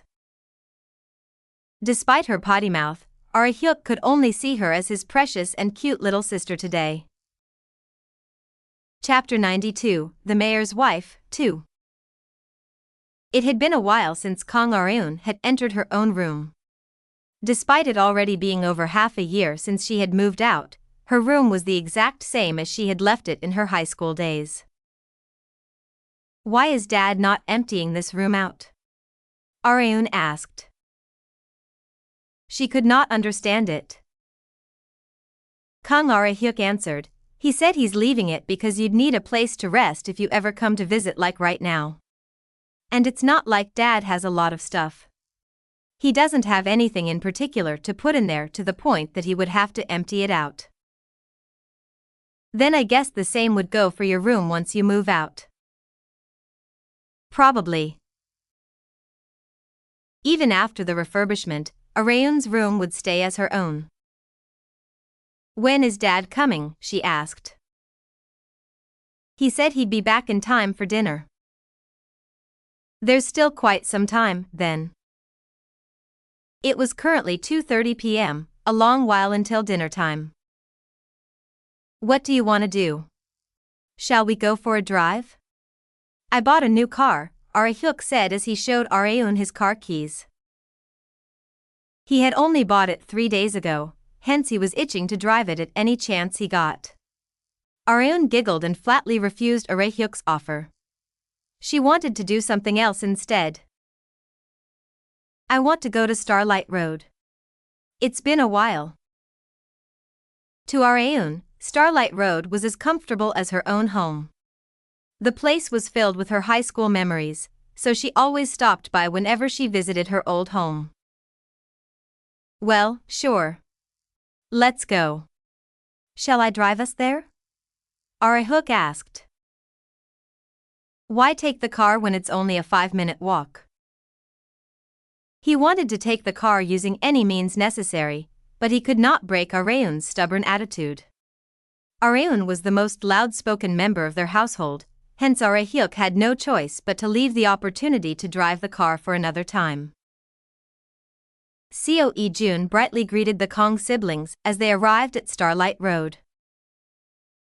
"Welcome, Hyung. Nuna. How've you been?" Lee-jun had recently slept over at Areun and Seo's house, so Areun did not feel like it had been a while since she had seen him. Lee-jun's gaze unconsciously focused on Areun. "You're extremely pretty today, Nuna. Stop talking nonsense. It's just because I haven't been able to remove my makeup after my shoot." Areun still reacted sensitively to people saying she was pretty. The siblings took their seats and Lee-jun himself brought the drink that they had ordered, plus a cake that they had not ordered. "We didn't order this," Areun mentioned. "It's on me. Please enjoy." Arehyuk lightly laughed as he watched Lee-jun go back to the counter. "How lucky am I to get to eat free cake thanks to my beautiful little sister." "Shut up before I kick you on the shin." Areun really might have kicked him on the shin if she wasn't wearing heels. They could hear a loudspeaker outside as they were spending time in Starlight Road after a while. "Please choose number 1, Lee Chun-tae. I will do my best for the people of this city." A candidate's voice pleading for votes filled the neighborhood despite it not being election season yet. Arehyuk pulled out his smartphone to check the date. Is it that time of the year already? Oh, it must be that. The Incheon mayor by-election. You know about it, right? Yeah. There was no way Areun wouldn't know. She especially knew Lee Chun-tae, who had just passed them very well since she had met him several times before becoming a high school girl. Lee Chun-tae looked like an incorruptibly pure person on the outside, but he couldn't be more filthy on the inside. As proof of that, he got along very well with Kim Han-Gyo. He was one of the main individuals who followed Kim Han-Gyo. Areun would not sit idly by and watch as Lee Chun-tae became the mayor of Incheon. However, his approval ratings were overwhelming. He alone possessed over 60% of it. Lee Chun-tae will probably win this by-election, Arehyuk remarked. He was more than justified to think as such from the objective statistical data. Even if the data was only an estimation, the data itself could not be ignored. Even in the future that Areun knew, Lee Chun-tae would become the new mayor of Incheon through this by-election, and Kim Han-gyo's influence would grow. Areun had no intention of letting that happen. There was only one way to stop it, and it was to get Jang Tae-hwan, the second candidate and the only one who even has a chance against Lee Chun-tae, elected. You're going to vote, right? Areun asked. Me? Yeah. Who are you gonna vote for? Not sure. I haven't really thought about it. Areun was not able to vote since she was already registered as a resident of Seoul, so she asked Arehyuk in her stead. Then vote for Jang Tae-hwan. Jang Tae-hwan? That's fine, but will he even be elected? He will be. Because Areun was going to make it happen. Reporter On Soo-jin looked through the package that Ma Young-jun had given her yet again. They were materials regarding Lee Chun-tae this time. Tax evasion, and I can't believe he even pulled strings for his son to be exempted from military service. They were not simply allegations, the package was filled with objective sources. Soo-jin asked while looking at Young-jun, were these provided by the masked woman as well? Young-jun simply nodded. He did not mention anything related to Areun. All you have to do is to release an article containing the information given to you. Then it would naturally become a scoop. Sujin looked through the materials in more detail. The package had not only contained information regarding Lee Chun-tae, but those regarding Jang Tae-hwan as well. Her eyes widened as she confirmed the name of his wife. By Yeo Song-won, is it the same Yeo Song-won, the actress that I know? Young Jun nodded again in acknowledgement. My. I had only heard rumors that her husband worked in politics, but I never expected him to be a candidate for mayor. Song-won had not revealed her husband's identity to the public yet. A small amount of information had been exposed due to the reporter's persistence, but they had not yet figured out who he was. Are you telling me to release this information as well? That's right. Is this also the aim of the masked woman? Most likely. Sujin had more or less an idea of what the masked woman was aiming for. Making Lee Chun-tae's misconduct public would lower the number of his votes, and exposing the fact that Jang Tae-hwan was Yeo Song-won's husband would raise public awareness of him. Song-won was highly favored by the public. Not only had she often made donations and done many good deeds in her career, but she had never been involved in a single scandal either. It was very rare to see an actress who had managed to maintain a sparkling clean image for several decades. Her image would become even better if it was revealed that Jang Tae-hwan was her husband, but I'm sure Miss Yeo Song-won wouldn't like her family matters made public, Sujin expressed. She was not wrong, but Areun had no qualms about ignoring such feelings if it meant she could fulfill her goal. There was also one other reason. Now that Jang Tae-hwan is a candidate for mayor, the fact that Yeo Song-won is his wife is bound to be revealed soon. We're simply moving it up. There is no problem, Young Jun remarked. Now that Song-won's husband had come into the light, it would only be a matter of time until their marital relationship was revealed to the public. Areun was simply moving it up to use for the election.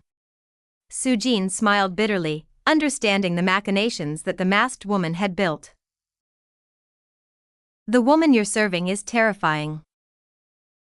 Sujin did not know who the woman was, but one thing she knew for sure was that the woman should not be antagonized. Kim Han-Gyo checked the Incheon mayor by-election results again and again in shock. No matter how many times he checked, all he could see was that they had lost. Jang Tae-hwan had won by a 1,871 vote difference. Lee Chun-tae could only apologize with his head hung down since this predicament had resulted because of his past actions. Even if he had 10 mouths, there wasn't a single thing that he could say. Han-Gyo's rage took the better of him and he smashed his fist down onto his desk. Chun-tae and the secretary flinched. Han-Gyo's ice-cold voice filled the office. Something's off. Oh, off? What do you mean, Congressman? The chief secretary asked carefully. Han-Gyo said as he buried himself deep into his chair and lit a cigarette. Ever since last year, no, the year before that, I've had this feeling that someone had been purposefully foiling my plans. 2 years ago. It happened to be around the time that Areun had returned to the past as a high school girl. Just like Areun had predicted, Jang Tae-hwan had won the seat of the mayor of Incheon. She had managed to deal some damage to Kim Han-gyo. Only after I keep accumulating damage will he get knocked out when I deal a huge one. She was setting things up for the future. Areun, the reporters are here, Shin Yubin said as Areun was in the middle of checking the by-election results again in delight. Areun responded in surprise, already? They're quite early. They said they arrived earlier than they had expected because they left early while fully expecting there to be traffic. What do you want to do? Do you want to get started now? The interview was supposed to begin at 2 p.m. It was 15 minutes early, but Areun thought it was better to get it over with and go home early. Yes, let's do that, Areun answered. Okay. Just wait here. The meeting room door opened again while Yubin was away. Good afternoon. Reporter on Sujin was going to be heading today's interview. Yubin had gone with Sujin's fellow reporters as a guide while they went to grab the supplies that they needed. In the meantime, Areun and Sujin were all alone. Thank you very much for saving me last time, Miss Kong. Sujin was thanking Areun for saving her while she was being threatened by a criminal suspect in the dead of night. I only did what should have been done. You don't have to worry about it too much, Areun replied while maintaining her light smile. At that moment, Sujin brought up something completely unexpected. You're the masked woman whom I met last time, aren't you? Chapter 93, The Mayor's Wife, 3. Kang Areun maintained her light smile despite reporter on Sujin's surprise question. She always had to keep a poker face back when she used to be in the security team, because showing emotions to others could let them grasp her weaknesses. Members of the security team had to become an expressionless iron wall. Due to Areun's training in her past life, she was able to maintain perfect composure despite Sujin's straightforward hook. I'm not really sure what you mean, Areun responded. That's a skilled actress for you, Sujin thought. Most people would have been greatly flustered by such a question. Sujin knew that Areun had worn a mask in front of her and used Ma Youngjun as an errand boy because she had a reason for hiding her identity. She first tried to lower Areun's guard. I won't tell anyone that you provided me with all kinds of information, nor do I have any intention to. Sujin was telling Areun that it was okay to tell her the truth since she would take the secret to her grave. I'm simply curious about your intentions for spreading such information in the entertainment and political world, and where you got them. Sujin could not help but be curious as a reporter. The information that Areun had provided Sujin were by no means rumors. They were hard pieces of evidence with objective materials to back them. Sujin had been able to reap many benefits thanks to the information given to her. She was considered a reporter who reported massive scoops at the perfect times, raising her reputation in her company. It was by no means a loss for her. However, despite all that, she couldn't help but be curious. Why exactly was she being provided such information with absolutely nothing asked in return? Areun's smile did not falter in the slightest. I think you've misunderstood me for someone else. Masks and such. I'm not really sure what you're talking about. But it had to be Kang Areun. She had suddenly appeared while Sujin was ambushed by the criminal suspect, and people had started monitoring while protecting her right after that incident. She had suspected that the masked woman was Areun because everything had fallen into place time-wise, but Areun denied it to the end. I'm not trying to blame you, Miss Kong.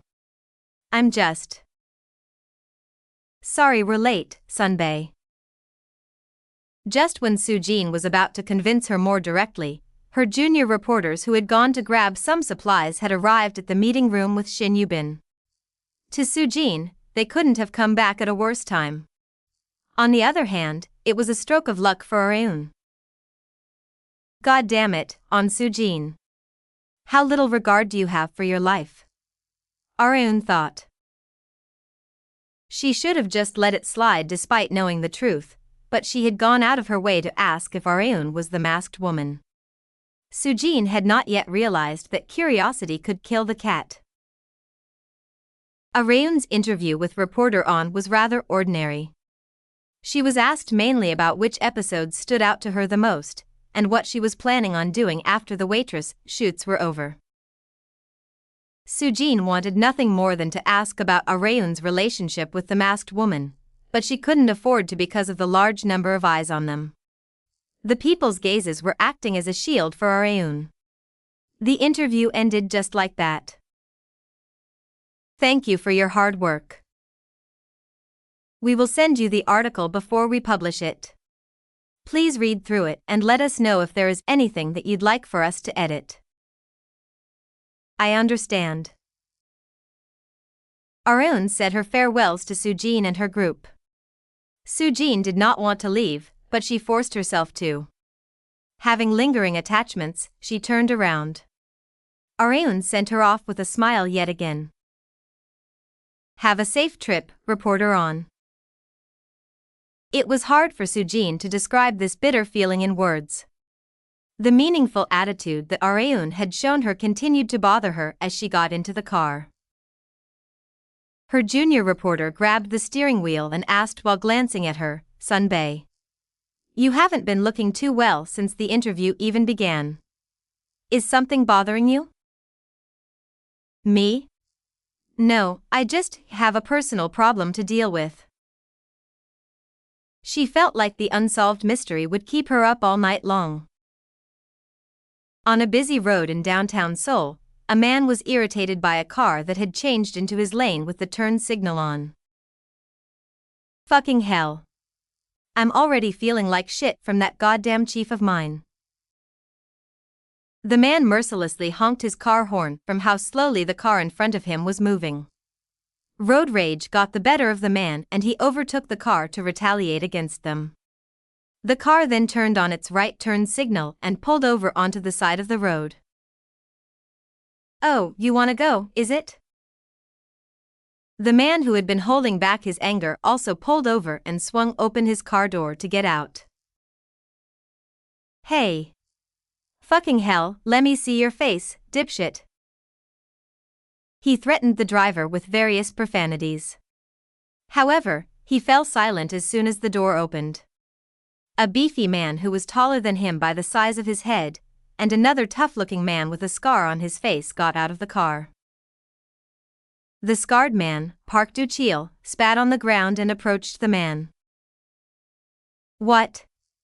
You wanted to see my face, didn't you? The thing is, good sir. What the fuck do you know about me to call me a good sir? Also, it's not like we cut you off. Did you not see we had our turn signal on as we changed lanes? Are you blind? Should I rip out your eyeballs and replace them with some new ones with 20/20 vision? Huh? I am sorry. I've been told I have intermittent explosive disorder. See, could I ask you to let it slide just this once? IED or whatever, I don't give a shit. You'd better fucking see it through if you picked a fight. The man unconsciously hunched his shoulders from Du-chil's bellow. At that moment, the back seat window of the car that Du-chil was driving rolled down. Ma Young-jun said to his two men, "We don't have the time. Let's go." Yes, boss. The man lost the strength in his legs and collapsed as he watched the two gangsters bowing at a 90-degree angle to their boss. Yang-jun warned the man who had retaliated against them while Du-chil and his subordinate got back into the driver and passenger seats. The moment I see you doing this kind of shit again, I'll make it so that you can never grab a steering wheel ever again. Mark my words. Why yes, sir. The man expressed his sincere gratitude toward Yang-jun just for sparing his life. Yang-jun and his men parked at a nearby parking lot and walked to a certain cafe. Welcome to. Gasp. The employees gasped before they knew it as they welcomed the customers as they've always done, because of the overpowering aura that Yang-jun and his men were giving off. Du-chil pointed to a seat by the windows. Over there, boss.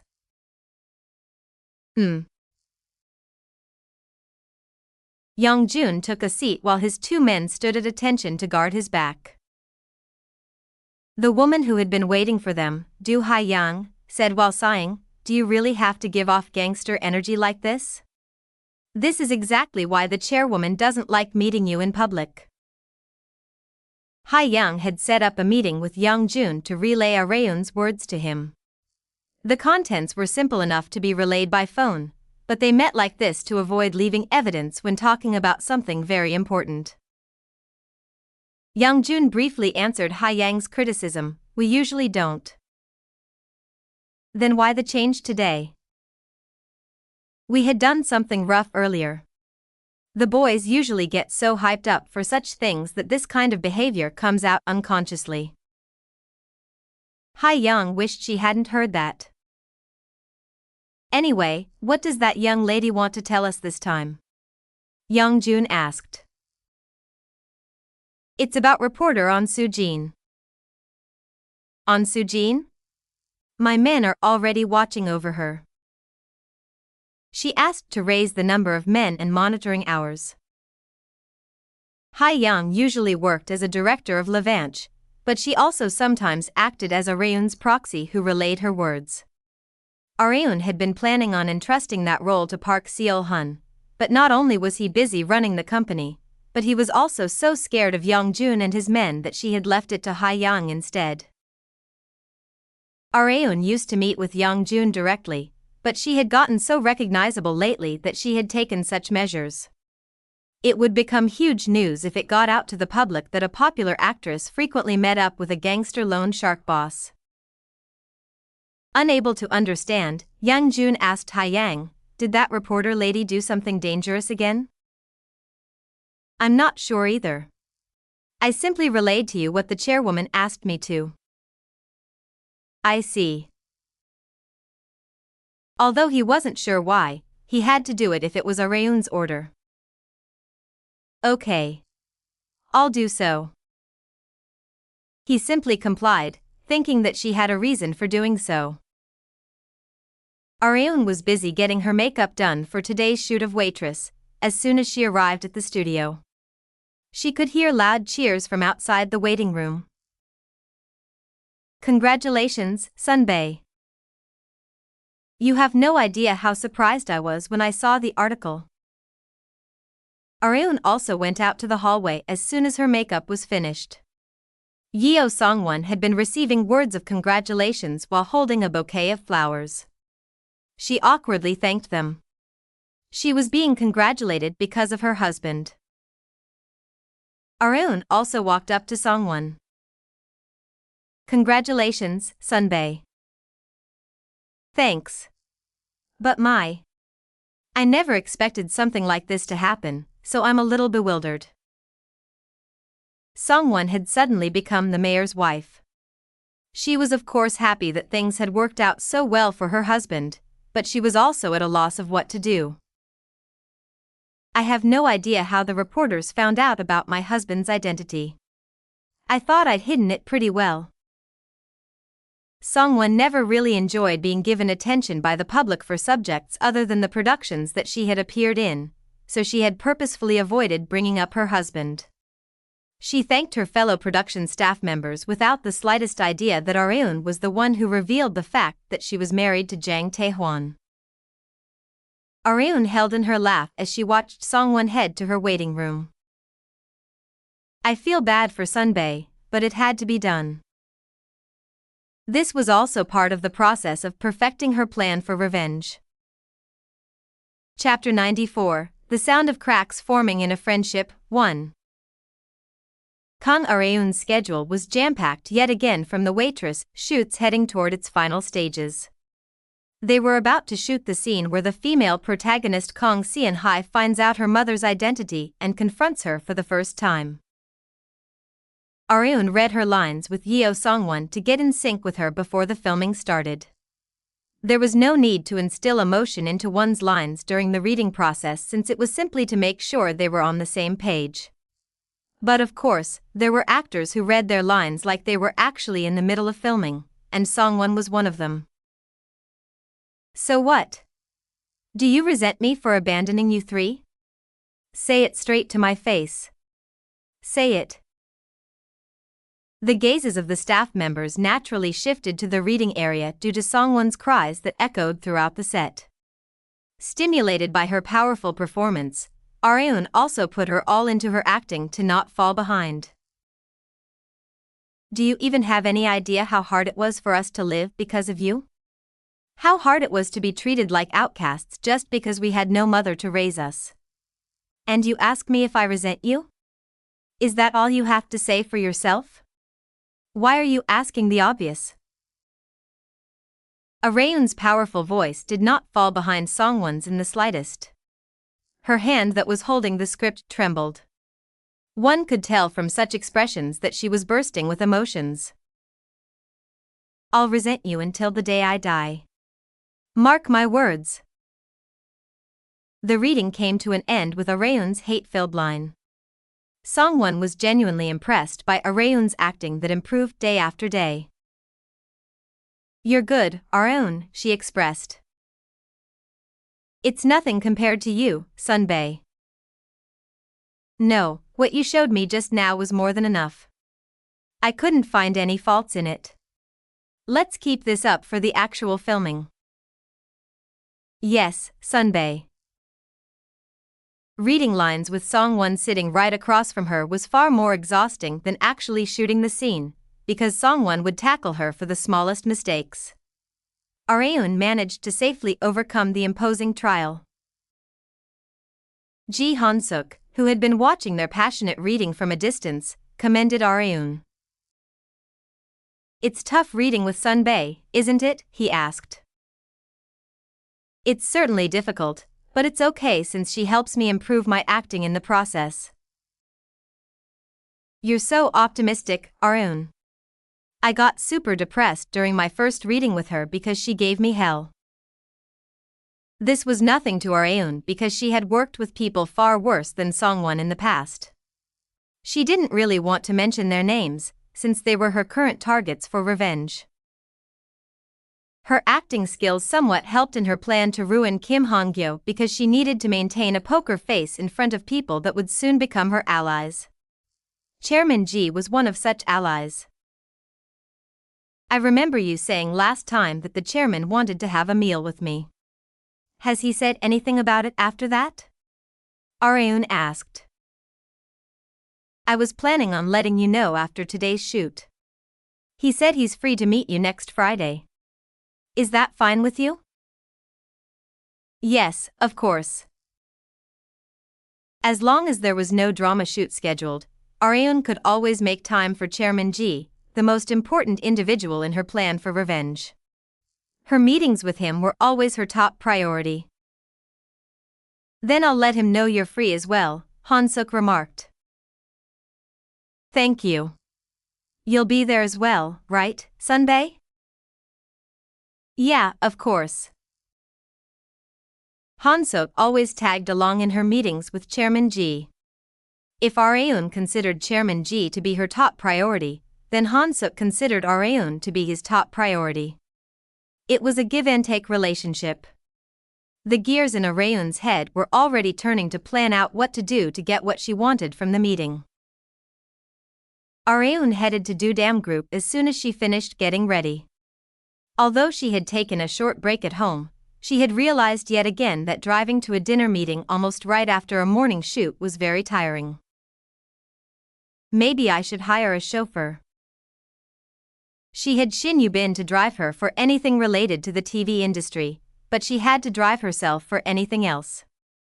Not only was it annoying, but she had a considerable amount of matters to handle. Hence, it did not seem like a bad idea to have someone handle the driving for her.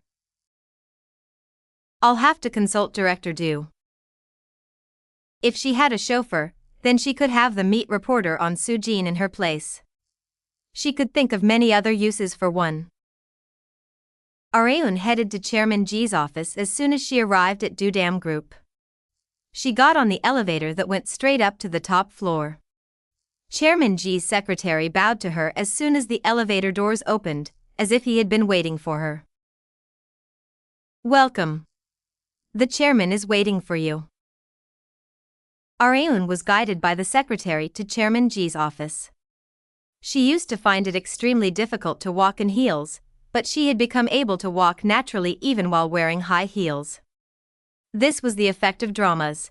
She had filmed so many scenes in heels that she had gotten accustomed to them.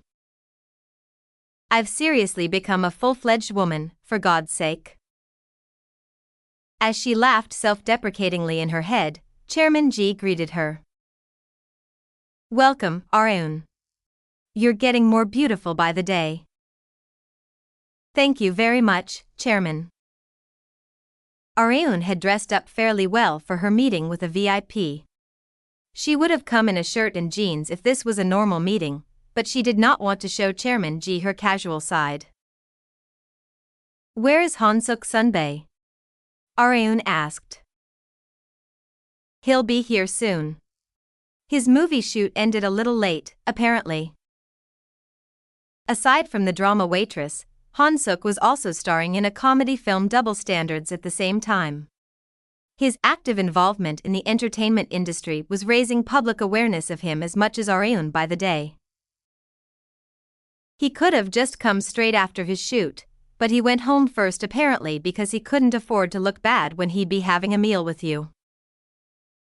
Han-Suk's romantic feelings toward Areun were still going strong.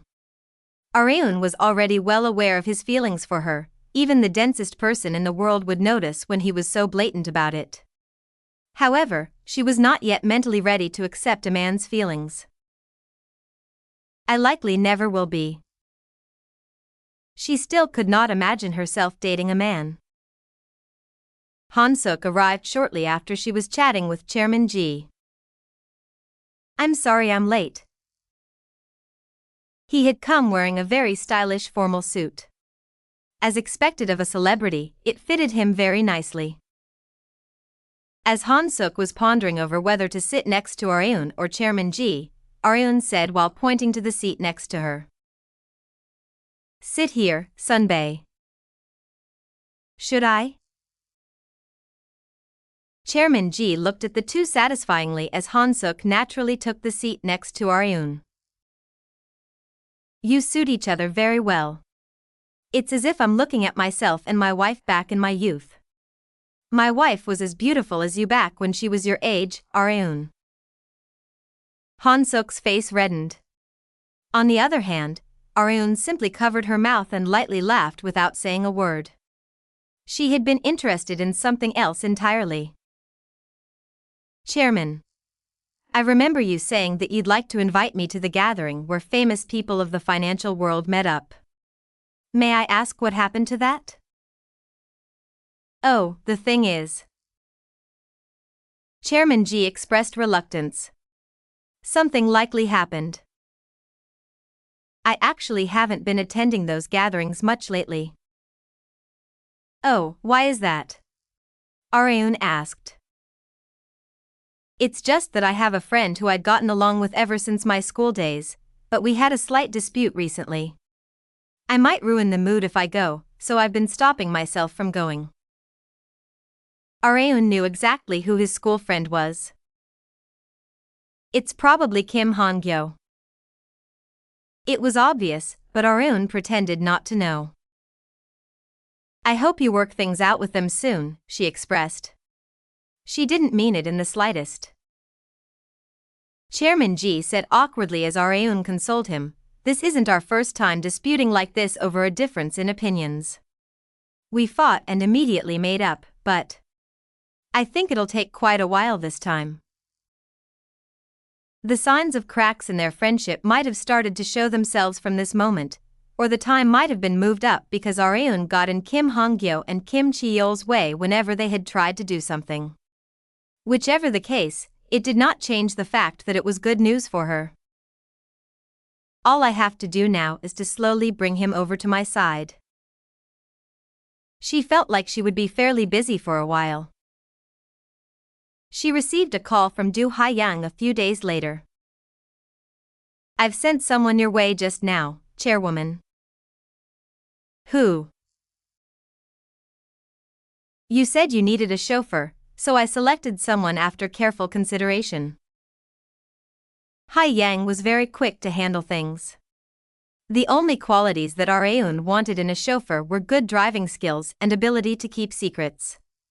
The second quality was the most important, because it must never be revealed that she had Ma Yongjun and his men under her wing and that she was having reporter on Sujin leak information in her stead. There happened to be someone perfect for the job, and he had just arrived in front of her house. He introduced himself to Areun with a 90-degree bow. "My name is Lim Suk-jun. I will be in your care from now on, chairwoman." "You look very familiar. Oh, aren't you one of Mr. Gangster's men?" "Yes, that's correct. I'm honored that you remember me." There were a few smart individuals among Yang Jun's men, and Suk-jun was one of them. "I guess it's much better to use someone internal than hiring an outsider." Areun had realized why Ha-yang was able to find someone so quickly. Since he had come all this way to greet her, she decided to assign him his first duty. "I was just about to head out. Can you give me a ride?"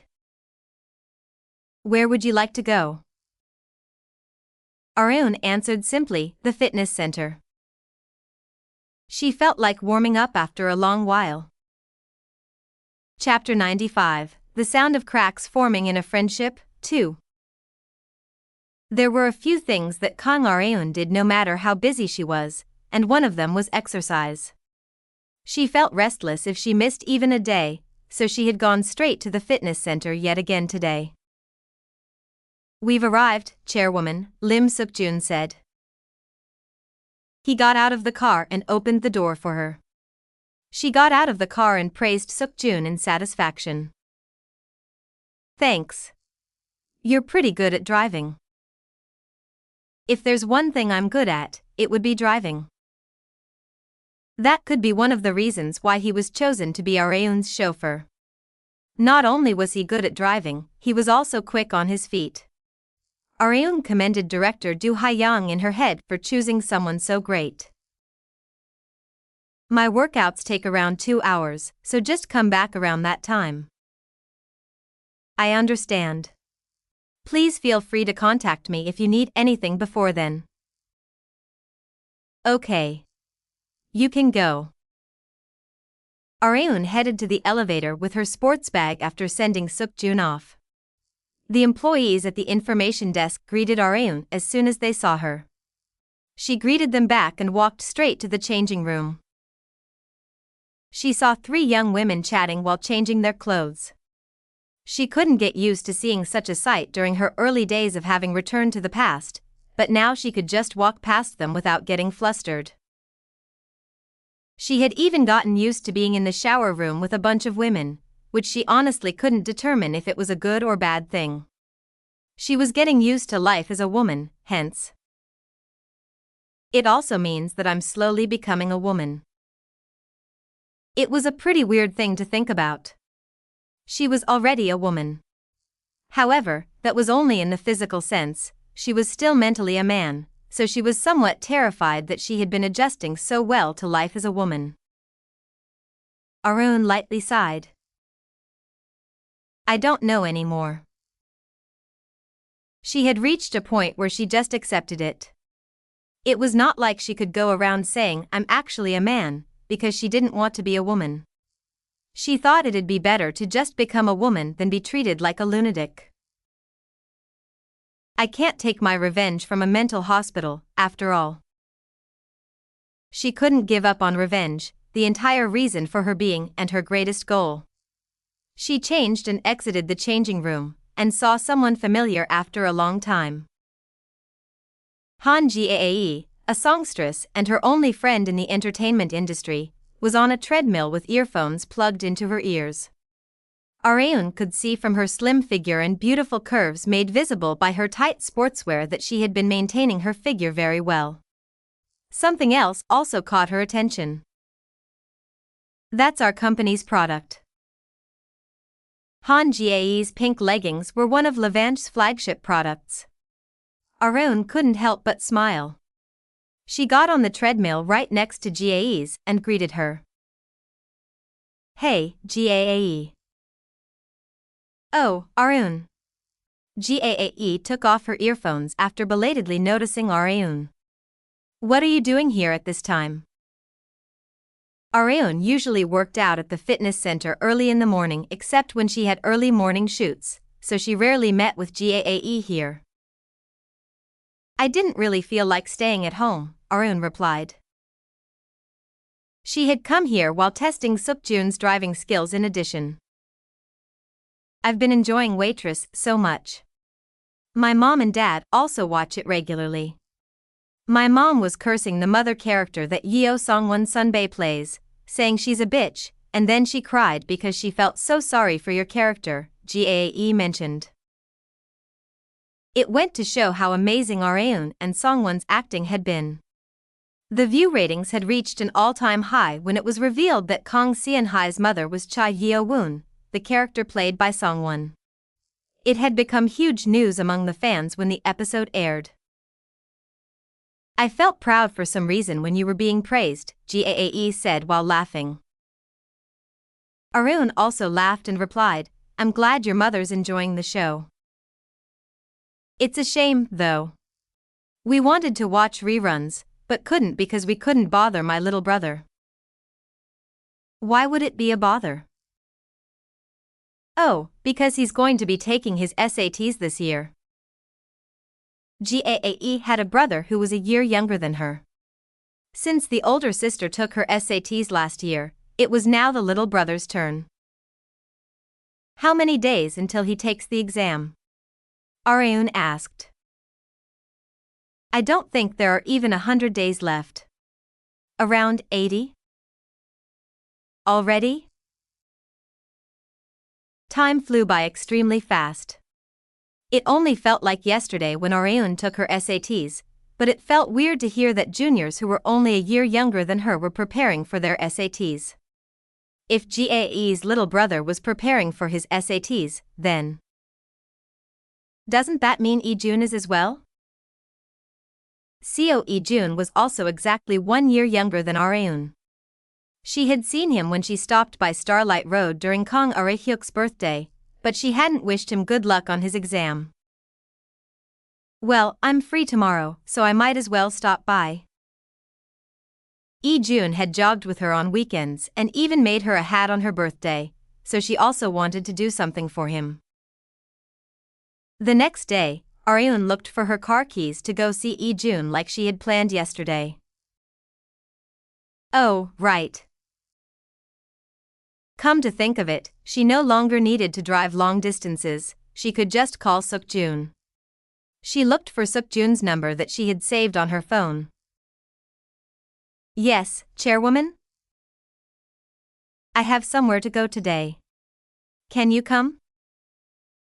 Yes, right away. Where should I come pick you up? Come to my house.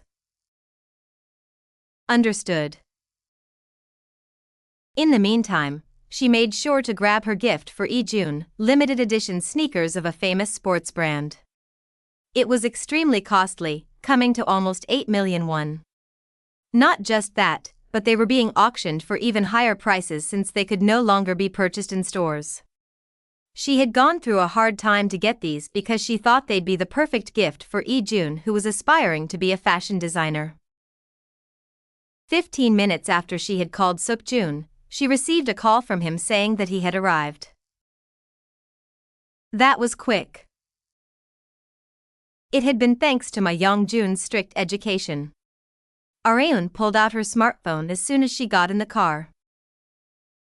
He should be done with school by now. She thought about contacting Ijun in advance to say that she was on his way, but no, let's not. Her mischievous desire to surprise him took over. Arun had been given information from Seo that Ijun was currently at Starlight Road. She had Suk-jun park the car near the area and walked to the cafe with the paper bag containing the gift. At that moment, jingle. The cafe door opened and she saw Ijun sending off a girl wearing the same school uniform as him. Have a safe trip home. Okay. Thanks for today. I'll see you tomorrow. The girl looked like she'd be rather popular in school. As he was about to head back into the cafe, he stiffened because he had locked eyes with Arun. And Nuna. Areun said teasingly with a corner of her mouth curled up. Ha, damn punk. I guess it was true when Iseo said you were pretty popular in school. You're even dating a pretty girl like that. A bystander could have easily misunderstood the two students to be couples. Lee-jun frantically shook his head. No, Nuna. That wasn't a date. She just came to pick up something she forgot at the cafe. Okay. I won't tell Iseo, so you don't have to deny it so frantically. Lee-jun was not acting like this because his sister would hear of it. The biggest problem was that Areun was misunderstanding his relationship with his classmate. Here you go, Areun said as she handed him a paper bag. What is it? A gift to wish you good luck on your SATs. They're sneakers, so wear them when you go jogging. I was only here to give you that, so I'm off. Good luck on your studies. She turned around to walk back to where Suk-jun was. Nuna. But then, Lee-jun snatched Areun's thin wrist and forced her to turn back to him. He immediately closed the distance between them and spoke clearly in complete seriousness. I'm really not in any sort of relationship with that girl earlier, so I hope you don't get the wrong idea. Lee-jun had only been swayed by Areun, but now the situation had completely reversed. Lee-jun was also a man. Areun felt something inexplicable as Lee-jun showed a manly side of himself. She hurriedly pulled her hand out from his grasp. Okay. You could have just said so. Why did you have to get all serious, you punk? Because you didn't believe me. Fine, I'll believe you. Areun was talking confidently, but she couldn't bring herself to look Lee-jun in the eyes. She herself couldn't understand why she was acting like this either. She was only thinking of one thing, to get out of this situation as quickly as possible. Anyway, I'm gonna go. Good luck on your SATs. Thank you, Nuna. Can I come over to your house again when it's over? Do as you like. Step. Areun was slightly fumbling as she walked. Suk-jun bowed to Areun as soon as he saw her and asked, Have you finished your business here? Areun nodded in silence. Where would you like to go? Home. Understood. Areun's eyes shot towards Starlight Road as soon as she got in the car. She replayed what had just happened in her head. Areun had always thought of Lee-jun as a younger brother who she could order around whenever she wanted, but he had shown a completely different side of himself to her just a little while ago. She didn't quite know how to explain it, but after seeing Lee-jun's assertive side, he's unexpectedly manly. She found the normal Lee-jun to be likable, but his serious side when things came down to it was not bad either. Chapter 96, Nuna, 1. Today was the day the long journey that was the drama waitress would come to an end. The staff members could not contain their troubled emotions due to this being the final shoot. Ji Han-suk also felt the same way. It feels weird to hear that today's the final shoot. If there was a beginning, there was bound to be an end. However, the drama waitress held a special place in Han-suk's heart because it was a precious production that recorded the highest view rating in his acting career as well as what made him into a star. Hence, the farewell struck him much harder than that of any of his other works. However, Kang Areun did not feel the same way at all. She had already known the drama would be a huge hit, so she had not been worried in the slightest, unlike the production team that had been worrying about the view ratings throughout the entire duration of the filming. Since Areun had been the only one who was at ease during filming, she was also the only one who did not feel anything in particular in the moment of farewell. Han-suk smiled bitterly at the apathetic Areun. I sometimes feel like you're more mature than me whenever I see you off camera. I do. In what way? In the way that you don't let your emotions sway you. In contrast to how Areun was on camera, she often expressed minimal levels of emotions off camera, almost as if she were a robot. Han-Suk was sometimes envious of Areun's strong mentality despite her being a rookie actress. There's apparently going to be an after-party after today's shoot. You're gonna come too, right? Han-Suk asked. Areun nodded as if it was obvious. Yes, I am. It was a place to unwind, but she was also planning on making new connections there. Acquainting herself with people in the broadcasting industry could allow her to seize great opportunities in the future. Therefore, Areun always attended dinner parties unless her schedule did not allow it. However, there was one thing that she found to be a shame. If only I was a good drinker. Areun loved alcohol, but she couldn't afford to enjoy it in her current life. There was no telling what she would do if she got drunk. She could even unwittingly leak secret information about herself like she had done with Seo. She had decided to stay as sober as possible from fear of her own inebriety. Kang Seon-hai had succeeded in getting revenge on her mother for abandoning her and her younger siblings, by completely ruining her.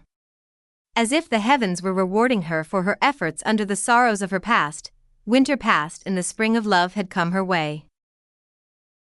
Han-Suk, who was looking at the ocean together with Areun, went somewhere after asking her to wait.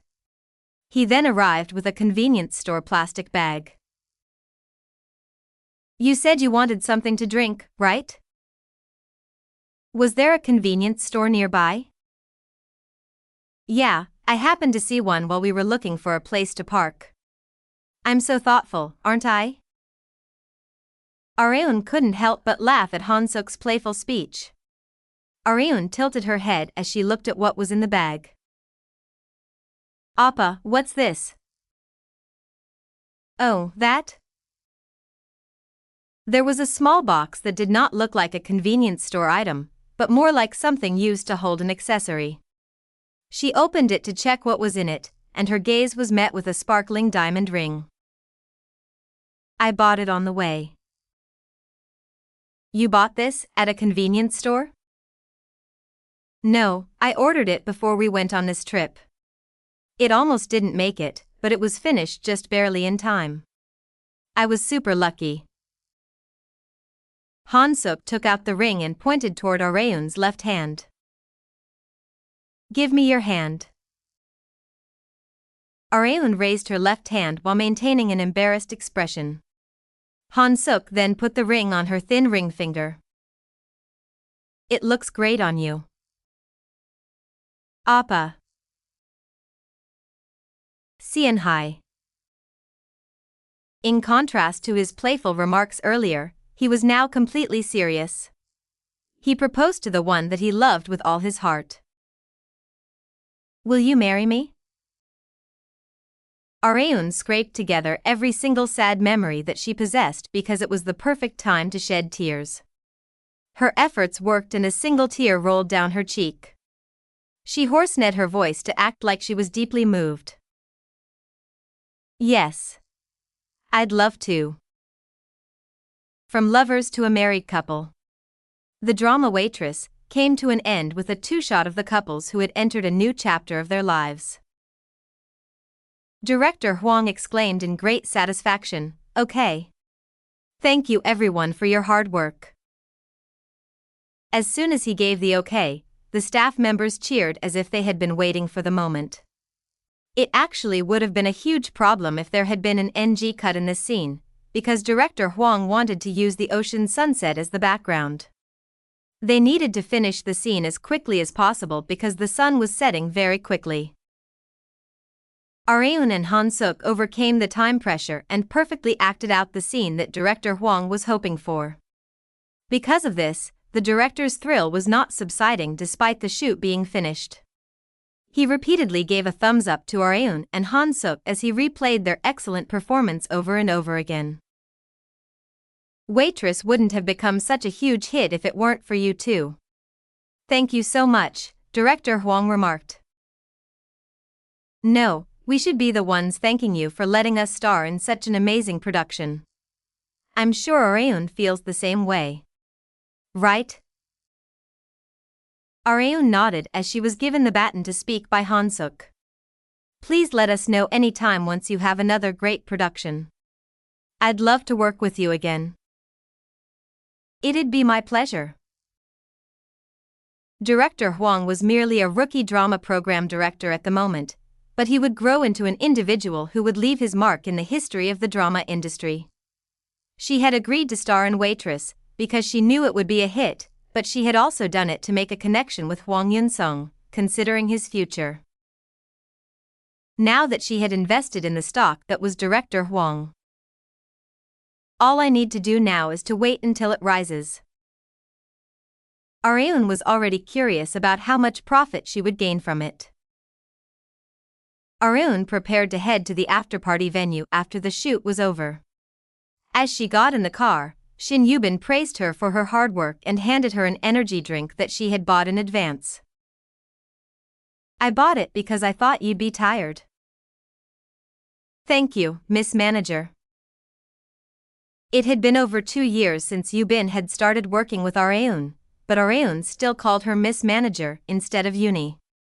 Hence, Yubin still felt a strange sense of distance from her. She was sad but also curious as to when Areun would start calling her Uni. Is it okay if we head straight to the venue? Yubin asked. Yes. There isn't enough time to go back home. I'm already outside, so I might as well get through everything I need to do before going home. That was best for both Yubin and Areun. The road managers were notified in advance of where the after-party would be held. Yubin typed the address into the GPS.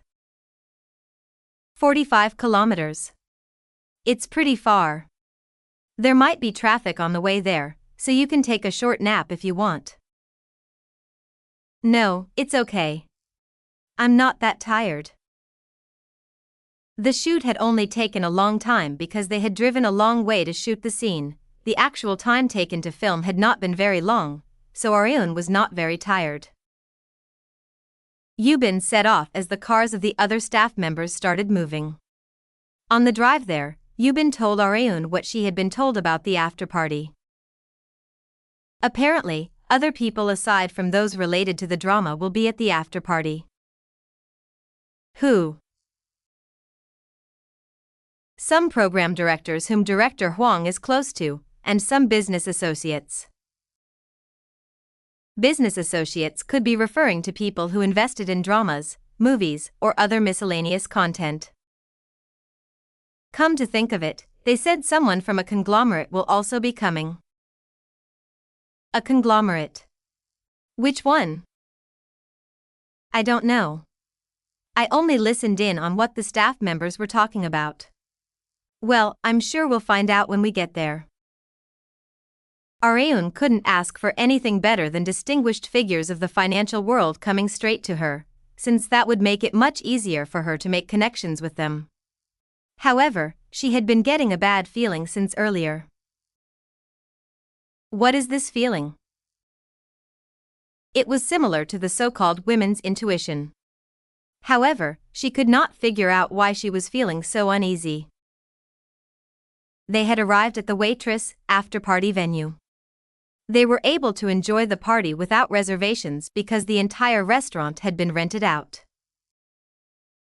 Such treatment from the broadcasting station is a given when the view ratings have been off the charts. Areun believed such a luxury to be natural. She raised her glass with the other actors that she was sitting with, including Han-suk, to cheer. Her eyes were fixed on the bottles of alcohol on the table. I want to drink. I want to drink like crazy. Areun had loved alcohol so much in her past life, but now that she had become a lightweight that would get drunk from just a sip, just the thought of drinking made her anxious. Should I just go for it? She could just leave what happened afterward to Yubin. No. Am I insane? I promised myself I wouldn't drink before I got here. She had never imagined that she was such a weak-willed woman. She could endure anything, but alcohol was the one thing that she couldn't easily hold herself back from. She gulped just from watching Han-suk having a drink next to her. Han-suk glanced at her and asked, "Would you like a glass?" "And no. I'm fine." Han-suk had never seen Areun so flustered before. Areun couldn't help but sigh deeply at her lightweight self. While Areun was experiencing hell, she heard a familiar female voice. "I enjoyed the drama so much. It was so entertaining." Her head turned by reflex. Her face stiffened in a flash as she laid eyes on a young woman in her 20s wearing a red one-piece dress. It was a face that she never wanted to see ever again. Nuna. Park Hee-woo. It was her older sister in her past life. Chapter 97, Nuna, 2. Back when Kang Areun was Park Geon-Woo, she naturally had her own family. Geon-Woo had a father, mother, and an older sister. However, he had never felt a sense of attachment to his family. His family, especially his father and older sister, tried to oppress him by meddling in his entire life. His mother was not as bad, but she had never once taken his side because she thoroughly maintained neutrality. Geon-Woo had been raised in a family that never felt like one. Hence, he declared his independence and left home as soon as he came of age, saying he no longer wanted to live in a home like this and that he wasn't his father and older sister's puppet. Since then, Geon-Woo had completely cut ties with his family. As Areun's past memories as Geon-Woo replayed inside her head, she was reaching for the drink glass before she had realized it. Han-suk asked, "Didn't you say you weren't going to drink today, Areun?" Impulse was a scary thing. She pledged to herself over and over again that she wouldn't drink during the after-party, but she went straight for the alcohol due to the stress that she had recalled from seeing Park Hee-woo. Areun belatedly managed to get a hold of herself. "Calm down. Who knows what I'll do if I drink here?" Hugh. She took a deep breath. She was able to calm down just a little, but her heart was still beating just as quickly. Hee-woo was chatting with program director Hwang Yun-sung. Just then, Director Hwang turned toward Areun. "Perfect." Areun and Han-suk happened to be together. He approached Areun with Hee-woo. She momentarily pondered over whether to leave or not, but it was too late. "Areun, Han-suk, say hello. This is Vice President Park Hee-woo of TP Entertainment." Han-suk was surprised by the mention of TP Entertainment. "Oh, I heard someone was newly inaugurated as Vice President, and I see it was you, Senior Managing Director Park. I had no idea. We skipped the inauguration ceremony, so there are a few people who don't know that I've become the Vice President. I must be one of them." Han-suk and Hee-woo laughed as they looked at each other.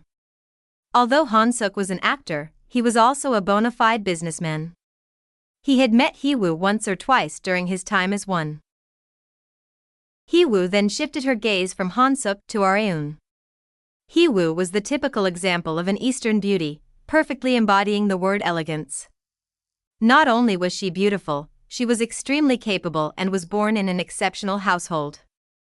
Hence, she was extremely popular among those in the financial world regardless of age or sex. However, Hee-woo was nothing more than an enemy to Areun. No matter how amazing Hee-woo's reputation was among the people around her, Areun couldn't bring herself to think well of Hee-woo.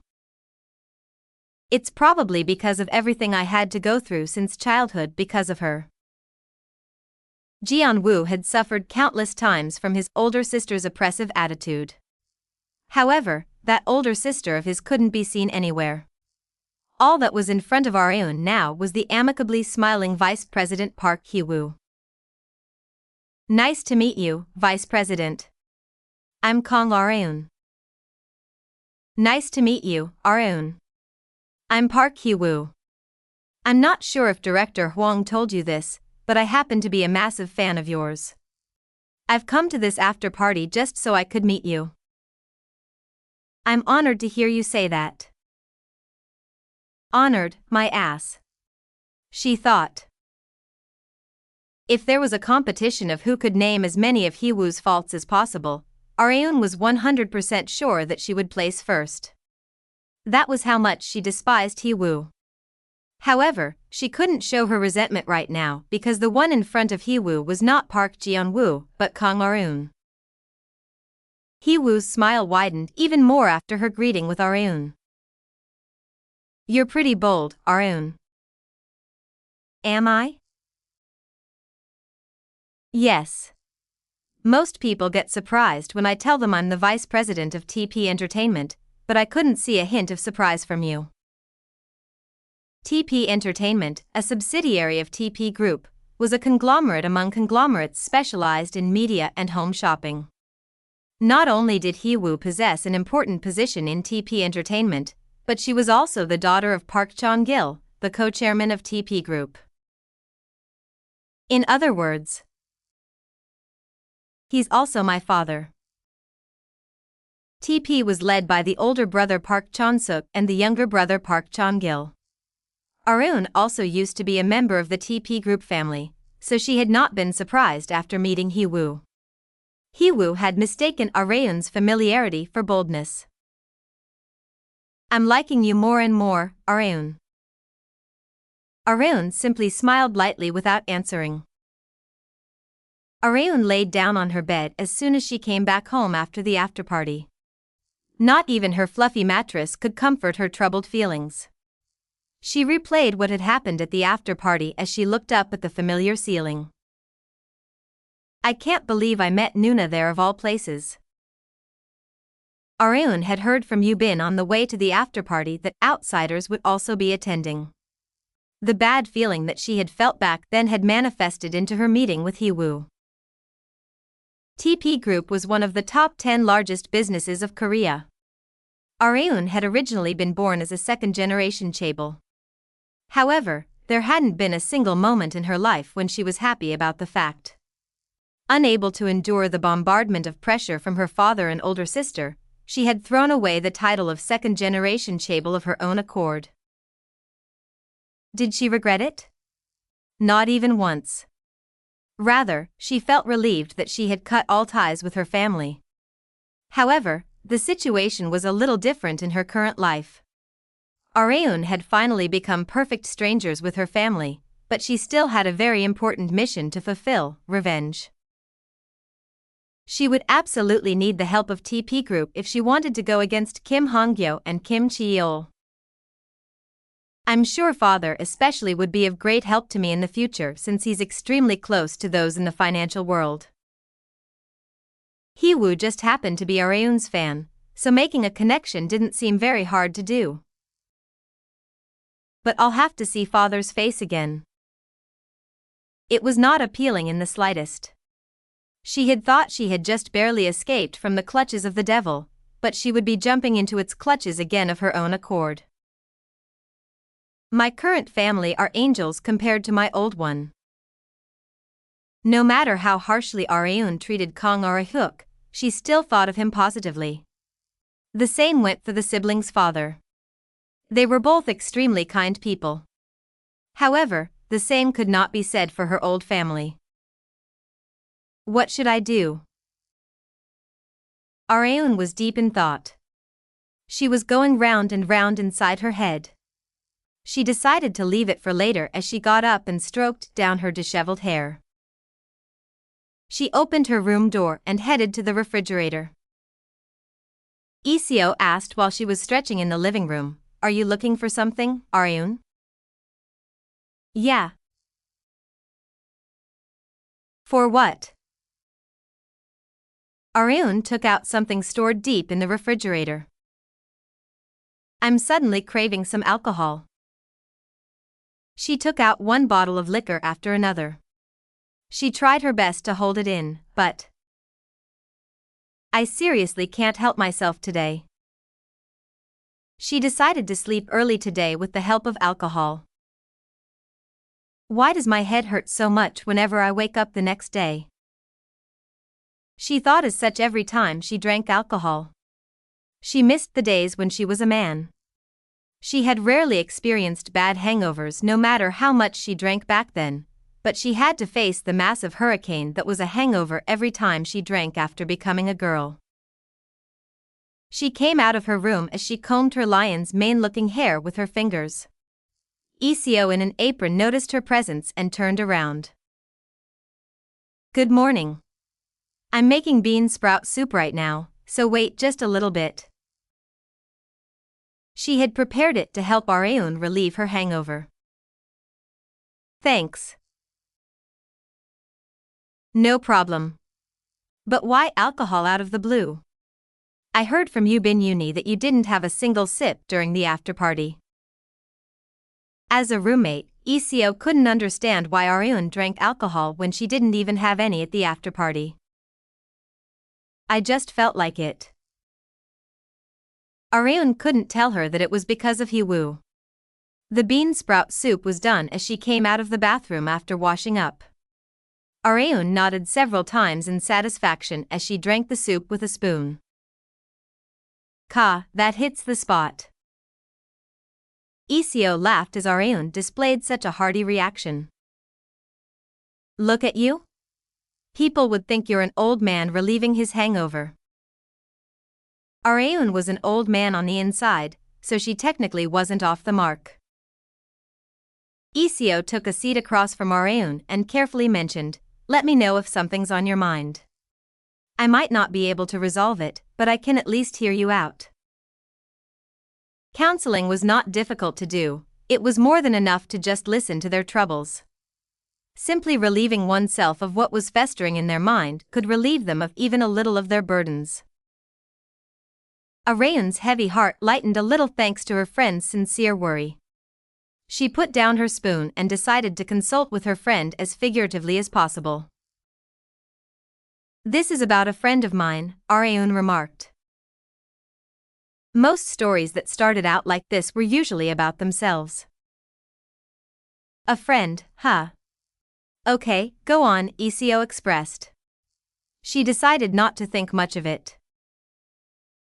Person A is trying to take revenge on Person B because B had wronged A in some way, but A lacks the power to do so. So, as A was going around to find someone who could help them, they met Person C. C? Are they A's ally? No, C is the worst of the worst kind of person who only sees A as a tool. I feel bad for A. Yeah, me too. Areun also had times when she pitted herself. But C has power on par with B. In such a case, should I ask C for help? Areun asked. She had been thinking about this for quite a while, but ECO unexpectedly answered right away. Is there even a need to ask them for help? I can just use C instead. Use? Yeah. You said it doesn't think well of C either since C used them like a tool. In that case, I can be the one to use C as a tool this time to defeat B, right? In other words, the tool's rebellion. Areun liked ECO's answer very much. Chapter 98, New Year, 1. Despite becoming a high school girl that Kang Areun wasn't cut out for, what drove her to keep moving forward without breaking was her objective to pay Kim Han-Gyo and Kim Chi-il back in folds for what they had done to her. Just for that one purpose, she did not lose her composure, even if she was put in a situation where she had to wear a skirt or put on an embarrassing act in front of a man. Revenge took up most of Areun's life, but now she needed to slightly modify her plan. Her original plan was to use the funds and connections she grew by using her knowledge of the future, to ruin Kim Han-Gyo and Kim Chi-il. However, that would take far too long. It could take 10 years, or even 20. Kim Chi-yeol aside, Kim Han-Gyo is a whole different beast. The Kim Han-Gyo that she knew was always calm and composed no matter what situation he was put in, and used whatever means necessary to overcome such situations. He was cruel enough to bury his right-hand man 6 feet under. Hence, there were more than just a few people who found Han-Gyo to be distasteful. In the financial world, the most representative of such people would be Chairman Ji Sung-jium. Park Chong-gil of TP Group did not have a good impression of Han-Gyo either. Chong-gil had started to see Han-Gyo in a bad light because of the policies that Han-Gyo had proposed. At the time, TP Group had been ambitiously preparing several large-scale projects, but they had ended up suffering massive losses because restrictions had been placed due to the newly proposed policies. Why did Han-Gyo one-sidedly pick a fight with Chong-gil and TP Group? It was a war of nerves. Han-Gyo was giving Chong-gil a warning that he should cooperate with him if he didn't want something like this to happen again. However, Chong-gil was Park Geon-Woo's father. Geon-Woo had gotten his overpowering competitive spirit from his father. Chong-gil simply laughed at the face of Han-Gyo's indirect threat. The conflict between Han-Gyo and TP Group was not yet prominent, but it'll get worse with time. Areun was certain since she knew the future. It was also because of their hostile relationship that Areun had become Han-Gyo's subordinate back when she was Geon-Woo.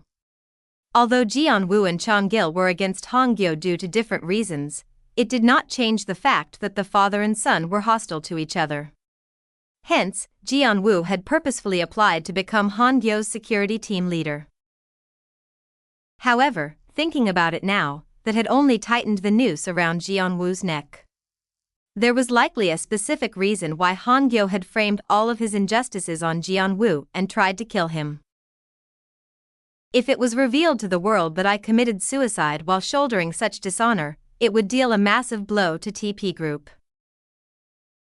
Even if Geon-Woo had cut ties with his family, it did not change the fact that he was Chong-gil's son. Filial ties were not severed so easily. To Han-Gyo, it was the perfect chance to kill 2 birds with 1 stone. He could bury the allegations raised against him while dealing a massive blow to TP Group. This was nothing more than Areun's guess, but it's highly likely. The Kim Han-Gyo that she knew was more than capable of such a thing. But I won't let him do as he likes this time. Areun decided to add new members that weren't originally included in her revenge plan. Park Chong-gil and her older sister, Park Hye-woo. She absolutely hated the idea, but she had no choice. You have to fight fire with fire. Areun looked up information regarding TP Group while moving to the interview shoot location in Shin Yubin's car. She went through everything from the company's financial statements to every article reporting their recent activities. Despite Areun having been the son of the chairman of TP Group, she ironically barely knew anything about the business because she had actively avoided taking an interest. However, she wouldn't do that in this life. I should at least know basic information related to the company if I want to coax father and Nuna. Ryu Hyun, Areun's stylist, asked as she looked at Areun scrolling through materials filled with TP Group information. Are you looking at that for stock trading? Studying up about a company was essential before investing in them. Only after taking a company's accomplishments, favorable indicators, and growth potential into account should someone invest in them. It was far too easy to go broke by investing in a company just because other people were. Areun was well known within the entertainment industry as a stock trading expert. Although Kang Ara-hyuk handled most of the trading because she was busy, she also invested directly whenever she had time. Areun answered while nodding, yes. TP Group is one of the companies that I've been taking an interest in recently. However, what she would be investing was not money, but her efforts to make connections with them for the sake of her revenge. Hyun's eyes sparkled. Should I invest in them too? Is it really okay to decide just like that? Areun asked. I'll only lose money if I invest on my own. I found it much better to just follow you. I bought the stocks that you suggested last time and my profit rate rose 30%. Hyun had once treated Areun to something because she had managed to earn big thanks to her. Yubin showed interest in their conversation. Isn't stock trading hard? I gave it a shot before, but I couldn't do it at all. Yubin didn't even know how to use the stock trading software, so she couldn't start stock trading even if she wanted to. However, Hyun was taught by her younger sibling who already traded stocks. Then I'll teach you next time, Uni, Hyun expressed. Yubin had no reason to refuse when money would automatically flow into her account if she bought the stocks that Areun suggested. However, Areun warned them like she always did, just don't invest your entire life savings. Use only your spare funds. Okay, I will. There was likely no way for them to lose money if they did exactly as Areun said, but there was still a possibility. Areun mentioned one more thing to them: please keep what I tell you a secret among yourselves. Don't go around telling a bunch of people. Information was only valuable if they were scarce. The value of information that everyone knew was bound to plummet, so Areun had been trying her best to use her knowledge of the future by herself. Now that her stock trading and business were successfully put on a track to success, all she needed to do was to fulfill her revenge. The final episode of Waitress had aired. Areun stood on stage with Ji Han-suk and director Hwang in front of reporters to give their thoughts on how it felt to have reached the end of the journey.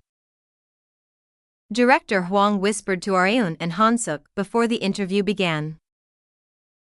This was only possible thanks to the drama's high view ratings. Apparently, they don't even provide stages like this for other dramas just because they ended. Views were everything. No matter how beneficial a program was, it would only be discontinued if the view ratings were low. That was especially the case for dramas. In that sense, Waitress was the most successful drama of the year. Areun scanned the reporters as they took their seats one by one. Reporter on Sujin isn't here today. Since Sujin mainly focused on political and financial stories, she did not have the time to come to such interview sessions like a reporter in charge of entertainment news would. Well, that's better for me. Sujin was still suspecting Areun to be the masked woman. She felt relieved by her absence since she did not have to worry about her asking difficult questions to answer in front of other reporters.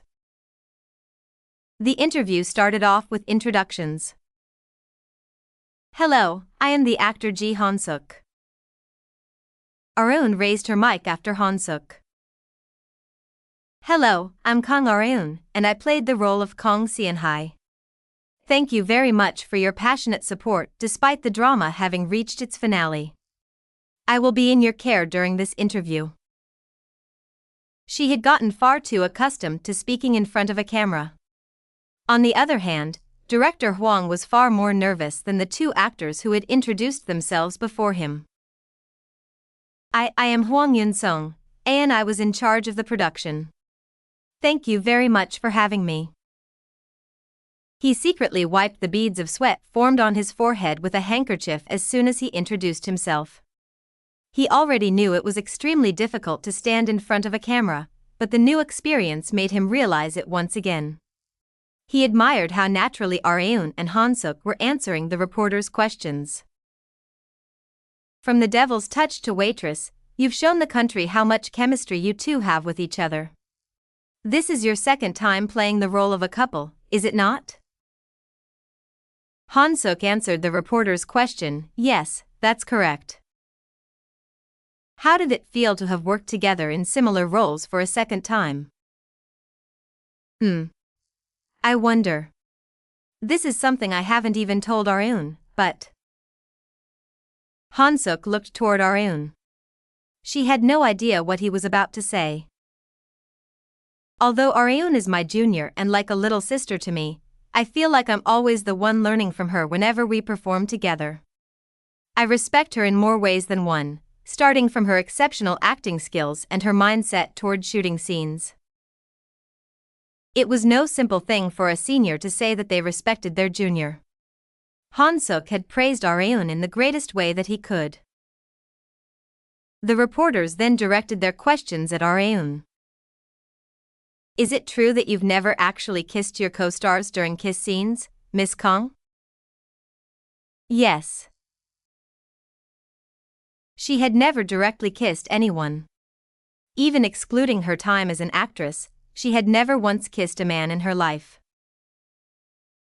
If there comes a time when you'd have to shoot an actual kiss scene, who would you like your partner to be? Han-Suk's ears perked up. His heart fluttered. Other actors usually hesitated or thought deeply when asked such a difficult question, but that was not the case for Arun. She raised her mic and adamantly answered, I don't have someone in mind yet. Han-Suk had expected such an answer, but he couldn't help but be disappointed that Arun didn't even have anyone in mind. Chapter 99, New Year, 2. Kang Arun's schedule was jam-packed even after the finale of Waitress, due to how massive of a hit the drama had been. Even today, she had a radio show scheduled, which she had to get ready for since it was at 11 a.m. One thing she at least found fortunate was that it was only an audio recording, so there was no need to be in full makeup. Arun only put on basic makeup and headed to the broadcasting station in Shin Yubin's car. She'd put on a mask as soon as they arrived at the parking lot. She had no reason to wear a mask in the station since the place was full of people in the same industry as her, but she wore it regardless because the air was highly polluted today. Yubin said as she took the lead, it would have been a huge problem if an outdoor shoot was scheduled on a day like this. No kidding. Indoor shoots were best in bad weather conditions. Arun walked to the radio studio with Yubin while her hair was fluttering in the wind. She greeted the host of the show, announcer Young Min-ho. Good morning, Sunbae. Oh, hi, Arun. Arun and Min-ho had already met several times, so they were not awkward around each other. Min-ho asked Arun after drinking some water to clear his throat, I bet you're gonna be super busy starting next month, huh? Me? Yeah. It's the end of the year, and the drama you starred in turned out really well. I heard there are tons of directors lined up for you. A writer from our station has been super worried about it. About what? About whether or not they'd be able to cast you. Arun lightly laughed while covering her mouth with her hand. The writer's worry was not unfounded, since Arun was at the top of the list of actresses that program directors wanted to cast. The view ratings of anything that she starred in was practically guaranteed to be high. Even the number of people in Club Allegiance, Arun's fan club, multiplied threefold after Waitress. One could easily tell how popular the production had been. I heard you also received an invitation to the Drama Awards, Min-ho mentioned. It had not been released to the public, but announcer Young already partly knew about information regarding the Drama Awards.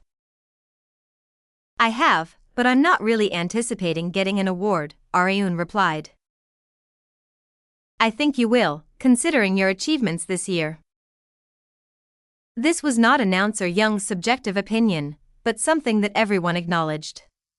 However, Arun did not have any large expectations for the awards ceremony. It was not like she had returned to the past to be successful as an actress. She had no reason to be desperate for an award since she had been put in such a situation simply because she didn't properly fill out her return application form. I'll just accept whatever they give me. Arun was planning on just going with the flow. Areun decided to visit a beauty parlor before the drama awards ceremony. It would take a huge amount of time to get her makeup, hair, and outfit done on the day of the event, so she wanted to get everything that she could do in advance over with. The hairdresser gave Areun a suggestion while touching her hair. "Why don't you try dyeing your hair, Miss Kong?" "Dyeing my hair?" "Yes. Your hair is pretty long, so it could give off a gloomy feel if not properly managed. I think dyeing your hair in a brighter tone would also brighten the aura you give off." She had been reluctant to do so since she had never dyed her hair back when she was a man, but after much thought, it's not a bad idea.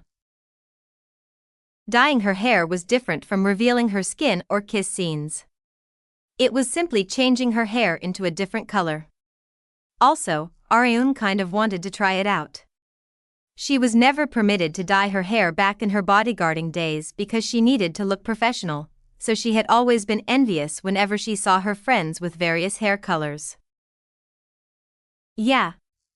When will I ever get the chance, if not now? Areun decided to take this opportunity to do what she had never been able to do in her past life. "What color do you recommend?" she asked.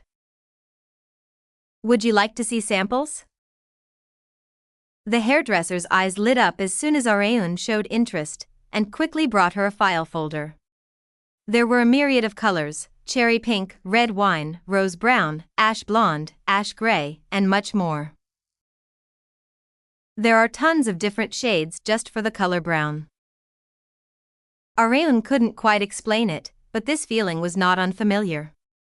The shades might look the same in a man's perspective, but a woman's eyes could catch even the slightest difference in shades. "I personally think ash brown would suit you best. What do you think?" The color's also friendly to people dyeing their hair for the first time. It was a fairly bright shade of brown. It certainly looked like a safe choice for beginners. "If you don't mind me suggesting a bit more, I think it'd be good to get the ends of your hair slightly permed. Straight looks good and all, but adding a slight wave makes your hair look more voluminous." Areun liked the sound of that. Voluminous hair certainly sounded much better than straight hair. "I'll leave it to you, then," she responded. She decided to make a bold move since she had already made a resolution to change her image. Seo heard the sound of the front door opening as she was making dinner. The only ones who knew the door password were herself and Areun. "Welcome back, Areun." Seo doubted her eyes. She knew that Areun had gone to a beauty parlor, but she became wide-eyed from how much Areun had changed. Areun blushed. "Does it look weird?" The hairdressers had said it looked great, but waves of anxiety hit her from the thought that it might not be the case for ordinary people.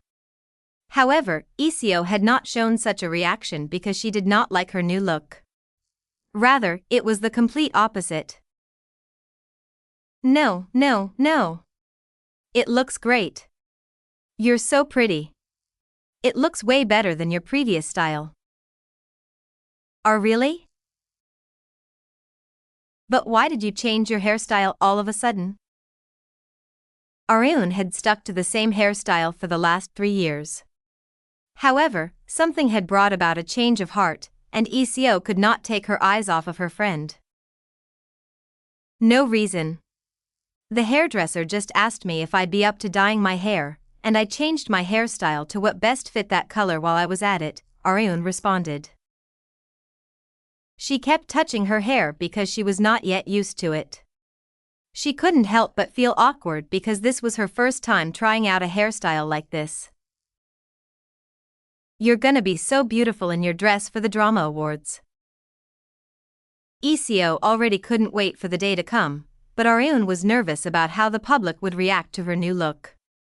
She could only find out once the day arrived. Areun attended the ceremony wearing a purple dress with an open back. People frantically pressed the camera shutters as she stepped on the red carpet with Ji Han-suk escorting her. Han-suk had also been shocked by Areun's new look. She was already beautiful, but he could not focus on anything else after her charm had increased twofold. Areun and Han-suk stood in front of the backdrop together. After a short photo time, a female reporter approached them with a mic. Her attention was naturally focused on Areun. "You're so beautiful today, Miss Kang." "Thank you very much." Areun didn't forget to cover her upper chest with her hand as she slightly bowed. She had at first bowed to greet people without this action, so people's gazes naturally shifted to her exposed cleavage. She had finally gotten into the habit after Yubin nagged her to no end to cover it with her hand. "I believe this is the first time you've changed your hairstyle. It's not because of something personal, is it?" the reporter asked. A girl changing her hairstyle was a big deal. There were times when women were asked if they had broken up with their lover if they cut their hair short.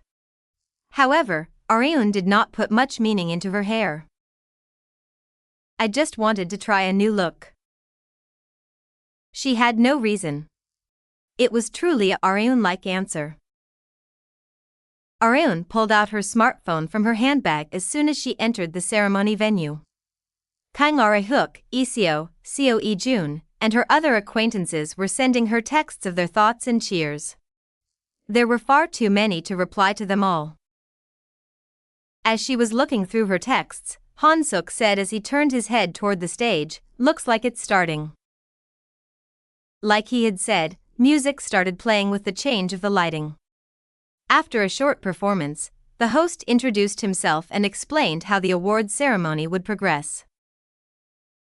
There were various award categories: Best New Actor/Actress, Best Writer, Best Couple, Friendship Award, Achievement Award, Netizen Award, and many more. This is why it takes hours to film the ceremony. Areun was only hoping for it to be over soon because she had no interest in winning an award.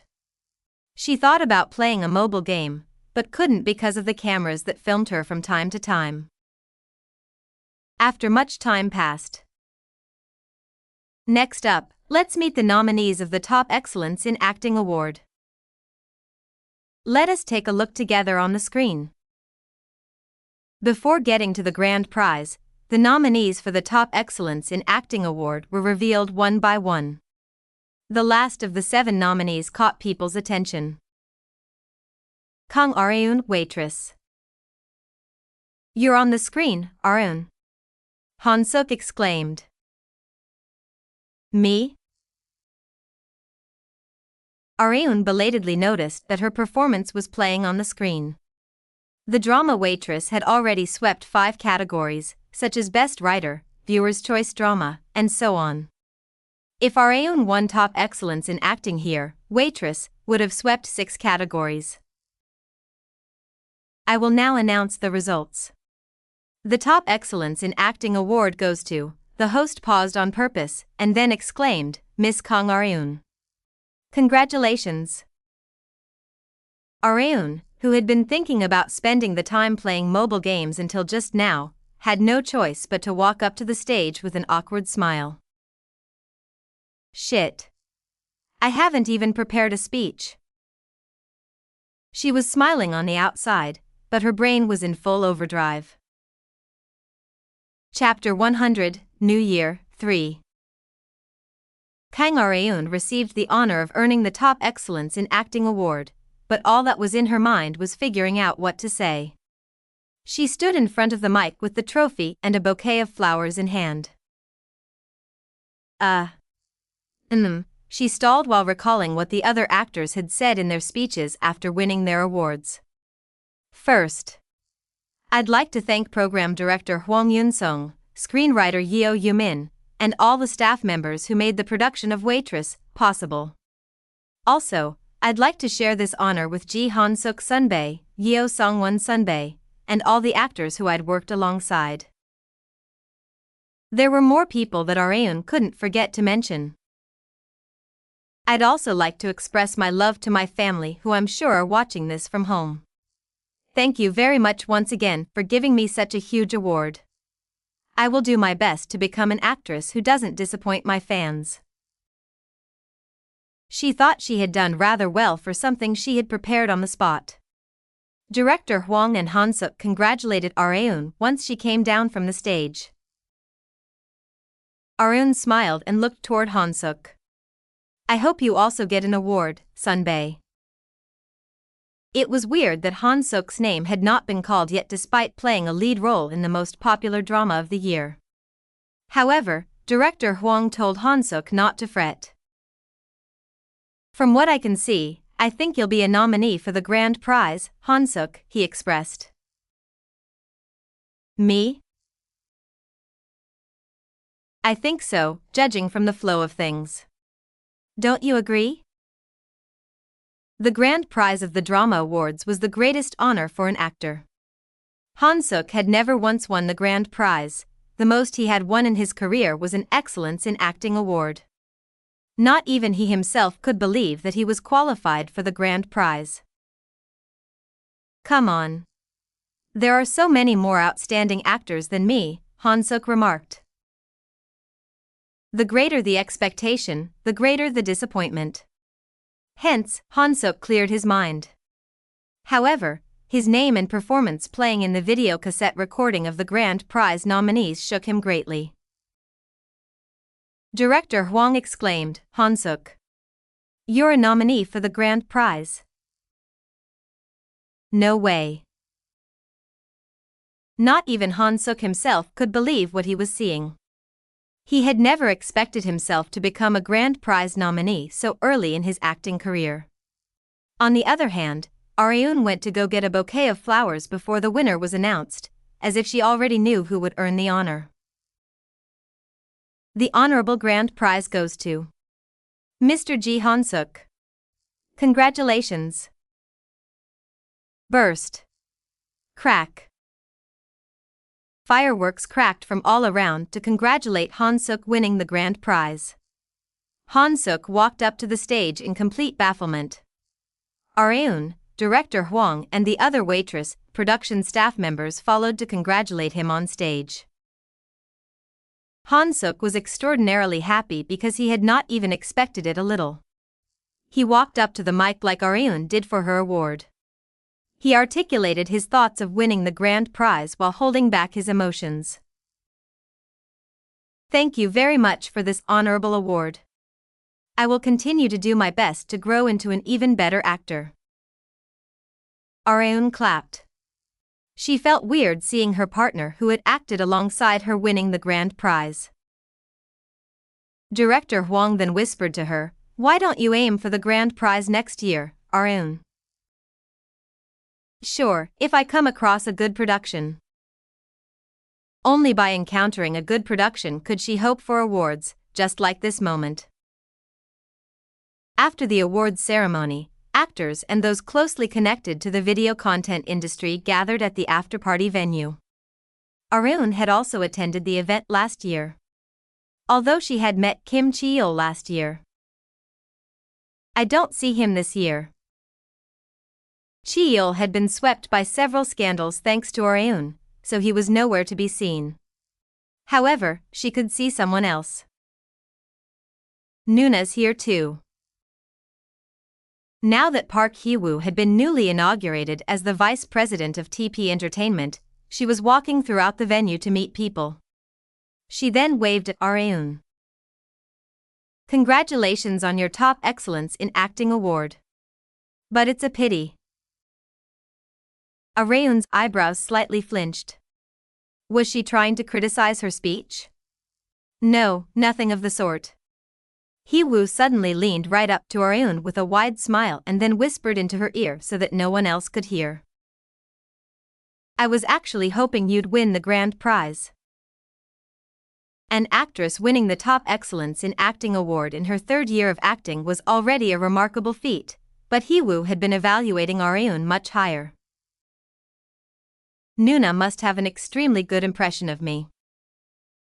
The same couldn't be said for Hee-woo's little brother, but Areun decided not to mind it much. It was not like the relationship between Hee-woo and Park Geon-woo needed to improve for Areun's revenge plan to be perfected. "I hope you'll work with us next year," Hee-woo expressed. "Are you talking about a movie?" "Yes. We decided to invest in director Yoon Tae-yoon's next work. The director happens to be here. Do you mind if I introduce you to him?" Director Yoon Tae-yoon was one of the most famous directors in the Korean film industry. He was known to have a strong personality. He did not follow the trends, he simply inserted his own unique ideas into his films, so there were many criticisms that his films were far too manic. However, as a result of the obstinate pursuit for his own path, he had proven that his unique tastes possessed commercial value. At this time, I believe director Yoon still hasn't made a name for himself. Areun decided to accept Hee-woo's offer. "I'd be honored." "Perfect. Just a second." Hee-woo went somewhere. Areun sighed as Hee-woo walked further and further away from her. Although Hee-woo used to be her older sister, Areun still felt uncomfortable around her. "I don't think I've ever spoken with Nuna for this long." But like an actress should, Areun did not let her discomfort show. She was skilled enough to maintain a perfect poker face in front of Kim Chi-yeol, and Hee-woo was nothing compared to him. Areun. Like Hee-woo had said, she had come with director Yoon Tae-yoon. The director first congratulated Areun for her top excellence in acting award. She had been congratulated so many times today that her ears were starting to hurt. Hee-woo's chauffeur walked up to her as they were introducing themselves. "Vice President, the chairman is asking for you." "Father is?" "Yes. He asked for you to call him as soon as possible." Hee-woo asked for Areun and director Yoon's understanding because something urgent seemed to have come up in the company. "I'm sorry. It looks like I'll have to leave first." The two people said it was okay. Rather, Areun was thankful that the person she was uncomfortable around was leaving of her own accord. Director Yoon awkwardly spoke first after Hee-woo left. "I'm not sure if the vice president had told you, but I've been coming up with my next work. The project proposal hasn't been officially approved yet, but it's highly likely that you will receive a casting offer." He was beating around the bush to say that he was hoping for Areun to take on the female lead role. There were tons of drama program directors and film directors hoping to cast her. She could tell from the enormous number of synopses that were sent to her right after Waitress came to an end. However, Areun was not planning on starring in just any drama or film. She would pick only productions that were foreseen to succeed. "There's no need to walk down the hard path when I know the future." Considering that, she needed to abstain from starring in director Yoon's productions at this point in time. There was no need to star in his works until he started becoming a household name. She would just aim for his productions down the road. "I'll just be satisfied with acquainting myself with him for now." Director Yoon politely requested Areun while having no idea of what she was thinking. "May I contact your agency as soon as the synopsis is complete?" Areun smiled radiantly. "Yes, of course." Although, she would refuse as soon as she took a look at it. After the Drama Awards ceremony, Areun spent the end of the year at home without going anywhere else. It was December 31st, 11:59 p.m. The TV displayed numbers counting down. 10, 9, 8, 7. "Let's raise our glasses too," Areun, Coeco said. "Okay." The two girls decided to set the mood with soft drinks instead of alcohol since Areun couldn't drink alcohol. 3, 2, 1. Happy New Year! The people on the TV screen exclaimed celebrations for the new year. Areun and Iseo also wished each other a happy new year. And there goes another year. Areun realized as she was staring at the TV that 4 years of her life as a woman had gone by in a flash. I remember being stumped on what to do at first. However, she was getting accustomed to it in her own right. She sincerely hoped for this year to go by without any problems like the previous 3 years had. On January 1st, the monumental first day of the year, she received a call from Chief Young. Areun. I received a call this morning from someone who wanted to send you a script. It's from Director Yoon Tae-yoon, right? Huh? You already knew? Yes. He told me about it during the Drama Awards after-party. Areun was already aware that Director Yoon had been working on his next work and that he was hoping for Areun to star in it. That makes things quick, then. I still haven't received the script yet, I was just told the general synopsis. But, sigh, I personally think it'll be hard to make this movie a hit. It's too difficult a genre. What is it about? Areun was quite curious about what sort of work that Director Yoon, who possessed unorthodox preferences, had brought to the table. She was extremely shocked by Chief Young's answer. Do you know what TS fiction is? Transsexual fiction. Also known as gender bender, it was a genre of media where one's gender was changed either from a man to a woman, or vice versa. It was a fiction like the name suggested, but the problem was that from Areun's perspective, it was a non-fiction.